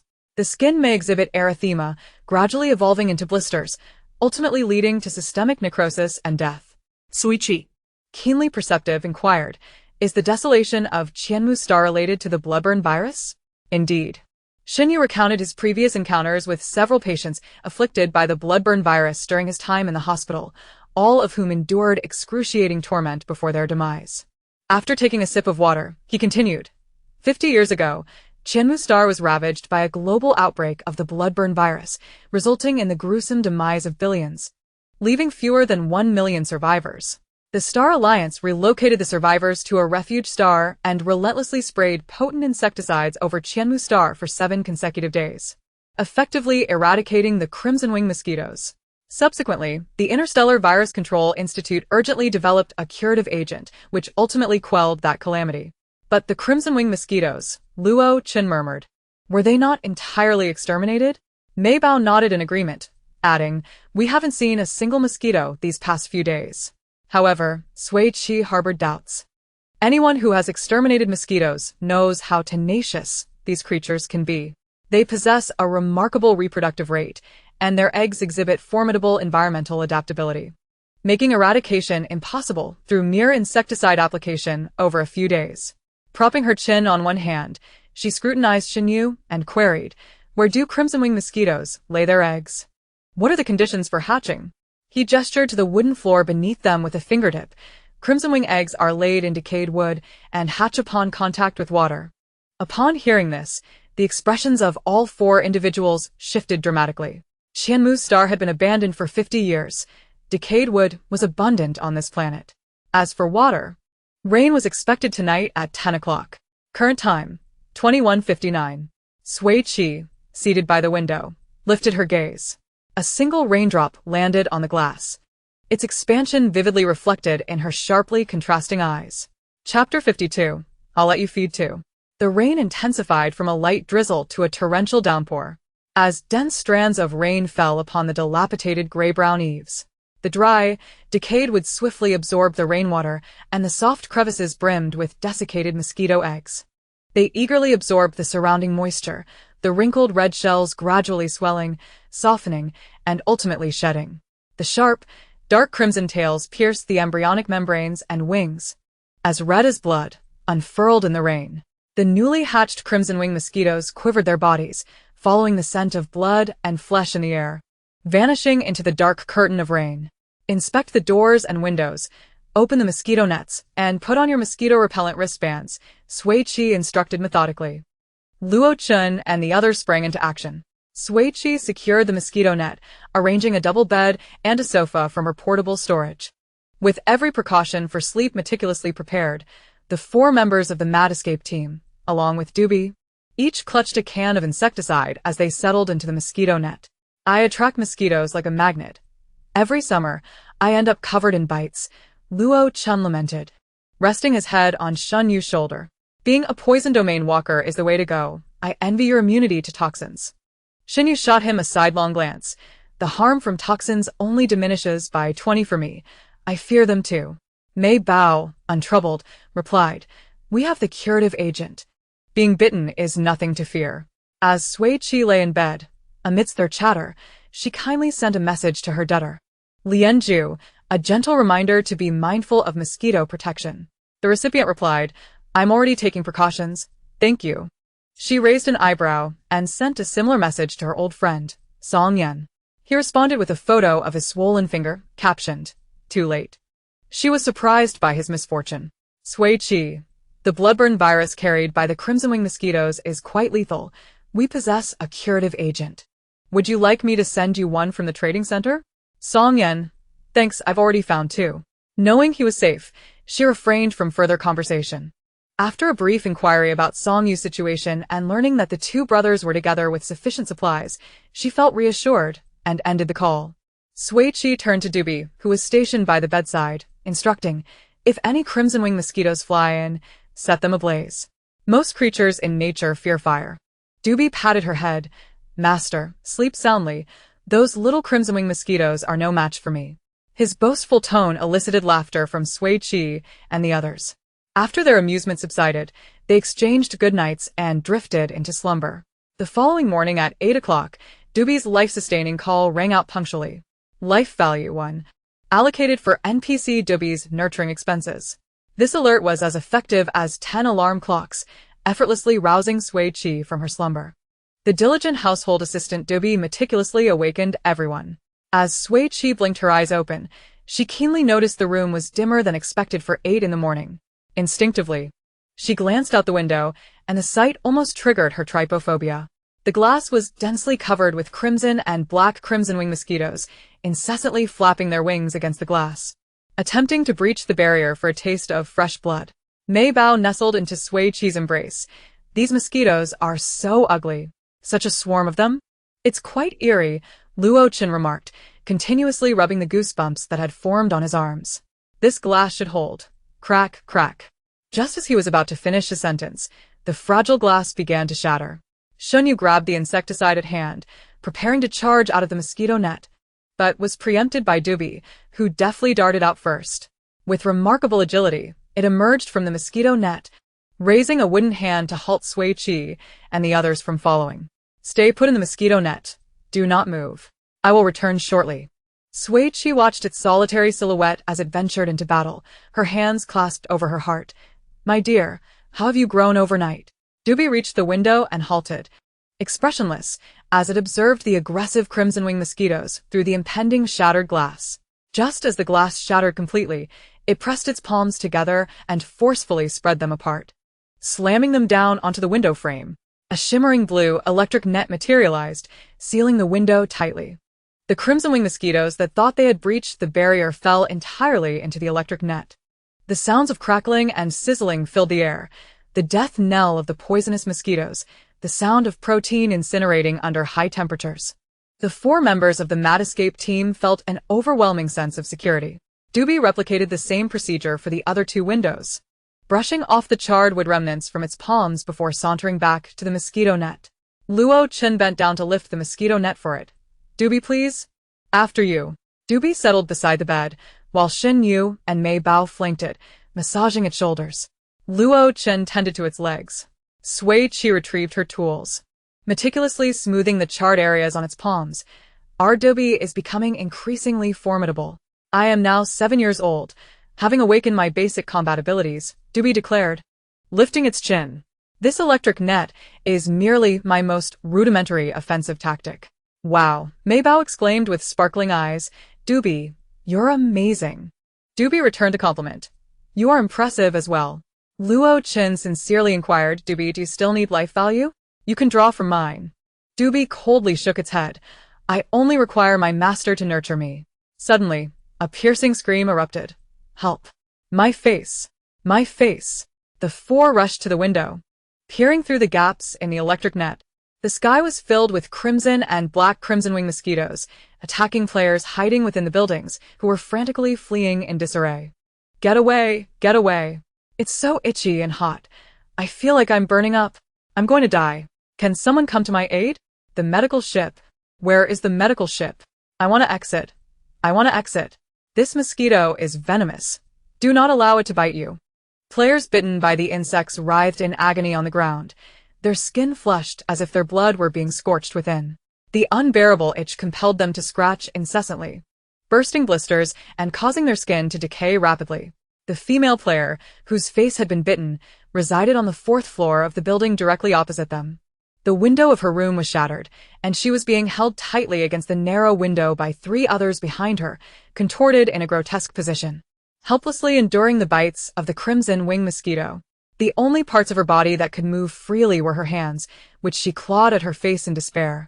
Her nails smeared with the flesh of her own wounds, blood mingling with pus streaming down her face. I am only 17. I do not wish to be disfigured. Let me out. Let me go. Who can save me? Please, someone save me. Her voice was shrill and piercing, each word dripping with pain. Sui Qi furrowed his brow tightly. Sister Sui, we have encountered scum again. Mei Bao gripped her shovel tightly, ready for action at a moment's notice. Xinyu's eyes were already filled with murderous intent. Sui Qi often felt herself too fragile, out of sync with her teammates. Standing by the window, she called out. To the 17-year-old sister across the way, please state your name. The Mad Escape team will assist you in your escape. Her clear voice pierced through the frenzy of the crimson wing mosquitoes, reaching the brink of collapse for the 17-year-old girl like a lifeline thrown to a drowning person. My name is Jiang Ranqing. Please help me, she cried. A pained gasp escaped her as the players behind her did something that forced a cry from her lips. The trembling sound of her sobs echoed in the ears of the Mad Escape team. Xinyu found Jiang Ranqing's name remarkably familiar. After a moment's thought, he decisively retrieved a stack of white name cards and scanned them with his identifier. There it was, her name card. What a coincidence. Sui Qi's brow relaxed and then tightened again. So, how do we help her? We can't use the same tactics as with Changli, Sui Qi chuckled lightly. Writing instructions on a black card. Your sister Sui is not limited to underhanded tricks. Chapter 53. Stealing kills? Xinyu, Sui Qi, and Mei Bao leaned in to read. The instruction card bore the words, touch the poison mist to exit. Ah! Jiang Ranqing's screams grew increasingly shrill. Sui Qi swiftly produced a canister filled with dark green poison mist. Unlike ordinary mist, this poison had a unique velvety texture, dense yet cohesive. To avoid collateral damage, she tucked the poison and a few pairs of disposable chopsticks into Doobie's embrace. Child, open the can and help me dip the chopsticks in the poison. Following her instructions, Doobie did as told, the tips of the pale wooden chopsticks now coated with a dollop of viscous poison. Sui Qi took the poison chopsticks, placing them in the arrow slot of her sleeve bow, which automatically adjusted to secure them. Aiming the sleeve bow at Jiang Ranqing, she instructed, Xinyu, affix her name card and instruction card to the puppet. Xinyu had already retrieved the puppet and efficiently adhered the cards upon hearing Sui Qi's words. The moment the 2 pieces of card adhered to the puppet, Sui Qi flicked the butterfly mechanism on her sleeve bow, launching the poisoned wooden chopstick that struck precisely half an inch beneath Jiang Ranqing's collarbone. Upon contact with the poison mist, the player was immediately eliminated. An alarm sounded from Jiang Ranqing's light brain, and the 3 players restraining her cursed and fled the room to evade the onslaught of the crimson wing mosquitoes. Freed from her shackles, Jiang Ranqing collapsed weakly against the window ledge. A medical ship arrived swiftly, and the staff transported the bloodied girl aboard. Just before the hatch closed, Jiang Ranqing propped herself up, calling out towards the direction of the Mad Escape team. Thank you for saving me. I willingly offer each of you 1 million interstellar coins as a token of gratitude. Moreover, cough, cough. She choked on the blood that had flowed into her mouth, coughing for a while before continuing hoarsely. After the game, I will treat you all to a feast. With that, the hatch sealed shut, leaving only the fading resonance of Jiang Ranqing's voice in the air. A windfall had descended upon them. Mei Bao stared in disbelief. 1 million? Sui Qi could hardly suppress a smile. I am determined to befriend Jiang Ranqing. She truly delivers on her promises. Sui Qi placed a hand on Xinyu's shoulder. The young lady is quite generous. Xinyu replied to him and then turned to Sui Qi. Somewhat perplexed, Sister Sui, how will that 1 point be counted towards me? You affixed Jiang Ranqing's name card. Sui Qi smiled. The points will naturally be attributed to you.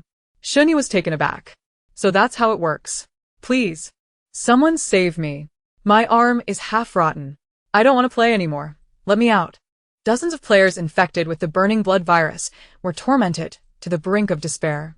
After witnessing Jiang Ranqing being rescued by the medical ship, they all rushed to the Mad Escape team's building, seeking help. No one could bear to watch their skin decay inch by inch. The terror of impending death was far more harrowing than death itself. I can't hold on any longer. Please help me. Let me out.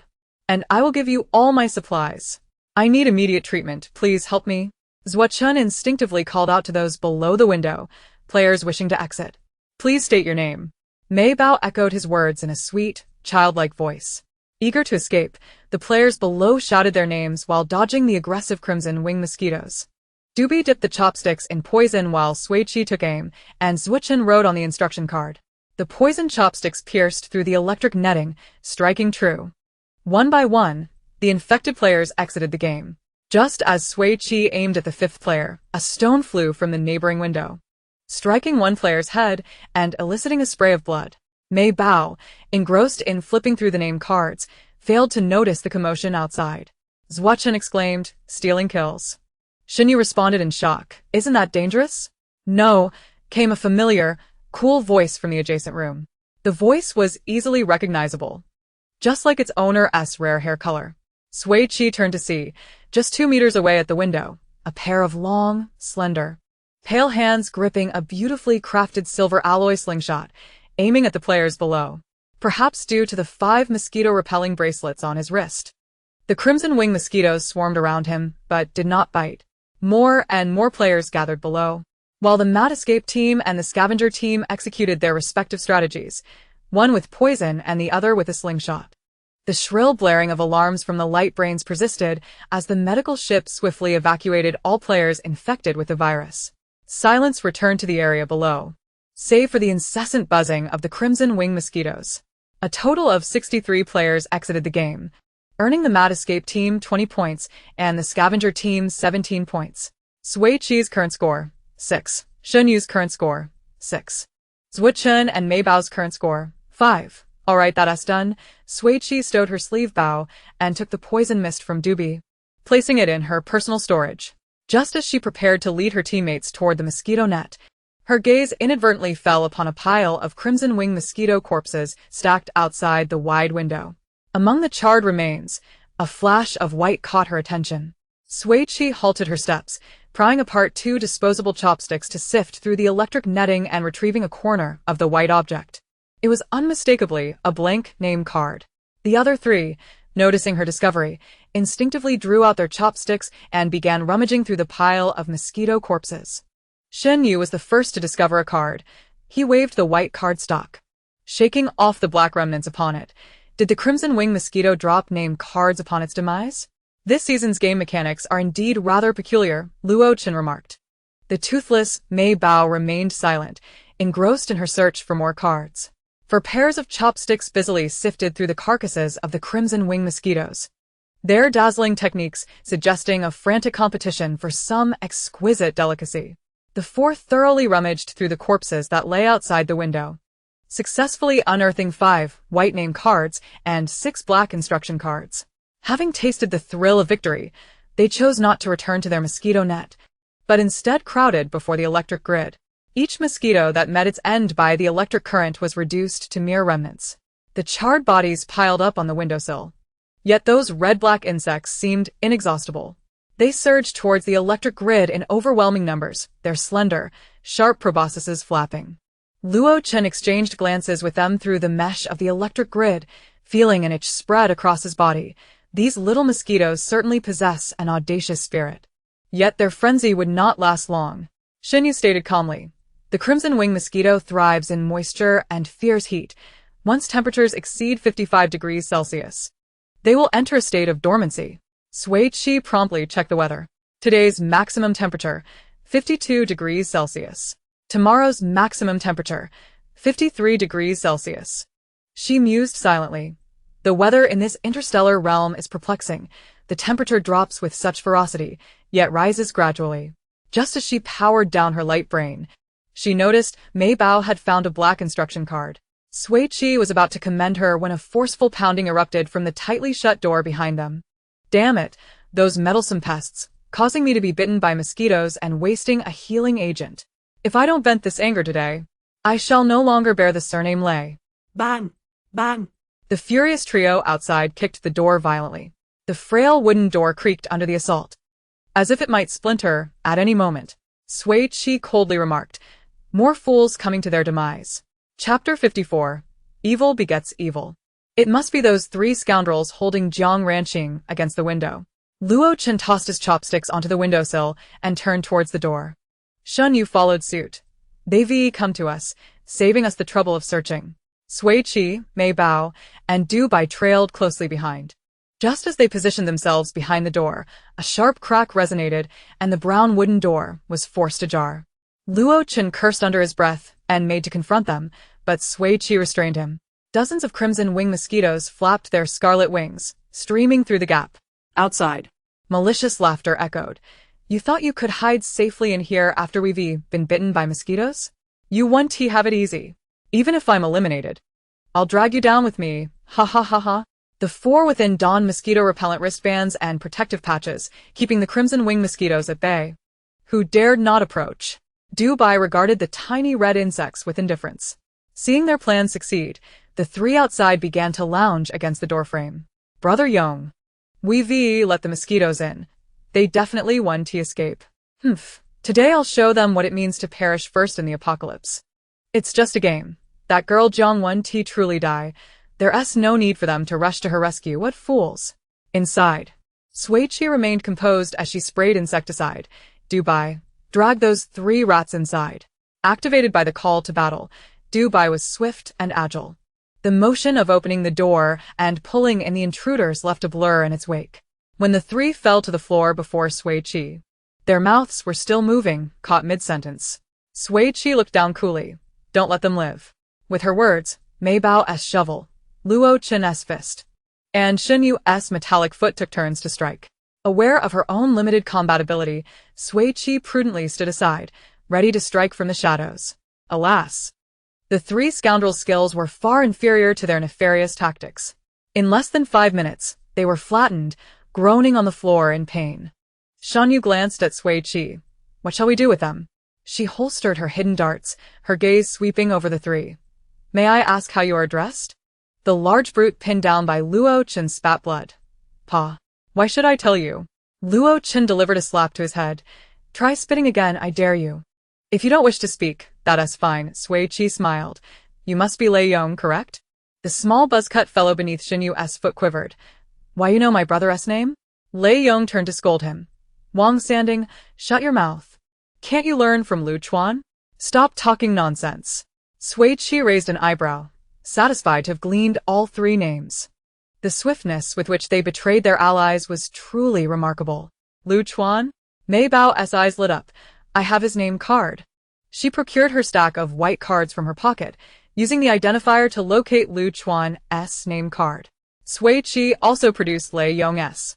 Luo Chen and Shen Yu rummaged through their own white cards for some time, but found no trace of Wang Sanding's name. Sui Qi remained unperturbed. It matters not. None shall escape. Lei Yong's name card was initially discovered alongside Lin Feng.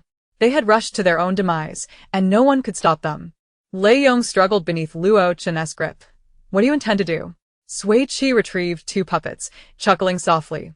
Nothing much. Merely wishing to demonstrate that evil begets evil. With that, she inscribed commands upon the black instruction cards. In an instant, Lei Yong and Lu Chuan's name cards and instruction cards adhered firmly to the puppets, compelling the two to rise uncontrollably. They stood facing each other and exchanged the insult. Scoundrel. Then they commenced slapping each other with fervor. Shen Yu and Mei Bao, witnessing Sui Qi's wicked tactics for the first time, were left speechless. Wang Sanding trembled, just as he thought himself fortunate to have escaped calamity. He heard a delicate little puppet with short hair, a beautiful woman, say with a smile, Wang Sanding, please step beside Lu Chuan and stand properly. His legs weakened, and he couldn't rise, being yanked by Luo Chun to stand next to Lu Chuan. Wang Sanding and Lu Chuan's shoulders pressed closely together. Just as he managed to stabilize himself, Lei Yong's slap aimed at Lu Chuan inadvertently struck his face. Lei Yong, robust and strong, delivered a slap imbued with force, causing Wang Sanding's face to swell instantly, a fiery pain radiating from the impact. Lu Chuan, scoundrel. Slap. Lei Yong, scoundrel. Slap. Slap. The resounding slaps echoed continuously. The faces of the three swelling ominously, handprints stacking upon one another, presenting a ghastly crimson hue, some areas even beginning to turn purple. Sui Qi nodded in satisfaction. It has been a long time since I witnessed such a vigorous display of combat. Just like this, Sister Pai. It brings me immense pleasure to watch. One slap for each. The sound rivals the noise of firecrackers during the New Year. Even the most formidable slappers in the galaxy would bow down to this spectacle. I love this. I crave more scenes of scoundrels battling it out. Evildoers should reap their just deserts. They nearly drove me to madness when tormenting Jiang Ranxing. Who isn't frustrated? I only wish I could leap into the screen and strike them. Sister Pai truly has a knack for tormenting villains. I would love to be her disciple. This situation is indeed a win-win. The injured players are out for treatment, while the Frenzy Escape team and the Hunting team have garnered points. Quite splendid. The pudding is yours, but the Dobby is mine. Who doesn't adore the versatile little Dobby? The toothless grin of the Sister Treasure is utterly charming. Aha. Indeed. Dobby pulled a tooth for Sister Treasure, and it moved me to tears of affection. When I was little and losing teeth, I was just as reluctant to speak as Sister Treasure. Wang Sanding emitted a quivering whimper, torn between fleeing and remaining still, as Sister Treasure's shovel pressed firmly against his lower back. Have mercy. This is excruciating. Can't I just figure out a way to exit on my own? So you're aware of pain? Sui Qi scoffed. When you used Jiang Ranxing to shield yourself from the Qi-wing mosquito, did you consider her suffering? Sua Chen mocked. You can still talk. It seems your face isn't pained enough. Shan Yu remained silent, merely walking to the window to retrieve a pair of chopsticks. He picked up several Qi-wing mosquitoes that had succumbed to insecticide and stuffed them into the collars of the three men. Lei Yong and Lu Chuan were immobilized, their faces contorted in terror. Wang Sanding screamed and attempted to flee, only to be struck on the leg by Sister Treasure's shovel, collapsing before Xinyu. Unfazed, Xinyu continued his actions.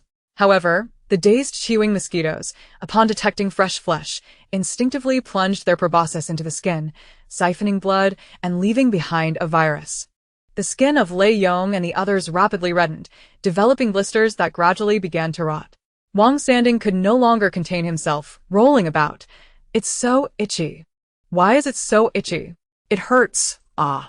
The other two, under control, could only stiffly slap each other, enduring the agonizing itch deep in their bones as the blood from their decaying flesh soaked through their clothing. Sui Qi lowered her gaze, choosing not to witness further. Xinyu was taken aback by the gruesome scene. He had only intended to frighten them, not realizing that the Qi-wing mosquitoes had not fully perished. Chapter 55. Dying from eating feces? The life points of Lei Yong and his companions plummeted rapidly, and they were soon evacuated by the medical ship.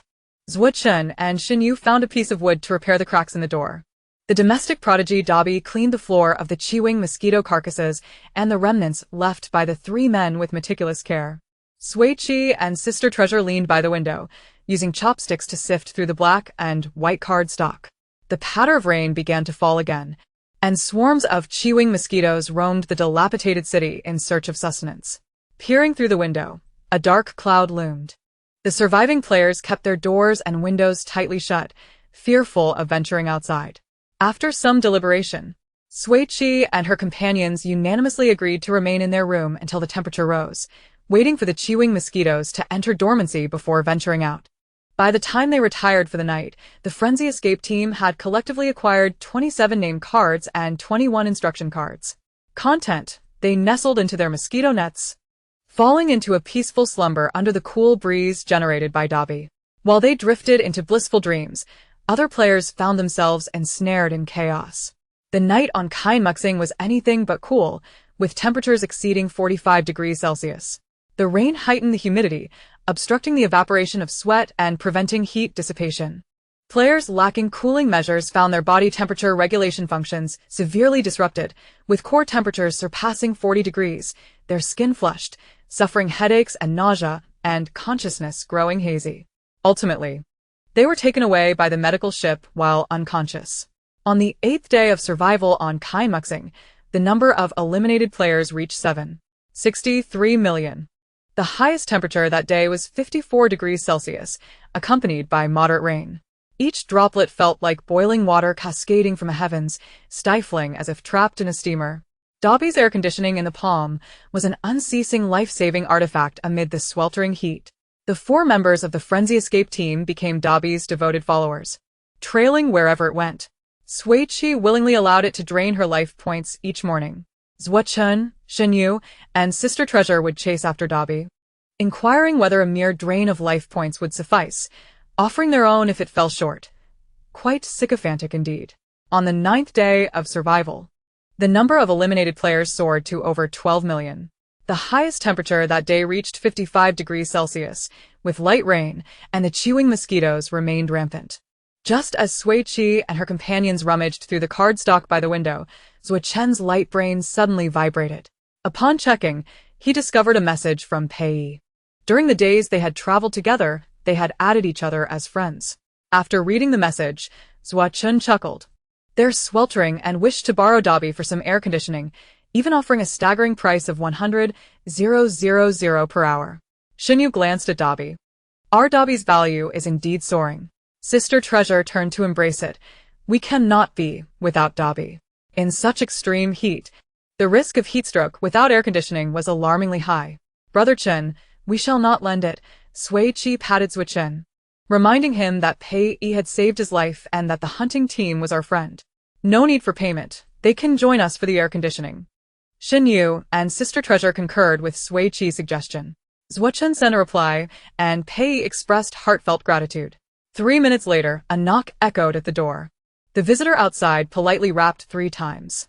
Sui Qi opened the door to find a flushed and pained Xianyi, supported on either side by Pei Yi and Shinsu, her consciousness hazy.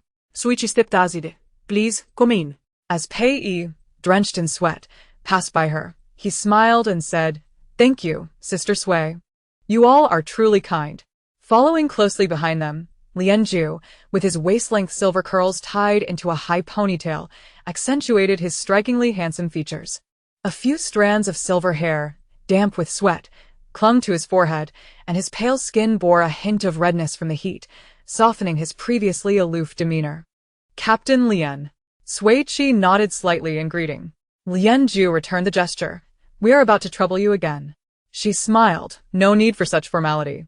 To accommodate their guests, Sui Qi had stored the mosquito net and bed in the warehouse, leaving only the sofa in the center of the living room. The unconscious Xianyi lay upon it while the others settled on the floor.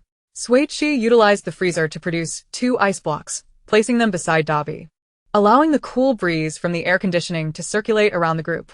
Pei Yi squinted in satisfaction, exclaiming, So refreshing, I feel revived at last. The tension in Xianyi's furrowed brow began to ease. Sister Treasure looked at her flushed skin and inquired, Did this sister get bitten by mosquitoes? Sister Xian fainted from the heat. Pei Yi replied, his brow furrowed with concern. Last night, she complained of headaches and nausea, took a bottle of heat relief medicine, and went to sleep. By morning, she had developed a high fever, and her temperature has not decreased. Sui Qi understood. These were the initial symptoms of heatstroke, and they likely sought to borrow Dobby to help cool Xianyi down. She approached the sofa and felt her forehead, burning hot, certainly above 40 degrees. It was imperative to lower her core temperature swiftly. Captain Lian, please hand me a few bottles of mineral water, she requested, looking at Lianju. He promptly produced 5 bottles, placing them beside her. Sui Qi retrieved the freezer, pouring the mineral water inside to freeze. She then found a dress that neither Sister Treasure nor Dobby favored, tore off the cotton lining, and fashioned long strips of cloth. Wrapping the ice blocks in the strips to create ice packs, she placed them under her arms, around her neck, and on her forehead to assist in cooling her down. After completing the task, Sui Qi handed the remaining strips and the freezer to Chinsu, who had been vigilantly standing by. Just do it this way, she instructed. Once the ice pack has brought the body temperature down to 38 degrees, it can be removed. Chun Su was taken aback when Sui Qi engaged him in conversation, and he replied with a dazed okay. Half an hour later, Xianyi's temperature decreased, and she quickly regained consciousness. She expressed her gratitude to the escape team before faintly drifting back to sleep. Sui Qi acknowledged her thanks and immediately turned to discuss with her teammates how to efficiently eliminate players. They currently possessed 112 white name cards and 115 black instruction cards. After deliberation, they unanimously decided to convert these cards into tangible points today. The 4 members of the escape team engaged in a heated discussion. How about hanging? Suggested Zhua Chun. No way, Xinyu countered. One slip, and it could be fatal. How about choking on feces? Proposed Mei Bao. Sui Qi objected. The availability of feces is an uncontrollable factor, so that's out. What about crashing into walls like Chongli? Zhua Chun inquired. Sui Qi responded. That can be considered as an alternative. Are there any better proposals? After a moment of contemplation, Xinyu suggested, how about brawling with teammates? Sui Qi's eyes brightened. I find that acceptable. On the 9th day of the game, surviving players would undoubtedly band together with their teammates. Forming a team indicated a minimal disparity in strength, thus preventing one-sided attacks. Moreover, the front of the name card displays the player's name, while the back shows the team name. Good teammates should exit hand in hand. Once the plan was solidified, the 4 sprang into action. Mei Bao and Xinyu took charge of selecting name cards from their teammates, successfully matching 30 pairs for elimination. Sui Qi and Zhua Chun wrote the control instructions. Fight with your teammate with all your might until eliminated. Chapter 56. Oh, the pain. At the moment the name cards and instruction cards adhered to the puppets, they commenced an intense brawl, exchanging punches and kicks. Slaps, jabs, and groin kicks were executed with aplomb. The force and speed of their attacks were astonishing, genuinely striving to pummel their teammates to the point of elimination. Yet, this brutal method of elimination had its unavoidable drawbacks. The puppet could not withstand it. By the 9th pair, the little puppet could no longer bear the strain and gloriously disintegrated. Sui Qi stored the decommissioned puppet in the warehouse and retrieved new puppet components. Xinyu skillfully assembled 2 puppets, allowing the players' brawling endeavors to continue.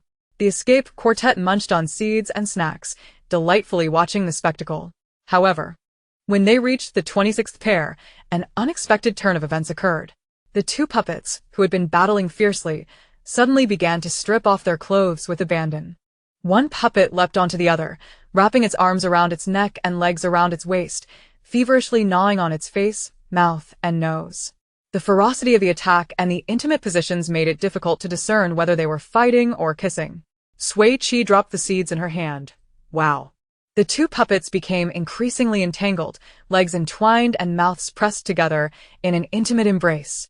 Just as she squinted her eyes, captivated by the scene, darkness suddenly enveloped her.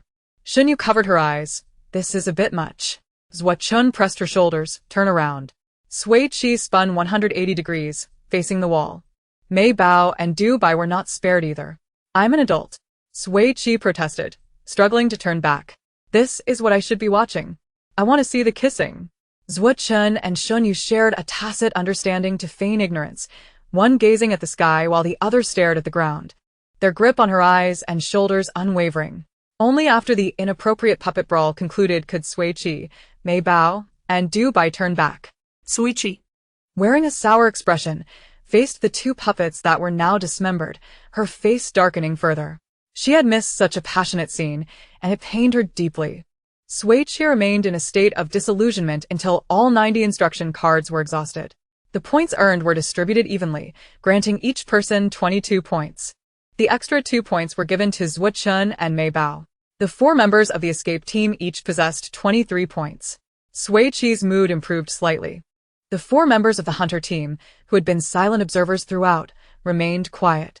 Pei gazed at the 2 battered puppets on the ground and swallowed hard. From now on, let us avoid provoking the escape team. He added, I hope my name card doesn't end up in their hands. Lian Zhu shot him a glance. You saved Zhua Chun. They 1T target you. Pei looked at him with naive eyes. Really, Lian Ge?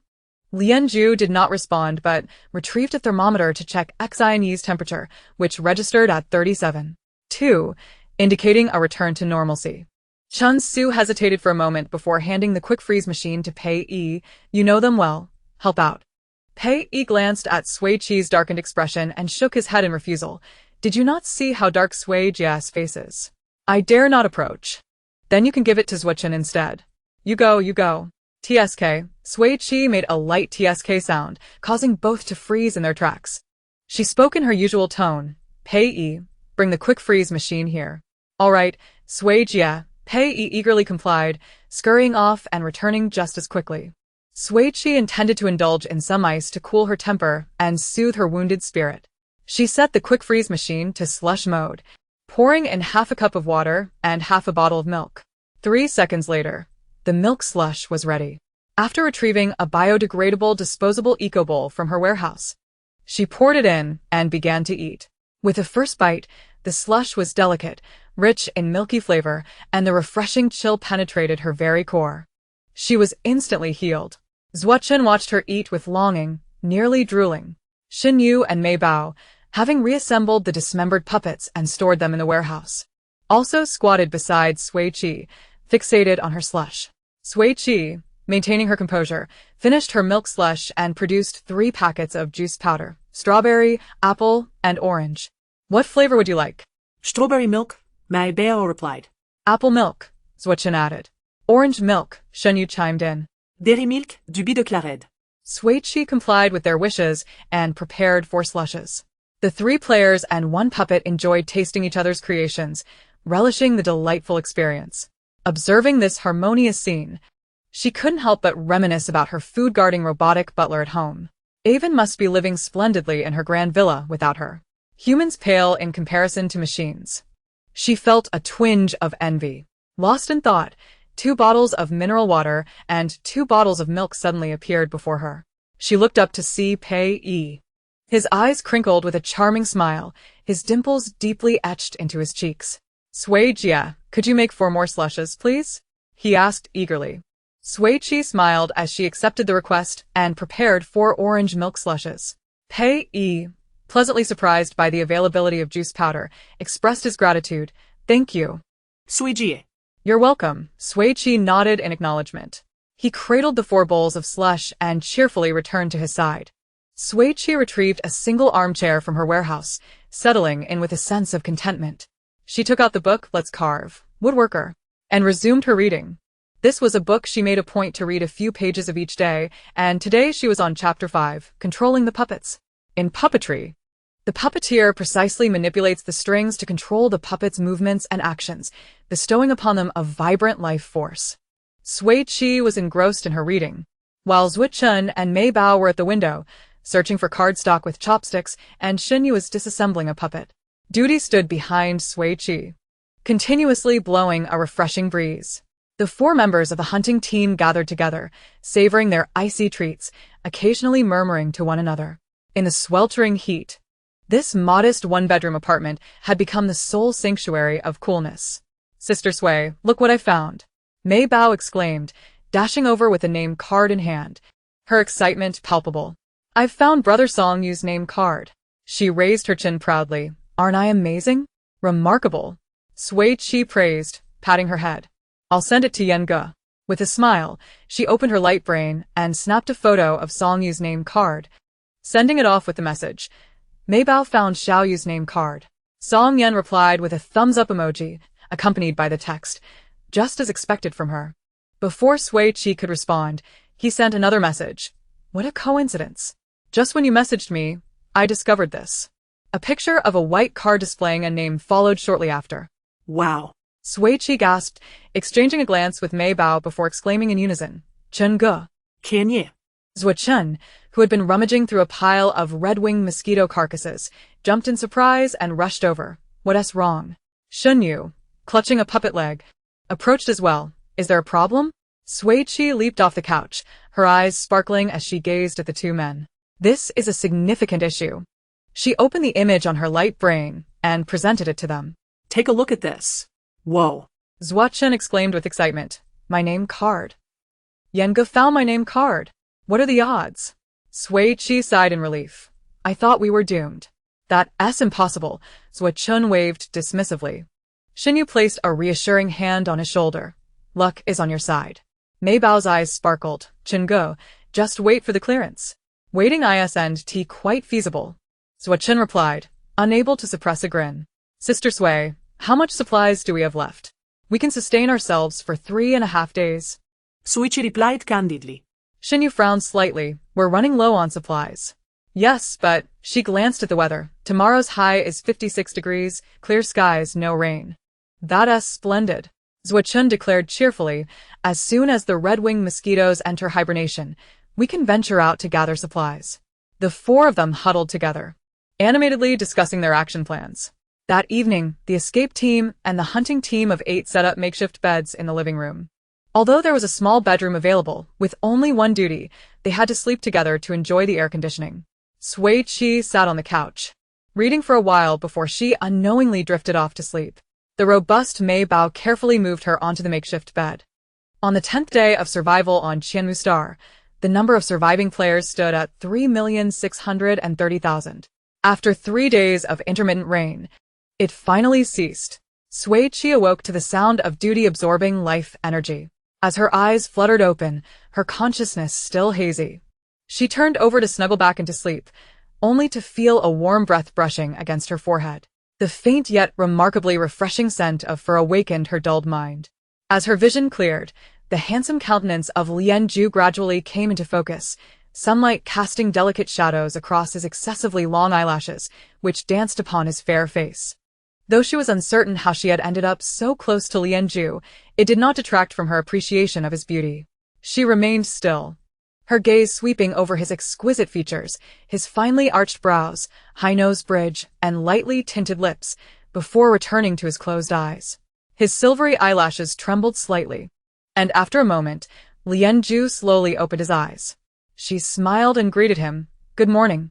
Lianzhu's previously relaxed demeanor stiffened noticeably, a hint of confusion flickering in his eyes. After she had spoken, Sui Qi casually sat up and stretched luxuriously. Master, Duty exclaimed, leaping onto her back with exuberance. Turning to face Duty, her smile faltered as she was met not by Duty, but by a charming, radiant little girl. To her astonishment, this girl bore an uncanny resemblance to her own youthful self, complete with waist-length silver curls, identical facial features, and even the same mole beneath her left eye. Master? The little girl tilted her head, calling out in Duty's voice.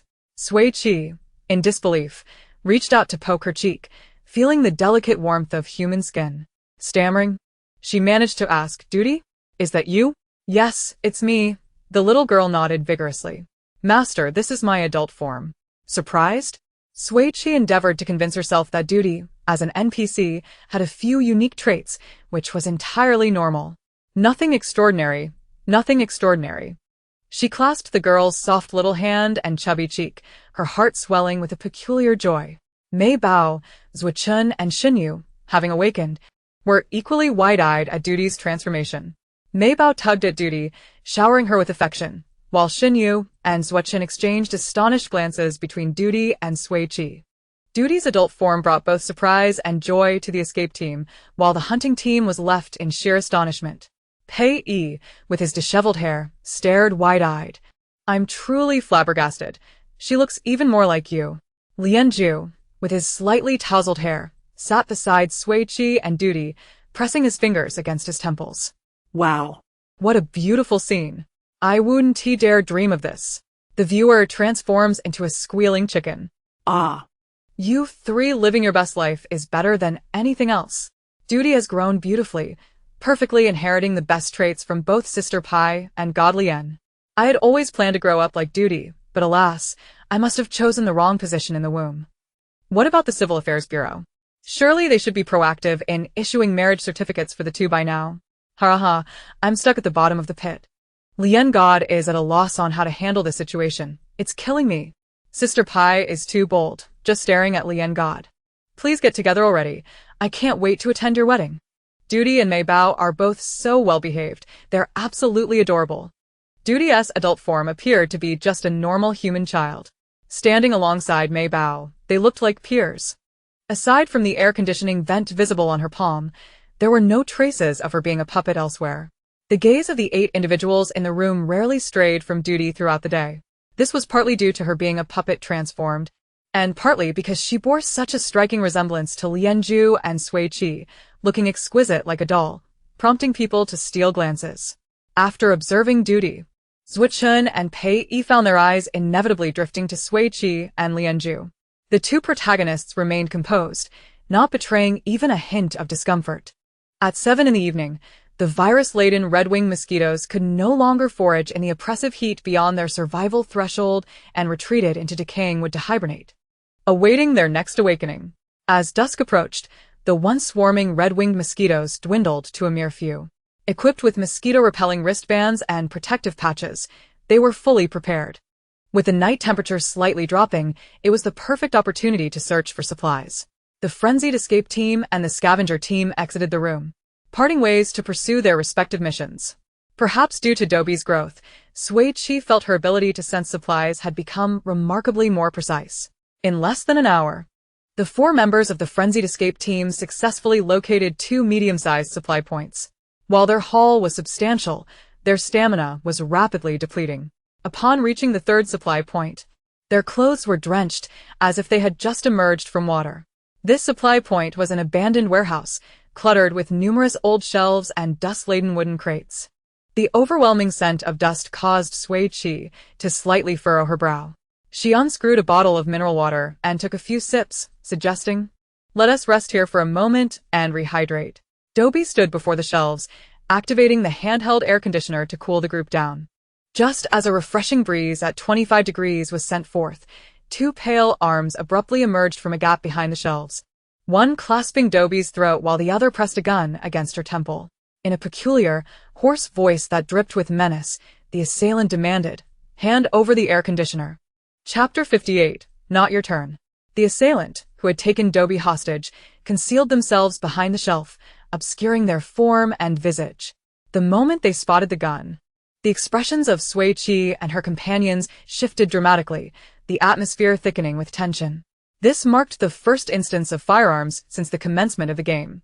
Sui Qi swiftly aimed the hidden wrist crossbow at the assailant, while Maybao positioned her shovel defensively across her chest. An ambush? Zuochun stepped forward, his demeanor fierce. Xinyu spoke in a low, commanding tone, "Let her go." Dobby, despite being held hostage, maintained an eerie calmness. Her eyes blinked slowly as her head spun a full 180 degrees to confront her assailant. In an instant, her palm transformed into a sharp blade, unhesitatingly plunging towards the assailant's shoulder. The attacker seemed momentarily stunned, remaining motionless as the blade struck true, blood spurting forth. This counterattack was so sudden that neither the assailant nor Sui Qi's group could react in time. "Ah! It hurts, it hurts, it hurts." The menacing, raspy threats gave way to piercing cries of pain. The assailant clutched their shoulder, collapsing against the shelf. And Zuochun seized the opportunity to drag them out from behind the shelves. Under the bright light, they discovered that the perpetrator was a strikingly youthful girl, appearing no older than 15 or 16. With her tousled, short black hair rolling on the ground, her face still bore traces of baby fat.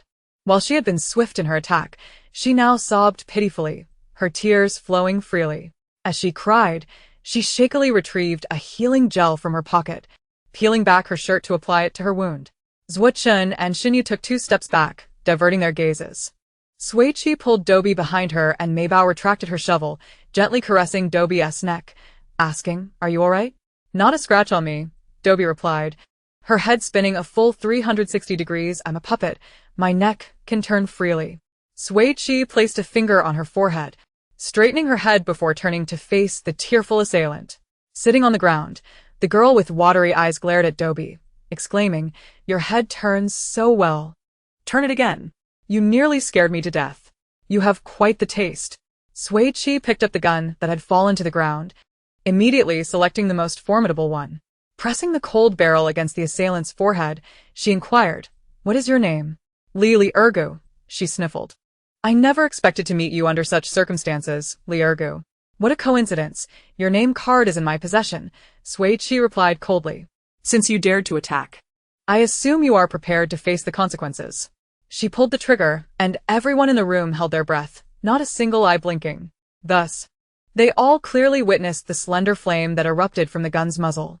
Xinyu muttered, "Wait." Zhua Qin was dumbfounded. "Is it a fake gun?" Mei Bao tilted her head. "A lighter?" Sui Qi cast her gaze down at Li Ergu. "With a fake gun? You dare to take on 5? What gave you the audacity?" Li Ergu admitted, "Perhaps it was my stutter." After saying this, she lunged forward, wrapping her arms around Sui Qi's legs, her dog-like eyes wide with sincerity as she pleaded, "I was wrong. I'm sorry. Please spare me. I just want to clear the level and earn money to treat my stutter." Tears streamed down her face. "It's just so hot. I only wanted to enjoy the air conditioning. I didn't really want to hurt you. Once I turn 18, my stutter will be irreversible." Tears dripped into her mouth, and she turned her head to sniffle before turning back. "Please, don't let me be eliminated." Li Ergu rubbed against Sui Qi's leg, gazing up at her. "I'm willing to be your dog. I can run errands, serve tea, wash clothes, warm your bed. I'm quite adept at all of that." Sui Qi turned her head away. Such tempting conditions, she thought, almost swayed. No. Mei Bao clung to Sui Qi's arm, speaking in a pitiful tone. "Warming Sui Jia's bed is my job. You can't take it." "Well?" Li Ergu hesitated for a moment. "Running errands? Serving tea?" Xinyu frowned. "With us around, it's not your turn." Sui Qi twirled the lighter gun in her hand. "Li Ergu, you should be eliminated. The grudge for taking Dobi hostage must be avenged." No. Li Ergu clutched Sui Qi's legs tighter, her eyes darting rapidly. After a minute of contemplating, a spark of inspiration hit her. "Right, I can make realistic puppets." Sui Qi asked in confusion, "Realistic puppets?" Li Ergu clarified, "They are puppets designed to closely resemble human appearance and height. My grandfather is a native of Kaimuxing, and the realistic puppets he crafts are identical to the real thing, worth over 1 million interstellar coins." "Over 1 million? Now that's a jackpot." The 4 members of the frenzied escape team exchanged glances, each recognizing the mutual interest in their eyes. Sui Qi directly inquired, "How much would your realistic puppets be worth?" I can make decent ones," Li Ergu said, her gaze flitting, "but I haven't mastered it yet." "Oh," Sui Qi narrowed her eyes, implying that her puppets were worthless. Xinyu coldly interjected, "You should be eliminated." Wait. Li Ergu hastily waved her hands, "Though they may not be worth much. I truly craft them quite well. My master often praises my skills, saying I have a talent." Her voice trembled at the end, sounding quite pitiful. "Is that so?" Sui Qi raised an eyebrow. "How talented?" Zhua Qin and Xinyu leaned against each other, enjoying Sui Qi's impromptu performance of teasing the child. When Li Ergu could no longer hold back her tears and was on the verge of crying again, Sui Qi finally grew weary of the game. "Sure. Go ahead and make the realistic puppets." She pointed to the 4 standing behind her. "Make one for each of us. You can leave once they are complete." Instantly, the downtrodden Li Ergu straightened her back. "Really, sister?" "Thank you, sister. You are truly beautiful and kind-hearted." After saying this, she pulled out wood and tools from her pocket, observing Sui Qi and the others as she focused intently on carving. As Li Ergu engaged in her woodworking, her movements were graceful and unrestrained, her gaze focused and determined, completely shedding her earlier clumsiness. The sound of the carving knife scraping against the wood filled the air, while the crunching of ice pops echoed as Sui Qi and her companions enjoyed their treats. 2 full hours passed, and just as Sui Qi and her companions were on the verge of dozing off, they finally heard Li Ergu's exclamation, "Perfect! I, Li Ergu, am truly the chosen woodworker." She ran up to Sui Qi, proudly presenting 5 20-centimeter tall wooden puppets. "Sister, how are you?" Sui Qi lifted her gaze and beheld what was once a plain, square piece of light-colored wood, now skillfully carved into puppets, each striking a unique pose and displaying vivid expressions. The doll dressed in a Lolita outfit, dubbed Dobi, was the most recognizable, beaming with a smile and possessing a head that could rotate a full 360 degrees. The aloof girl with short hair was Sui Qi. The brooding youth with crossed arms was Xinyu, the cool guy adorned with eyebrow piercings was Zhua Qin, and the adorable little girl with 2 braided pigtails was Mei Bao. Although the sizes differed slightly from her imagination, the resemblance to their real counterparts was an impressive 90%. The craftsmanship was exquisite, bringing the figures to life. Li Ergu was indeed a true artisan. Mei Bao sincerely praised, "It looks just like you. It's truly beautiful." Zuo-chun held his wooden effigy in one hand, poking at it with curiosity. So this is how you all see me? Do I really look this ridiculous? Shunyu cradled his puppet in both hands, frowning thoughtfully. Zuo-chun leaned in to take a closer look and chuckled. Ridiculous? How charming! Shunyu's brow furrowed deeper. Charming? Is that really the case? Zuo-chun placed his puppet in Shunyu's palm and retorted, well then, if it's charming, let it be charming. Doobie clutched her wooden doll, playing with it affectionately. With Li Erga's work complete, Sui Qi fulfilled her promise and allowed him to leave. She sincerely bowed at a 90-degree angle, expressing her gratitude. Thank you for sparing my life. Just as she reached the door, she suddenly turned back and asked, Sister, don't you really want me to be your little dog? Sui Qi remained silent for a moment before reluctantly declining, No need. You may go. Oh. With her head hung low, she departed. Yet, in less than half a minute, she returned, not of her own volition, but rather being thrust back in by someone wielding a glinting kitchen knife against her neck. Li ergou la manta. The retribution has come too swiftly. Chapter 59, The Face Kini Boy Band. Sui Qi. The captor behind Li Ergo was a burly figure clad in a grandpa vest, wearing a black face kini that left only his eyes and nostrils visible.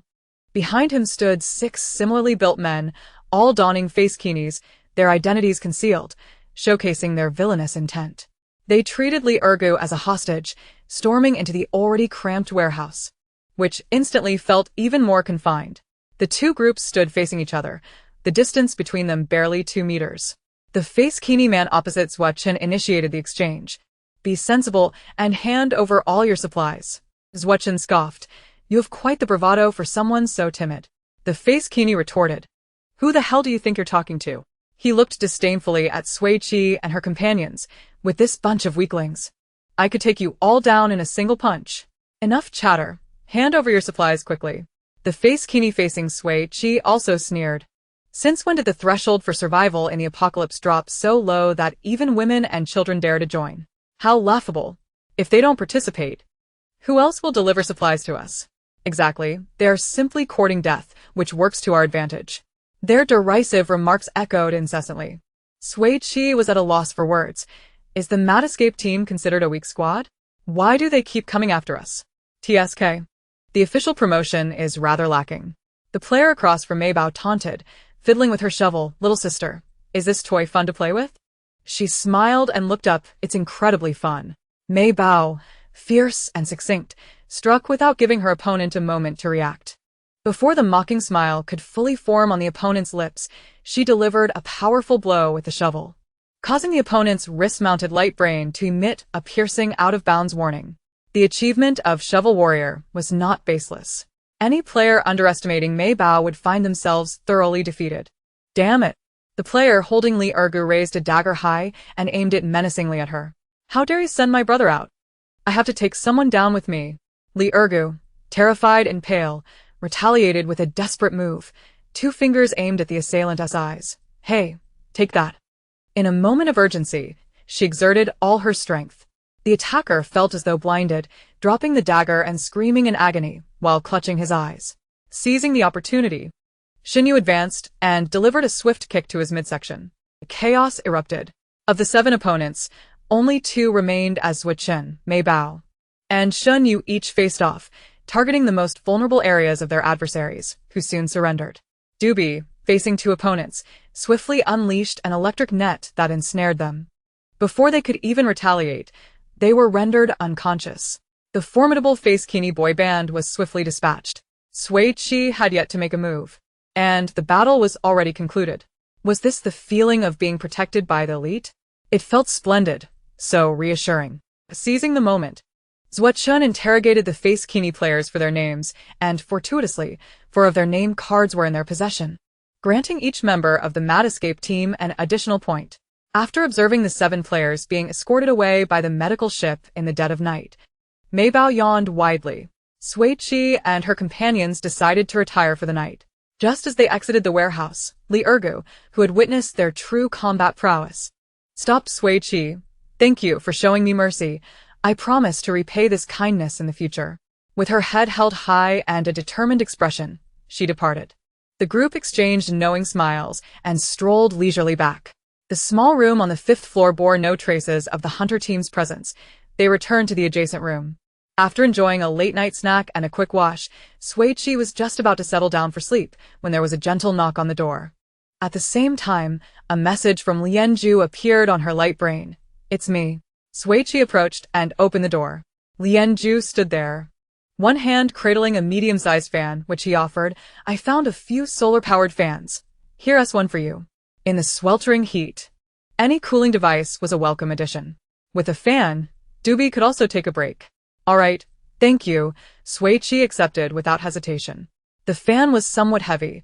As she received it, she cradled it against her chest while Lianju did not fully release his grip, his long fingers supporting its base. Sui Qi attempted to adjust her hold for greater ease, her hands shifting positions. As her left hand moved to the base, their warm and cool fingertips brushed together, inadvertently intertwining further. Both paused in their movements. Just as Sui Qi intended to withdraw her hand, Xinyu, who had been watching the door, approached, took the fan from her, and carried it into the living room. She curled her fingers at her side and smiled, wishing them good night. Lianju's right hand formed a loose fist as he murmured in acknowledgement, turning to return to the adjacent room. "Wait, are we just going to end the conversation so abruptly? We just cuddled in the morning. Shouldn't we at least kiss goodnight? Hurry up and show me." "Shingo, why are you taking the fan?"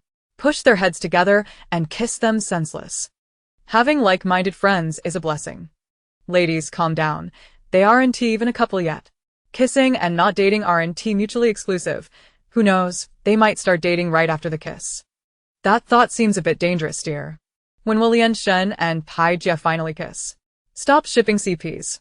Let us talk about the game instead. Li Ergo, such an antiquated name, embodies a certain rustic charm. Indeed, she is utterly adorable, eliciting laughter as she playfully attempts to seize Doobie, only to be thwarted. The lifelike puppets she crafted for Pai Jia and the others are remarkable. I too long to possess one, though I am uncertain whether she is currently accepting commissions. After the game concludes, let us inquire at her Xinghua. One for you, one for me, and Ergo shall embark on her journey tomorrow. The Crazy Escape team continues to perform with unwavering consistency, striking with no mercy against their opponents. I intend to promote Pai Jia on Xinghua. What is the matter with those players? Do they not recognize us, the Crazy Escape team? They seem intent on causing trouble. Yet, what does it matter? Their presence merely contributes to our score. Pai Jia and the others will not suffer any losses. Indeed, that is a valid point. The Crazy Escape team has retired for the night, and so shall I. Me too. Me as well. Sui Qi closed the door and returned to the living room, carefully lying down beside the peacefully sleeping Mei Bao. Xinyu turned on the table fan, and a gentle breeze swept through the room. Duty switched off the air conditioning and settled down on the other side of Sui Qi.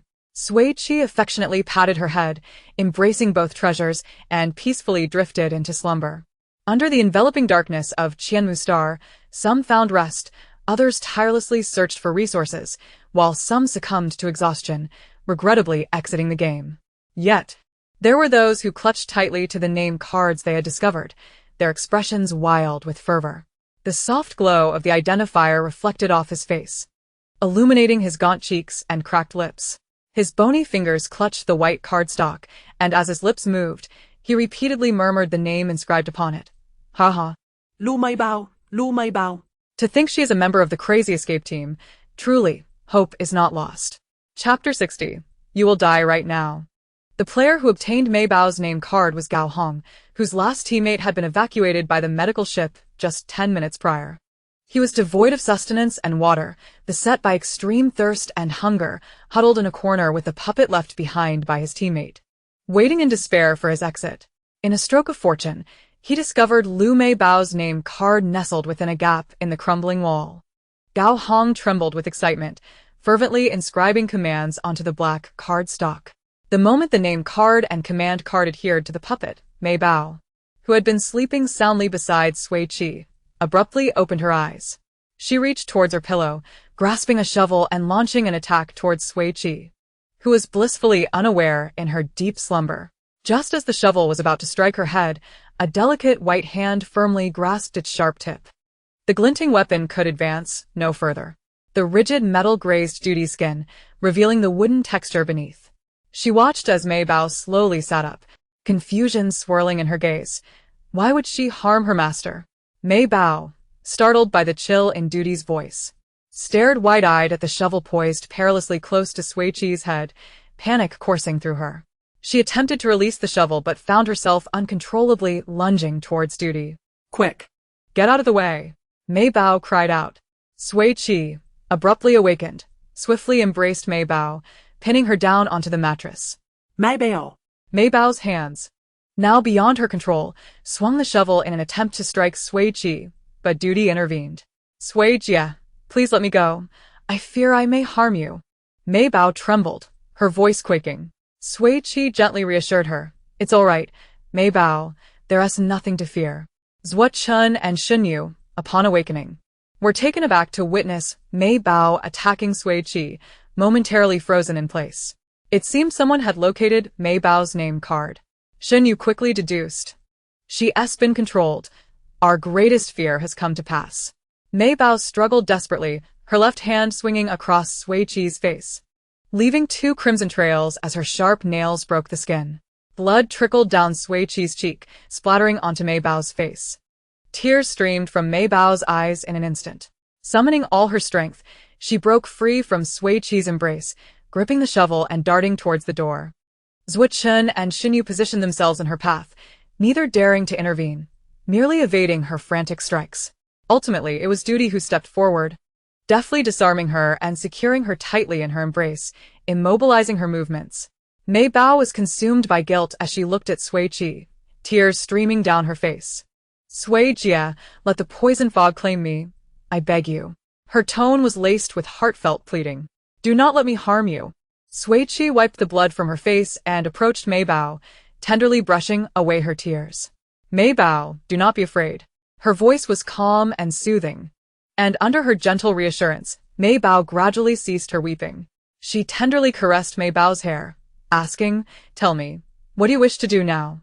Mei Bao sniffled. I want to run southeast to find someone. Very well, Sui Qi murmured softly. Your light brain is equipped with a positioning device. No matter where you go, we will be able to track your location, correct? Mei Bao nodded, yes. So, fear not. Sui Qi's gaze was gentle and focused. You may proceed. We will follow closely behind you. Together, we shall confront the fool who dares to provoke our crazy escape team. Mei Bao looked at her, her voice nasally. Pinky promise. Sui Qi smiled as she extended her pinky, and Mei Bao linked hers, mirroring the familiar gesture. 1 circle clockwise, 1 circle counterclockwise. Zhuo Chun and Xun Yu also stepped forward to join in the pinky promise. Mei Bao's frantic emotions finally settled. Sui Qi picked up the shovel and handed it to her. Hold on to your weapon. Mei Bao hesitated. What if I turn against you again? Duty, holding her, swayed her slightly. Do not worry. Even 20 of you would not be my match. Mei Bao broke into a smile, accepting the shovel from Sui Qi. You truly are formidable, Duty. Of course, Duty replied, chin held high. Sui Qi gathered all the belongings in the room into her portable warehouse. Let us depart. As she opened the wooden door, her gaze met Lianju's, who stood at the entrance. He retracted his motion to burst in, his eyes swiftly scanning the scene, landing on Sui Qi. I thought you were being attacked by players, he explained calmly. Thank you, Sui Qi responded. Mei Bao's name card has been found. We are heading to resolve this issue. Seeing they were unharmed, Lianju offered a brief nod, saying all right, before turning to return to the adjacent room. In the dim night, Mei Bao sprinted swiftly towards the southeast. Sui Qi and the others followed closely behind, discussing their strategy. Xun Yu, gazing at Mei Bao's silhouette, still felt a pang of sorrow in her heart. Once we locate the player controlling Mei Bao, how shall we deal with him? Sui Qi replied decisively. First, we shall give him a good beating, then send him out using the poison fog. Zhuo Chun agreed. Let us do just that. Duty volunteered. I shall handle the beating. No need, Sui Qi had other plans. Duty, you'll be responsible for sending him out with the poison fog. Duty obediently acquiesced. Understood, my master.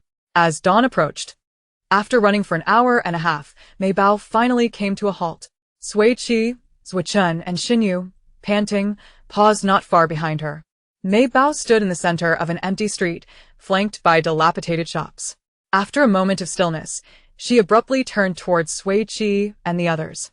Swinging the shovel in her hand, instead of launching an attack against them, she positioned it across her slender neck. She begrudgingly relayed a message to the unseen puppeteer lurking in the shadows. The other 3 members of the Crazy Escape team, I know you are also present. To prevent Sister Bao from having her throat slit by the shovel, refrain from making hasty moves.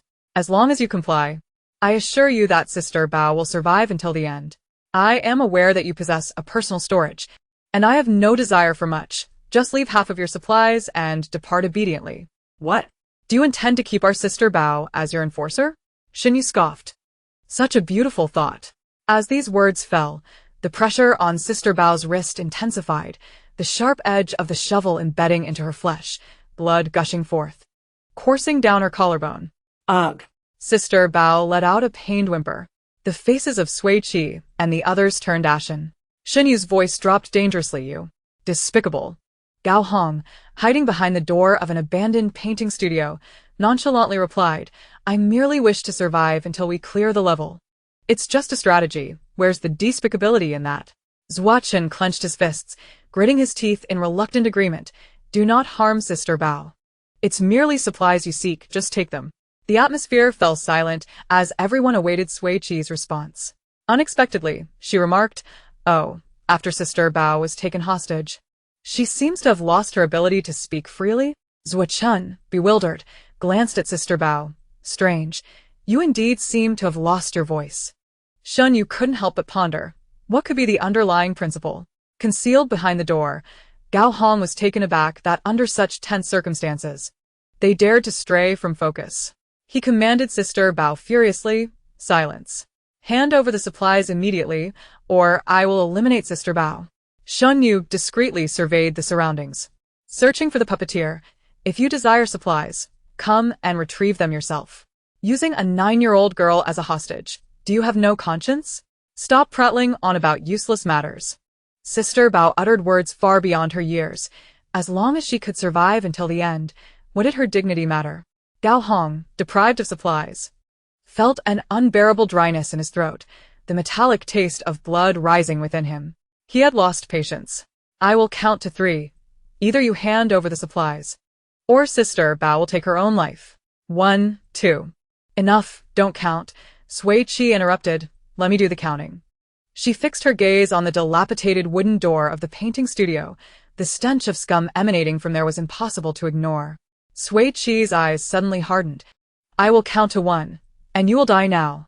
As her words fell, a green glowing crossbow bolt shot out from the shadows, piercing the mottled wooden door and viciously embedding itself into flesh.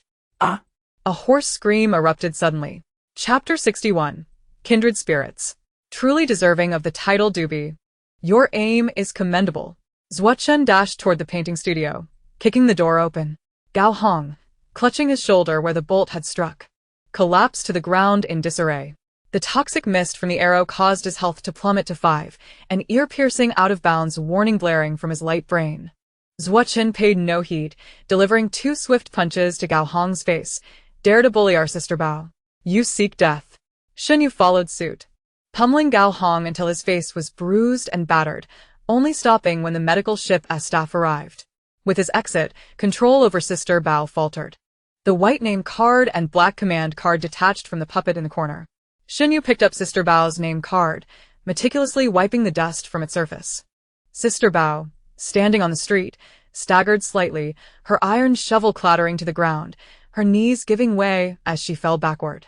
Sui Qi, standing nearby, caught her securely. Sister Bao, it's all right now. Sister Bao said nothing, merely leaned against her, offering a relaxed smile. Sui Qi felt a mix of sweetness and sorrow in her heart. She cradled Sister Bao gently, applying healing gel to the wound on her neck. Just as she was about to ask if it hurt, she looked up to find Sister Bao with her eyes closed, peacefully asleep against her shoulder. Sui Qi blew gently on the wound and applied some gel to her own facial scratches. Doobie emerged from his hiding place, returning the crossbow bolt to Sui Qi, kneeling beside Sister Bao and gathering her dangling braid in his hands. Sister Sui. Zuo approached, clutching a puppet under his arm. followed closely by Xinyu. Xinyu brushed her hand against Sister Bao's face and handed the name card to Sui Qi. Sui Qi accepted it, stowing it safely in her personal storage. Unbeknownst to them, daylight had broken, and the temperature soared to 50 degrees. The scorching sun pierced the clouds, bathing everything in its relentless glare. Sister Bao squinted against the blinding light, turning her head to burrow into Sui Qi's embrace. Observing this, Dubi removed his Lolita princess hat and placed it atop Sister Bao's head to shield her from the sun. Sui Qi lifted Sister Bao into her arms, softly saying, "Let us find a place to rest for a while." The group scoured the shops along the street until they found one that was not excessively dilapidated, deciding to take a temporary respite there. Sister Bao and Sui Qi fell asleep on the bed, while Zuochen and Xinyu made do on the floor. Dubi sat on the sofa, diligently providing cool air from the air conditioner to the group in the sweltering heat. Their slumber extended uninterrupted until 3 in the afternoon. When Sui Qi awoke, she found Sister Bao seated on the sofa, leaning against Dubi and sipping from a bottle of mineral water. The wound on her neck had healed over with fresh, pink skin. Zuochen and Xinyu flanked her, braiding her hair into twists. The left braid was neat and smooth, voluminous and beautiful, while the right was loose and messy, with strands escaping here and there. Zuochen disdainfully swatted Xinyu's hand away, dismantling the uneven braid. "Go sit on the other side." "Hey," Xinyu replied. After watching for a while, the smiling Sui Qi finally got out of bed and walked to the sofa. "Sister Sui, you're awake." Sister Bao tugged at her clothes, reaching out to touch the scratches on her right cheek made by nails. Those 2 wounds had not been deep, and after a good sleep, they had healed completely, leaving no trace of injury. Sui Qi, not wanting Sister Bao to feel guilty, smiled and changed the subject. "Brother Chen, your braids are really well done. Teach me." Xinyu immediately chimed in, "I want to learn too." The two began practicing with Dubi's hair. Half an hour later, Dubi's silver curls had transformed into Sister Bao's fluffy braids. Though not as exquisite as Sister Bao's, they were still quite nice, and Dubi was very pleased. As they chatted, mealtime approached. Sui Qi took out food, and they all gathered to eat. After feeling somewhat full, Zuochen remarked, "We've never been to this area. Not sure if there are any supplies left." "There are," Sui Qi affirmed, taking a bite of bread. Sister Bao immediately responded, "Then let us finish eating and go find them." Xinyu glanced at the blazing sun outside. "Let us wait until it cools down a bit." The teammates nodded in agreement. After 8 o'clock in the evening, as the temperature dropped slightly, the group began to mobilize. Dubi led the way, with Zuochen and Sister Bao walking in the middle, while Sui Qi and Xinyu trailed behind, the 2 oblivious siblings huddling together to converse. "Brother Shen, we're in a bit of a bind, aren't we?" "Indeed," Xinyu replied calmly. "I saw someone at the trading center today exchanging other players' name cards for their own." Sui Qi clicked her tongue, as expected. "It's not a 1-for-1, is it?" Xinyu held up 3 fingers. "It's 3 for 1. This trade benefits neither party, but it does seem somewhat unscrupulous." She quietly asked Xinyu, "Do you think this method is feasible?" He frowned, viable but distasteful. "I have no desire to use it." Sui Qi nudged his shoulder. "What do you know? We're teammates after all. Our thoughts are quite in sync. In this game, the name card transcends the mere function of a standard scorecard. It embodies each living player. The act of discovering another's name card and employing command cards to eliminate them serves as a means to accrue points. Throughout this endeavor, the players stand on equal footing, regardless of whether they resort to brutish tactics or employ less than honorable intimidation. Such conduct is deemed legitimate competition within the framework of established rules, with the consequences of victory and defeat resting solely upon the individual. However, when name cards transform into commodities for trade, the essence of the players' lives becomes objectified, reduced to items displayed on a shelf with fixed prices. This notion is intolerable to Sui Qi and Xinyu, uniting in their sentiments. The two engage in an animated discussion, pondering who might be the first to be eliminated when Zuochen, leading with Mei Bao, suddenly halts. He turns, placing a hand upon one of their heads. "You two chatter away quite charmingly. Do you intend to isolate the 3 of us?" Mei Bao and Du Bai squint curiously at them.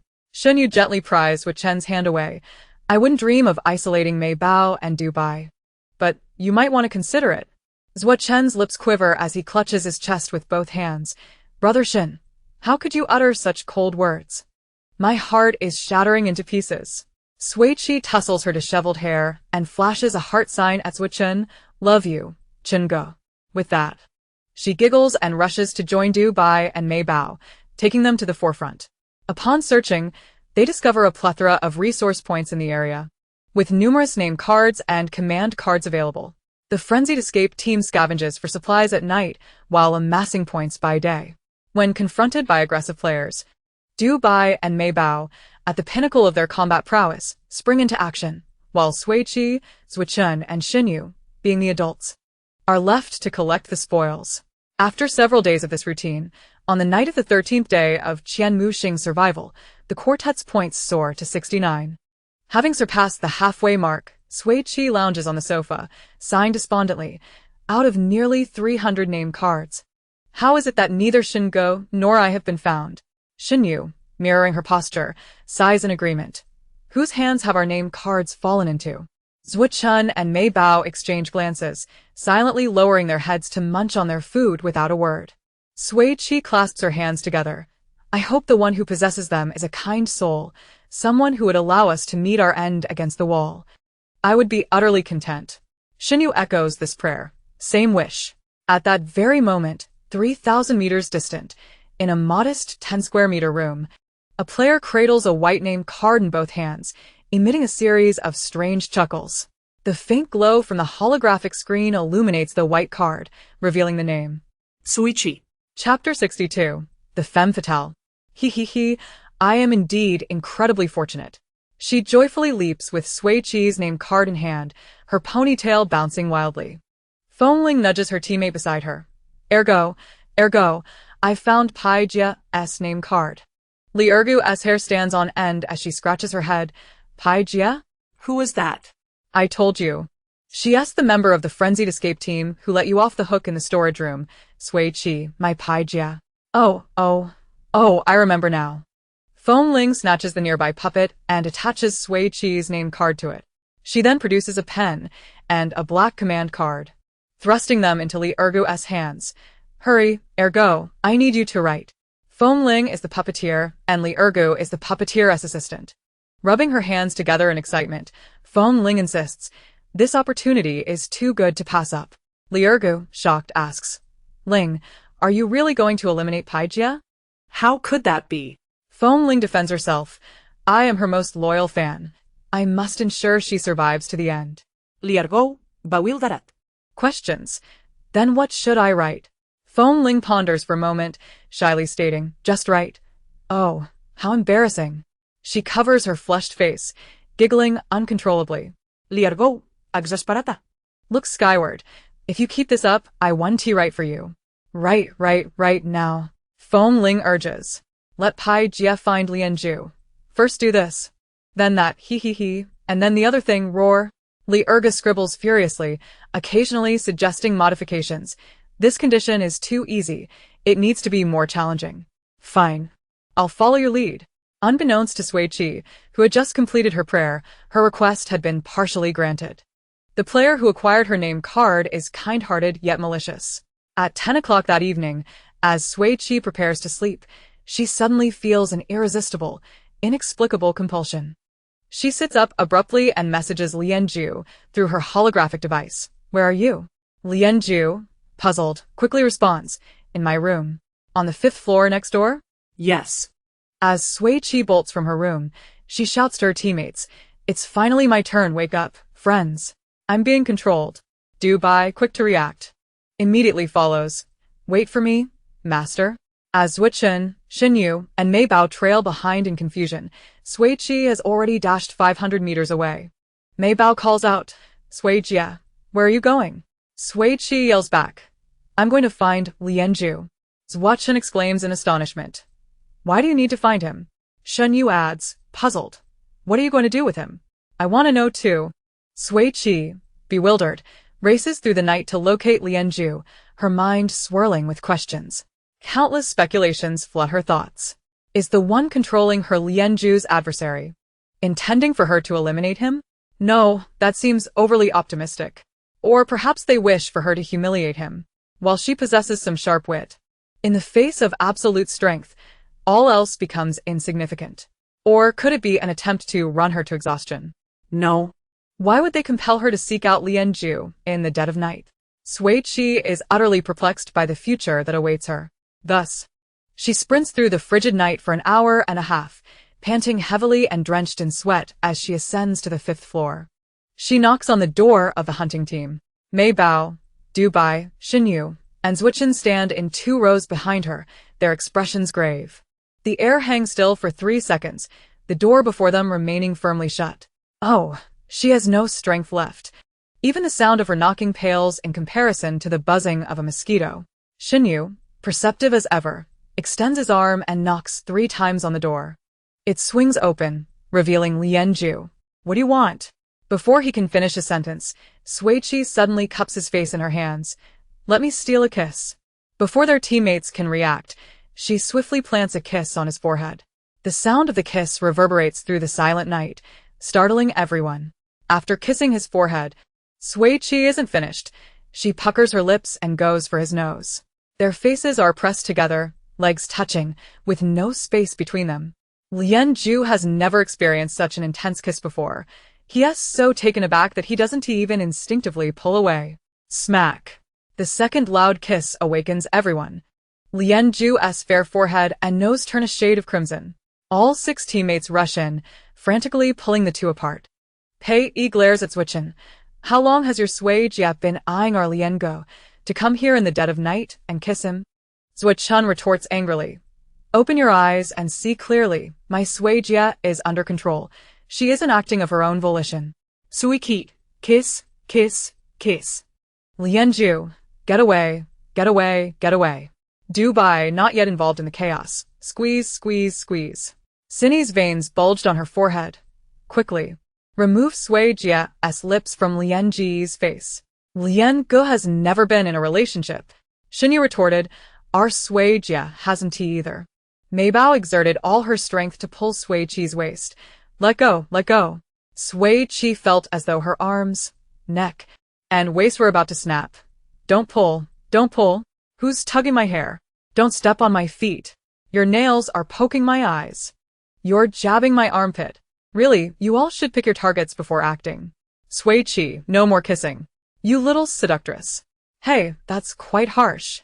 Amidst the chaos, an unknown arm had encircled Lianju's neck, his fair complexion turning a deep shade of crimson. Unfortunately, the lower half of his face, including his mouth, was tightly covered by Cindy, rendering him speechless. Seizing the opportunity, Sui Qi planted another kiss on Lianju's forehead and then shouted, Everyone, stop. The tumultuous scene abruptly froze. The 2 opposing teams of 8 were left with disheveled hair, resembling a nest of chickens. In the ensuing silence, heavy breaths were the only sound. I am indeed under the control of the players, Sui Qi explained. After taking several deep breaths to calm herself, she articulated the controlling commands she felt. 80% of my body must be in contact with Lianju, and my lips cannot be away from his skin for more than 10 seconds. Piyi interjected. I don't believe it. You just want to take advantage of our Liange. Cindy added, who would issue such ridiculous commands. Luo Chun, unconvinced, remarked, what is so delicious about our Liange? Mei Bao defended Sui Qi. Our Sui Jia never lies. Shenyu was already contemplating taking Sui Qi away. Sui Jia. What would happen if you didn't stick to Lianju and kiss him? Sui Qi responded gravely. I would go eat feces. What? Shenyu stammered. Her heart sank. If I don't kiss Lianju, I'll end up looking for feces everywhere. Sui Qi's 3 good teammates silently released their hold on her. Xinyu instantly changed her attitude. Kissing Captain Lian is perfectly fine. We want to go eat feces. Luo Chen offered a candid evaluation. Who on earth is so depraved? Competing with you? Sui Qi, unable to discern whether it was a compliment or a disparagement, declared her stance. I would rather kiss Lianju than eat feces. She feared earning the nickname Feces Jia. I am sorry, Lianju. Sui Qi sincerely apologized. I'll let you kiss me again afterwards. Just save me this time. Just half an hour of your time is all I need. I truly don't want to eat feces. Lianju maintained a calm demeanor, though his pupils trembled. He had never anticipated that one day he would be associated with feces, becoming someone's chosen target. Just as Sui Qi's lips were about to touch Lian Ju's forehead again, her face was firmly covered by someone's hand. No. Chapter 63.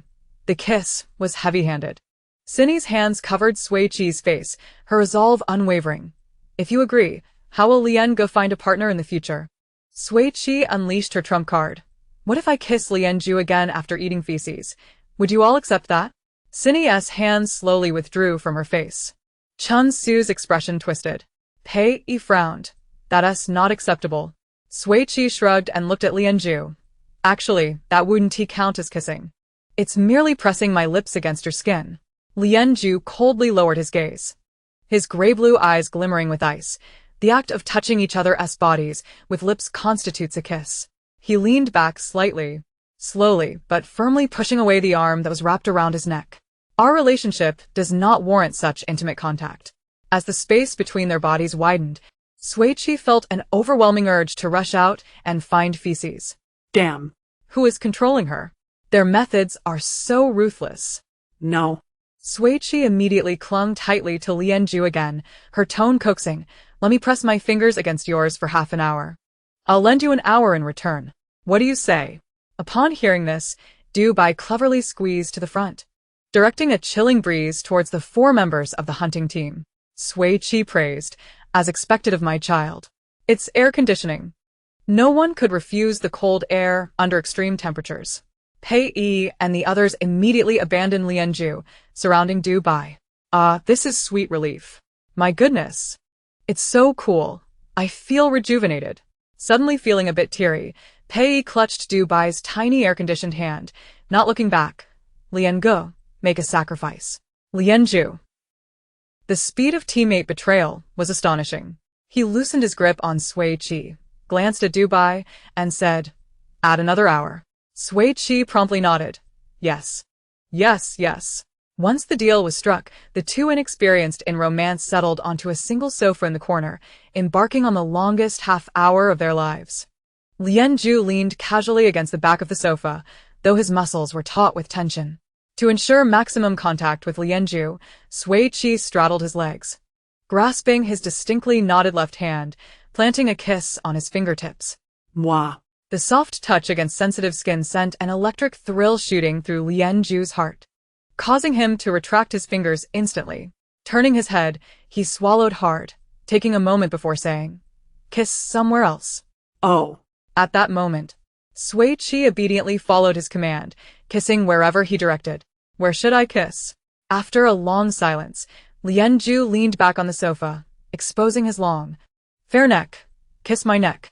Sui Qi nodded and pressed her lips against the most conspicuous, slightly rolling Adam's apple. Upon completing the kiss, she noticed Lian Ju's muscles tensing up. Having never been in a relationship, Sui Qi was rather careless with her kisses. Lian Ju sat upright, clutching his neck, his pale earlobes burning red. Stop. He had never imagined that there were so many places on his body that were off-limits for kissing. Observing his reaction, Sui Qi realized she might have kissed the wrong spot. She scratched her nose. How about I kiss your face instead? Ignoring the tingling sensation from her earlier kiss, Lian Ju closed his eyes and turned his face toward her. Only 20 seconds had passed, and they were both already sweating profusely. It turned out that his cheeks were one of the least sensitive areas on Lian Ju's body.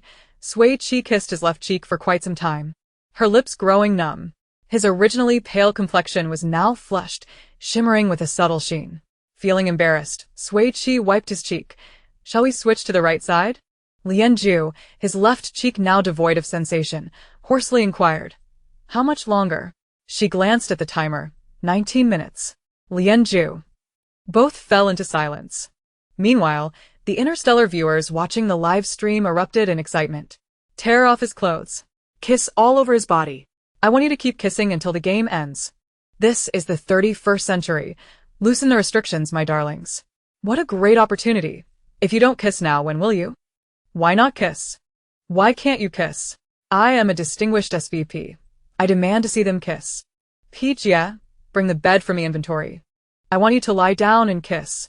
Sisters, remain calm, remain calm. Half an hour is simply insufficient to behold all this. What a sumptuous feast this is. I am indulging to my heart's content. The children who stay up late are rewarded with sweets. Ha ha ha, I can hardly contain my laughter. What is happening? How could a woman who has seen countless scenes be so captivated by such innocent kisses? Té reaccions unides a miratzar absolutely delightful. Oh my. This is truly a splendid time for us CP fans. Thanks to Feng Ling, an immense thank you. Stop sending barrage comments. Pai Jia is about to kiss the divine right cheek. Quick, screenshot, screenshot, madly screenshot. Lian Zhu had already lost all his strength, reclining on the sofa as Sui Qi pressed her lips against his face. Sui Qi was not at ease either. Her lips were swollen and painful, yet she dared not cease. The six of them observed from the sidelines, their eyes wide as saucers. Wasn't it said to kiss the hands? Why was she kissing his face instead? Zhuo Chen, perplexed, pecked his own fingers twice, finding it rather pleasant. He then grabbed Xinyu's fingers and pecked them as well. What does it feel like? Xinyu rubbed his fingertips. A bit ticklish? Then does kissing the Adam's apple tickle too? After saying this, he lifted his head toward Xinyu, presenting his own Adam's apple near his mouth. Give it a peck. Let me see how it feels. Xinyu, speechless, covered his face and pushed him away. Zhuo Chen did not relent, reaching out to tug at his collar. Then I shall kiss you. Xinyu refused, delivering a light smack to his head. Zhuo Chen fell silent. Mei Bao had been watching the countdown on the light brain. When the half-hour timer reached 0, she suddenly stood up and shouted, "Time's up." The two on the sofa sprang up instantly, but within a second, they both fell back onto the couch. Sui Qi, her expression contorted, propped herself up on the armrest, bravely maneuvering towards her teammates. Seeing this, Zhuo Chen and his companions rushed over to support her. Mei Bao anxiously inquired, "Sui Jia, what is wrong with your leg?" "I sat too long. My leg is numb." "Then don't walk," Xinyu said. "Let's just stand here for a while."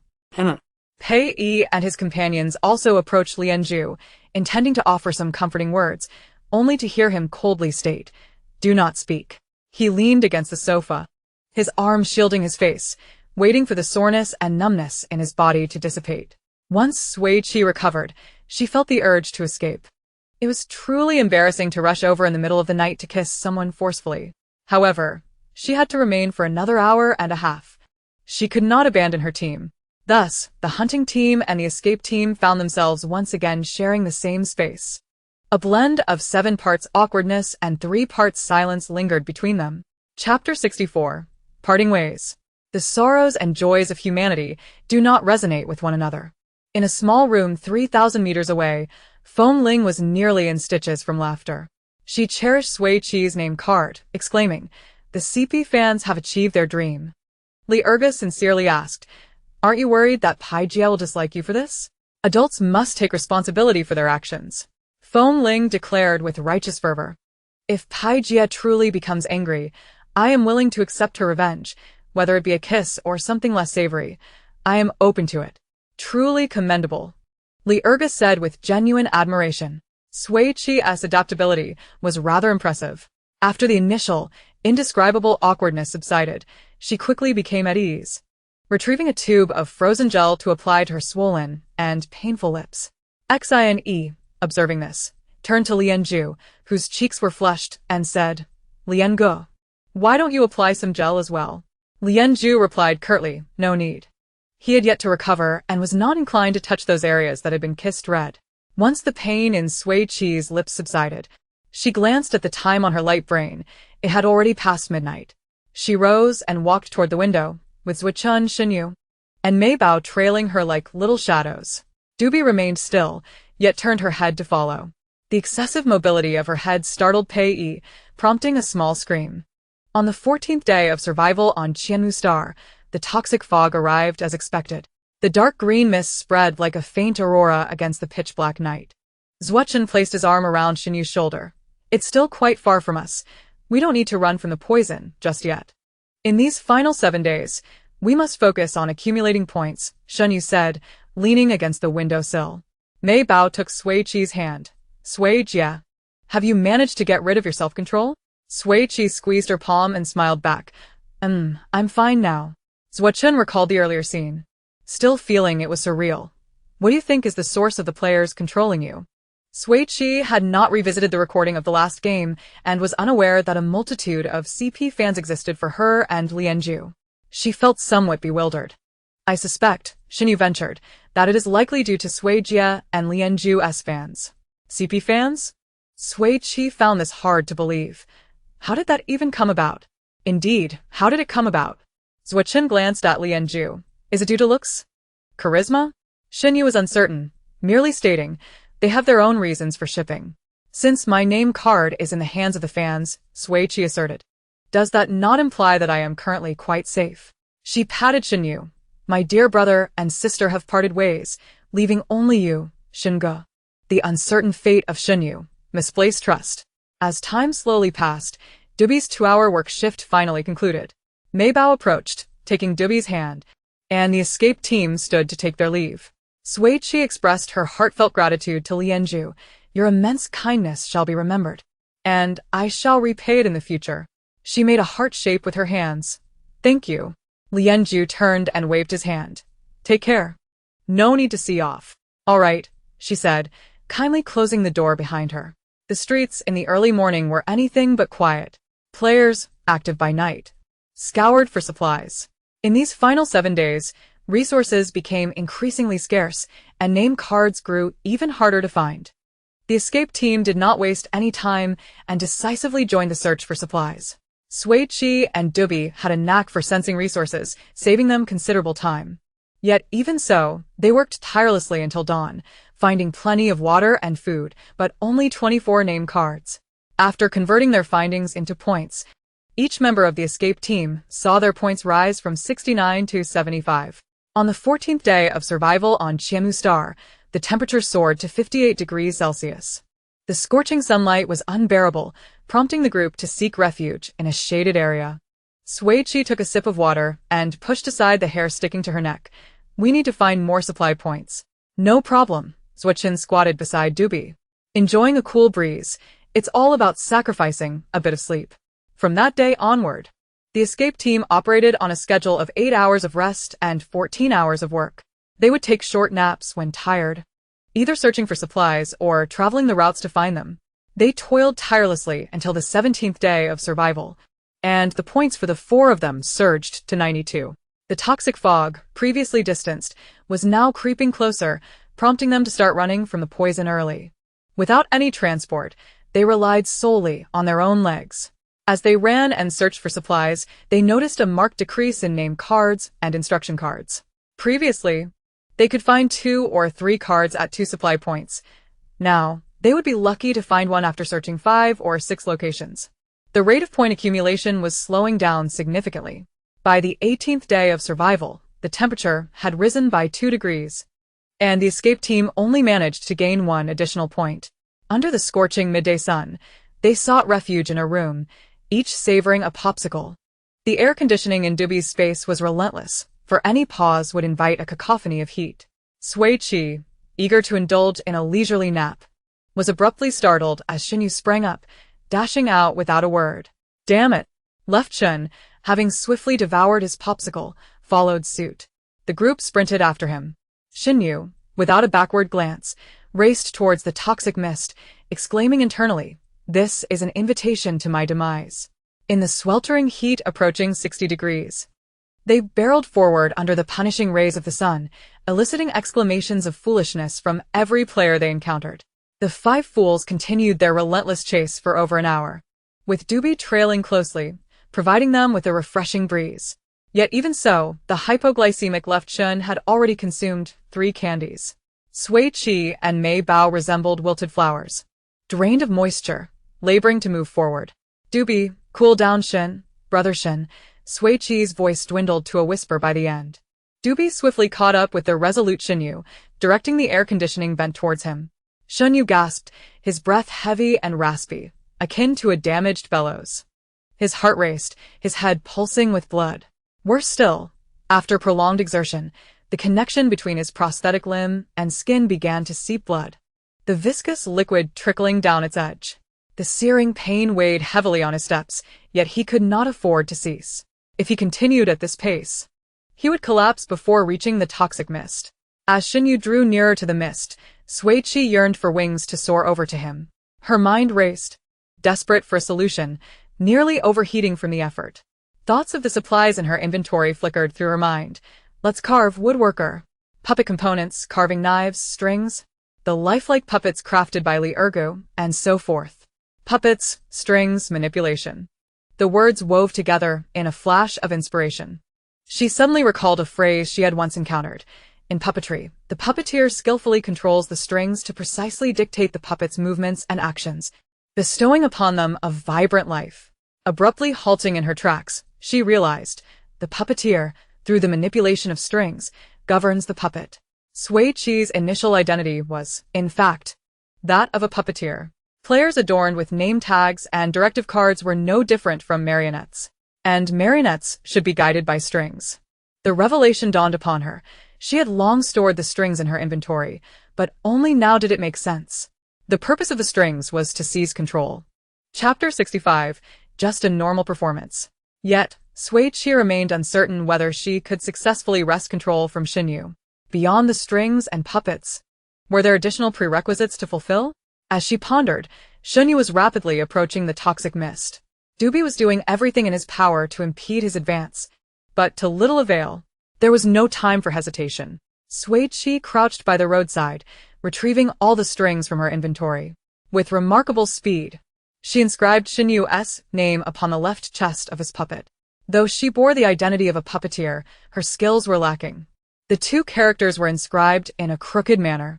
Just as she completed the second character, 10 strings instinctively entwined around the puppet's head, torso, and limbs. Xinyu. Brother Shen. Left Shen, and Mei Bao's hoarse cries pierced her heart. Sui Qi quickly wrapped the strings around her fingers, awkwardly maneuvering the puppet to take a step back. Xinyu, now less than 20 meters from the toxic mist, continued to advance undeterred. Her brow furrowed in confusion. Why was there no response? As Xinyu was about to plunge into the mist, Dubi leapt forward, tackling him just a meter short of the toxic haze. Though restrained, Xinyu still struggled onward. With only 10 centimeters separating his fingertips from the dense mist, Sui Qi's sapphire earring flickered with blue light. An electronic voice echoed in her mind. The conditions for transfer of control have been met. Do you wish to accept control of player Xinyu? Stunned, Sui Qi raised her hand to touch the converter adorning her left ear. Yes, she declared, confirmed, proceeding with transfer. Transfer successful. White strings surged with a luminous blue glow. Sui Qi tightened her grip on the strings, commanding the puppet to rise and retreat. Brother Shun, come back. Xinyu paused for 2 seconds in bewilderment before rising in an awkward posture, his fingers barely avoiding the toxic mist. He then began to backpedal, moving clumsily, reminiscent of a newly tamed caveman. His legs moved independently, occasionally executing splits. Xinyu grimaced in pain. Left Shen watched in confusion as he exhibited such a challenging walking style. Why is he suddenly performing acrobatics? Xinyu was some distance from Sui Qi, unable to see her and unaware of his teammates' intervention. He still believed he was under the control of other players, with no intention of speaking up. Only Mei Bao, standing beside Sui Qi, understood the situation entirely. Her gaze towards Sui Qi was filled with admiration, her small mind overwhelmed by the brilliance of Sister Pai. Ah! Xinyu let out a pained cry. Sui Qi's hands trembled. Enough, I won't torment Brother Shen any longer. She ceased her actions and called out to Xinyu and left Chun. Chun, squat down in front of Brother Shen. Left Chun complied, bending his knees just in time to feel a weight on his back. Xinyu collapsed limply against him. His breath was rapid and disordered, sweat cascading down his chin, further soaking Left Chen's already damp collar. Instinctively, Left Chen wrapped his arms around Xinyu's legs, panting as he inquired, "Are you all right?" Xinyu nodded slowly against his back. Left Chen's anxious breaths gradually steadied. "As long as you're fine." He rose with Xinyu slung over his back, making his way towards Sui Qi and Mei Bao. Dubi, operating the air conditioning, followed closely behind. Once they regrouped, they did not linger, running far from the toxic mist before pausing. The exhausted escapees found solace in a shaded bridge, collapsing haphazardly to rest. Their heavy breaths echoed, refusing to subside. Wow. This panting sound would make a great ringtone, ha ha ha. You're off, I'll record one too. TSK, TSK, TSK, all big yellow girls. Sister Pi is absolutely incredible. How did she come up with that? My goodness. Sister Pi and her team didn't merely stand by when they encountered the Song Yen brothers like other players. They saved Brother Shin today. So touching. Good deeds are rewarded. It's a closed loop. I believe in this world again. Crying JPG. The converter is truly remarkable. I thought it was a useless item, only to realize the fool was me. One can only say that it is worthy of being a rare permanent resource. Impressive. Splendid. It also takes Sister Pi's cleverness. If it were me, I could only watch helplessly as Brother Shin gets eliminated. The moment Sister Pi seized control of Shinyu, my mind went blank. I nearly dropped my food. Impressive. In the direst of moments, the Mad Escape team of four never once contemplated abandoning their comrades. It was yet another day that tugged at their heartstrings due to the bond of friendship they shared. Beneath the cool shadows of the bridge, Sui Qi, suppressing the ache in his muscles, sat up and lifted Shinyu's right leg, resting it upon his own. With practiced ease, he rolled up the pant leg and retrieved the wound-healing spray and rapid recovery gel to tend to the bleeding injury. Shinyu, still recovering, draped his arm over his eyes, allowing Sui Qi to proceed with his ministrations. After meticulously tending to Shinyu's wounds, Sui Qi leaned against the bridge's arch, pondering how everything had spiraled out of control so suddenly. Ahem. Sui Qi brushed aside the hair that had fallen over her face, calmly sitting up and producing a string puppet for demonstration. As the puppet lifted its left arm, Shinyu mirrored the action. When the puppet waved, Shinyu also waved. Startled, Shinyu sat up abruptly. Sui Qi exclaimed, "What the hell?" Mei Bao clung tightly to Sui Qi, declaring, "Sister Sui, I will follow you forever." Doobie smugly remarked, "The master is merely performing at her usual level." Sui Qi gave a thumbs up to Sui Qi. "You always manage to astonish me with something even more impressive just when I think you're at your peak." Shinyu poked the string puppet in Sui Qi's grasp, asking, "How did you do that?" "Thanks to Yan Ji's converter," Sui Qi explained while adjusting the earring on her left ear, which served the purpose of transferring and replacing. She animatedly recounted the recent events to her teammates, leaving them in stunned silence, punctuated by intermittent gasps of astonishment. Sui Qi praised her performance. Shinyu, still shaken, remarked, "That was too perilous. Had any single link been missing, I would have perished in the toxic mist. Your life was not meant to end." Sui Qi said as she and Shinyu exchanged a high five. Shinyu sincerely added, "Once we clear the stage, I'll ensure you and Yengu receive a share of the bonus." Sui Qi tapped his right leg with his toes. "What are you saying?" Sui Qi replied with a smile, "There's no need to be polite among us." Doobie shook his head in agreement. "No talk of money." Mei Bao, with a flourish, added, "I have money. I haven't spent the 10 million prize from last time." Sui Qi pulled her into an embrace and ruffled her hair. Our Mei Bao is now quite the wealthy lady. With the toxic mist hot on their heels, after a brief half-hour respite, the group resumed their frantic escape. They did not neglect their quest for supplies either, scouring the area from dawn until dusk, and then through the night. They visited 10 supply points in succession. Yet not a single name card or instruction card was in sight. On the 20th day of survival in Kaimuxing, the temperature soared to nearly 60 degrees Celsius, with 779 surviving players remaining. With only 2 days until the game's conclusion, the Mad Escape team's scores remained stagnant at 93, showing no signs of growth. The situation was becoming increasingly grim. Just as Sui Qi felt at her wit's end, a long-awaited official announcement echoed across the skies of Kaimuxing. Chapter 66, You Have Grown. A severe shortage of name cards and instruction cards has been detected on Kaimuxing, preventing players from acquiring points. To ensure the stability of the game, the officials are introducing 3 prize competitions to assist players in clearing the game. Sui Qi was taken aback by the announcement, surprised that the officials had shown some humanity this time. The competitions will commence promptly at noon today. There are 4 venues available for participation: the Puppet Art Museum, the Saiji Spirit Idol, the Qianmu Theater, and the Oyun Bell Tower. Participating players are required to arrive at any of the competition venues punctually. Failure to arrive on time will be regarded as a voluntary forfeiture. Detailed content and rules of the competitions will be announced precisely at noon. All players are encouraged to participate. After the electronic voice repeated the information twice, it finally ceased. At that moment, it was 6:07 a.m., and the Mad Escape team was approximately 24 kilometers away from the Sui Qi spirit idol. At their current pace, they estimated it would take about 4 hours to arrive. Without delay, they set off on their journey. The blazing sun scorched the earth, rapidly depleting their bodily fluids. Although Doobie accompanied them to provide cooling relief, they still found themselves needing to pause intermittently to hydrate. Sui Qi had a constant supply of candy in his mouth. Thus, they continued their trek. With stops along the way, and by 9:30 a.m., the five finally reached the vicinity of the Sui Qi spirit idol. The towering spirit idol loomed above them, casting a vast shadow under the glaring sunlight, providing an oasis of coolness for the arriving players. Sui Qi and her teammates settled at the base of the idol's skirt, eagerly consuming almost half a bottle of mineral water. Doobie sat beside Sui Qi, directing the air conditioning vent toward the group. Sui Qi gave her 2 thumbs up. "I owe it all to my little one."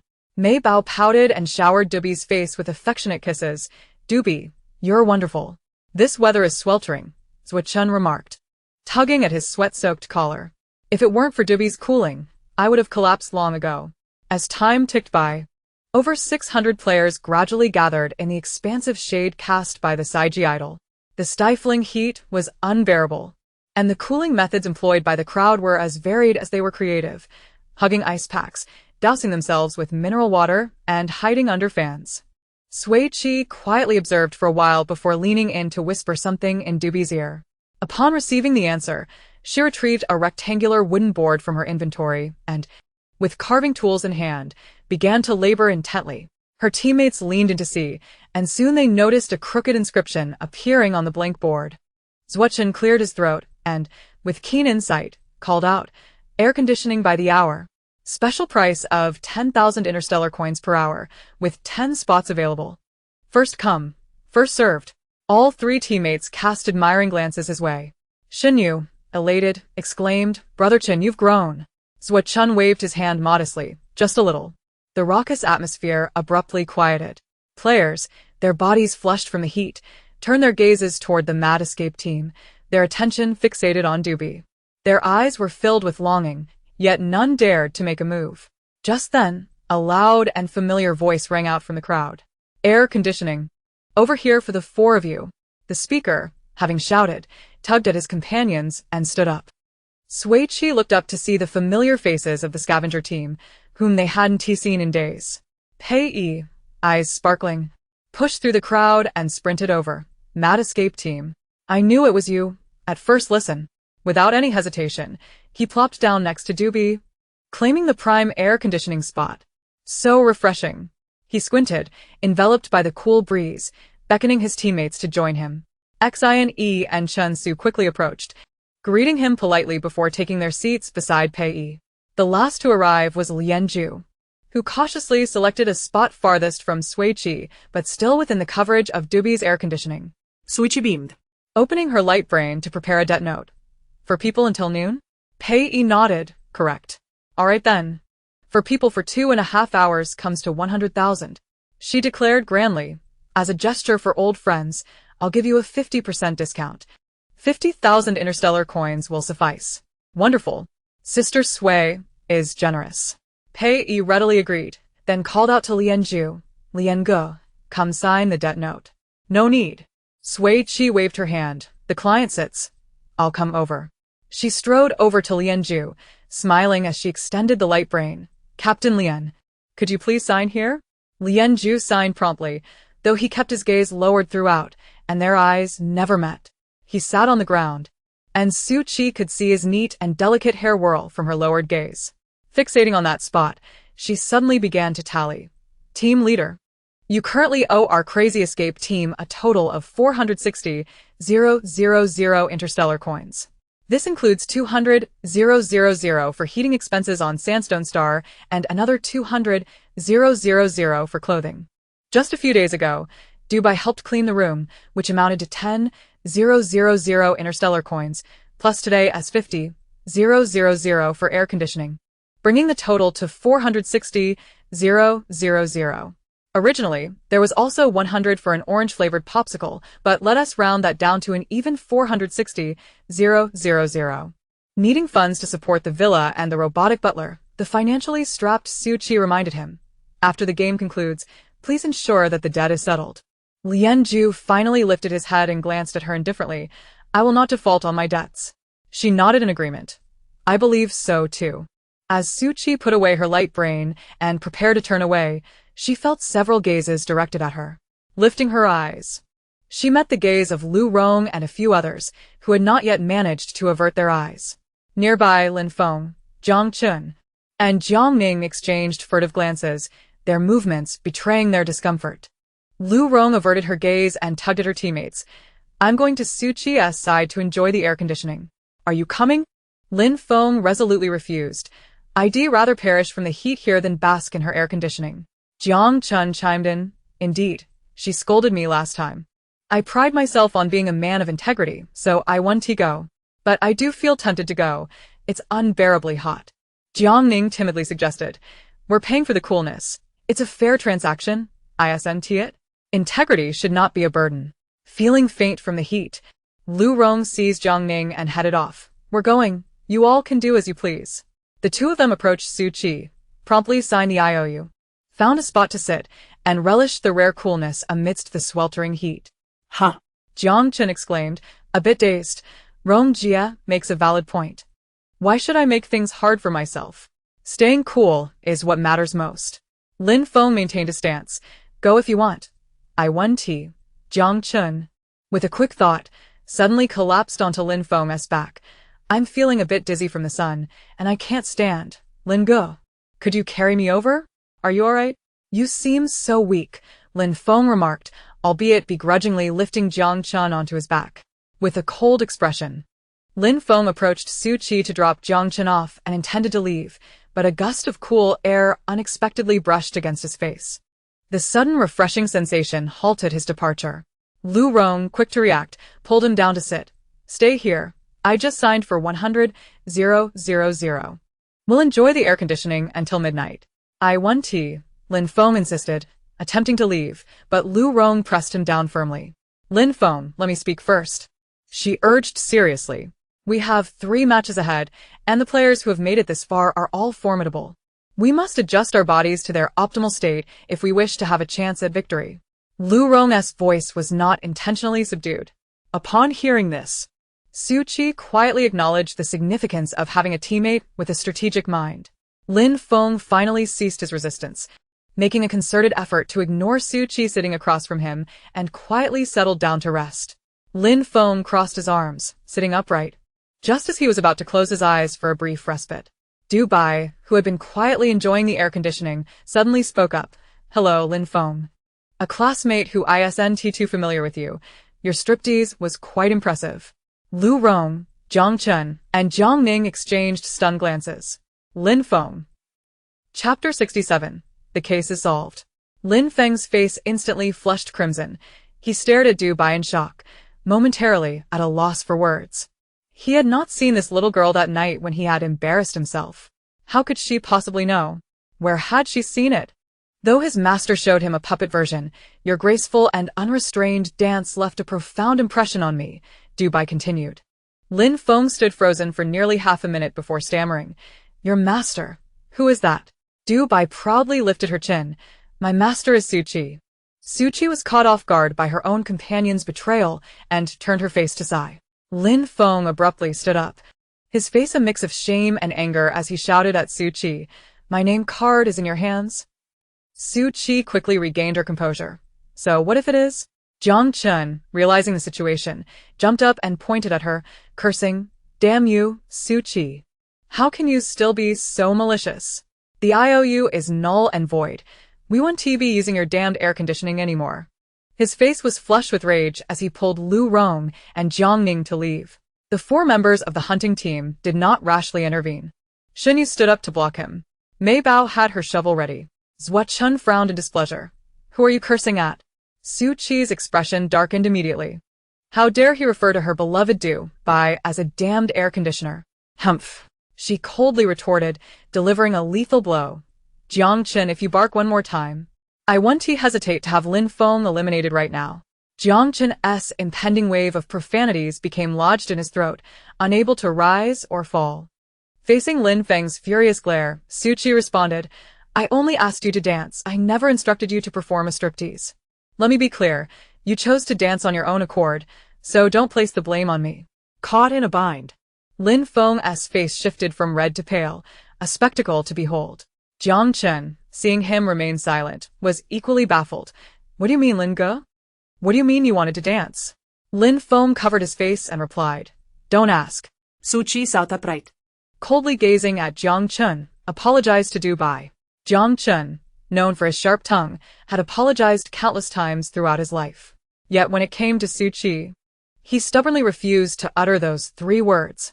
He pointed an accusatory finger at Sui Qi and Dubai, exclaiming, You violated Lin Ji's privacy and bullied Rong Jia. And you haven't apologized for that. Why should I apologize for merely cursing her? Sui Qi, who had not committed any such acts, fell silent. Alas! The debts owed by the original owner ultimately fell upon her shoulders. There's no better time than the present, since it has been brought up. Let us settle it today. From now on, she would simply be herself. Sui Qi rose and looked at Jiang Chen. Are you suggesting that I must apologize to Lin Feng and Lu Rong before you are willing to apologize to Dubai? Yes, Jiang Chen declared firmly. For what you've done, it would be lenient of you to only apologize. Lin Feng and Lu Rong also fixed their gazes on Sui Qi, the atmosphere abruptly growing serious. Throughout her life, Sui Qi had done many things against her will. Yet, regardless of her initial reluctance, once she made the decision to act, she would do her utmost. She opened her mouth to speak, but Dubai reached out to grasp her hand. Master, I don't care whether he apologizes or not. Sui Qi squeezed Dubai's hand. It's not just for you. It's also for my own sake. After saying this, she turned to Lin Feng and Lu Rong and gave a slight bow. Before she could complete her bow, Zhuo Chun, Xin Yu, and Mei Bao rushed to stop her. Mei Bao's face was stern as she held tightly to her hand. Zhuo Chun stood in front of her. Apologizing is enough with words. What's the need for a bow? Xin Yu adjusted her shoulders to stand upright. Speak while standing straight. Sheng Yi, Hian Yi, Mei Bao. Sui Qi smiled. Bowing is not a sign of submission, but a way to shoulder the responsibilities that must be borne. Zhuo Chun and Xin Yu exchanged glances, their expressions shifting, and they ceased their interference. Sui Qi stepped forward, taking half a step toward Lin Feng and Lu Rong, slightly bowing again. Just as she was about to apologize, when 4 figures bent down beside her. Sui Qi turned in astonishment. You all. Sister Su, Mei Bao, who was bent over, shook her hand, her eyes sparkling. No matter what mistakes you've made before, I'm willing to apologize with you. Dubai peeked out from behind Mei Bao. Whatever my master does, I will do too. Xin Yu added. The crazy escape team bears the blame together. Zhuo Chun bent lower than Sui Qi. No matter what the responsibility, Qingge will bear it with you. Under the blazing sun, the 5 members of the frenzied escape team bent forward, shadows slanting behind them, vibrant yet unyielding. A wave of bitterness surged in Sui Qi's throat as she cast her gaze downward, remaining silent, fearing that any spoken word would choke her. The Dawn team stood momentarily stunned, the scene giving the impression that they were the aggressors. Sui Qi gradually adjusted her breathing until the warmth in her eyes dissipated. Her clear and bright voice finally broke the silence. Lin Feng, I apologize for my previous indiscretions and intrusions that disrupted your life. I am truly sorry. Lu Rong, I should never have instigated others to bully you, nor should I have attempted to push you off the airship that day. I sincerely apologize. From now on, Sui Qi, shall maintain my distance from both of you and will never again appear before you. Lu Rong's expression was somewhat blank, although she had received the long-awaited apology. It did not bring her the satisfaction she expected. Watching Sui Qi bow, she felt that a blunt retort would have been more gratifying than this display of contrition. In contrast, Lin Feng accepted Sui Qi's apology with a sense of righteousness. Since you acknowledge your mistakes, do not repeat them in the future. Sui Qi did not respond but straightened up to look at Jiang Chen. It's your turn. The other members of the frenzied escape team also straightened, their eyes fixed intently on Jiang Chen. He pursed his lips in silence for a moment before hesitantly asking, Sui Qi, if I choose not to apologize, will you eliminate Lin Ge? Sui Qi's lips curled slightly. You may attempt it. Jiang Chun turned to Lin Feng, suggesting, Linga, perhaps you should just take your leave. Get lost, Lin Feng retorted, delivering a sharp slap to the back of Jiang Chun's head. Don't embarrass the Dawn team. Jiang Chun, cradling his head, mumbled reluctantly, I'm sorry. The words rolled out of his mouth, as if they were burning. Sui Qi clicked her tongue in dissatisfaction. Do you need me to help you articulate that? Hey. Why do you always speak so harshly? Jiang Chun shot back. I wouldn't dare, Sui Qi replied nonchalantly, but compared to you, I still fall short. Jiang Chun rolled his eyes in exasperation. Every conversation with Sui Qi seemed to shorten his lifespan. Finally, for the sake of his longevity, he straightened his expression and, with exaggerated clarity, apologized, I'm sorry, I should not have referred to you as a worthless air conditioner. You are the most excellent air conditioner. Doobie blinked without a hint of acceptance. I do not accept your apology. Jiang Chun was taken aback by the response. Huh? Then what do you want? To electrocute you. Doobie replied, waving her small hand, sending forth an electric net that enveloped Jiang Chun for a brief moment. He was jolted with electricity, his knees buckling as he fell backward. What the hell? His 3 teammates rushed to catch him. Jiang Ning, supporting his arm, asked anxiously, Bro, are you okay? Jiang Chun grinned through the discomfort and shook his head.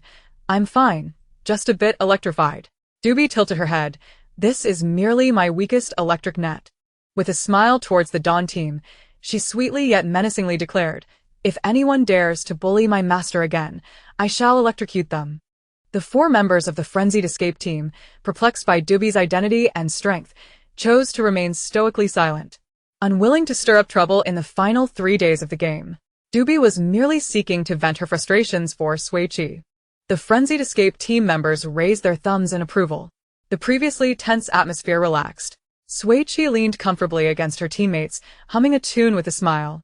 With only 2 air conditioning spots remaining, players who had been observing for a while began to take action.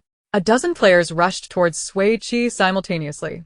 Among them, 2 players moved with remarkable speed, weaving effortlessly through the crowd, leaving after-images in their wake, finally halting exuberantly in front of Sui Qi. Sister Sui, Feng Ling, holding onto Li Ergu, dashed towards Sui Qi. Do you remember us?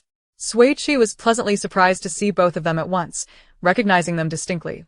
Feng Ling. Li Ergu. You are teammates? Yes, I've grown up with Ergu. We have a very close relationship, Feng Ling replied. Sui Qi smiled and patted the spot beside her. There are 2 air conditioning spots left. Come sit. Sure. Feng Ling pulled Li Ergu to sit beside Sui Qi. Li Ergu's exquisitely crafted puppet had saved Xinyu, so Sui Qi offered them both a discount. After Feng Ling signed the IOU, she rested quietly for a moment. Once the heat dissipated, she subtly signaled to Li Ergu. Understanding the cue, Li Ergu resolutely crouched before Sui Qi and asked, Sister Sui, if you discovered who was holding your name card, would you let them find someone to kiss, or would you prefer them to eat? Well, you know? Her loud voice resonated clearly among the 14 players enjoying the air conditioning. The Dawn team, the Hunter team, the frenzied escape team, never had they witnessed such a rapid self-detonation by a perpetrator. Sui Qi, just about to take a sip of water, froze for half a minute after hearing Li Ergu's question, maintaining the bottle at her lips before slowly lowering it and tightening the cap. She looked down at Li Ergu, whose eyes sparkled with a hint of nervousness. Turning her gaze to Feng Ling, she found a similar mixture of anxiety and trepidation in her clear eyes. The case was solved. Feng Ling was the mastermind, and Li Ergu the accomplice. It turned out these 2 fools had forced her to become a love-struck predator in the dead of night. Sui Qi parted her lips, softly stating, I will neither allow her to find someone to kiss nor let her eat. Well, you know. Li Ergu and Feng Ling's eyes lit up. Feng Ling, touched, exclaimed, Really, Sister Sui? You are so kind. I will only let them. Sui Qi smiled mischievously, enunciating each word. Go, kiss, feces. Li Ergu stammered even more. Kiss, kiss, kiss. Sui Qi sweetly reiterated. Kiss, feces. After each kiss, they shall continue kissing until the game concludes. For 3 days and nights. Left Shun, Xinyu, Mei Bao, and Doobie, ugh. Li Ergu, lowering her head, cautiously returned to the dazed Feng Ling's side. They huddled together, trembling. Feng Ling's eyes glazed over as she muttered to herself, I am a woman who fears nothing, not even eating. Well, yet I am terrified of kissing it. Eating it makes me merely disgusting. Kissing it makes me a perverted freak. I don't want to be a freak. Leergo whispered, neither do I. At this moment, Sui Qi interjected. Are you asking because you know who holds my name card? The two shook their heads vigorously. Foamling's ponytail flailing about. Opposite, as Jen internally kluft. Kish faces? What a vicious tactic. After hearing the entire exchange, Pei Yi's brow furrowed. His conviction to avoid provoking Sui Qi from now on solidified. He could not help but think, truly, Sister Sui, to conceive such a uniquely cruel punishment is impressive. Mei Bao poked Sui Qi, asking, Sister Sui, are you really going to make those two sisters kiss feces? Sui Qi's eyes sparkled with mirth as she whispered. No. I was just teasing them. The 14 players basking in the air conditioning fell silent, resting until the official announcement resounded. Time for the competition is up. The first match's content and rules will now be announced. Chapter 68. Exceptional Performance. The first match is a puppet assembly competition. Players must scavenge for scattered puppet components within the competition arena and assemble them into complete puppets. The match duration is set at 60 minutes, and those who successfully assemble 5 or more puppets within this time frame will earn points. Assembling fewer than 5 will be deemed a failure, resulting in no points awarded. The number of points awarded corresponds to the quantity of successfully assembled puppets. For instance, if a player assembles 4 puppets, they will receive no points, while 5 puppets will yield 5 points. The number of puppet components available within the arena is limited, compelling players to compete fiercely for victory. Please note, participation in this game is strictly limited to players whose initial identity is that of a puppeteer. The official announcement concluded. The dilapidated spirit idol of the puppet mistress was enveloped in a ghostly azure light, and in the blink of an eye, it was restored to its pristine form. With gentle, loving eyes gazing upon the earth, a nurturing maternal force emanated from the lifeless idol. In the midst of the opulent, deep blue layers of its flowing gown, an arched entrance slowly materialized, revealing a labyrinthine steel skeletal structure within. The initial identities of the 4 members of the Mad Escape team, Sui Qi and Zui Qi, were both puppeteers, while only Shen Yu and Mei Bao held the title of puppeteers. Above their holographic brains, a blue floating interface appeared, indicating their participation in the game. Many players around them were met with the same interface. An hour seemed far too brief. What should I do? I have not practiced and cannot assemble. Scavenging for components and assembling them, completing even one within an hour would be a remarkable feat. It takes me 20 minutes to complete just one. We are doomed. We have no puppeteers on our team. Zui Qi anxiously leaned closer to Shen Yu, asking, Shen, you spend all your free time dismantling and reassembling puppets. How swift are your hands? Fear not, Shen Yu replied confidently. I can assemble one in merely 5 minutes. Sui Qi and Zui Qi gave him a thumbs up. You're the one. Mei Bao, with her slower hands, gripped her shovel and declared, I will take charge of competing for the components and bring them to Brother Shen. Excellent. Sui Qi clapped. You all collaborate, combining your strengths to amass points. The 4 of them bumped fists in agreement, and Shen Yu and Mei Bao pressed the confirmation button. Proceeding towards the entrance, Sui Qi, Zui Qi, and Du Bai watched as the two entered the arena. Once all 275 puppeteer players had entered, the entrance sealed shut. Inside the dimly lit spirit idol of the puppet mistress, countless blue optical fibers wound their way along the steel structure, casting a gentle glow that illuminated the entire space. Amidst the intricate steel framework floated numerous palm-sized azure bubbles. Welcome to the puppet assembly competition. The game officially begins, and I urge all players to give their utmost effort. A vivid red countdown hologram hovered above the heads of the players. 59. 58. 57. 56. The atmosphere of competition instantly tightened. Shen Yu whispered to Mei Bao, those blue bubbles are quantum storage bubbles. They are highly extensible and possess great capacity. Let us collect a few. The two quickly ascended along the steel structure, successfully acquiring 5 quantum storage bubbles before embarking on their quest for puppet components. Outside the arena, the others were not idle. Under Du Bai's guidance, Zui Qi practiced manipulating a small puppet with strings. The next competition would likely involve puppeteers, and though the content was still unknown, it was prudent to prepare in advance. Meanwhile, Sui Qi was negotiating collaboration with Lianju. She had initially thought Lianju was a puppeteer, only to discover they were both puppeteers. The components inside the spirit idol also counted as resources, and both she and Dubai could sense their approximate locations, but could not pinpoint them accurately. The most time-consuming aspect of this competition was finding the components. If they could identify precise locations, Xunyu and Mei Bao would surely score points. Lianju, however, could accurately locate the resources. She succinctly conveyed her intentions to Lianju, who readily agreed to cooperate. The hunter team had only Pei Yi as their puppeteer, but he was notably slow, taking half an hour to assemble a single puppet. Lianju proposed a collaboration condition.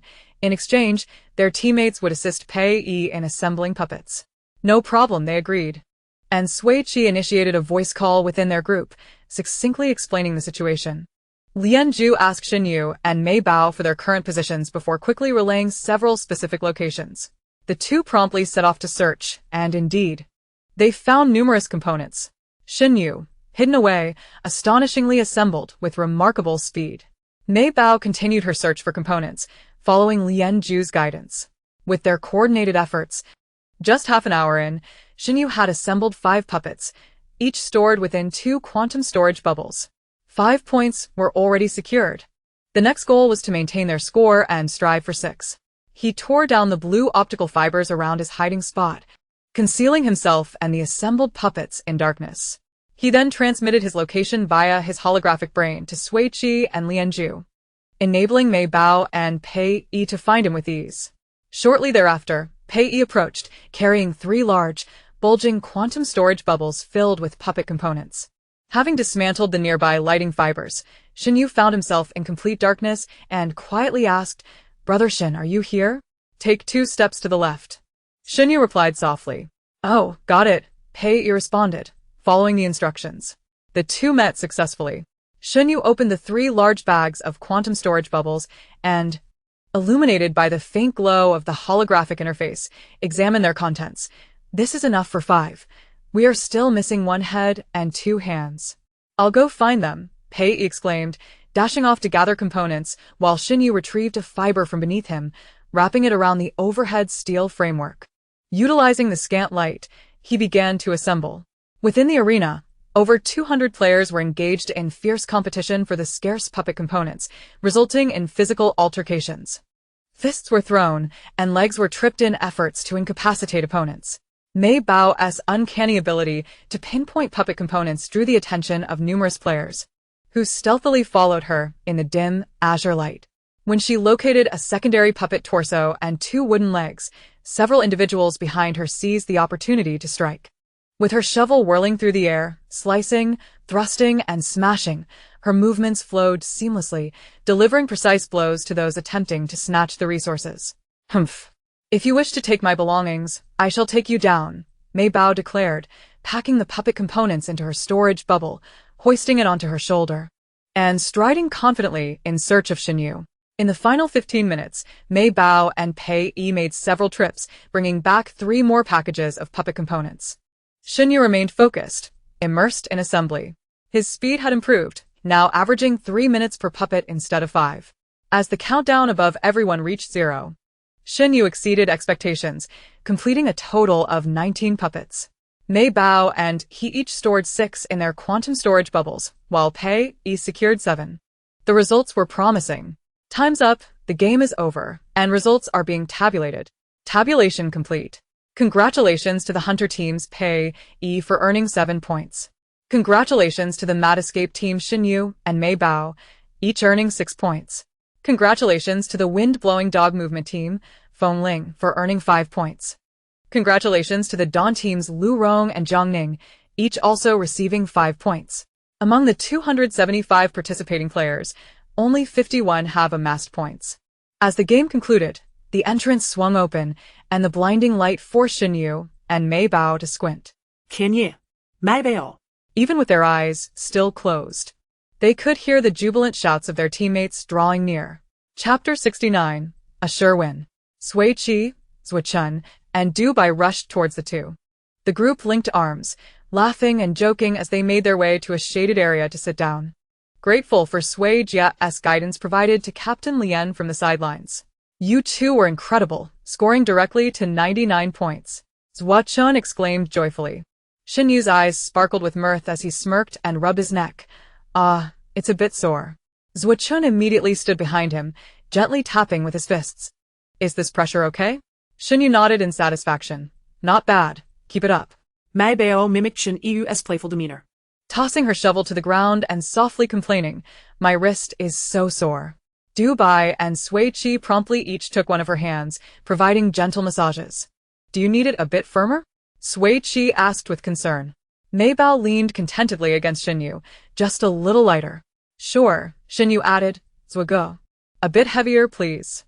All right then. The trio of Sui Qi, Du Bai, and Zhuo adjusted their touch to ensure both were thoroughly comfortable. The first match has concluded, and the second match will commence in 30 minutes. Players are advised to rest well and conserve their energy. Each team gathered to discuss strategies for the upcoming match. Sui Jia, do you think we'll be up next? Zhuo inquired quietly. The probability is quite high. Sui Qi analyzed. The puppeteer competition is likely to involve manipulation. Among the 603 players gathered, over 300 were puppeteers, all toying with their puppets.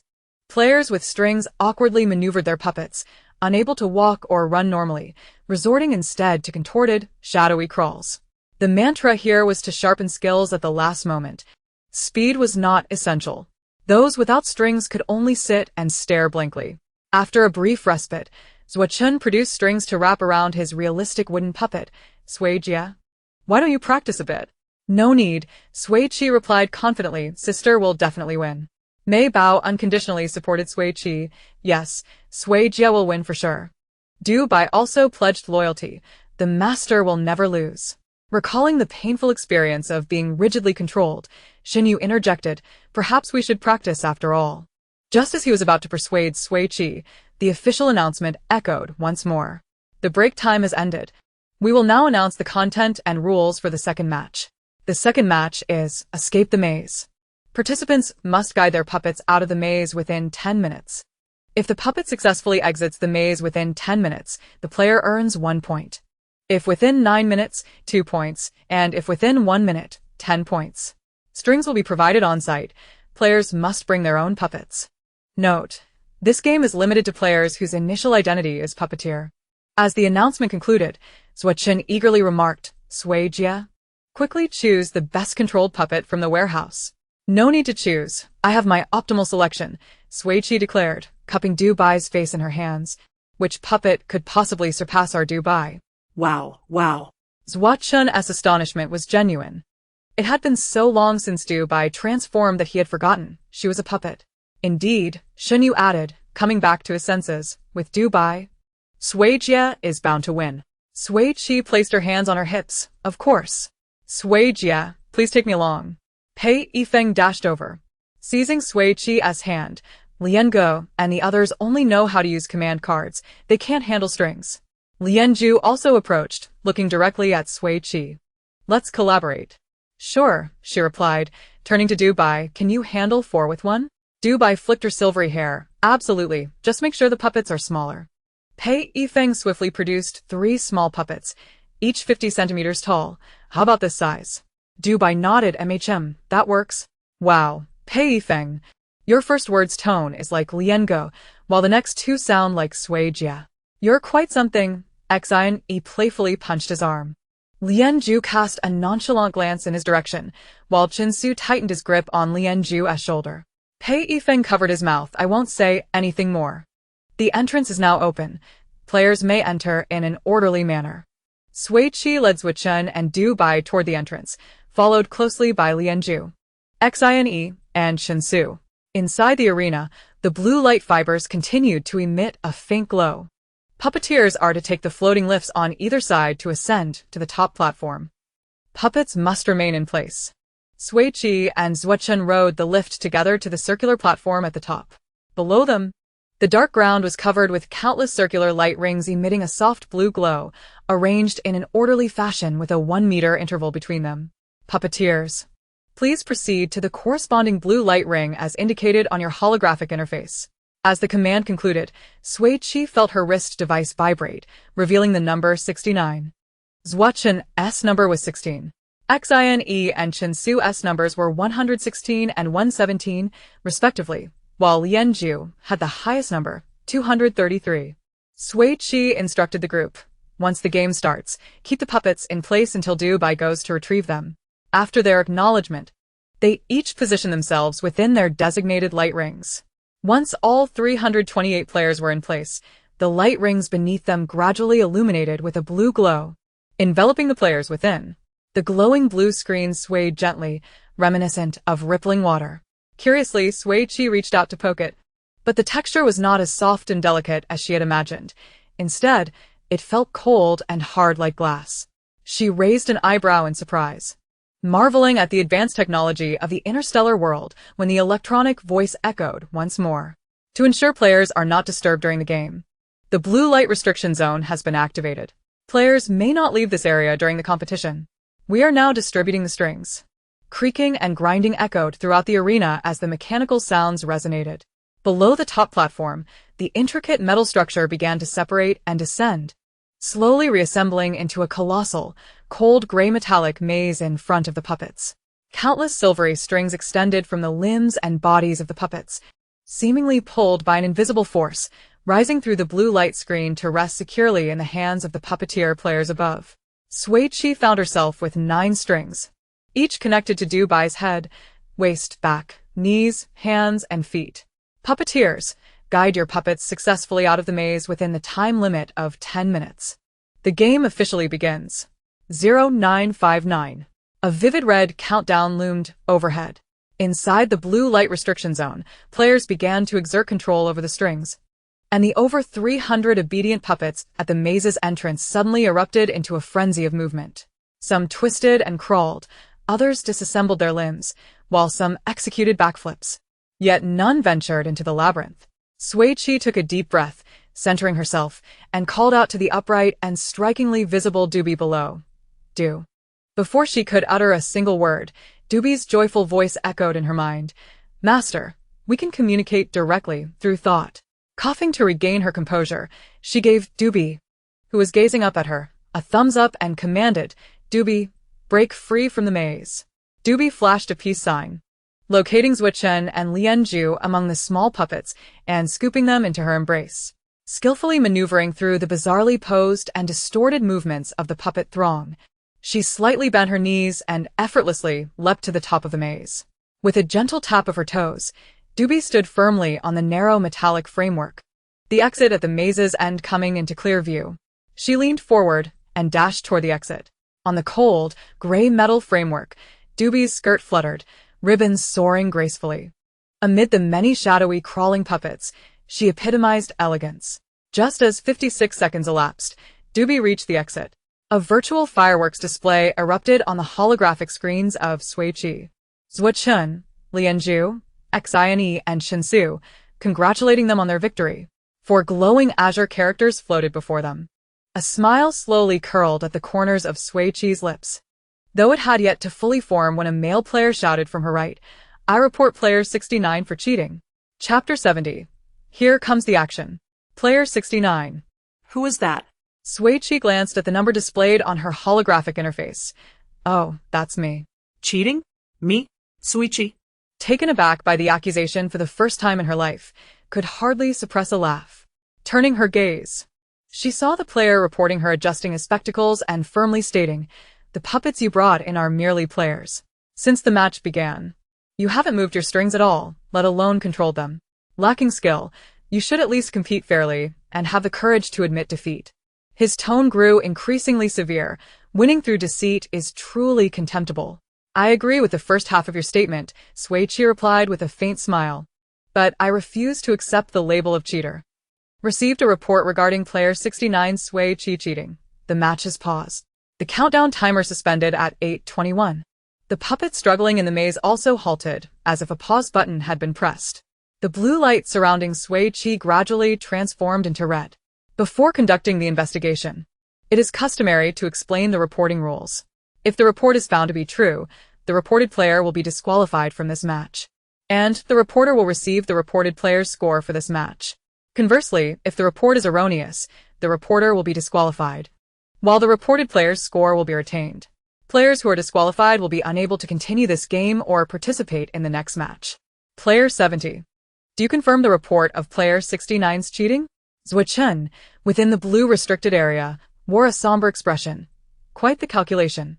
Lian Zhu and the others, aware that Dubi was a genuine puppet, displayed no signs of panic, though a hint of concern lingered. Sui Qi raised an eyebrow. Such rules exist? I thought there was a higher moral standard. She looked at Player 70 with a faint smile and remarked, "Turns out you're just a petty individual trying to steal the spotlight." Player 70's expression remained unchanged as he resolutely stated, "I confirm the report. Report accepted. Investigation commencing now. Please wait 1 minute, players." Player 70 nervously paced within the restricted area. Sui Qi, calm and composed, stood still, appearing quite serene, though she was internally cursing at Player 70 through thought. Damn, this 70 is really a fool for reporting me. Dubi chimed in. I'll go and give his puppet a good thrashing to vent your frustrations. Sui Qi stipulated, make it a vigorous beating. Dubi agreed, indeed, a powerful one. Sui Qi found herself easily pacified by her little servant. A minute swiftly passed, and the official announced the investigation's findings. Player 70, seated next to Sui Qi, finally quieted down, muttering excitedly to himself, she must have cheated. Those 10 points are definitely mine. Upon investigation, Player 69's puppets exhibited no abnormalities. The game rules do not stipulate that puppets must be controlled via strings. Player 69 used verbal commands to guide her puppet out of the maze. A victory method compliant with the game rules, thus her score remains valid. Player 70's report is deemed invalid. Disqualification from the match is enforced. The smile on Player 70's face instantly froze, his flushed face turning pale. How could she possibly not have cheated? The officials must have made a mistake. You need to investigate again. His furious inquiries abruptly ceased as the blue light surrounding him transformed into blinding red, isolating him from the sounds within the restricted area. He pounded the light wall in frustration, shouting in vain. Not a syllable escaped his lips. The paused countdown resumed ticking. The red light encircling Sui Qi returned to blue. The previously motionless puppets began to struggle once more. With 8 minutes remaining in the match, it seemed a pity to wait idly. Sui Qi gazed at the army of puppets grotesquely crawling in front of the maze and suddenly devised a plan. She snapped her fingers and turned to the left. Addressing Player 68, a burly man with his shirt off. He was sweating profusely, bouncing around in the restricted area, flailing at the strings. His muscles tensed, yet the strings stubbornly tangled. Sui Qi approached closer to Player 68. Big brother. The shirtless man wiped his sweat away. What's up, little sister? Let us strike a deal. Sui Qi proposed directly. I'll help you clear the level, and after the game ends, you pay me with Interstellar coins as a reward. Can you accept? You're sharp, little sister. The shirtless man replied, shaking the tangled strings off his hands. I can certainly accept that. I'll give you 500,000 Interstellar coins. How about that? That sounds fantastic. Sui Qi swiftly turned her gaze, focusing on the maze below. Which one is your puppet? Point it out to me. Player 68 pointed to a puppet at the maze entrance, wearing a flowery cotton coat, crawling in a distorted manner. That filthy one. It hasn't moved from the entrance. Sui Qi gave an okay sign and called out to Dubi in her mind. Dubi, it's time for action. What action? Dubi inquired attentively. Sui Qi issued her command. Take that flower coat puppet lying at the maze entrance and bring it to the exit. Dubi acted swiftly, placing Sui Qi and the others' puppets at the exit before sprinting back to the maze entrance, zeroing in on the flower coat puppet. She tucked it under her arm and delivered it to the maze exit in a mere 83 seconds. Player 68's holographic screen also erupted with virtual fireworks, accompanied by the words "Congratulations on your victory." He turned to Sui Qi, exclaiming, Wow, little sister, you are truly remarkable. Sui Qi graciously accepted the compliment. Of course. Big sister. A hoarse voice called from across the way. Li Ergu, next to Lian Zhu, jumped up and down, waving her arms excitedly. Big sister, help me too. I'll pay. Before Sui Qi could respond, Player 68 began advocating for her, shouting, I offered 500,000. You can't offer less than that. I'll raise it to 600,000. Li Ergu shouted back, her puppet, adorned with a white dog-headed hat, easily identifiable. Sui Qi was taken aback, by Li Erga's extravagant offer. Just as she was about to respond affirmatively, the female player number 67, standing beside the bare-chested man, could no longer contain herself. I'll offer 800,000. Help me clear the level. That puppet adorned with a fluorescent green bow is mine. Player number 103 also raised his voice. Count me in. I'll bid 1,000,000. The puppet in the red floral shorts belongs to me. There are only 5 minutes left. Please help. Sui Qi beamed with joy. No problem. I'll help you all. Doobie swiftly carried all 4 puppets to the maze's exit. The 3 clients gazed at the congratulatory message flashing on their holographic screens, visibly relieved. Doobie was remarkably efficient, and the number of players seeking Sui Qi's assistance grew rapidly. Initially, Lin Feng and Jiang Chun were reluctant to ask for Sui Qi's help, but as the time dwindled to 3 minutes, with their puppets still lingering near the maze entrance, they had no choice but to turn to her. Both Lin Feng and Jiang Chun were affluent and generous with their offers. Sui Qi, not one to turn down a monetary opportunity, readily agreed. Doobie elegantly traversed the maze's entrance. After 10 minutes of gameplay, the duo made a staggering profit of 6.9 million interstellar coins. As the countdown timer reached 0, the blue barrier dissipated and the players emerged from the game, clutching their respective puppets. At the exit, Xin Yu and Mei Bao were eagerly awaiting the triumphant return of their teammates. However, only Zhuo Chun and Doobie appeared, while Sui Qi was nowhere to be found. Chapter 71. Back to square one. Xin Yu scanned the surroundings. Where is my sister Sui? Zhuo Chun placed a comforting hand on his shoulder and chuckled. She's busy getting IOUs from players who owe her money. Mei Bao looked up and inquired. Did Sui earn more money? Indeed, Zhuo Chun replied as he led them to a shaded area. Sister Sui devised the strategy, while Doobie executed it. Guess how much they made together? Mei Bao held up 5 fingers. 50,000. Doobie shook his head. Not even close. Xin Yu tried to guess high. 500,000? 690,000. Zhuo Chun revealed the answer. Impressive, isn't it? Xin Yu smiled. Not only did we win the match, but we also earned so much. Mei Bao clasped Zhuo Chun and Doobie's hands, shaking them excitedly. Please, tell us the details. Zhuo Chun became animated. You won to believe it. After we won, some fool reported Sister Sui for cheating, and I was stunned. Xin Yu, having watched the entire first season of post-apocalyptic Survival on the Wasteland, was well aware of the reporting rules. His expression darkened. What a jerk. Zhuo Chun continued. That person appeared quite refined, speaking eloquently, yet they were nothing more than a hypocrite, trying to snatch Sister Sui's points. After the report was received, the game was paused to investigate whether she had cheated, and all 300 players in the arena were watching her. Mei Bao, feeling anxious, asked, what happened next? Doobie chimed in. We hadn't cheated, and the officials were fair, clearing our master's name. Zhuo Chun took a sip of water to clear his throat. I thought Sister Sui would be upset, but instead, she immediately began to make money, showing no concern for the incident, while the players couldn't utilize their strings. He and Doobie elaborated animatedly, while Xin Yu and Mei Bao listened with rapt attention.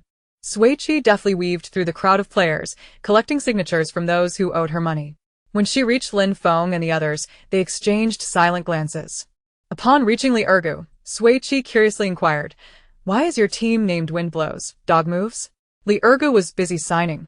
And Feng Ling replied, because our other 2 teammates are named Ge Chue and Lu Dong, we each took a character from our names. She further explained, the Guan Ge Chue is not the brother character but rather the one meaning to cease hostilities. She particularly dislikes it when people misspell her name.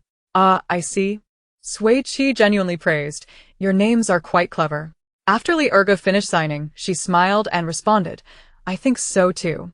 Sui Qi stored her holographic tablet, and, before departing, playfully remarked, if you find out who is my name card, please let me know. Feng Ling forced a stiff smile. Ha, ha ha ha. Li Ergu's gaze darted away, we don't know. Sui Qi raised an eyebrow and waved goodbye, bounding joyfully towards her teammates with a substantial IOU of 6.9 million in hand. She was almost enamored with this apocalyptic survival game. Earning money in the game was far easier than in the real world. Upon reaching her teammates, she immediately pecked Doobie and Mei Bao on their foreheads, each with a resounding kiss. My 2 good girls. The 2 young ladies grinned, their eyes crescent-shaped. The Interstellar netizens were utterly charmed. Doobie may bow. What color of sack do you both like? Such adorable treasures. If they both called me mommy at the same time, hee hee hee. You over there, dreaming. They both belong to me. Ah. My once steel-like heart has turned soft. To have two such strong yet adorable treasures, I'm so envious. I must say, Sister Pie really hit the jackpot. The player who reported her truly brought this on themselves. Delightful. Sister Pie never disappoints us. Impressive. Simply put, it's jealousy. They coveted those 10 points and ended up losing everything. The officials are quite fair. Although there are rules, they do not limit how players can win, allowing them to shine. Indeed, indeed. Today there were so few scenes of Sister Pie and Lian Xin together. I've run out of snacks to munch on. I hope in the third game, we can see more of them together. It would be best if they had more intimate moments. The closer, the better. I'm highly receptive to that.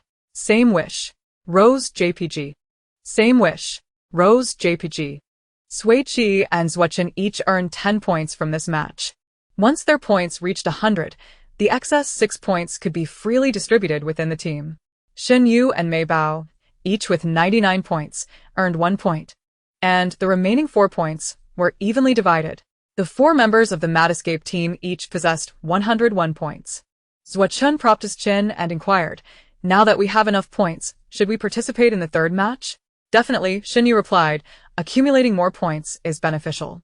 Sui Qi raised her hand. I agree. Mei Bao and Doobie followed suit, expressing no objections. All right, Sui Qi declared, raising his fist. Let us unite our efforts for another match. 5 fists of various sizes came together. Mad Escape team, victory is ours. After a 30-minute break, the third match was announced. The third match is point capture contest. Participating players must collect enough point balls within an hour. At the end of the game, the number of point balls held will be directly converted into points. This game is divided into red and blue factions. If the red team captures a red point ball, it does not count towards their score. If they capture a blue point ball, they earn points, and vice versa. As the announcement concluded, a blue data stream, like agile strands of light, danced beneath the players' feet, swiftly intertwining and spreading through the air, gradually forming a thin energy shield. The energy shield expanded continuously, rising and slowly converging above the players' heads. The red and blue beams of light radiated outward from the idol of the Saji spirit, dividing the entire energy shield into 2 distinct hues. The ground enveloped in red transformed into a vibrant crimson, while the area cloaked in blue became a serene azure. The arena has been generated.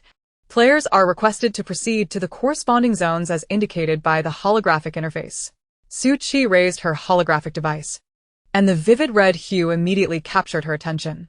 Mei Bao was also designated red, while Xin Yu and Sui Qi were aligned with blue. The group exchanged fist bumps before dispersing towards their respective territories. Player factions confirmed. Commencement of point extraction begins. As the electronic announcement concluded, small, marble-sized red glass spheres began to overflow from Sui Qi's body, each inscribed with her name at the center. The transparent red orbs continuously drifted upward, hovering above the energy shield. Turning her gaze, she noticed Mei Bao experiencing the same phenomenon. All participating players were equally affected. Reflecting on the phrase regarding point extraction, a sense of foreboding suddenly washed over Sui Qi. She quickly accessed her holographic device to check her points. To her dismay, her substantial total of 101 points had been reduced to 0. After dedicating herself to diligent work for over half a month, she found herself back at square one. Damn it. Chapter 72. A lack of martial ethics. This scheme, which takes from players to use against them, was clearly well understood by the officials. Above the energy shield, countless red and blue glass spheres floated in a chaotic dance. Extraction complete. Players are encouraged to seize the point spheres. During the competition, players may freely move within the red and blue zones. However, at the conclusion of the game, they must return to their designated factions area, or their scores will be rendered invalid. Note: to ensure the fairness of the game, the use of storage-type items is prohibited. In 30 seconds, the point spheres will be released. We wish all players an enjoyable game. After realizing their points had been drained, the players were momentarily stunned before erupting into furious exclamations. What kind of absurd competition is this? We have to deplete our points just to fight for more? Officials. Have you no conscience? Which misguided planner concocted this ridiculous idea? My 86 points were gone in an instant. How outrageous. Useless officials. What a dreadful competition. Give me back my points. We came to play a game, not to be toyed with by the officials. I swear I'll bring down your website. Amidst the players' passionate tirades, Sui Qi confirmed that her personal storage was inaccessible and leaned in to whisper strategies to Doobie and Maybao. The fleeting 30 seconds passed swiftly, and thousands of red and blue point spheres rained down from above. Players scrambled to catch the spheres, some removing their shirts, others using their shoes and trousers, and some even attempting to catch them with their mouths. Doobie effortlessly unleashed a large, intricate net, ensnaring hundreds of point spheres. Nearby players gasped in awe. So impressive. She flashed a peace sign at the admiring players before reeling in the net and sprinting towards the center point of the Saji spirit idol. With Sui Qi and Maybao covering her from pursuing players. Doobie, hide beneath the folds of the idol's skirt. It's concealed there, Sui Qi instructed. The trio quickly reached their hiding spot, with Doobie stuffing the point spheres deep within, using her body as a shield, while Maybao stood guard with a shovel in hand. Sui Qi dashed back to the arena to fetch Sui Qi and Xinyu. The five of them crammed into the narrow gap, feeling both cramped and secure. Sui Qi whispered, "Let us stay here for now. We'll return to our factions when the game is nearing its end." Her teammates nodded in agreement. Doobie cast out her net again, and they hurriedly divided the red and blue glass spheres into 2 bags. There were 273 red spheres and 256 blue spheres. Sui Qi praised, "Doobie, you are the MVP." Doobie modestly replied, "Just keeping it low-key." Maybao chuckled at her demeanor. Doobie and Sister Sui are becoming more alike. Sui Qi and Xinyu nodded in agreement. Hugging a bag of red point spheres, Doobie naturally asserted, "I was raised by the master, so of course, I resemble her." This statement held truth. Sui Qi laughed. Sister Sui raised her with dedication. Xinyu teased, "If Doobie didn't resemble Sister Sui, that would be strange." The group shared a quiet laugh, intending to remain discreet until the game concluded. However, their plans were thwarted as other players refused to allow the escape team to enjoy their peace. With merely 20 minutes left in the match, the scattered point spheres in the arena were snatched away. Players with fewer than 100 points were left with no choice but to target others. The escape team, burdened with a large bag of point spheres, became the prime target. In the blink of an eye, they found themselves surrounded by dozens of players. Without further ado, the 2 factions engaged in battle. Doobie and Maybao faced off against 4 opponents, while Sui Qi and Xinyu took on 3. The clash was fierce and evenly matched. The weakest among them, Sui Qi, hoisted the bag of point spheres and made a hasty retreat from the battlefield. As Doobie's master, the net posed minimal threat to her. However, not 10 meters into her escape, she found herself flanked. To her left stood Lu Rong and Jiang Chun from the red faction, while to her right was Lianzhu from the blue faction. Alone and outnumbered, Sui Qi hoisted the 2 nets of point spheres onto her shoulder and boldly declared, "How many point spheres do you need? I can share some with you." Jiang Chun, quick to retort, shot back, "Who do you think you are? We've already gathered enough point spheres." "Oh?" Sui Qi had no time for banter and inquired, "Then why are you blocking me?" Lu Rong replied, "We wish to rent a net." "Sure," Sui Qi replied, "call me Sister Sui and I'll consider it." "In your dreams." Jiang Chun flatly refused. "You're a year younger than me. Calling me Brother Jiang would be more appropriate." Lu Rong pinched his arm, exasperated. "When will you learn to curb that annoying mouth of yours?" She boldly declared, "If you want to call her, I will." Turning her head, Lu Rong called out Sister Sui 3 times with perfect enunciation. Sui Qi beamed with satisfaction, pointing behind her, "Go find Doobie to rent it. It's 10,000 Interstellar coins per hour." Lu Rong responded affirmatively, signed an IOU on Sui Qi's holographic device, and dragged the chattering Jiang Chun off to find Doobie for the net. Sui Qi mentally called out to Doobie, "Doobie, Doobie, please respond." Preoccupied with the fight, Doobie succinctly replied, "Please proceed." Lu Rong and Jiang Chun want to rent a net. They'll come to you shortly. Doobie responded with a single word, "Understood." As the individuals on the left departed, Sui Qi turned to face the right, asking Lianzhu, "Where are you?" As she scanned her surroundings, she suddenly felt the weight of the point spheres on her left shoulder diminish significantly. Instantly, Sui Qi turned to see that Lien Ju had somehow crept up behind her. He skillfully wielded two slender sticks like chopsticks, effortlessly picking off the red point spheres one by one through the narrow gaps of the net, steadily depositing them into a pouch at his waist. The palm-sized pouch was already filled to the brim. Those slippery glass spheres were no challenge for him. Each one was precisely captured. The first thought that crossed Sui Qi's mind upon witnessing the scene was, this guy is quite adept with chopsticks. Realizing he had been discovered, Lien Ju calmly tightened the pouch, stowed away his makeshift chopsticks, and turned to flee. Sui Qi quickly reacted and gave chase. Lien Ju, you lack martial ethics. Return my point spheres. With his long legs and impressive agility, Lien Ju effortlessly outpaced Sui Qi, making her pursuit exceedingly difficult. What is particularly infuriating is that even Lien Ju deliberately slows down to allow her to catch up before accelerating again. Such blatant humiliation. Inside, Sui Qi cursed silently. Yet she could not refrain from pursuing. The red glass balls contained the points of both Sui Chen and Shen Yu. Upon finishing her battle, Dubi spotted Sui Qi being toyed with. She dashed forward a few steps and intercepted Lien Ju with a couple of swift strikes. Gasping for breath, Sui Qi managed to give Dubi a thumbs up. Dubi, please, please, she gasped, take the bag from his waist. In an instant, Dubi raised her hand and engaged Lien Ju in a rapid exchange of blows. As the match drew to a close with only 5 minutes remaining, Lien Ju, unwilling to linger with Dubi any longer, stepped back and inexplicably tightened his arm around Sui Qi's neck. Sui Qi, who had merely blinked during the observation, was momentarily stunned. Chapter 73.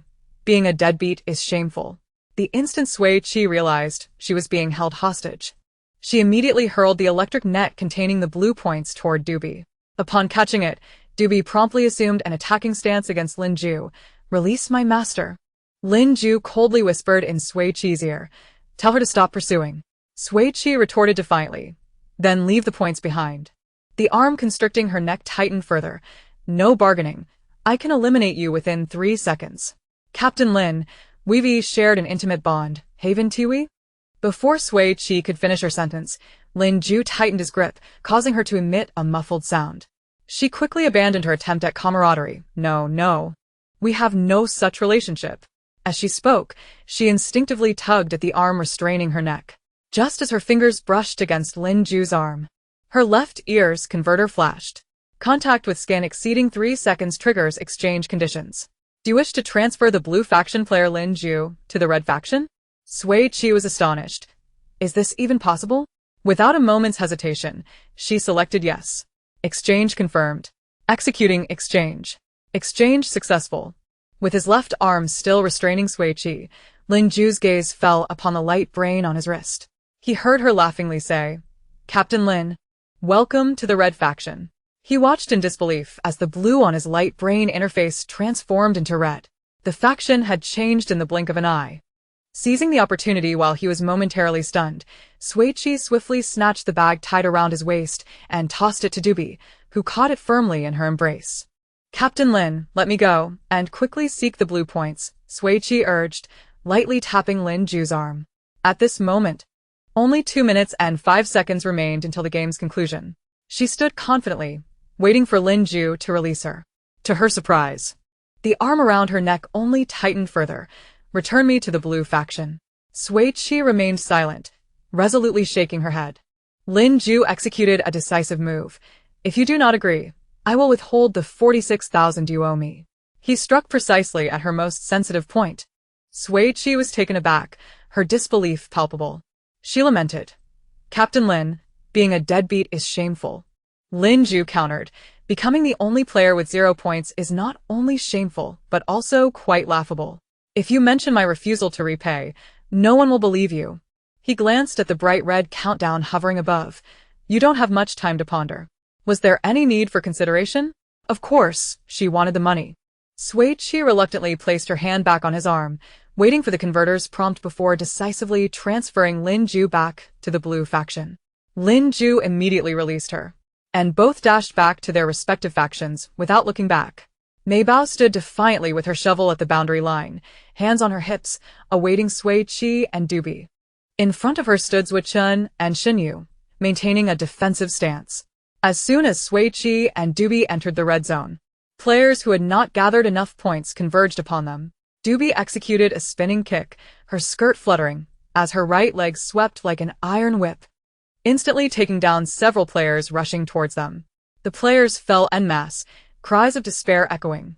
Meibao, Zuichun, and Xinyu had no time to react. With only 50 seconds remaining, Sui Qi received the red points from Doobie and handed them to Zuichun and Xinyu, quickly returned to the blue faction. Without further discussion, they dashed toward the blue zone. Sui Qi clutched the blue points, shielded by Doobie and Meibao. Meanwhile, players who had failed to collect enough points began wailing. "Oh no, I only got 63. We're definitely losing this round. These players are too ruthless. I am genuinely impressed. I had a solid 95 points, and now it's down to 59. I loathe this lousy official. What a disaster. I'll miss out on the 10 million prize. You slowpoke, how could you gather points so slowly? I'm just too short. How unfortunate." Liurgu's distinctive stutter easily pierced Sui Qi's ears. She turned to see him standing beside her, his expression downcast. Noticing this, she retrieved 2 glass balls from the electric net and tossed them to him. "Liurgu, catch." Liurgu blinked in surprise as the point struck his forehead, bouncing off and rolling to the ground, where a nearby player swiftly snatched them. Sui Qi. Liurgu, clutching his reddened forehead, looked bewildered. "Who ambushed me?" Sui Qi waved him over, and he hurried to her side, calling out, "Sister Sui." She handed him 2 more. "Hold on tight." Just as Liurgu tightened his grip on the points, the countdown reached 0, signaling the end of the game. "Time's up, players. Please remain still and await the score tally." Calculating scores, calculation complete. Congratulations to the Escape team for securing first place in this match, amassing a total of 527 points. Congratulations to the Scavenger team, who earned 472 points. Congratulations to the Dawn team, with a total of 413 points.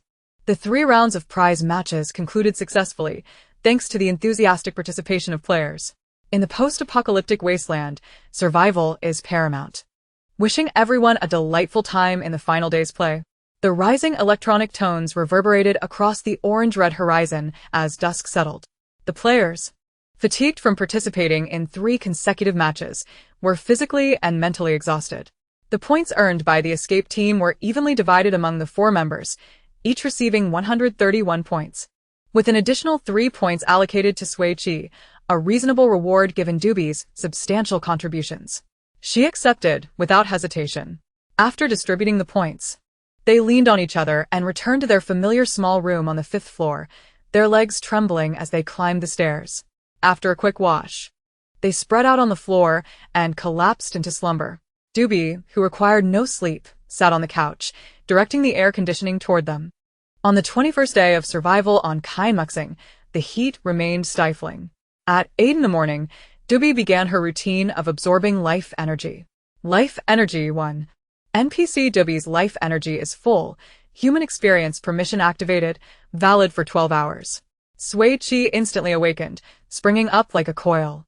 Doobie sat by the window, her eyes as clear as water and her smile radiant as light. Sunlight streamed through the window, casting a warm golden veil upon her shoulders. She was enveloped in the radiant glow, her silvery tresses shimmering like satin. Those were her own natural locks. The silver wig she once donned had been set aside. The faint wooden grain that once hinted at her origins had vanished entirely, revealing no trace of her former puppet self. Early risers, Meibao, Zuichun, and Xinyu, sat cross-legged beside her, playfully pinching her hands, poking her cheeks, and braiding her hair. Doobie sat upright, allowing them to indulge in their antics. With a twinkle in her eye, Sui Qi rose and settled in front of her. "What would you like to do today, Doobie? Your older siblings are here to play with you." Chapter 74. You have no heart. Without hesitation, she exclaimed, "I want to try the slushy again." The last time she had tasted it, she had no sense of flavor, merely chewing without comprehension of its essence. "Very well," Sui Qi replied, promptly retrieving a freezer, milk, and fruit powder to concoct a delightful treat. She prepared slushies in milk, strawberry, apple, and orange flavors. Doobie scooped a spoonful of the milk-flavored slushie, slowly savoring it. The icy sweetness invigorated her newly awakened senses, bringing forth an unprecedented chill and delight. She widened her eyes in wonder. So cold, so sweet. Is this what it tastes like? It's truly delicious, she beamed. Mei Bao presented the strawberry-flavored slushie, urging her, Dubai, you must try this one. It's equally delightful. After tasting it, Dubai exclaimed, delicious. She then scooped a spoonful and offered it to Mei Bao. You eat too. They joyfully shared the slushies, taking turns. Sui Qi called Xin Yu and Zuochen into the kitchen, determined to prepare a grand feast for Dubai. In the sweltering heat of Qianmu Star, where fire had never been ignited, Sui Qi retrieved an alcohol stove and ingredients from her personal storage. Xin Yu and Zuochen willingly took charge of the food preparation. The kitchen, devoid of windows, was cramped and stifling. Now a human girl, Dubai no longer possessed the ability to generate cool air from her palms. Sui Qi produced a mechanical fan gifted by Lianzhu, activating it and placing several ice blocks before the fan's cover. After nearly 2 hours of bustling amidst the refreshing breeze, they had created a sumptuous lunch: braised pork, cola chicken wings, boiled meat slices, kung pao chicken, steamed fish, caramelized sweet potatoes, garlic broccoli, and vinegar-fried potato shreds, accompanied by 5 servings of chilled yogurt for dessert. The 5 gathered in a circle, toasting with bottled water before eagerly digging into their meal. Dubai, still unfamiliar with chopsticks, donned a pair of disposable gloves and used her hands to eat. One by one, her companions served her dishes, her bowl never empty, her cheeks puffing with delight. So fragrant, so delicious. Once they finished their meal, Sui Qi rummaged through her storage for a stack of scrap paper, cutting it into uniformly sized rectangles to craft a simple deck of playing cards.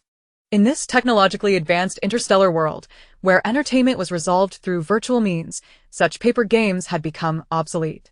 Sui Qi introduced the rules of poker to her companions, explaining the nuances of landlord. After a few practice rounds, they quickly grasped the game and became engrossed in play. 3 with 2. No. Straight. Can't take it. King bomb. Just 1 card left. Wow. As the clock struck 5 o'clock, Dubai and Mei Bao emerged as the biggest winners, while Zuochen suffered the most losses, with Xin Yu and Sui Qi trailing behind. That evening, they gathered for a lively hot pot dinner. By 7, the sky had darkened. Sui Qi led her companions downstairs to an abandoned plaza where the dilapidated surroundings mirrored the crumbling buildings, exposing rusted steel frames that had withstood the ravages of time. Among them, a particularly robust rebar was firmly embedded between 2 walls 10 meters apart. At Sui Qi's signal, Zuochen tossed 2 lengths of hemp rope upwards, securing them tightly to either end of the rebar. Sui Qi produced a flat, thick wooden board and tied it beneath the 2 pieces of rope, fashioning a makeshift swing. Seated on the wooden board, she grasped the ropes on either side, gently pushing off the ground to send the swing gliding forward. As the cool breeze brushed against her cheeks, a smile illuminated Sui Qi's face. Swinging, a quintessential childhood pastime in my homeland. Would you like to give it a try?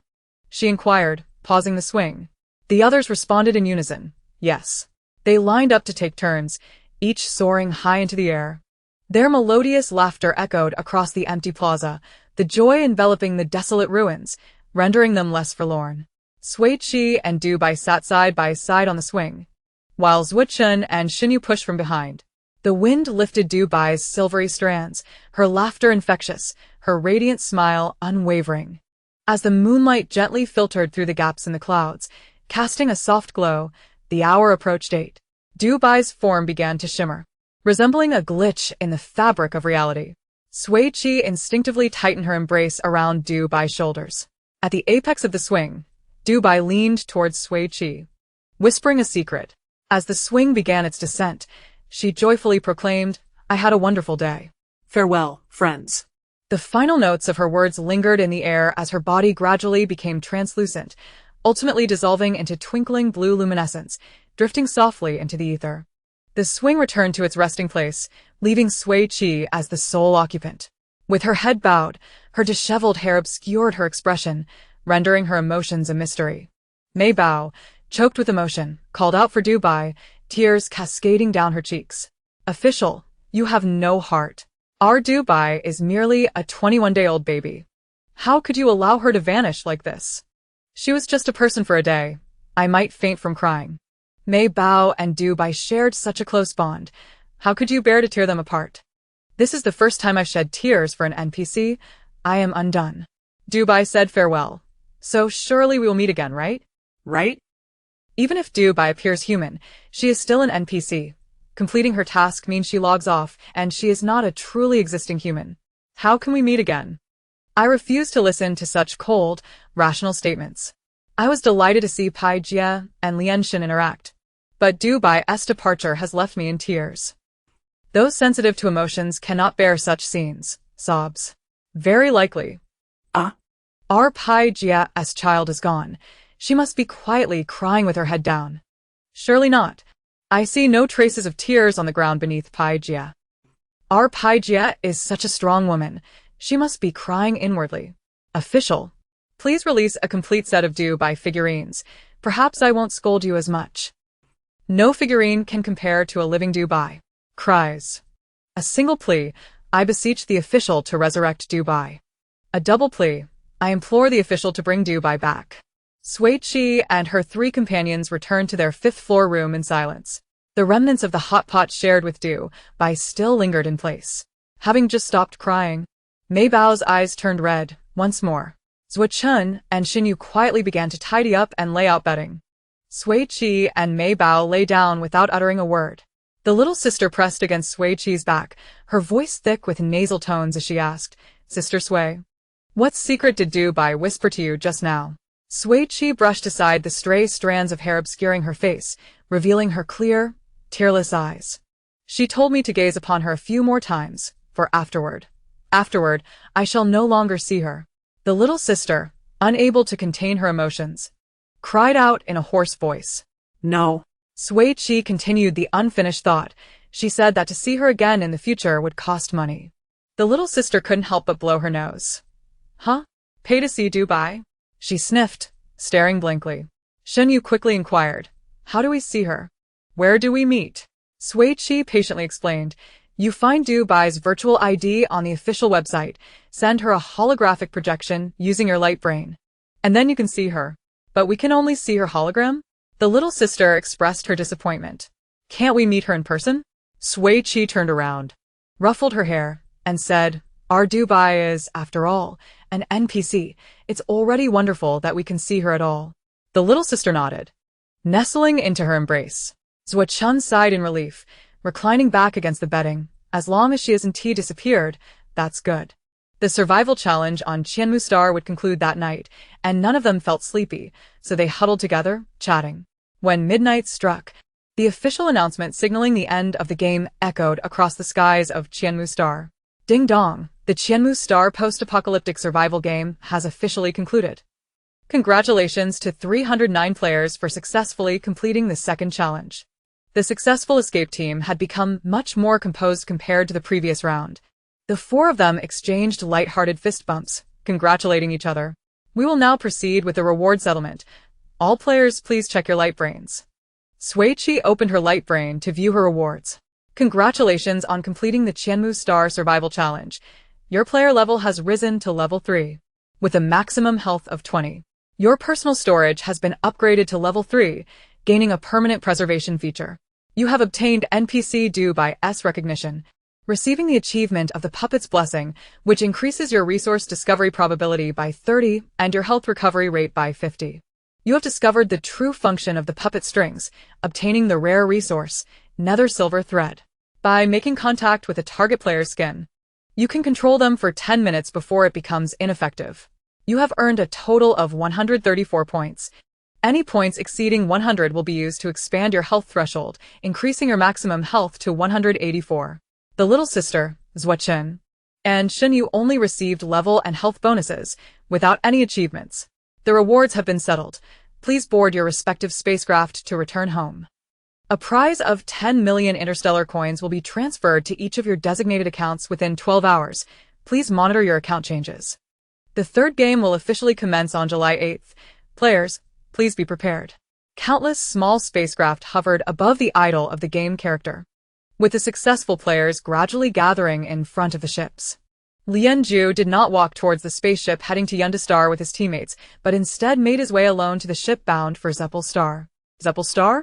Sui Qi had never heard of this planet. Zeppelstar is the official name of the agricultural planet, Shinyu explained. July 3rd is the Harvest Festival of Zeppelstar, hosted annually by the Lien family. Harvest Festival? The little sister inquired. Will it be lively? Extremely lively. Zuo-chun lifted the little sister into his arms. There will be a harvest parade, a Thanksgiving ceremony, an interstellar food market, and numerous festive games. Last year's first prize was 500 grams of golden wheat ears. 500 grams of gold. Sui Qi paused her steps towards the spaceship to Stellar Star. If you all have no other plans for your return home, shall we visit the agricultural planet for some fun? Yes, yes. The little sister exclaimed. But Shunyu hesitated. I second that. Zuo-chun affirmed. We can pick fruits at Lianju's private estate. The four of them quickly agreed and turned their steps towards the spaceship bound for Zeppelstar. Lianju strolled leisurely ahead of them, and Sui Qi quickened her pace to walk alongside him. Captain Lien, we wish to attend the Harvest Festival at Zeppelstar and visit your private estate for some picking. Would that be convenient? Lianju's gaze remained fixed ahead as he replied in an official tone. Zeppelstar warmly welcomes friends from across the galaxy at any time. As for picking, that can occur after July 3rd, alright. Thus, the escape team of 4 boarded the spaceship to Zeppelstar. After a 2-hour flight, they safely arrived at the A1 district port of Zeppelstar. The time was 10 in the morning, the climate was pleasant, and the sun shone brightly. As Sui Qi stepped out of the spaceship's port, she was greeted by an extraordinarily fresh scent, one that belonged solely to nature. It had been a long time since she had experienced such a familiar aroma, and she closed her eyes in bliss, savoring it for a while. Upon opening her eyes, she was met with an expanse of verdant fields, undulating with the wind, creating waves of green. Towering ancient trees twisted and turned, their thick trunks supporting canopies that shielded the sky from the sun, with sunlight filtering through the leaves to cast dappled shadows. Countless high-tech aerial greenhouse domes shimmered with silver, harmoniously coexisting with the lush greenery. Among the 4, the only affluent one, the little sister, had already booked a hotel for them while on the spaceship. Not far from the port, they decided to walk there. Along the way, they passed the venue for the Harvest Festival, the ancient tree square. In the center of the square, a majestic altar had already been erected, with people gathering around to hang colorful ribbons and banners. On either side of the square, countless vendors were methodically arranging their stalls, preparing for the upcoming interstellar food market. Children, clutching freshly picked bouquets, frolicked through the crowd with carefree smiles on their faces. Having just completed a survival challenge, the 4 members of the escape team were infused with a joyful atmosphere, completely relaxing. We truly came to the right place. Sui Qi remarked with a smile. The little sister patted her stomach. I want to eat something delicious. Zuo-chun gazed at the dazzling food stalls, momentarily at a loss for words. I didn't expect there to be so many delicious options besides nutritional liquids. The food market will open tonight. Shinyu chimed in cheerfully. Let's first rest at the hotel, then come out to explore in the evening. They first checked into the hotel, with Sui Qi and the little sister sharing a room, while Zuo-chun and Shinyu occupied another. After receiving their room keys, they visited the underground mall of the hotel to purchase a few sets of clean clothes. The little sister paid using her light brain, and the 3 adult teammates expressed their sincere gratitude to her. After a refreshing and invigorating bath, they indulged in a delightful sleep until dusk. Sui Qi was awakened by the incessant vibrations of her light brain, announcing the arrival of the 10 million completion bonus and a flurry of friend requests. She opened the notification about the funds, her lips curling into a smile as she perused the string of friend requests. She scrolled through and discovered that they were all from the same person. The note read, Sui Jia, I am Jiang Ranqing. Please be sure to accept my friend request. Sui Qi clicked to accept, and as soon as they became friends, Jiang Ranqing generously sent a transfer of 4 million. The accompanying message read, Thank you for saving my life. Helping her had been a mere trifle, and as Sui Qi hesitated over whether to accept the gift, Jiang Ranqing sent another message. Sui Jia, please don't feel shy about accepting. This is just my pocket money for the day. Is this the disparity between individuals? With no psychological burden, Sui Qi clicked to receive the payment. Jiang Ranqing, I saw you all arrived at Zeppelstar during the live stream. I happen to be on vacation here as well. How about I treat you to a sumptuous dinner tonight? Sui Qi replied, we have plans to visit the gourmet market tonight. How about tomorrow instead? Jiang Ranqing, that works. Let us meet at 7 p.m. tomorrow at the Deep Space Flavor Pavilion, and let us not miss each other. Sui Qi, sounds good. As soon as the message was sent, Zhua Chun and Xinyu knocked on the door. Sui Qi woke up Mei Bao and shared the 4 million credits Jiang Ranqing had transferred, explaining her invitation for dinner the next evening. Xinyu searched for the restaurant on his holographic computer and discovered it ranked within the top 10 on the Interstellar culinary leaderboard. Sui Qi remarked, we are in for a treat these couple of days. Once Mei Bao finished washing her face, the four made their way to the Interstellar food market. Delicacies such as floating seaweed jelly, stardust boar soup, wormhole puff pastry, dynamic gel, and blazing burst fruits, along with an array of skewered meats, fried, marinated, and boiled, were all available. The finest cuisines of the entire galaxy congregated here. Although the names were somewhat peculiar, fortunately, the flavors were quite delightful. The four indulged until midnight, returning to the hotel with pleasantly full bellies, ready to sleep. The next morning, the Mad Escape team gathered after awakening. Entering the official website of Apocalypse, Survival on the Wasteland to meticulously search for Doobie's virtual ID.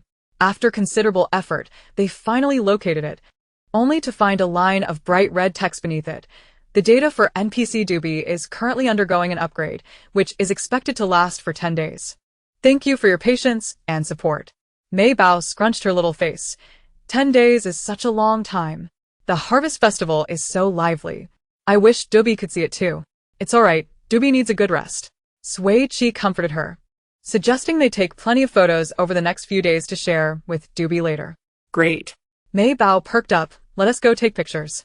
The four companions exited the hotel, heading towards the square to observe the preparations for the Harvest Festival. The altar, which had been empty yesterday, was now adorned with plump golden wheat ears, fresh and enticing fruits and vegetables, and fragrant bouquets of various flowers.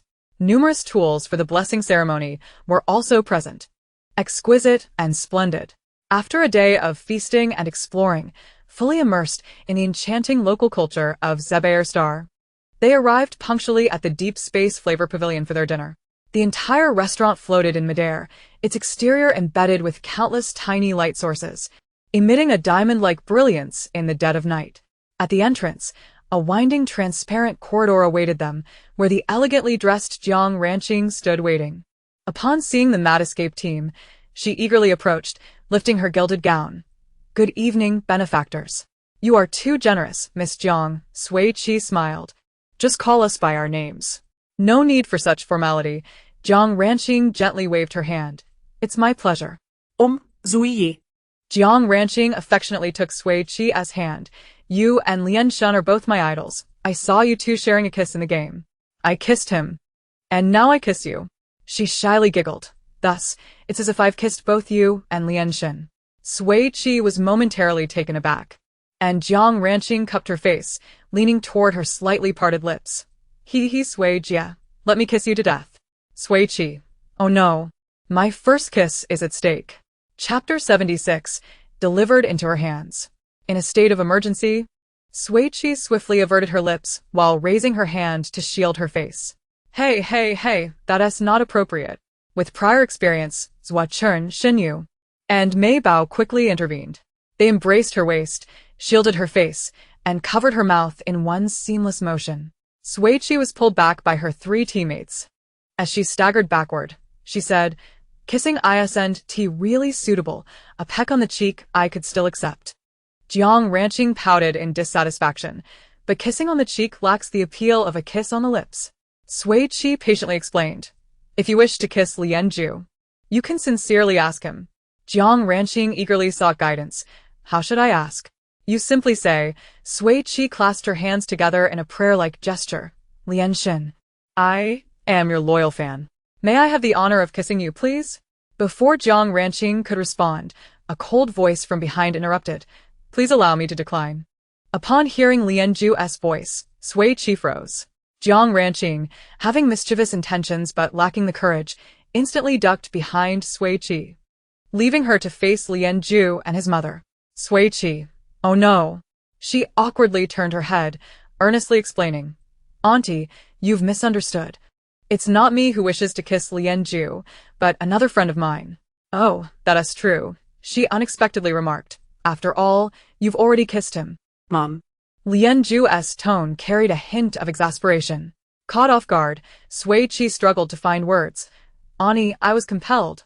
I didn't mean to offend Lianju." But Lianju's mother was relentless. "I recall you said before kissing Lianju that you would let him kiss you back next time, didn't you?" Sui Qi's mouth opened and closed, finally managing to say, "Yes. When do you plan to let him kiss you back?" Huh? Sui Qi looked up, bewildered. Lianju's mother winked at her, handing her a business card. "Once you've decided on the time for him to return the kiss, please notify me in advance. I'd like to broadcast it live and enjoy the moment." Sui Qi received it in a daze. "I'll take my leave first," she patted Lianju's shoulder. "You and Miss Sui can chat for a bit before joining me." With that, she left gracefully. Lianju rubbed his forehead apologetically. "I'm sorry. My mother is just joking. You needn't take it to heart." Sui Qi had regained her composure, tucking the business card away with a smile. "It's all right." Lianju nodded slightly. "I'll take my leave now. Enjoy your meal." Sui Qi responded with a nod. "Okay."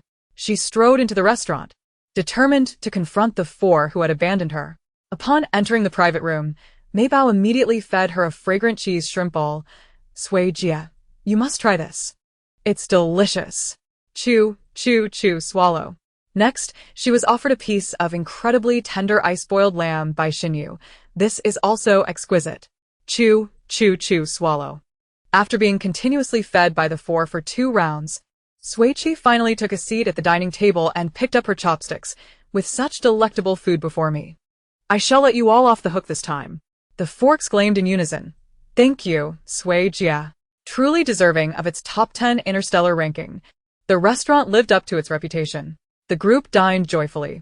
Jiang Ranqing used her private aircraft to escort Sui Qi and her companions back to the hotel. They slept soundly until dawn, and the Harvest Festival commenced.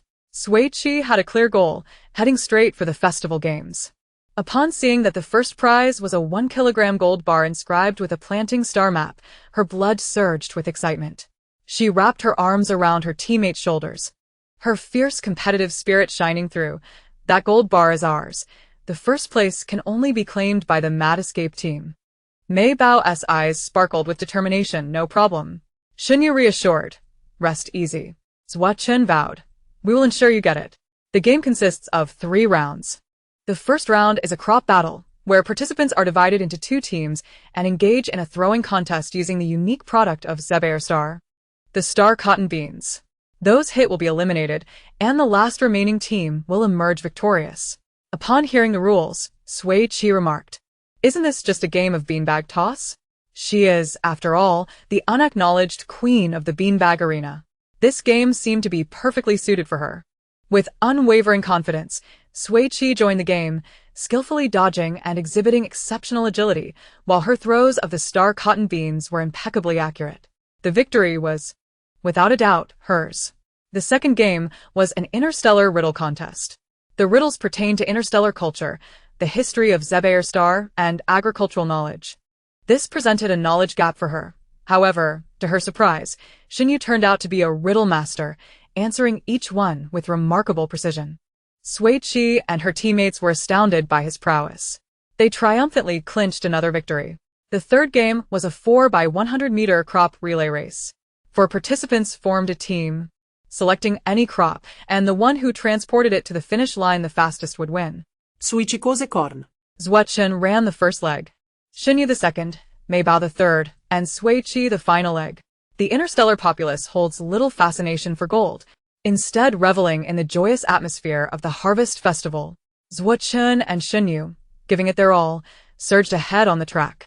As the corn reached Maybao, a figure suddenly appeared on the adjacent track. Lianju, carrying a stalk of sugarcane, dashed toward the finish line like the wind. Sui Qi was taken aback. "Wait, isn't Lianju the organizer? Why is he personally competing?" As Lianju was about to cross the finish line, Sui Qi grabbed Mei Bao, who was handing her the corn. "Mei Bao, fling me." Though perplexed, Mei Bao complied. She swiftly spun Sui Qi around, gathering momentum before launching her toward the finish line. Sui Qi shot forward like an arrow, racing past the finish line just 1 second ahead of Lianzhu, narrowly claiming victory. However, her landing was less than graceful, rolling several times upon impact. Witnessing the entire spectacle, Lianzhu set down the sugarcane and helped her up. As Sui Qi lifted her head, she noticed blood trickling down her left cheek from a scraped wound. Lianzhu glanced at her for 2 seconds, then took her to the medical station, leaving after the staff treated her face. Sui Qi barely had time to express her gratitude. 10 minutes later, the 4 members of the Crazy Escape team stood proudly on the podium, with Sui Qi clutching a large gold brick, her smile radiant. Zhu Chun and the others continued to revel, while she returned to the hotel, even purchasing a safe online along the way. Once inside her room, she received a message from Lianzhu. Chapter 77. Oh no, oh no.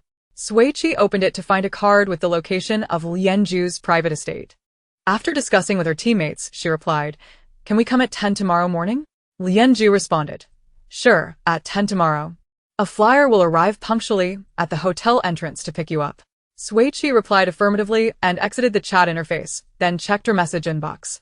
She found numerous transfer notifications from debtors, but she had been too engrossed in the games to pay attention.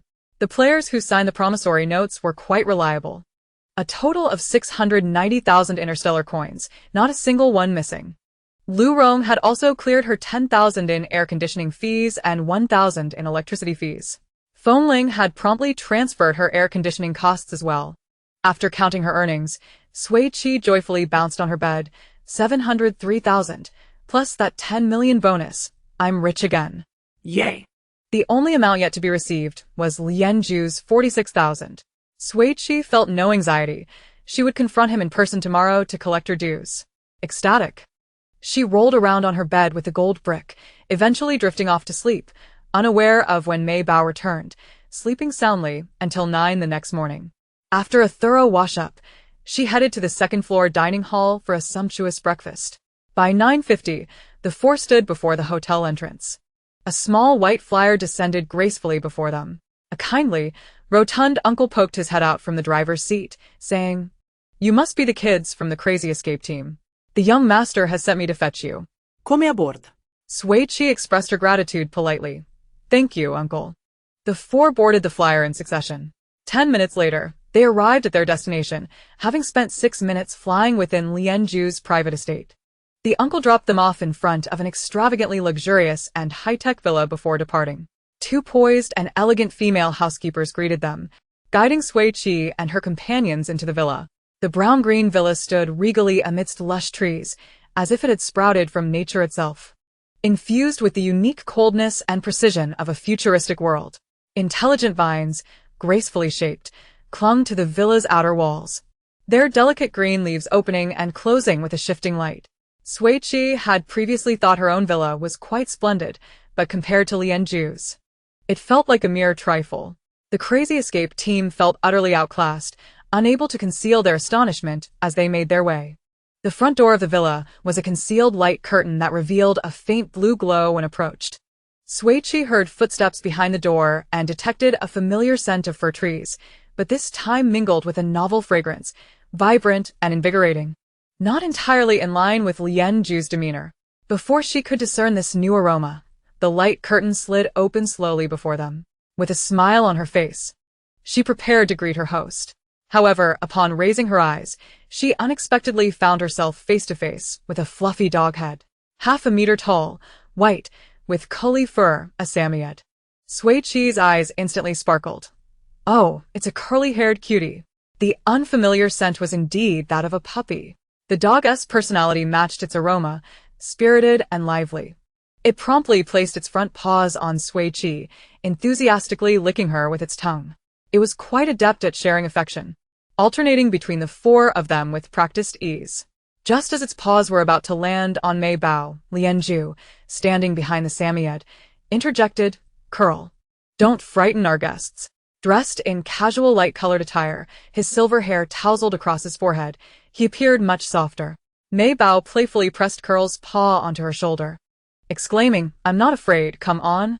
Curl adjusted its strength, licking her face affectionately. The female housekeeper thoughtfully provided handkerchiefs to the four, who thanked her and wiped the drool from their faces. Curl wagged its tail excitedly around them, occasionally sniffing to familiarize itself with their scents. Its dense, white, curly fur was as pristine as snow, fluffy and soft, shimmering with a subtle sheen under the sunlight, akin to its owner's hair quality. Its curious and innocent eyes sparkled like bright blue sapphires, instantly endearing it to everyone. The dog was unfazed, allowing Sui Qi and her friends to pet it to their heart's content. Lian Zhu brought up a three-dimensional holographic map of the private estate on his light brain, enlarging it for them.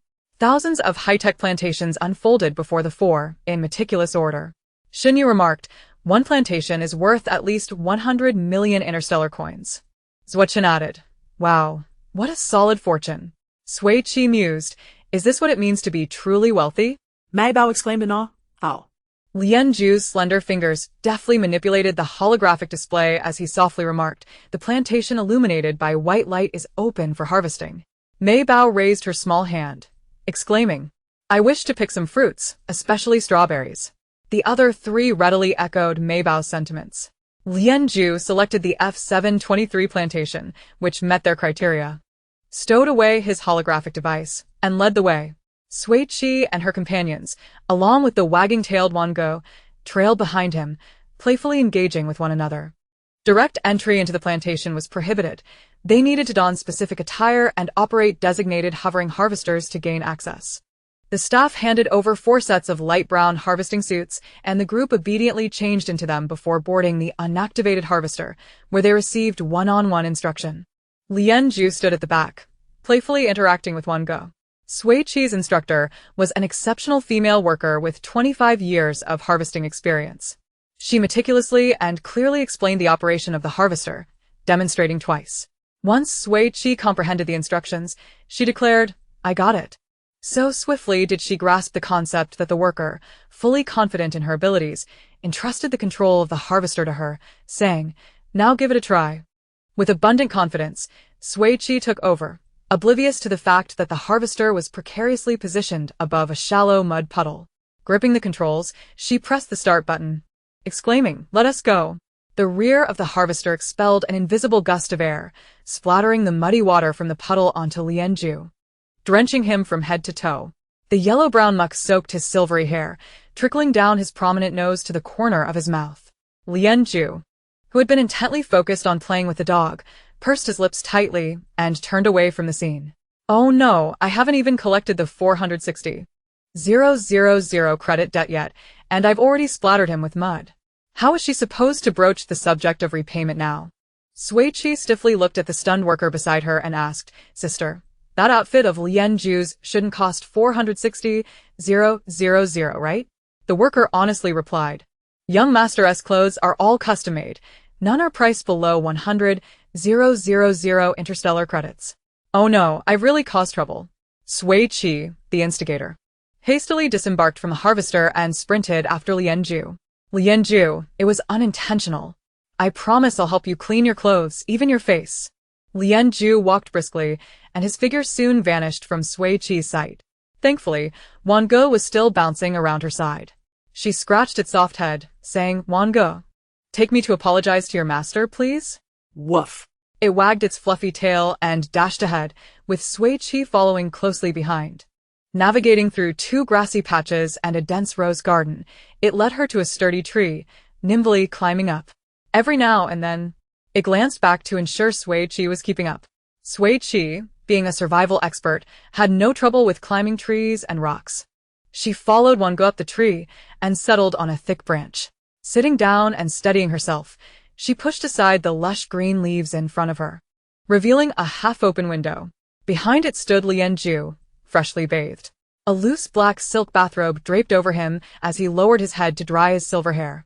Oblivious to the unexpected visitor outside, water droplets that had yet to dry glided down his smooth, pale neck, tracing over his pronounced collarbone, along his firm chest, and well-defined abdomen, disappearing into the hint of his mermaid line. Wow, Sui Qi couldn't restrain her astonishment. Lian Zhu immediately lifted his gaze, his cold, gray-blue eyes locking onto her with an air of intimidation. Sui Qi swiftly wrapped her arms around Wang, exclaiming, I didn't mean to peek. It was him who brought me here. Lianju turned slightly away from her gaze, tightening his bathrobe. After 3 seconds of regret, Sui Qi earnestly inquired, how did you achieve such impressive abs? I want to have a set too. Could you possibly teach me? If she could also develop an 8-pack, she would revel in the pleasure of caressing her toned abdomen every night. As she envisioned this delightful future, Lianju responded, it's natural. Huh? What do you mean by natural? Abdominal muscles. Sui Qi was taken aback. Does it look like I'm easy to deceive? Sitting on the branch. She gazed at Lianju, trying to discern any hint of jest in his expression. Yet his sharply defined face bore no trace of mockery. Sui Qi skeptically asked, is that true? Indeed, one grows a block each year after the age of 12 until the age of 20. Ah, in the 31st century. Have people evolved to the point where they can grow their own abs? She raised a hand to touch her flat stomach, sincerely asking, then why don't I have any? Lianju lowered his gaze. I'm not sure. It might be related to individual physiology. Sui Qi scratched her head. Is that so? Lianju did not respond to her query but whistled for Wang, who promptly leapt into the window. From that whistle, Sui Qi detected a clear note of amusement. She finally realized she had been played and was about to voice her indignation when Lianju leaned against the window frame, slightly furrowing his brow as he remarked, when I'm criticized, my mood deteriorates and my memory tends to falter, particularly regarding unpaid debts.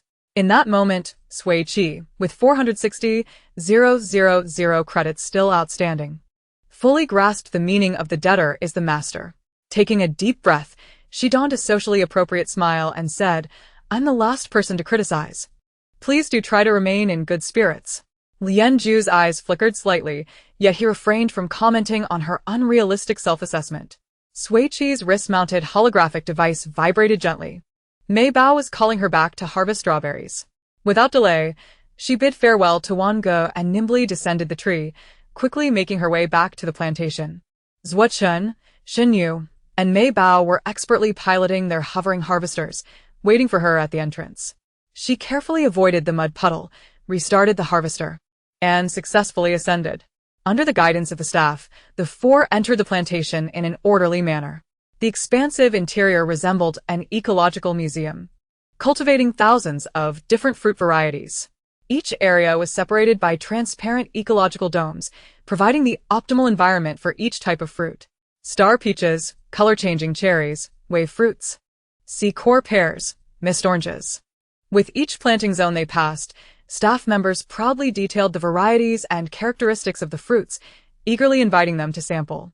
Sui Qi and her companions cradled an abundance of fruits, marveling at the diversity and savoring the delicious flavors. The plethora of strawberry varieties in the interstellar world exceeded Sui Qi's wildest imagination. There were the pale pink original strawberries, jewel-like glass strawberries, mint strawberries with blue-green gradients, pure white Milky Way snow strawberries, and the deep purple-black pearl strawberries. Each strawberry offered a rich and unique taste, both peculiar and delightful. The four of them reveled in the bountiful plantation, experiencing the joy of harvest. From dawn until dusk, their two large fruit collection baskets behind the harvester filled to the brim. By 8 o'clock in the evening, Lianju invited them to dinner and offered them accommodation for the night. Without hesitation, the four agreed. They luxuriated in a lavish villa, sleeping soundly until dawn. The aircraft then transported the four, along with their 8 collection baskets, back to the hotel. With an abundance of fruit that was impossible to consume entirely, Sui Qi and her friends packed 2 baskets to send to Song Yan and Song Yu. The 2 brothers had successfully completed their previous challenge, and Song Yu had already received his 3rd dose of the genetic modifier, showing marked improvement in his condition. His eyesight had returned significantly, and his vocal cords had regained 70% of their function. In a video, he held a large strawberry, sweetly expressing his gratitude to his older siblings, endearing himself to them all. Mei Bao clutched her holographic device tightly, animatedly recounting the grandeur of the harvest festival to Song Yu. In the days that followed, the 4 members of the Mad Escape team, with their wallets pleasantly plump, indulged in a few days of feasting and merriment on Zebair Star. Every morning, Sui Qi's first act upon waking was to send a message to her debtor. How do you feel today? Can you repay the debt? Lianju's responses were consistently terse, average. Until the evening of July 7th, the night before the third apocalyptic survival challenge commenced. Finally, Sui Qi received a transfer from Lianju, a sum of 500,000. The note read, "The additional 40,000 is considered interest." In that moment, Sui Qi forgave his previous delays and divided the sum equally among her teammates, granting each 125,000. As for the 7 million earned by Dubi, none of the four intended to touch it, keeping it safely in Sui Qi's account as a future meeting fee with Dubi. To avoid being transported to the desolate star in their sleep, as they had previously, the four members of the Mad Escape team gathered in Sui Qi and Mei Bao's room, preparing for an all-nighter. At 00:00 Interstellar time on July 8th, their holographic devices simultaneously received an official announcement. Player location detected at Zebair Star. The interstellar spacecraft heading to the desolate star will depart from port A1. Zone 1 of Zebair Star promptly, at 6 o'clock today. Players are advised to manage their time wisely and arrive at the port early to ensure timely boarding. With a sigh of relief, Sui Qi promptly went to sleep. We'll depart at 5. No one objected, and they each drifted off. At 5:30 in the morning, the four boarded the spacecraft bound for the desolate star. Lianju sat across the aisle from them. After exchanging brief greetings, they each closed their eyes to rest. Following over an hour of travel, the spacecraft successfully arrived at the desolate star. Arrival at the silent star. Please prepare for landing. Just as the announcement finished, the side window that had been tightly shut during the journey rose, revealing not a blue sky or land, but the profound depths of azure waters. Lush aquatic plants, enormous coral reefs, and various fish swam into view. Were they to be thrown into the sea? The officials were certainly becoming increasingly playful. Just as Sui Qi prepared to grab her teammate beside her, the seat beneath her was abruptly withdrawn, and the bottom of the spacecraft vanished beneath her feet. Thousands of players aboard the spacecraft were caught off guard as they plunged into the frigid waters. Sui Qi was enveloped by the icy, rushing currents, and an overwhelming sensation of weightlessness and suffocation struck her. She felt as though she had returned to that steep, narrow canyon where a sudden flash flood had submerged her, cutting off her breath and cries for help. The shadow of death, like a cold shackle, paralyzed her limbs, rendering her immobile as she plummeted into the dark abyss of the sea. Just as she thought she would perish before the game even began, a familiar, slender figure flashed through her blurred vision, followed by a glimmer of silver. Struggling to focus, she realized it was Mei Bao and Lianju swimming toward her. Just as they were about to reach her, a large fishing net descended from behind them, ensnaring both of them with precision. Along with the fish and shrimp caught in the net, hoisting them up. Sui Qi's eyes widened in alarm, the imminent danger tearing her from her disoriented memories. Strength surged back into her limbs as she thrashed her arms and kicked upwards, desperately grasping at the fishing net. Following Mei Bao and Lianju, she was pulled toward the shimmering surface of the unknown sea. Chapter 79. False Translation. As she broke the surface, inhaling the fresh air, Sui Qi erupted into a violent fit of coughs. Her chest heaved, and all she could hear was the sound of her own rapid breaths. Beneath her, the fishing net contained Mei Bao and Lianju, both coughing up water as well. Sui Qi had barely managed to produce a hoarse sound when a powerful hand pried her grip from the net. The hand gripping her arm was thick and calloused, and with ease, he hoisted Sui Qi onto his shoulder, while his other hand held the net, striding away from the shore. Today's luck is quite good. We caught 3 fresh ingredients, huh? Sui Qi Muzed, fresh ingredients? It shouldn't be what I think it is, right? In the interstellar world, the cannibalistic tribe should have been extinct by now. Her fantasies shattered when she was thrown into the same room as the fish and shrimp. The dim, metallic chamber was filled with the putrid stench of decaying fish and shrimp, and the moment she was thrown inside, the overwhelming odor made her gag. Mei Bao and Lianju were unceremoniously dumped from the net. Mei Bao's braids were a tangled mess, still damp with aquatic plants. She paid no mind to her appearance, covering her nose as she rushed to Sui Qi's side. Sui Qi wrapped her arms tightly around her. Lianju also appeared uncharacteristically disheveled, his silvery hair matted with the foul blood of fish and shrimp, strands clinging to his clothes. With a soft click, a small light above illuminated the room, revealing a bright, yet gentle, yellow light. Sui Qi looked toward the entrance, where a man in his 40s stood, tall and robust, nearly 2 meters in height, with well-defined muscles beneath his clothing. His clean-cut hairstyle framed a chiseled face, and the wrinkles at the corners of his eyes lent him a certain charm unique to middle-aged men. Come now, choose your demise. The charismatic man wasted no time in making his intentions clear. He picked up a sharp harpoon from a pile of tools by the wall and pointed it at Sui Qi. Ladies first? Sui Qi had no desire for such preferential treatment. Is there any chance I could avoid death, big brother? Lin Xingze sheathed the harpoon, saying, In light of your calling me big brother, I shall grant you a chance. I abide by 3 rules of nonviolence. He raised 3 fingers, stating, First, I do not kill pregnant women. Second, I do not kill children. Third, I do not kill artisans. Upon hearing this, Sui Qi felt a measure of relief. Mei Bao was safe. Lin Xingze surveyed Sui Qi and Lianzhu. So, what are your skills? With years of culinary experience, Sui Qi was momentarily dumbfounded. Big brother, my cooking skills are exceptional. Keep me, and I'll handle all the fish and shrimp here beautifully.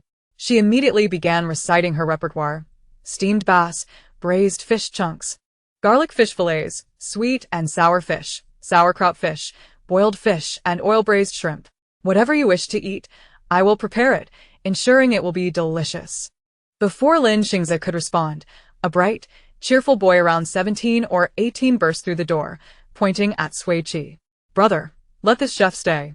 Sui Qi observed the brothers and thought to herself, there's quite a significant age gap between them. As Lin Xingchuan set down the person he had been carrying on his back, he frowned and said, I'm about to vomit from eating fish and shrimp every day. Lin Xingze patted his shoulder. Where's Shui? She went to see sister-in-law. After Lin Xingchuan answered his brother. His wide eyes fell on Sui Qi. You don't look like a chef. You look more like a wealthy young lady. Can you really cook? I'll show you my skills shortly.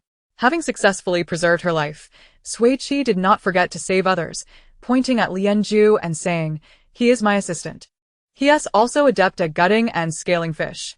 From a young age, Lianzhu, who had never set foot in a kitchen, nodded calmly. All right. Lin Xingchuan declared with a hearty voice, for this period, the responsibility of our meals falls upon you. No problem, Sui Qi responded readily. The person brought back by Lin Xingchuan began to regain consciousness, groaning on the ground. A rag was stuffed in his mouth, rendering him speechless. After much effort, he finally managed to sit up. Sui Qi glanced over and exclaimed, Oh, isn't this Jiang Chen? Lin Xingze, employing his usual tactic, placed the harpoon across Jiang Chen's chest, coldly stating, If you can work, I'll spare your life. If not, you shall perish. Jiang Chen trembled in fear, and upon realizing his predicament, began to ponder what he could do. After a minute of contemplation, he awkwardly extracted a white sea turtle egg from his pocket with his hands bound by ropes, which rolled to Lin Xingze's feet.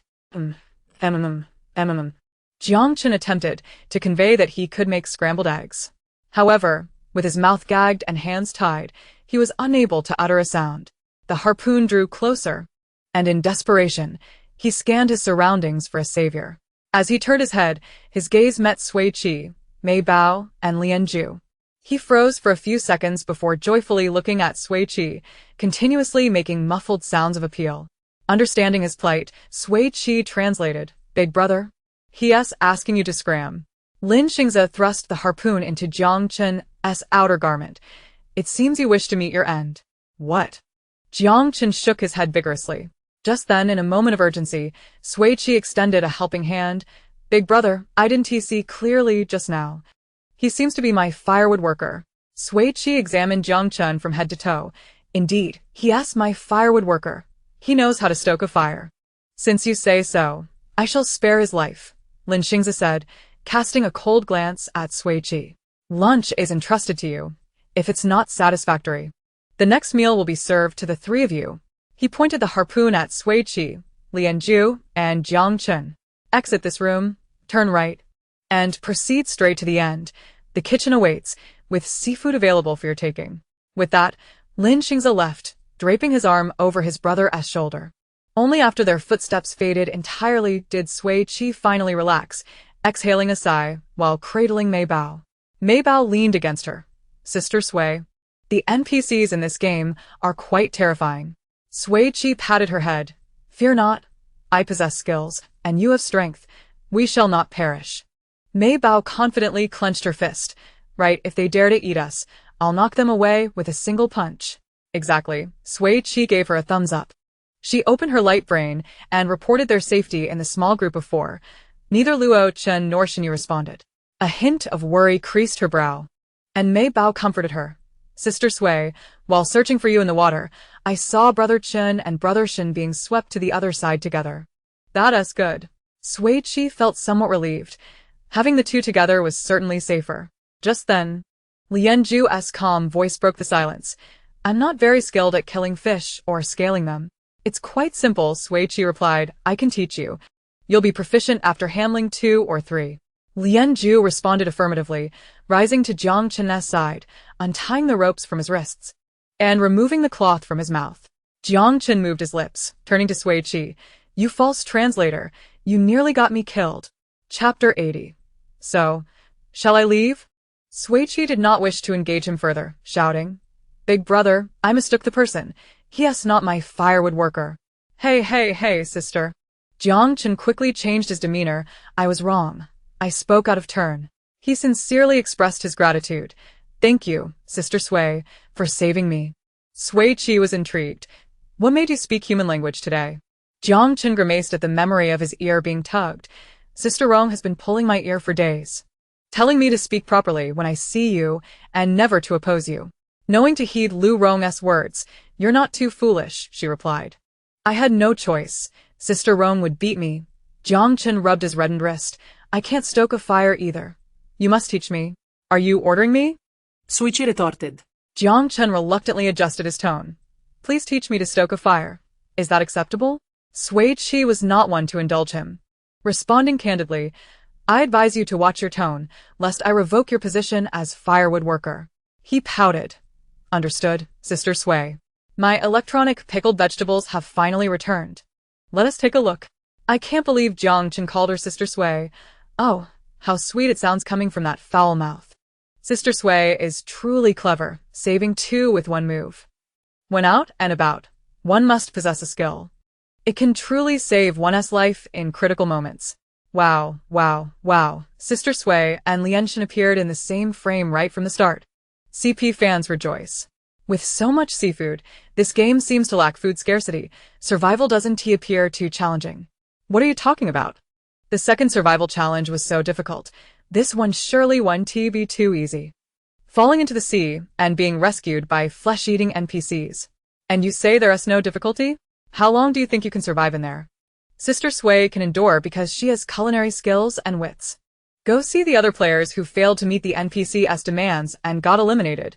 Then you won't think it's easy. I must say, the NPCs in this round are quite humane. And they're all quite good-looking, I must add. Indeed. Handsome men and beautiful women. I'm going to screenshot like crazy this round, hehehe. Sui Qi ceased her banter with Jiang Chen, rising to the tool pile by the wall. Finding a relatively intact bamboo basket and filling it with fish and shrimp. Lianju, seeing her fill the basket, naturally took it from her, lifting it with one hand. Sui Qi thanked him, accepting his help without refusal. She had not forgotten his self-deception about his abs being natural. She would find an opportunity to turn the tables on him later. The 4 exited the room, turned right, and walked straight ahead, indeed finding a spacious kitchen. It was the most primitive kind, with a brick stove on either side. In the corner stood 2 large water barrels, with neatly chopped firewood beside them. On the countertop against the wall lay an abundance of kitchenware, flour, and seasonings.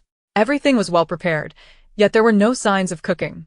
The stove was impeccably clean, devoid of any ash. Sui Qi found a clean cloth, scooped some water from the barrel, dampened it, tore it into 4 pieces, and handed them to the others. They used the damp cloths to wipe their hands, faces, and hair, removing the fishy smell. Sui Qi rolled up her sleeves, took a match from the stove, gathered some kindling and firewood, and explained and demonstrated to Jiang Chen how to properly start a fire and adjust its intensity. Is it really that simple? He asked confidently, moving to another stove to attempt starting a fire. However, after a full 10 minutes, he had yet to ignite it and instead ended up covered in soot. Mei Bao pushed him aside and quickly got the fire going with just a few movements. She glanced at Jiang Chen and candidly remarked, "You're a bit clumsy." Jiang Chen protested, I'll definitely manage next time." "All right, let Mei Bao teach you next time," Sui Qi said, heating a pot of water on the stove. Selecting an appropriate knife and moving to the sink to teach Lian Zhu how to handle the fish, cleaning, scaling, gutting, and removing the gills. Lian Zhu's movements were clean and efficient, showing no signs of being a novice. Sui Qi looked at the impeccably prepared fish and gave him a thumbs up. "You've graduated." Lian Zhu modestly replied, "It's all thanks to my master's excellent teaching." Sui Qi lifted her chin. "Indeed." Crouching nearby, Jiang Chen wiped the black grime from his face and inquired, "Shall I take my leave then?" As Sui Qi prepared to cook a dish of braised fish. She marinated the fish with salt and cooking wine before approaching the sink to assist Lian Zhu with a fish from the bamboo basket. Mei Bao squatted in front of the stove, diligently instructing Jiang Chen on the art of kindling a fire. After Sui Qi had processed 3 fish, she noticed the blood and flesh adhering to her hands, her brow furrowing increasingly. Lian Zhu paused his task of scaling the fish and quietly asked, "Is there something amiss with these fish?" Initially, she had thought it merely her imagination. Bringing her hand to her nose, she inhaled deeply, detecting a peculiar fragrance that seemed to linger more intensely than that of ordinary fish. "A fragrance?" Lian Zhu sniffed the fish in his hand. "I cannot discern it." "Are they safe to eat?" he queried. "It would be prudent to refrain," Sui Qi advised. "Very well," Lian Zhu replied, lowering his gaze and continuing his work. "Someone is approaching." Sui Qi wiped her hands clean and looked up to see a young girl with hair cascading to the ground quietly entering the long corridor before the kitchen. Her cheeks, revealed by parted hair, appeared so pale as to be almost translucent, with eyebrows and thick eyelashes of pure white. Her eyes, gazing back, were a colorless light gray. In stark contrast, her long hair, flowing like a waterfall to her ankles, was a deep, dark black, resembling thick ink, as if all pigment in her body had been absorbed by her tresses. She advanced slowly to the stove, observing the marinating fish for a considerable time before speaking. "I am Lin Xingxue." Her voice was soft and low, akin to weightless and temperatureless snowflakes. Sui Qi politely responded, "Hello, I am Sui Qi." She seemed disinclined to introduce herself to the other 3, directly engaging Sui Qi instead. "Can you prepare squirrel mandarin fish?" Sui Qi nodded. "I would like to try." "All right. I will make it for you." Mei Bao and Jiang Chen peered out from beneath the stove, their eyes wide with curiosity as they secretly observed Lin Xingxue. Noticing their scrutinizing gazes, she paid them no heed but merely pointed at the fish and shrimp. "You shall not consume a single bite of these." Her voice, though gentle, was clear and firm. This request aligned perfectly with Sui Qi's own sentiments, as she had been concerned about being compelled to eat the fish infused with that strange fragrance. Jiang Chen, with his notorious temper, sprang up indignantly. "On what grounds?" "We worked hard, ugh." Before he could finish, Mei Bao yanked him down, silencing him with a hand over his mouth. "Do not speak. Let Sister Sui handle this." Sui Qi quickly made a heart gesture toward Mei Bao, assuring Lin Xingxue earnestly, "Rest assured, we shall not partake at all." Lin Xingxue nodded slightly. "Once prepared, deliver it to the dining hall in the northwest corner." "Understood, no problem," she replied. And Lin Xingxue departed with satisfaction. Sui Qi selected a tender, low-boned fish, preparing to make squirrel mandarin fish. Jiang Chen, with a fierce expression, confronted her. "Sui Qi, how can you lack backbone? Just because she forbids it you won't eat?" Sui Qi shot him a blank look. "Jiang Chen, you truly are a bit foolish." Chapter 81. Mind your words. Jiang Chen's face flushed with anger. "Sui Qi, do not push your luck." Behind him, Mei Bao raised her hand and delivered a punch to his lower back. "Do not curse at Sister Sui." Ouch. Jiang Chen doubled over in pain, clutching his back, beads of cold sweat forming. "Damn, you all conspire against me. If you wish to eat, I shall not stop you." Sui Qi placed the fish on the cutting board. "But you had better be wise enough not to get us discovered." She cast a cold glance at Jiang Chen. "Should your actions bring us trouble, I will personally ensure your exit." "Who do you look down upon?" Jiang Chen retorted. "I am quite agile, you know. You had best be." Sui Qi scooped some water from the pot to clean the fish. Mei Bao approached, eager to assist Sister Sui. Allow me to wash the fish. She was small, barely taller than the stove. Sui Qi gently brushed her face with the back of her hand. I will handle it. You organize the spices over there. All right. Mei Bao scampered off to work, passing by Jiang Chun and huffing. If you insult Sister Sui, I won't teach you how to start a fire. Jiang Chun brushed himself off and sat up. If you want to teach, so be it. Starting a fire is easy enough for anyone to learn. He knelt beside the stove, diligently practicing his fire-starting skills. After Sui Qi and Lian Zhu had finished processing all the fish from the bamboo basket, Jiang Chun finally succeeded in igniting the fire. Sui Qi rolled up her sleeves and heated oil in a wok, with Mei Bao and Lian Zhu assisting her. During the cooking process, Jiang Chun, lacking finesse, charred a fish due to poor control of the flames. Consequently, Mei Bao naturally assumed the role of fire starter.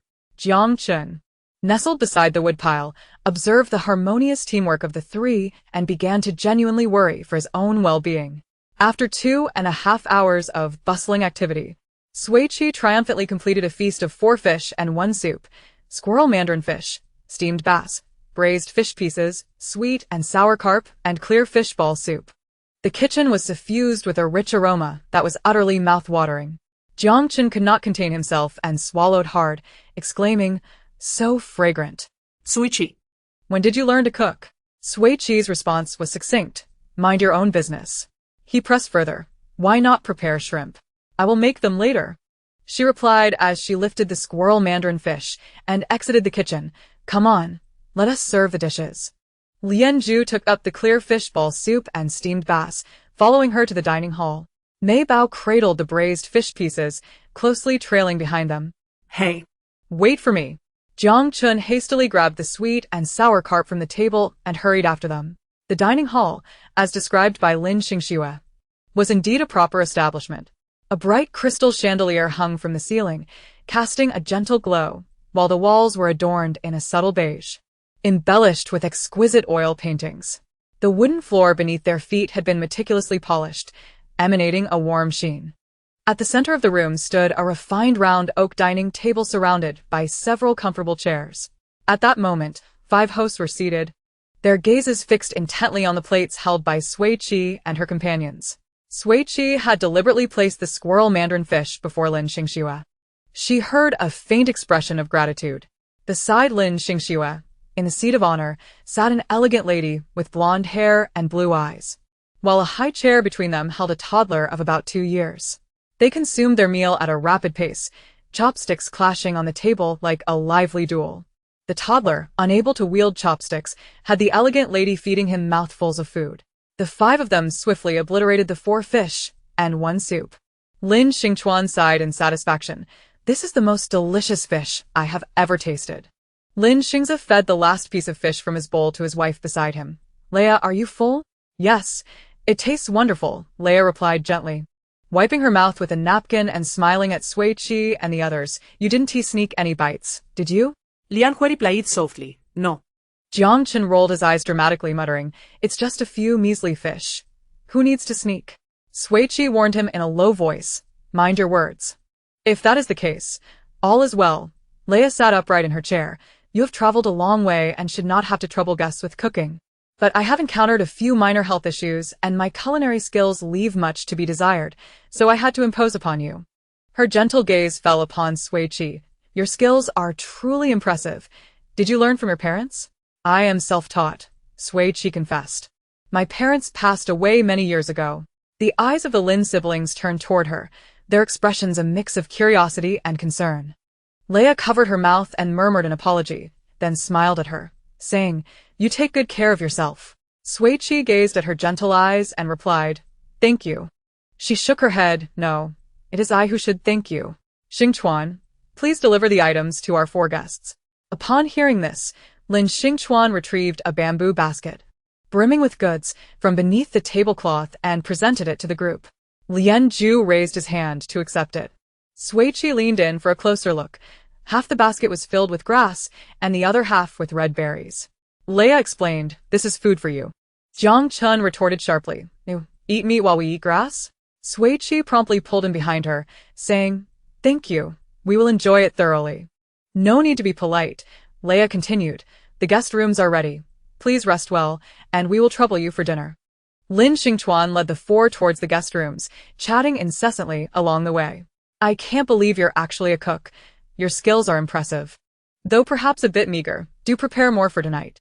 He added, the guest rooms were just tidied up by my brother and me. The sheets and covers are all new. So you can sleep soundly. There's hot water, and we have clothes for you, as you all smell rather unpleasant. Wash up and change before resting. At this, Sui Qi felt somewhat dazed. Such generous treatment, with food, lodging, and hot water? Here we are, Lin Xingchuan announced, pushing open the door to the guest room. Sui Qi quickly scanned the room. It shared the same style as the dining area, clean and tidy, yet imbued with a faint warmth. The living room was spacious and bright, and both bedrooms had ensuite bathrooms. It was infinitely superior to the dilapidated shack she had rented while toiling like a beast of burden. Sui Qi asked tentatively, is this really for us? Of course. Lin Xingchuan replied, guest rooms are meant for guests. Dinner will be at 6 o'clock. Remember to prepare more. He reiterated. Sui Qi nodded in agreement, and Lin Xingchuan departed with satisfaction. Mei Bao tugged at her hand, saying softly, Sister Sui, I want to take a shower. Sui Qi led her into the inner bedroom and closed the door to allow her to bathe. Lian Zhu and Jiang Chun dutifully entered the other room. While Mei Bao was bathing, Sui Qi took the opportunity to inform her about the peculiar scent of the fish and meat, cautioning her not to eat the local food indiscriminately. Mei Bao nodded immediately. Half an hour later, the four of them sat fresh and clean in the living room. Sui Qi plucked a small red berry from the basket of plants that Leia had given them. This is the Qixing berry. Lian Zhu recognized the berry in her hand, noting its sweet, slightly sour flavor with a hint of herbal fragrance. After hearing Lian Zhu's description, she brought the Qixing berry to her nose and took a gentle sniff. The sweet and sour aroma matched his explanation perfectly, lacking the faintly strange scent she had detected in the fish and shrimp. It smelled quite normal.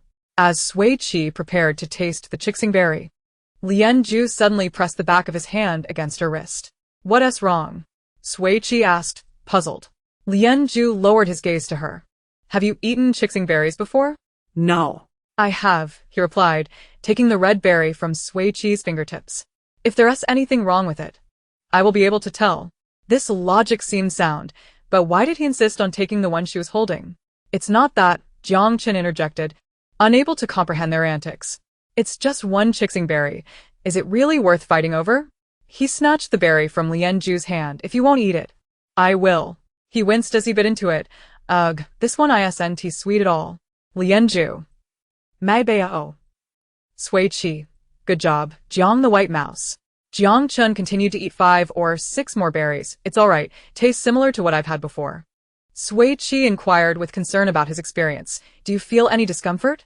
Nope, it's quite good, just a bit sleepy. I didn't get enough rest last night. I'm going to take a nap. He said this as he rose to return to the bedroom, but Lian Zhu firmly pressed him back down onto the sofa. Not yet. You can sleep later. Why? I want to sleep now. Jiang Chen struggled to return to his room. Mei Bao placed her small hand on his shoulder. You can't. With a bit of strength, Mei Bao held him in place, rendering him immobile. You won't even let me sleep? Jiang Chun felt aggrieved. Are you openly bullying me? Sui Qi maintained her composure. Yes, that is indeed our strategy. Just then, both Mei Bao and Sui Qi's communication devices buzzed simultaneously. Sui Qi promptly opened her device to find messages from Zhuochun and Xinyu. Zhuochun. Sister Sui, Mei Bao. Xinyu. Have you encountered any NPCs? Sui Qi typed back, yes, 5 of them. Thanks to my culinary skills, I barely managed to save my life. Zhuochun replied with envy. Skilled artisans are always in demand. Xinyu and I can only do menial labor for the NPCs. We've spent the whole morning moving stones, and my arms feel like they're about to give out. Xinyu added, if we move slowly, they whip us. Sui Qi felt a wave of sympathy wash over her. You can't fight back? Mei Bao exclaimed angrily. They're going too far. Xinyu continued. We plan to assess the situation before taking action. All right, when the time comes, show no mercy.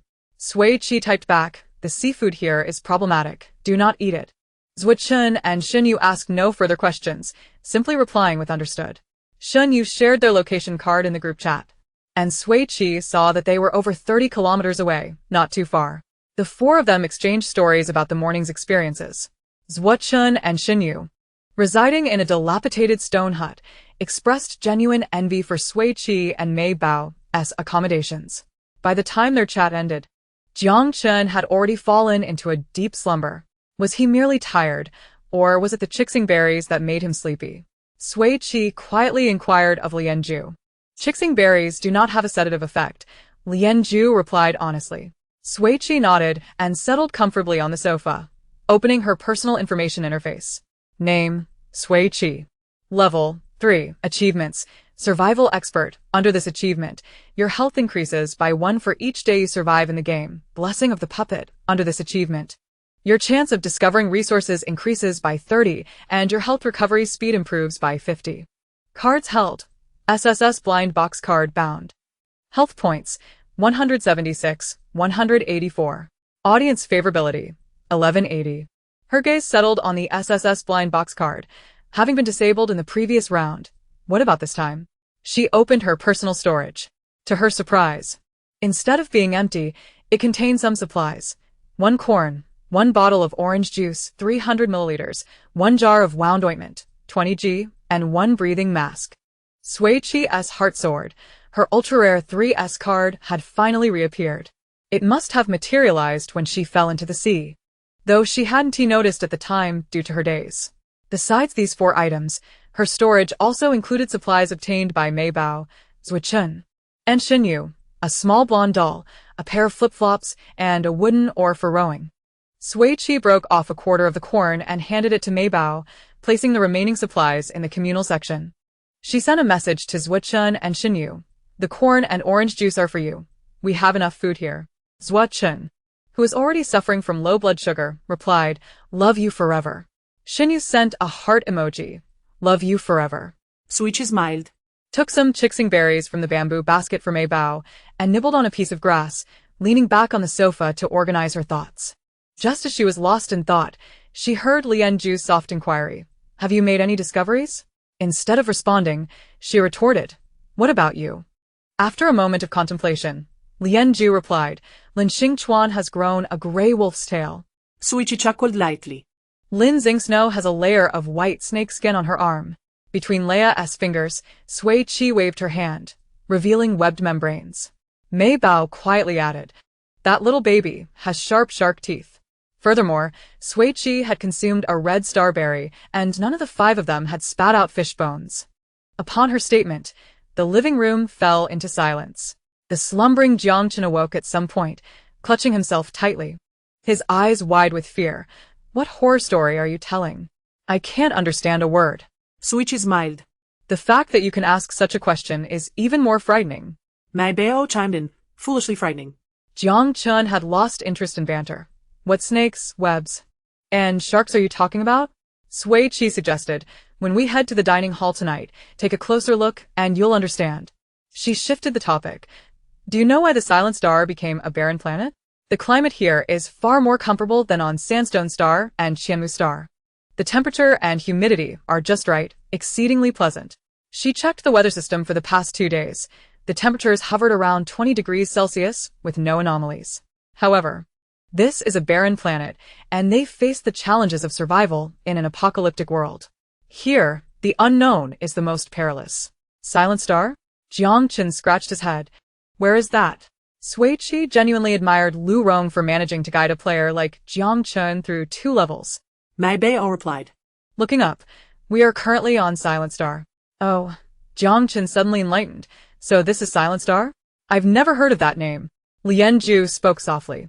There are a total of 273 barren planets in the Interstellar Barren Planet database, and Silent Star is not among them. Sui Qi tilted her head. So we have been transported to a wild star? Chapter 83. Do not slander me. Since the authorities sent us here, Silent Star cannot be a wild star, Lianzhu asserted. The application process for a barren planet as a gaming venue is exceedingly complex, from submitting various documents to approval. It takes at least a year. An unnamed wild star not recorded in the Interstellar Barren Planet database has no chance of becoming a gaming venue. Given this, only one possibility remains. This barren star has changed its name. Sui Qi stated bluntly. Yes, and it was likely changed in recent years, Lianju agreed. For the Interstellar Barren Planet database is updated only every 5 years. Mei Bao, who had been quietly listening, posed a question. Then why did it change its name? There are only 2 circumstances for a barren planet to be renamed, Lianju replied softly. Ecological improvement or ecological deterioration. But why are you discussing this? Jiang Chen asked. Bewildered. Whether it changed its name or not, what does it have to do with us? In just half a day, Jiang Chen made Sui Qi deeply appreciate that having teammates like Mei Bao, Zhu Chen, and Xin Yu was indeed a blessing earned from her past life. With a fragment of patience, she addressed Jiang Chen. Understanding the past of this planet, knowing the disasters it has endured, will allow us to roughly predict the survival crises we are about to face. Huh. Jiang Chen was skeptical. Is that statement credible? Sui Qi replied, believe it or not. She stood from the sofa. 3:30 p.m., kitchen assembly. After speaking, she took Mei Bao's hand and returned to her room to rest. The soft bedding in the bedroom still held the scent of sun-drenched warmth. Mei Bao pressed her face against the quilt. Sui Jia. I feel those NPCs are not bad people. Sui Qi lay face to face with her, pinching her cheek. How can you tell? They don't let us eat problematic fish. And they even give us berries. Mei Bao counted on her fingers. We have a comfortable room, hot water and clothes, and the blankets smell so nice. But the red star berries are too small to fill our stomachs. She nuzzled Sui Qi's arm. When are we going to find Brother Chen and Brother Shin? Sui Jia pinched her palm. Once I clarify my doubts, we will go. How can you clarify? Mei Bao asked. She answered with 2 words. Ask people. Ask whom? The 5 masters here. Mei Bao unconsciously lowered her voice. Will they tell us? Sui Qi chuckled softly. We'll find out if we try. With that, Mei Bao ceased to doubt, closed her eyes, and began her afternoon nap. As the sun dipped in the west, at 3:30 p.m., the 4 awakened on cue and made their way to the kitchen. Sui Qi's nap was not restful. She had several dreams and woke up once or twice. Mei Bao and Jiang Chen, however, felt they had not slept enough and were yawning continuously. Each of the 3 exhibited their own lethargy, while only Lianju remained clear-eyed and in great spirits. A martial artist truly is different. Their sleep quality is so exceptional. The kitchen had been meticulously cleaned. The used pots and pans were spotless, and the stove gleamed like new. However, the remaining half-basket of fish and shrimp from noon was mysteriously absent. Sui Qi turned to Jiang Chen.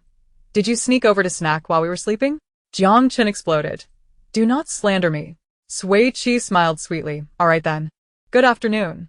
Lin Xingchuan's clear youthful voice rang in their ears as he approached the kitchen, carrying a large bamboo basket. These are freshly caught. He pointed to the lively fish and shrimp in the basket. We'll use this for dinner. Sui Qi nodded. Sounds good. Lianju brought the bamboo basket to the sink, grabbed a knife, and began to expertly handle the live fish. Jiang Chen observed with admiration, watching Sui Qi say, Your assistant works with such finesse. She replied politely, Thank you for the compliment. Can we make those fish dishes from noon again? I didn't eat enough, Lin Xingchuan asked, licking his lips. Of course. I can prepare garlic fish fillets, spicy boiled fish, and oil-braised shrimp for you, and make some fish soup for the little baby. How does that sound? Lin Xingchuan's eyes nearly sparkled with excitement as he clapped his hands. Great. I'm ready to eat. He rolled up his sleeves to showcase his biceps. Do you need me to help you? She waved her hand. No need. The 4 of us can manage. Just wait for your meal. All right, then I'll take my leave. Lin Xingchuan, unfazed by the rejection, skipped away cheerfully. Mei Bao watched his departing figure and remarked, My 3-year-old little brother walks like that when he's happy. Sui Qi chuckled and tapped her nose, beginning her work. After the morning's adjustments, the collaboration among the 4 became much smoother. Under Mei Bao's guidance, Jiang Chen had become proficient in controlling the fire, emerging as a competent firekeeper. He and Mei Bao each managed a stove, occasionally exchanging tips on how to stoke the flames. Lianju's fish preparation was both swift and skillful. Sui Qi also taught him how to devein shrimp, and he quickly grasped the technique. The head chef was exceedingly satisfied, cheerfully preparing dinner. With only 2.5 hours to prepare 8 fish dishes and a soup, time was particularly tight. Lianju even assisted with a couple of dishes. He had memorized Sui Qi's fish preparation steps from the morning and successfully replicated steamed bass and braised fish chunks. Impressive. Thus, they worked tirelessly until 6 o'clock, finally completing their tasks. As Lin Xingze, Lin Xingchuan, and Lin Xingxue caught a whiff of the enticing aroma, they hastened to the kitchen, eagerly peering at the stove. All right. It's time to eat, Sui Qi announced. In an instant, the three siblings each scooped up 2 plates of fish and dashed towards the dining room. By the time Sui Qi and the others entered, carrying the remaining dishes, the siblings had already made significant progress in their meal. Sui Qi placed the oil-braised prawns on the dining table, took a step back, and stood behind Lin Xingxue. Lin Xingxue was reaching out to serve herself, her water-green sleeves sliding up to her elbows, revealing her delicate, pale arms adorned with patches of white, scale-like markings. Under the bright chandelier, these markings shimmered with a lustrous sheen. A sharp intake of breath escaped Jiang Chen as he witnessed the scene. Sui Qi shot him a warning glance. Jiang Chen quickly covered his mouth, his panicked gaze flitting across the 5 individuals at the table. He noticed Lin Xingze's excessively thick gray fur at his neck, Lin Xingchuan's wildly swishing tail, and the light pink webbing at Leia's fingertips. The more he observed, the paler his face became. Sui Qi nudged his foot. A glance is sufficient. Don't stare. Jiang Chen struggled to divert his gaze, rendered speechless by the shocking sight before him. The 5 individuals at the table continued to eat rapidly, finishing dinner in less than 10 minutes. Sui Qi approached the table, addressing the hostess. Lady Leia, I have a few questions I would like to ask. Leia smiled gently. Please go ahead. Sui Qi wasted no time and directly inquired. What was the former name of the planet Silent Rest? Leia softly replied, I have forgotten. Why has this place become a desolate planet? Leia took a deep breath. Remaining silent, Sui Qi pressed on. Are you NPCs or indigenous inhabitants? Chapter 84. Well done. Leia maintained her smile, yet offered no answer. Her silence led Sui Qi to a conclusion, and she relaxed her tone. What would you like to eat tomorrow morning? I would like some soup, Leia quickly responded. What time shall we begin? Any time works, Leia assured. We'll eat when you're ready. Just rest well before cooking. All right, Sui replied. Then we shall head back to rest. The 4 returned to their guest room in silence. With purpose. Sui Qi approached the bamboo basket and took 2 handfuls of red star berries, leaning on the sofa to munch on them. The berries were too small to satiate her hunger, barely enough to fill her stomach. She patted her famished belly, realizing that if this hunger persisted for 3 days, she would likely lose 5 pounds. Sui Qi closed her eyes, rubbing her forehead. Since awakening from her midday nap, she had felt a persistent headache and dizziness, though it was not severe. Mei Bao, also lacking energy, leaned against her shoulder and was nearly asleep. Lian Ju, seated across from them, gently massaged his temples. Ugh. What the hell? After a prolonged silence, Jiang Chen finally regained his voice. What were the developers thinking creating NPCs that are so bizarre? They are not NPCs. Sui asserted confidently. Jiang Chen furrowed his brows at her. You asked Leia earlier and she didn't answer. How can you be so sure they are not NPCs? Suppressing her discomfort, Sui Qi articulated her analysis. Her silence was a choice made after contemplation. The ability to think indicates she possesses self-awareness. Is that all it takes? Jiang Chen remained skeptical. Not entirely, Sui Qi smiled. My intuition tells me they are not NPCs. That sounds rather hasty, Jiang Chen retorted. You ask 3 questions and glean nothing. Huh. Sui Qi shot back, I derived plenty. It's just that you failed to comprehend the answers. Jiang Chen scoffed. What are you talking about? Leia only replied with I have forgotten. What could you possibly deduce from that? Sui raised a finger, firstly. We can confirm that Silent Rest indeed had a previous name. Secondly, they are the indigenous inhabitants of this planet. I suspect they belong to a race of beastmen. Sui Qi raised a 3rd finger. Lastly, the air here is problematic. Lian Ju chimed in. Sui Qi snapped her fingers. To be precise, the oxygen content in the air is concerning. Headaches, dizziness, fatigue, and drowsiness. These are symptoms arising from prolonged exposure to a high-oxygen environment. Lian Ju picked up a red starberry from the bamboo basket, its skin having turned brown, indicating rapid oxidation. As soon as he spoke, Sui Qi continued.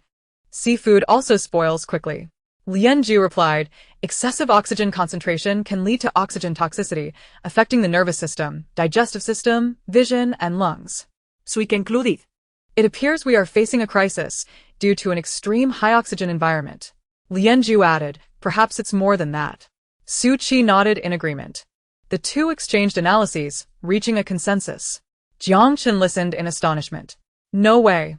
It's one thing for Lianju to be this impressive, but when did Sui Qi, the love-struck brain, become so astute? He found himself unable to interject even a single word into their discussion. Have I truly become that dim-witted? No, that cannot be. In an effort to prove his intelligence, Jiang Chen racked his brain to concoct a very plausible theory. Those beast men must want to imprison us as food reserves, right? The drowsy Mei Bao countered softly. They don't eat humans. That can't be.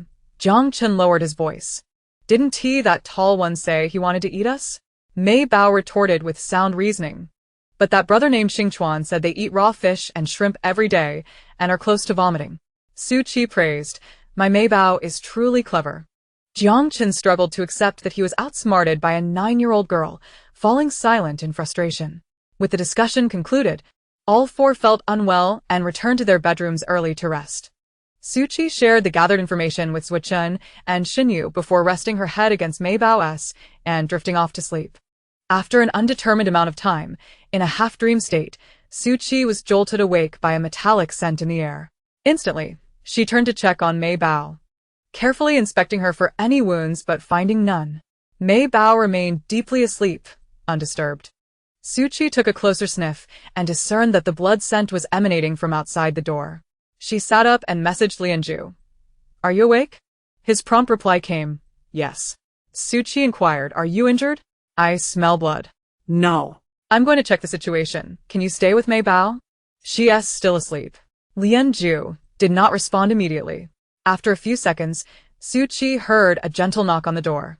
She got up and opened the door. Lianju entered and stood by the bed. Be careful.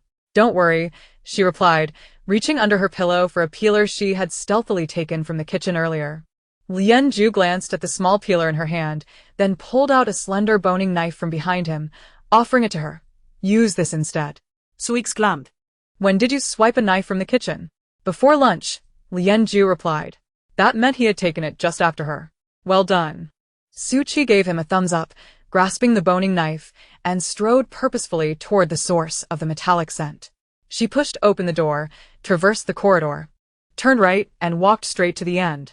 In front of the kitchen sink stood a slender figure, with long black hair cascading down to her ankles. The white scales on her snow-white skin glimmered softly in the pitch-black night.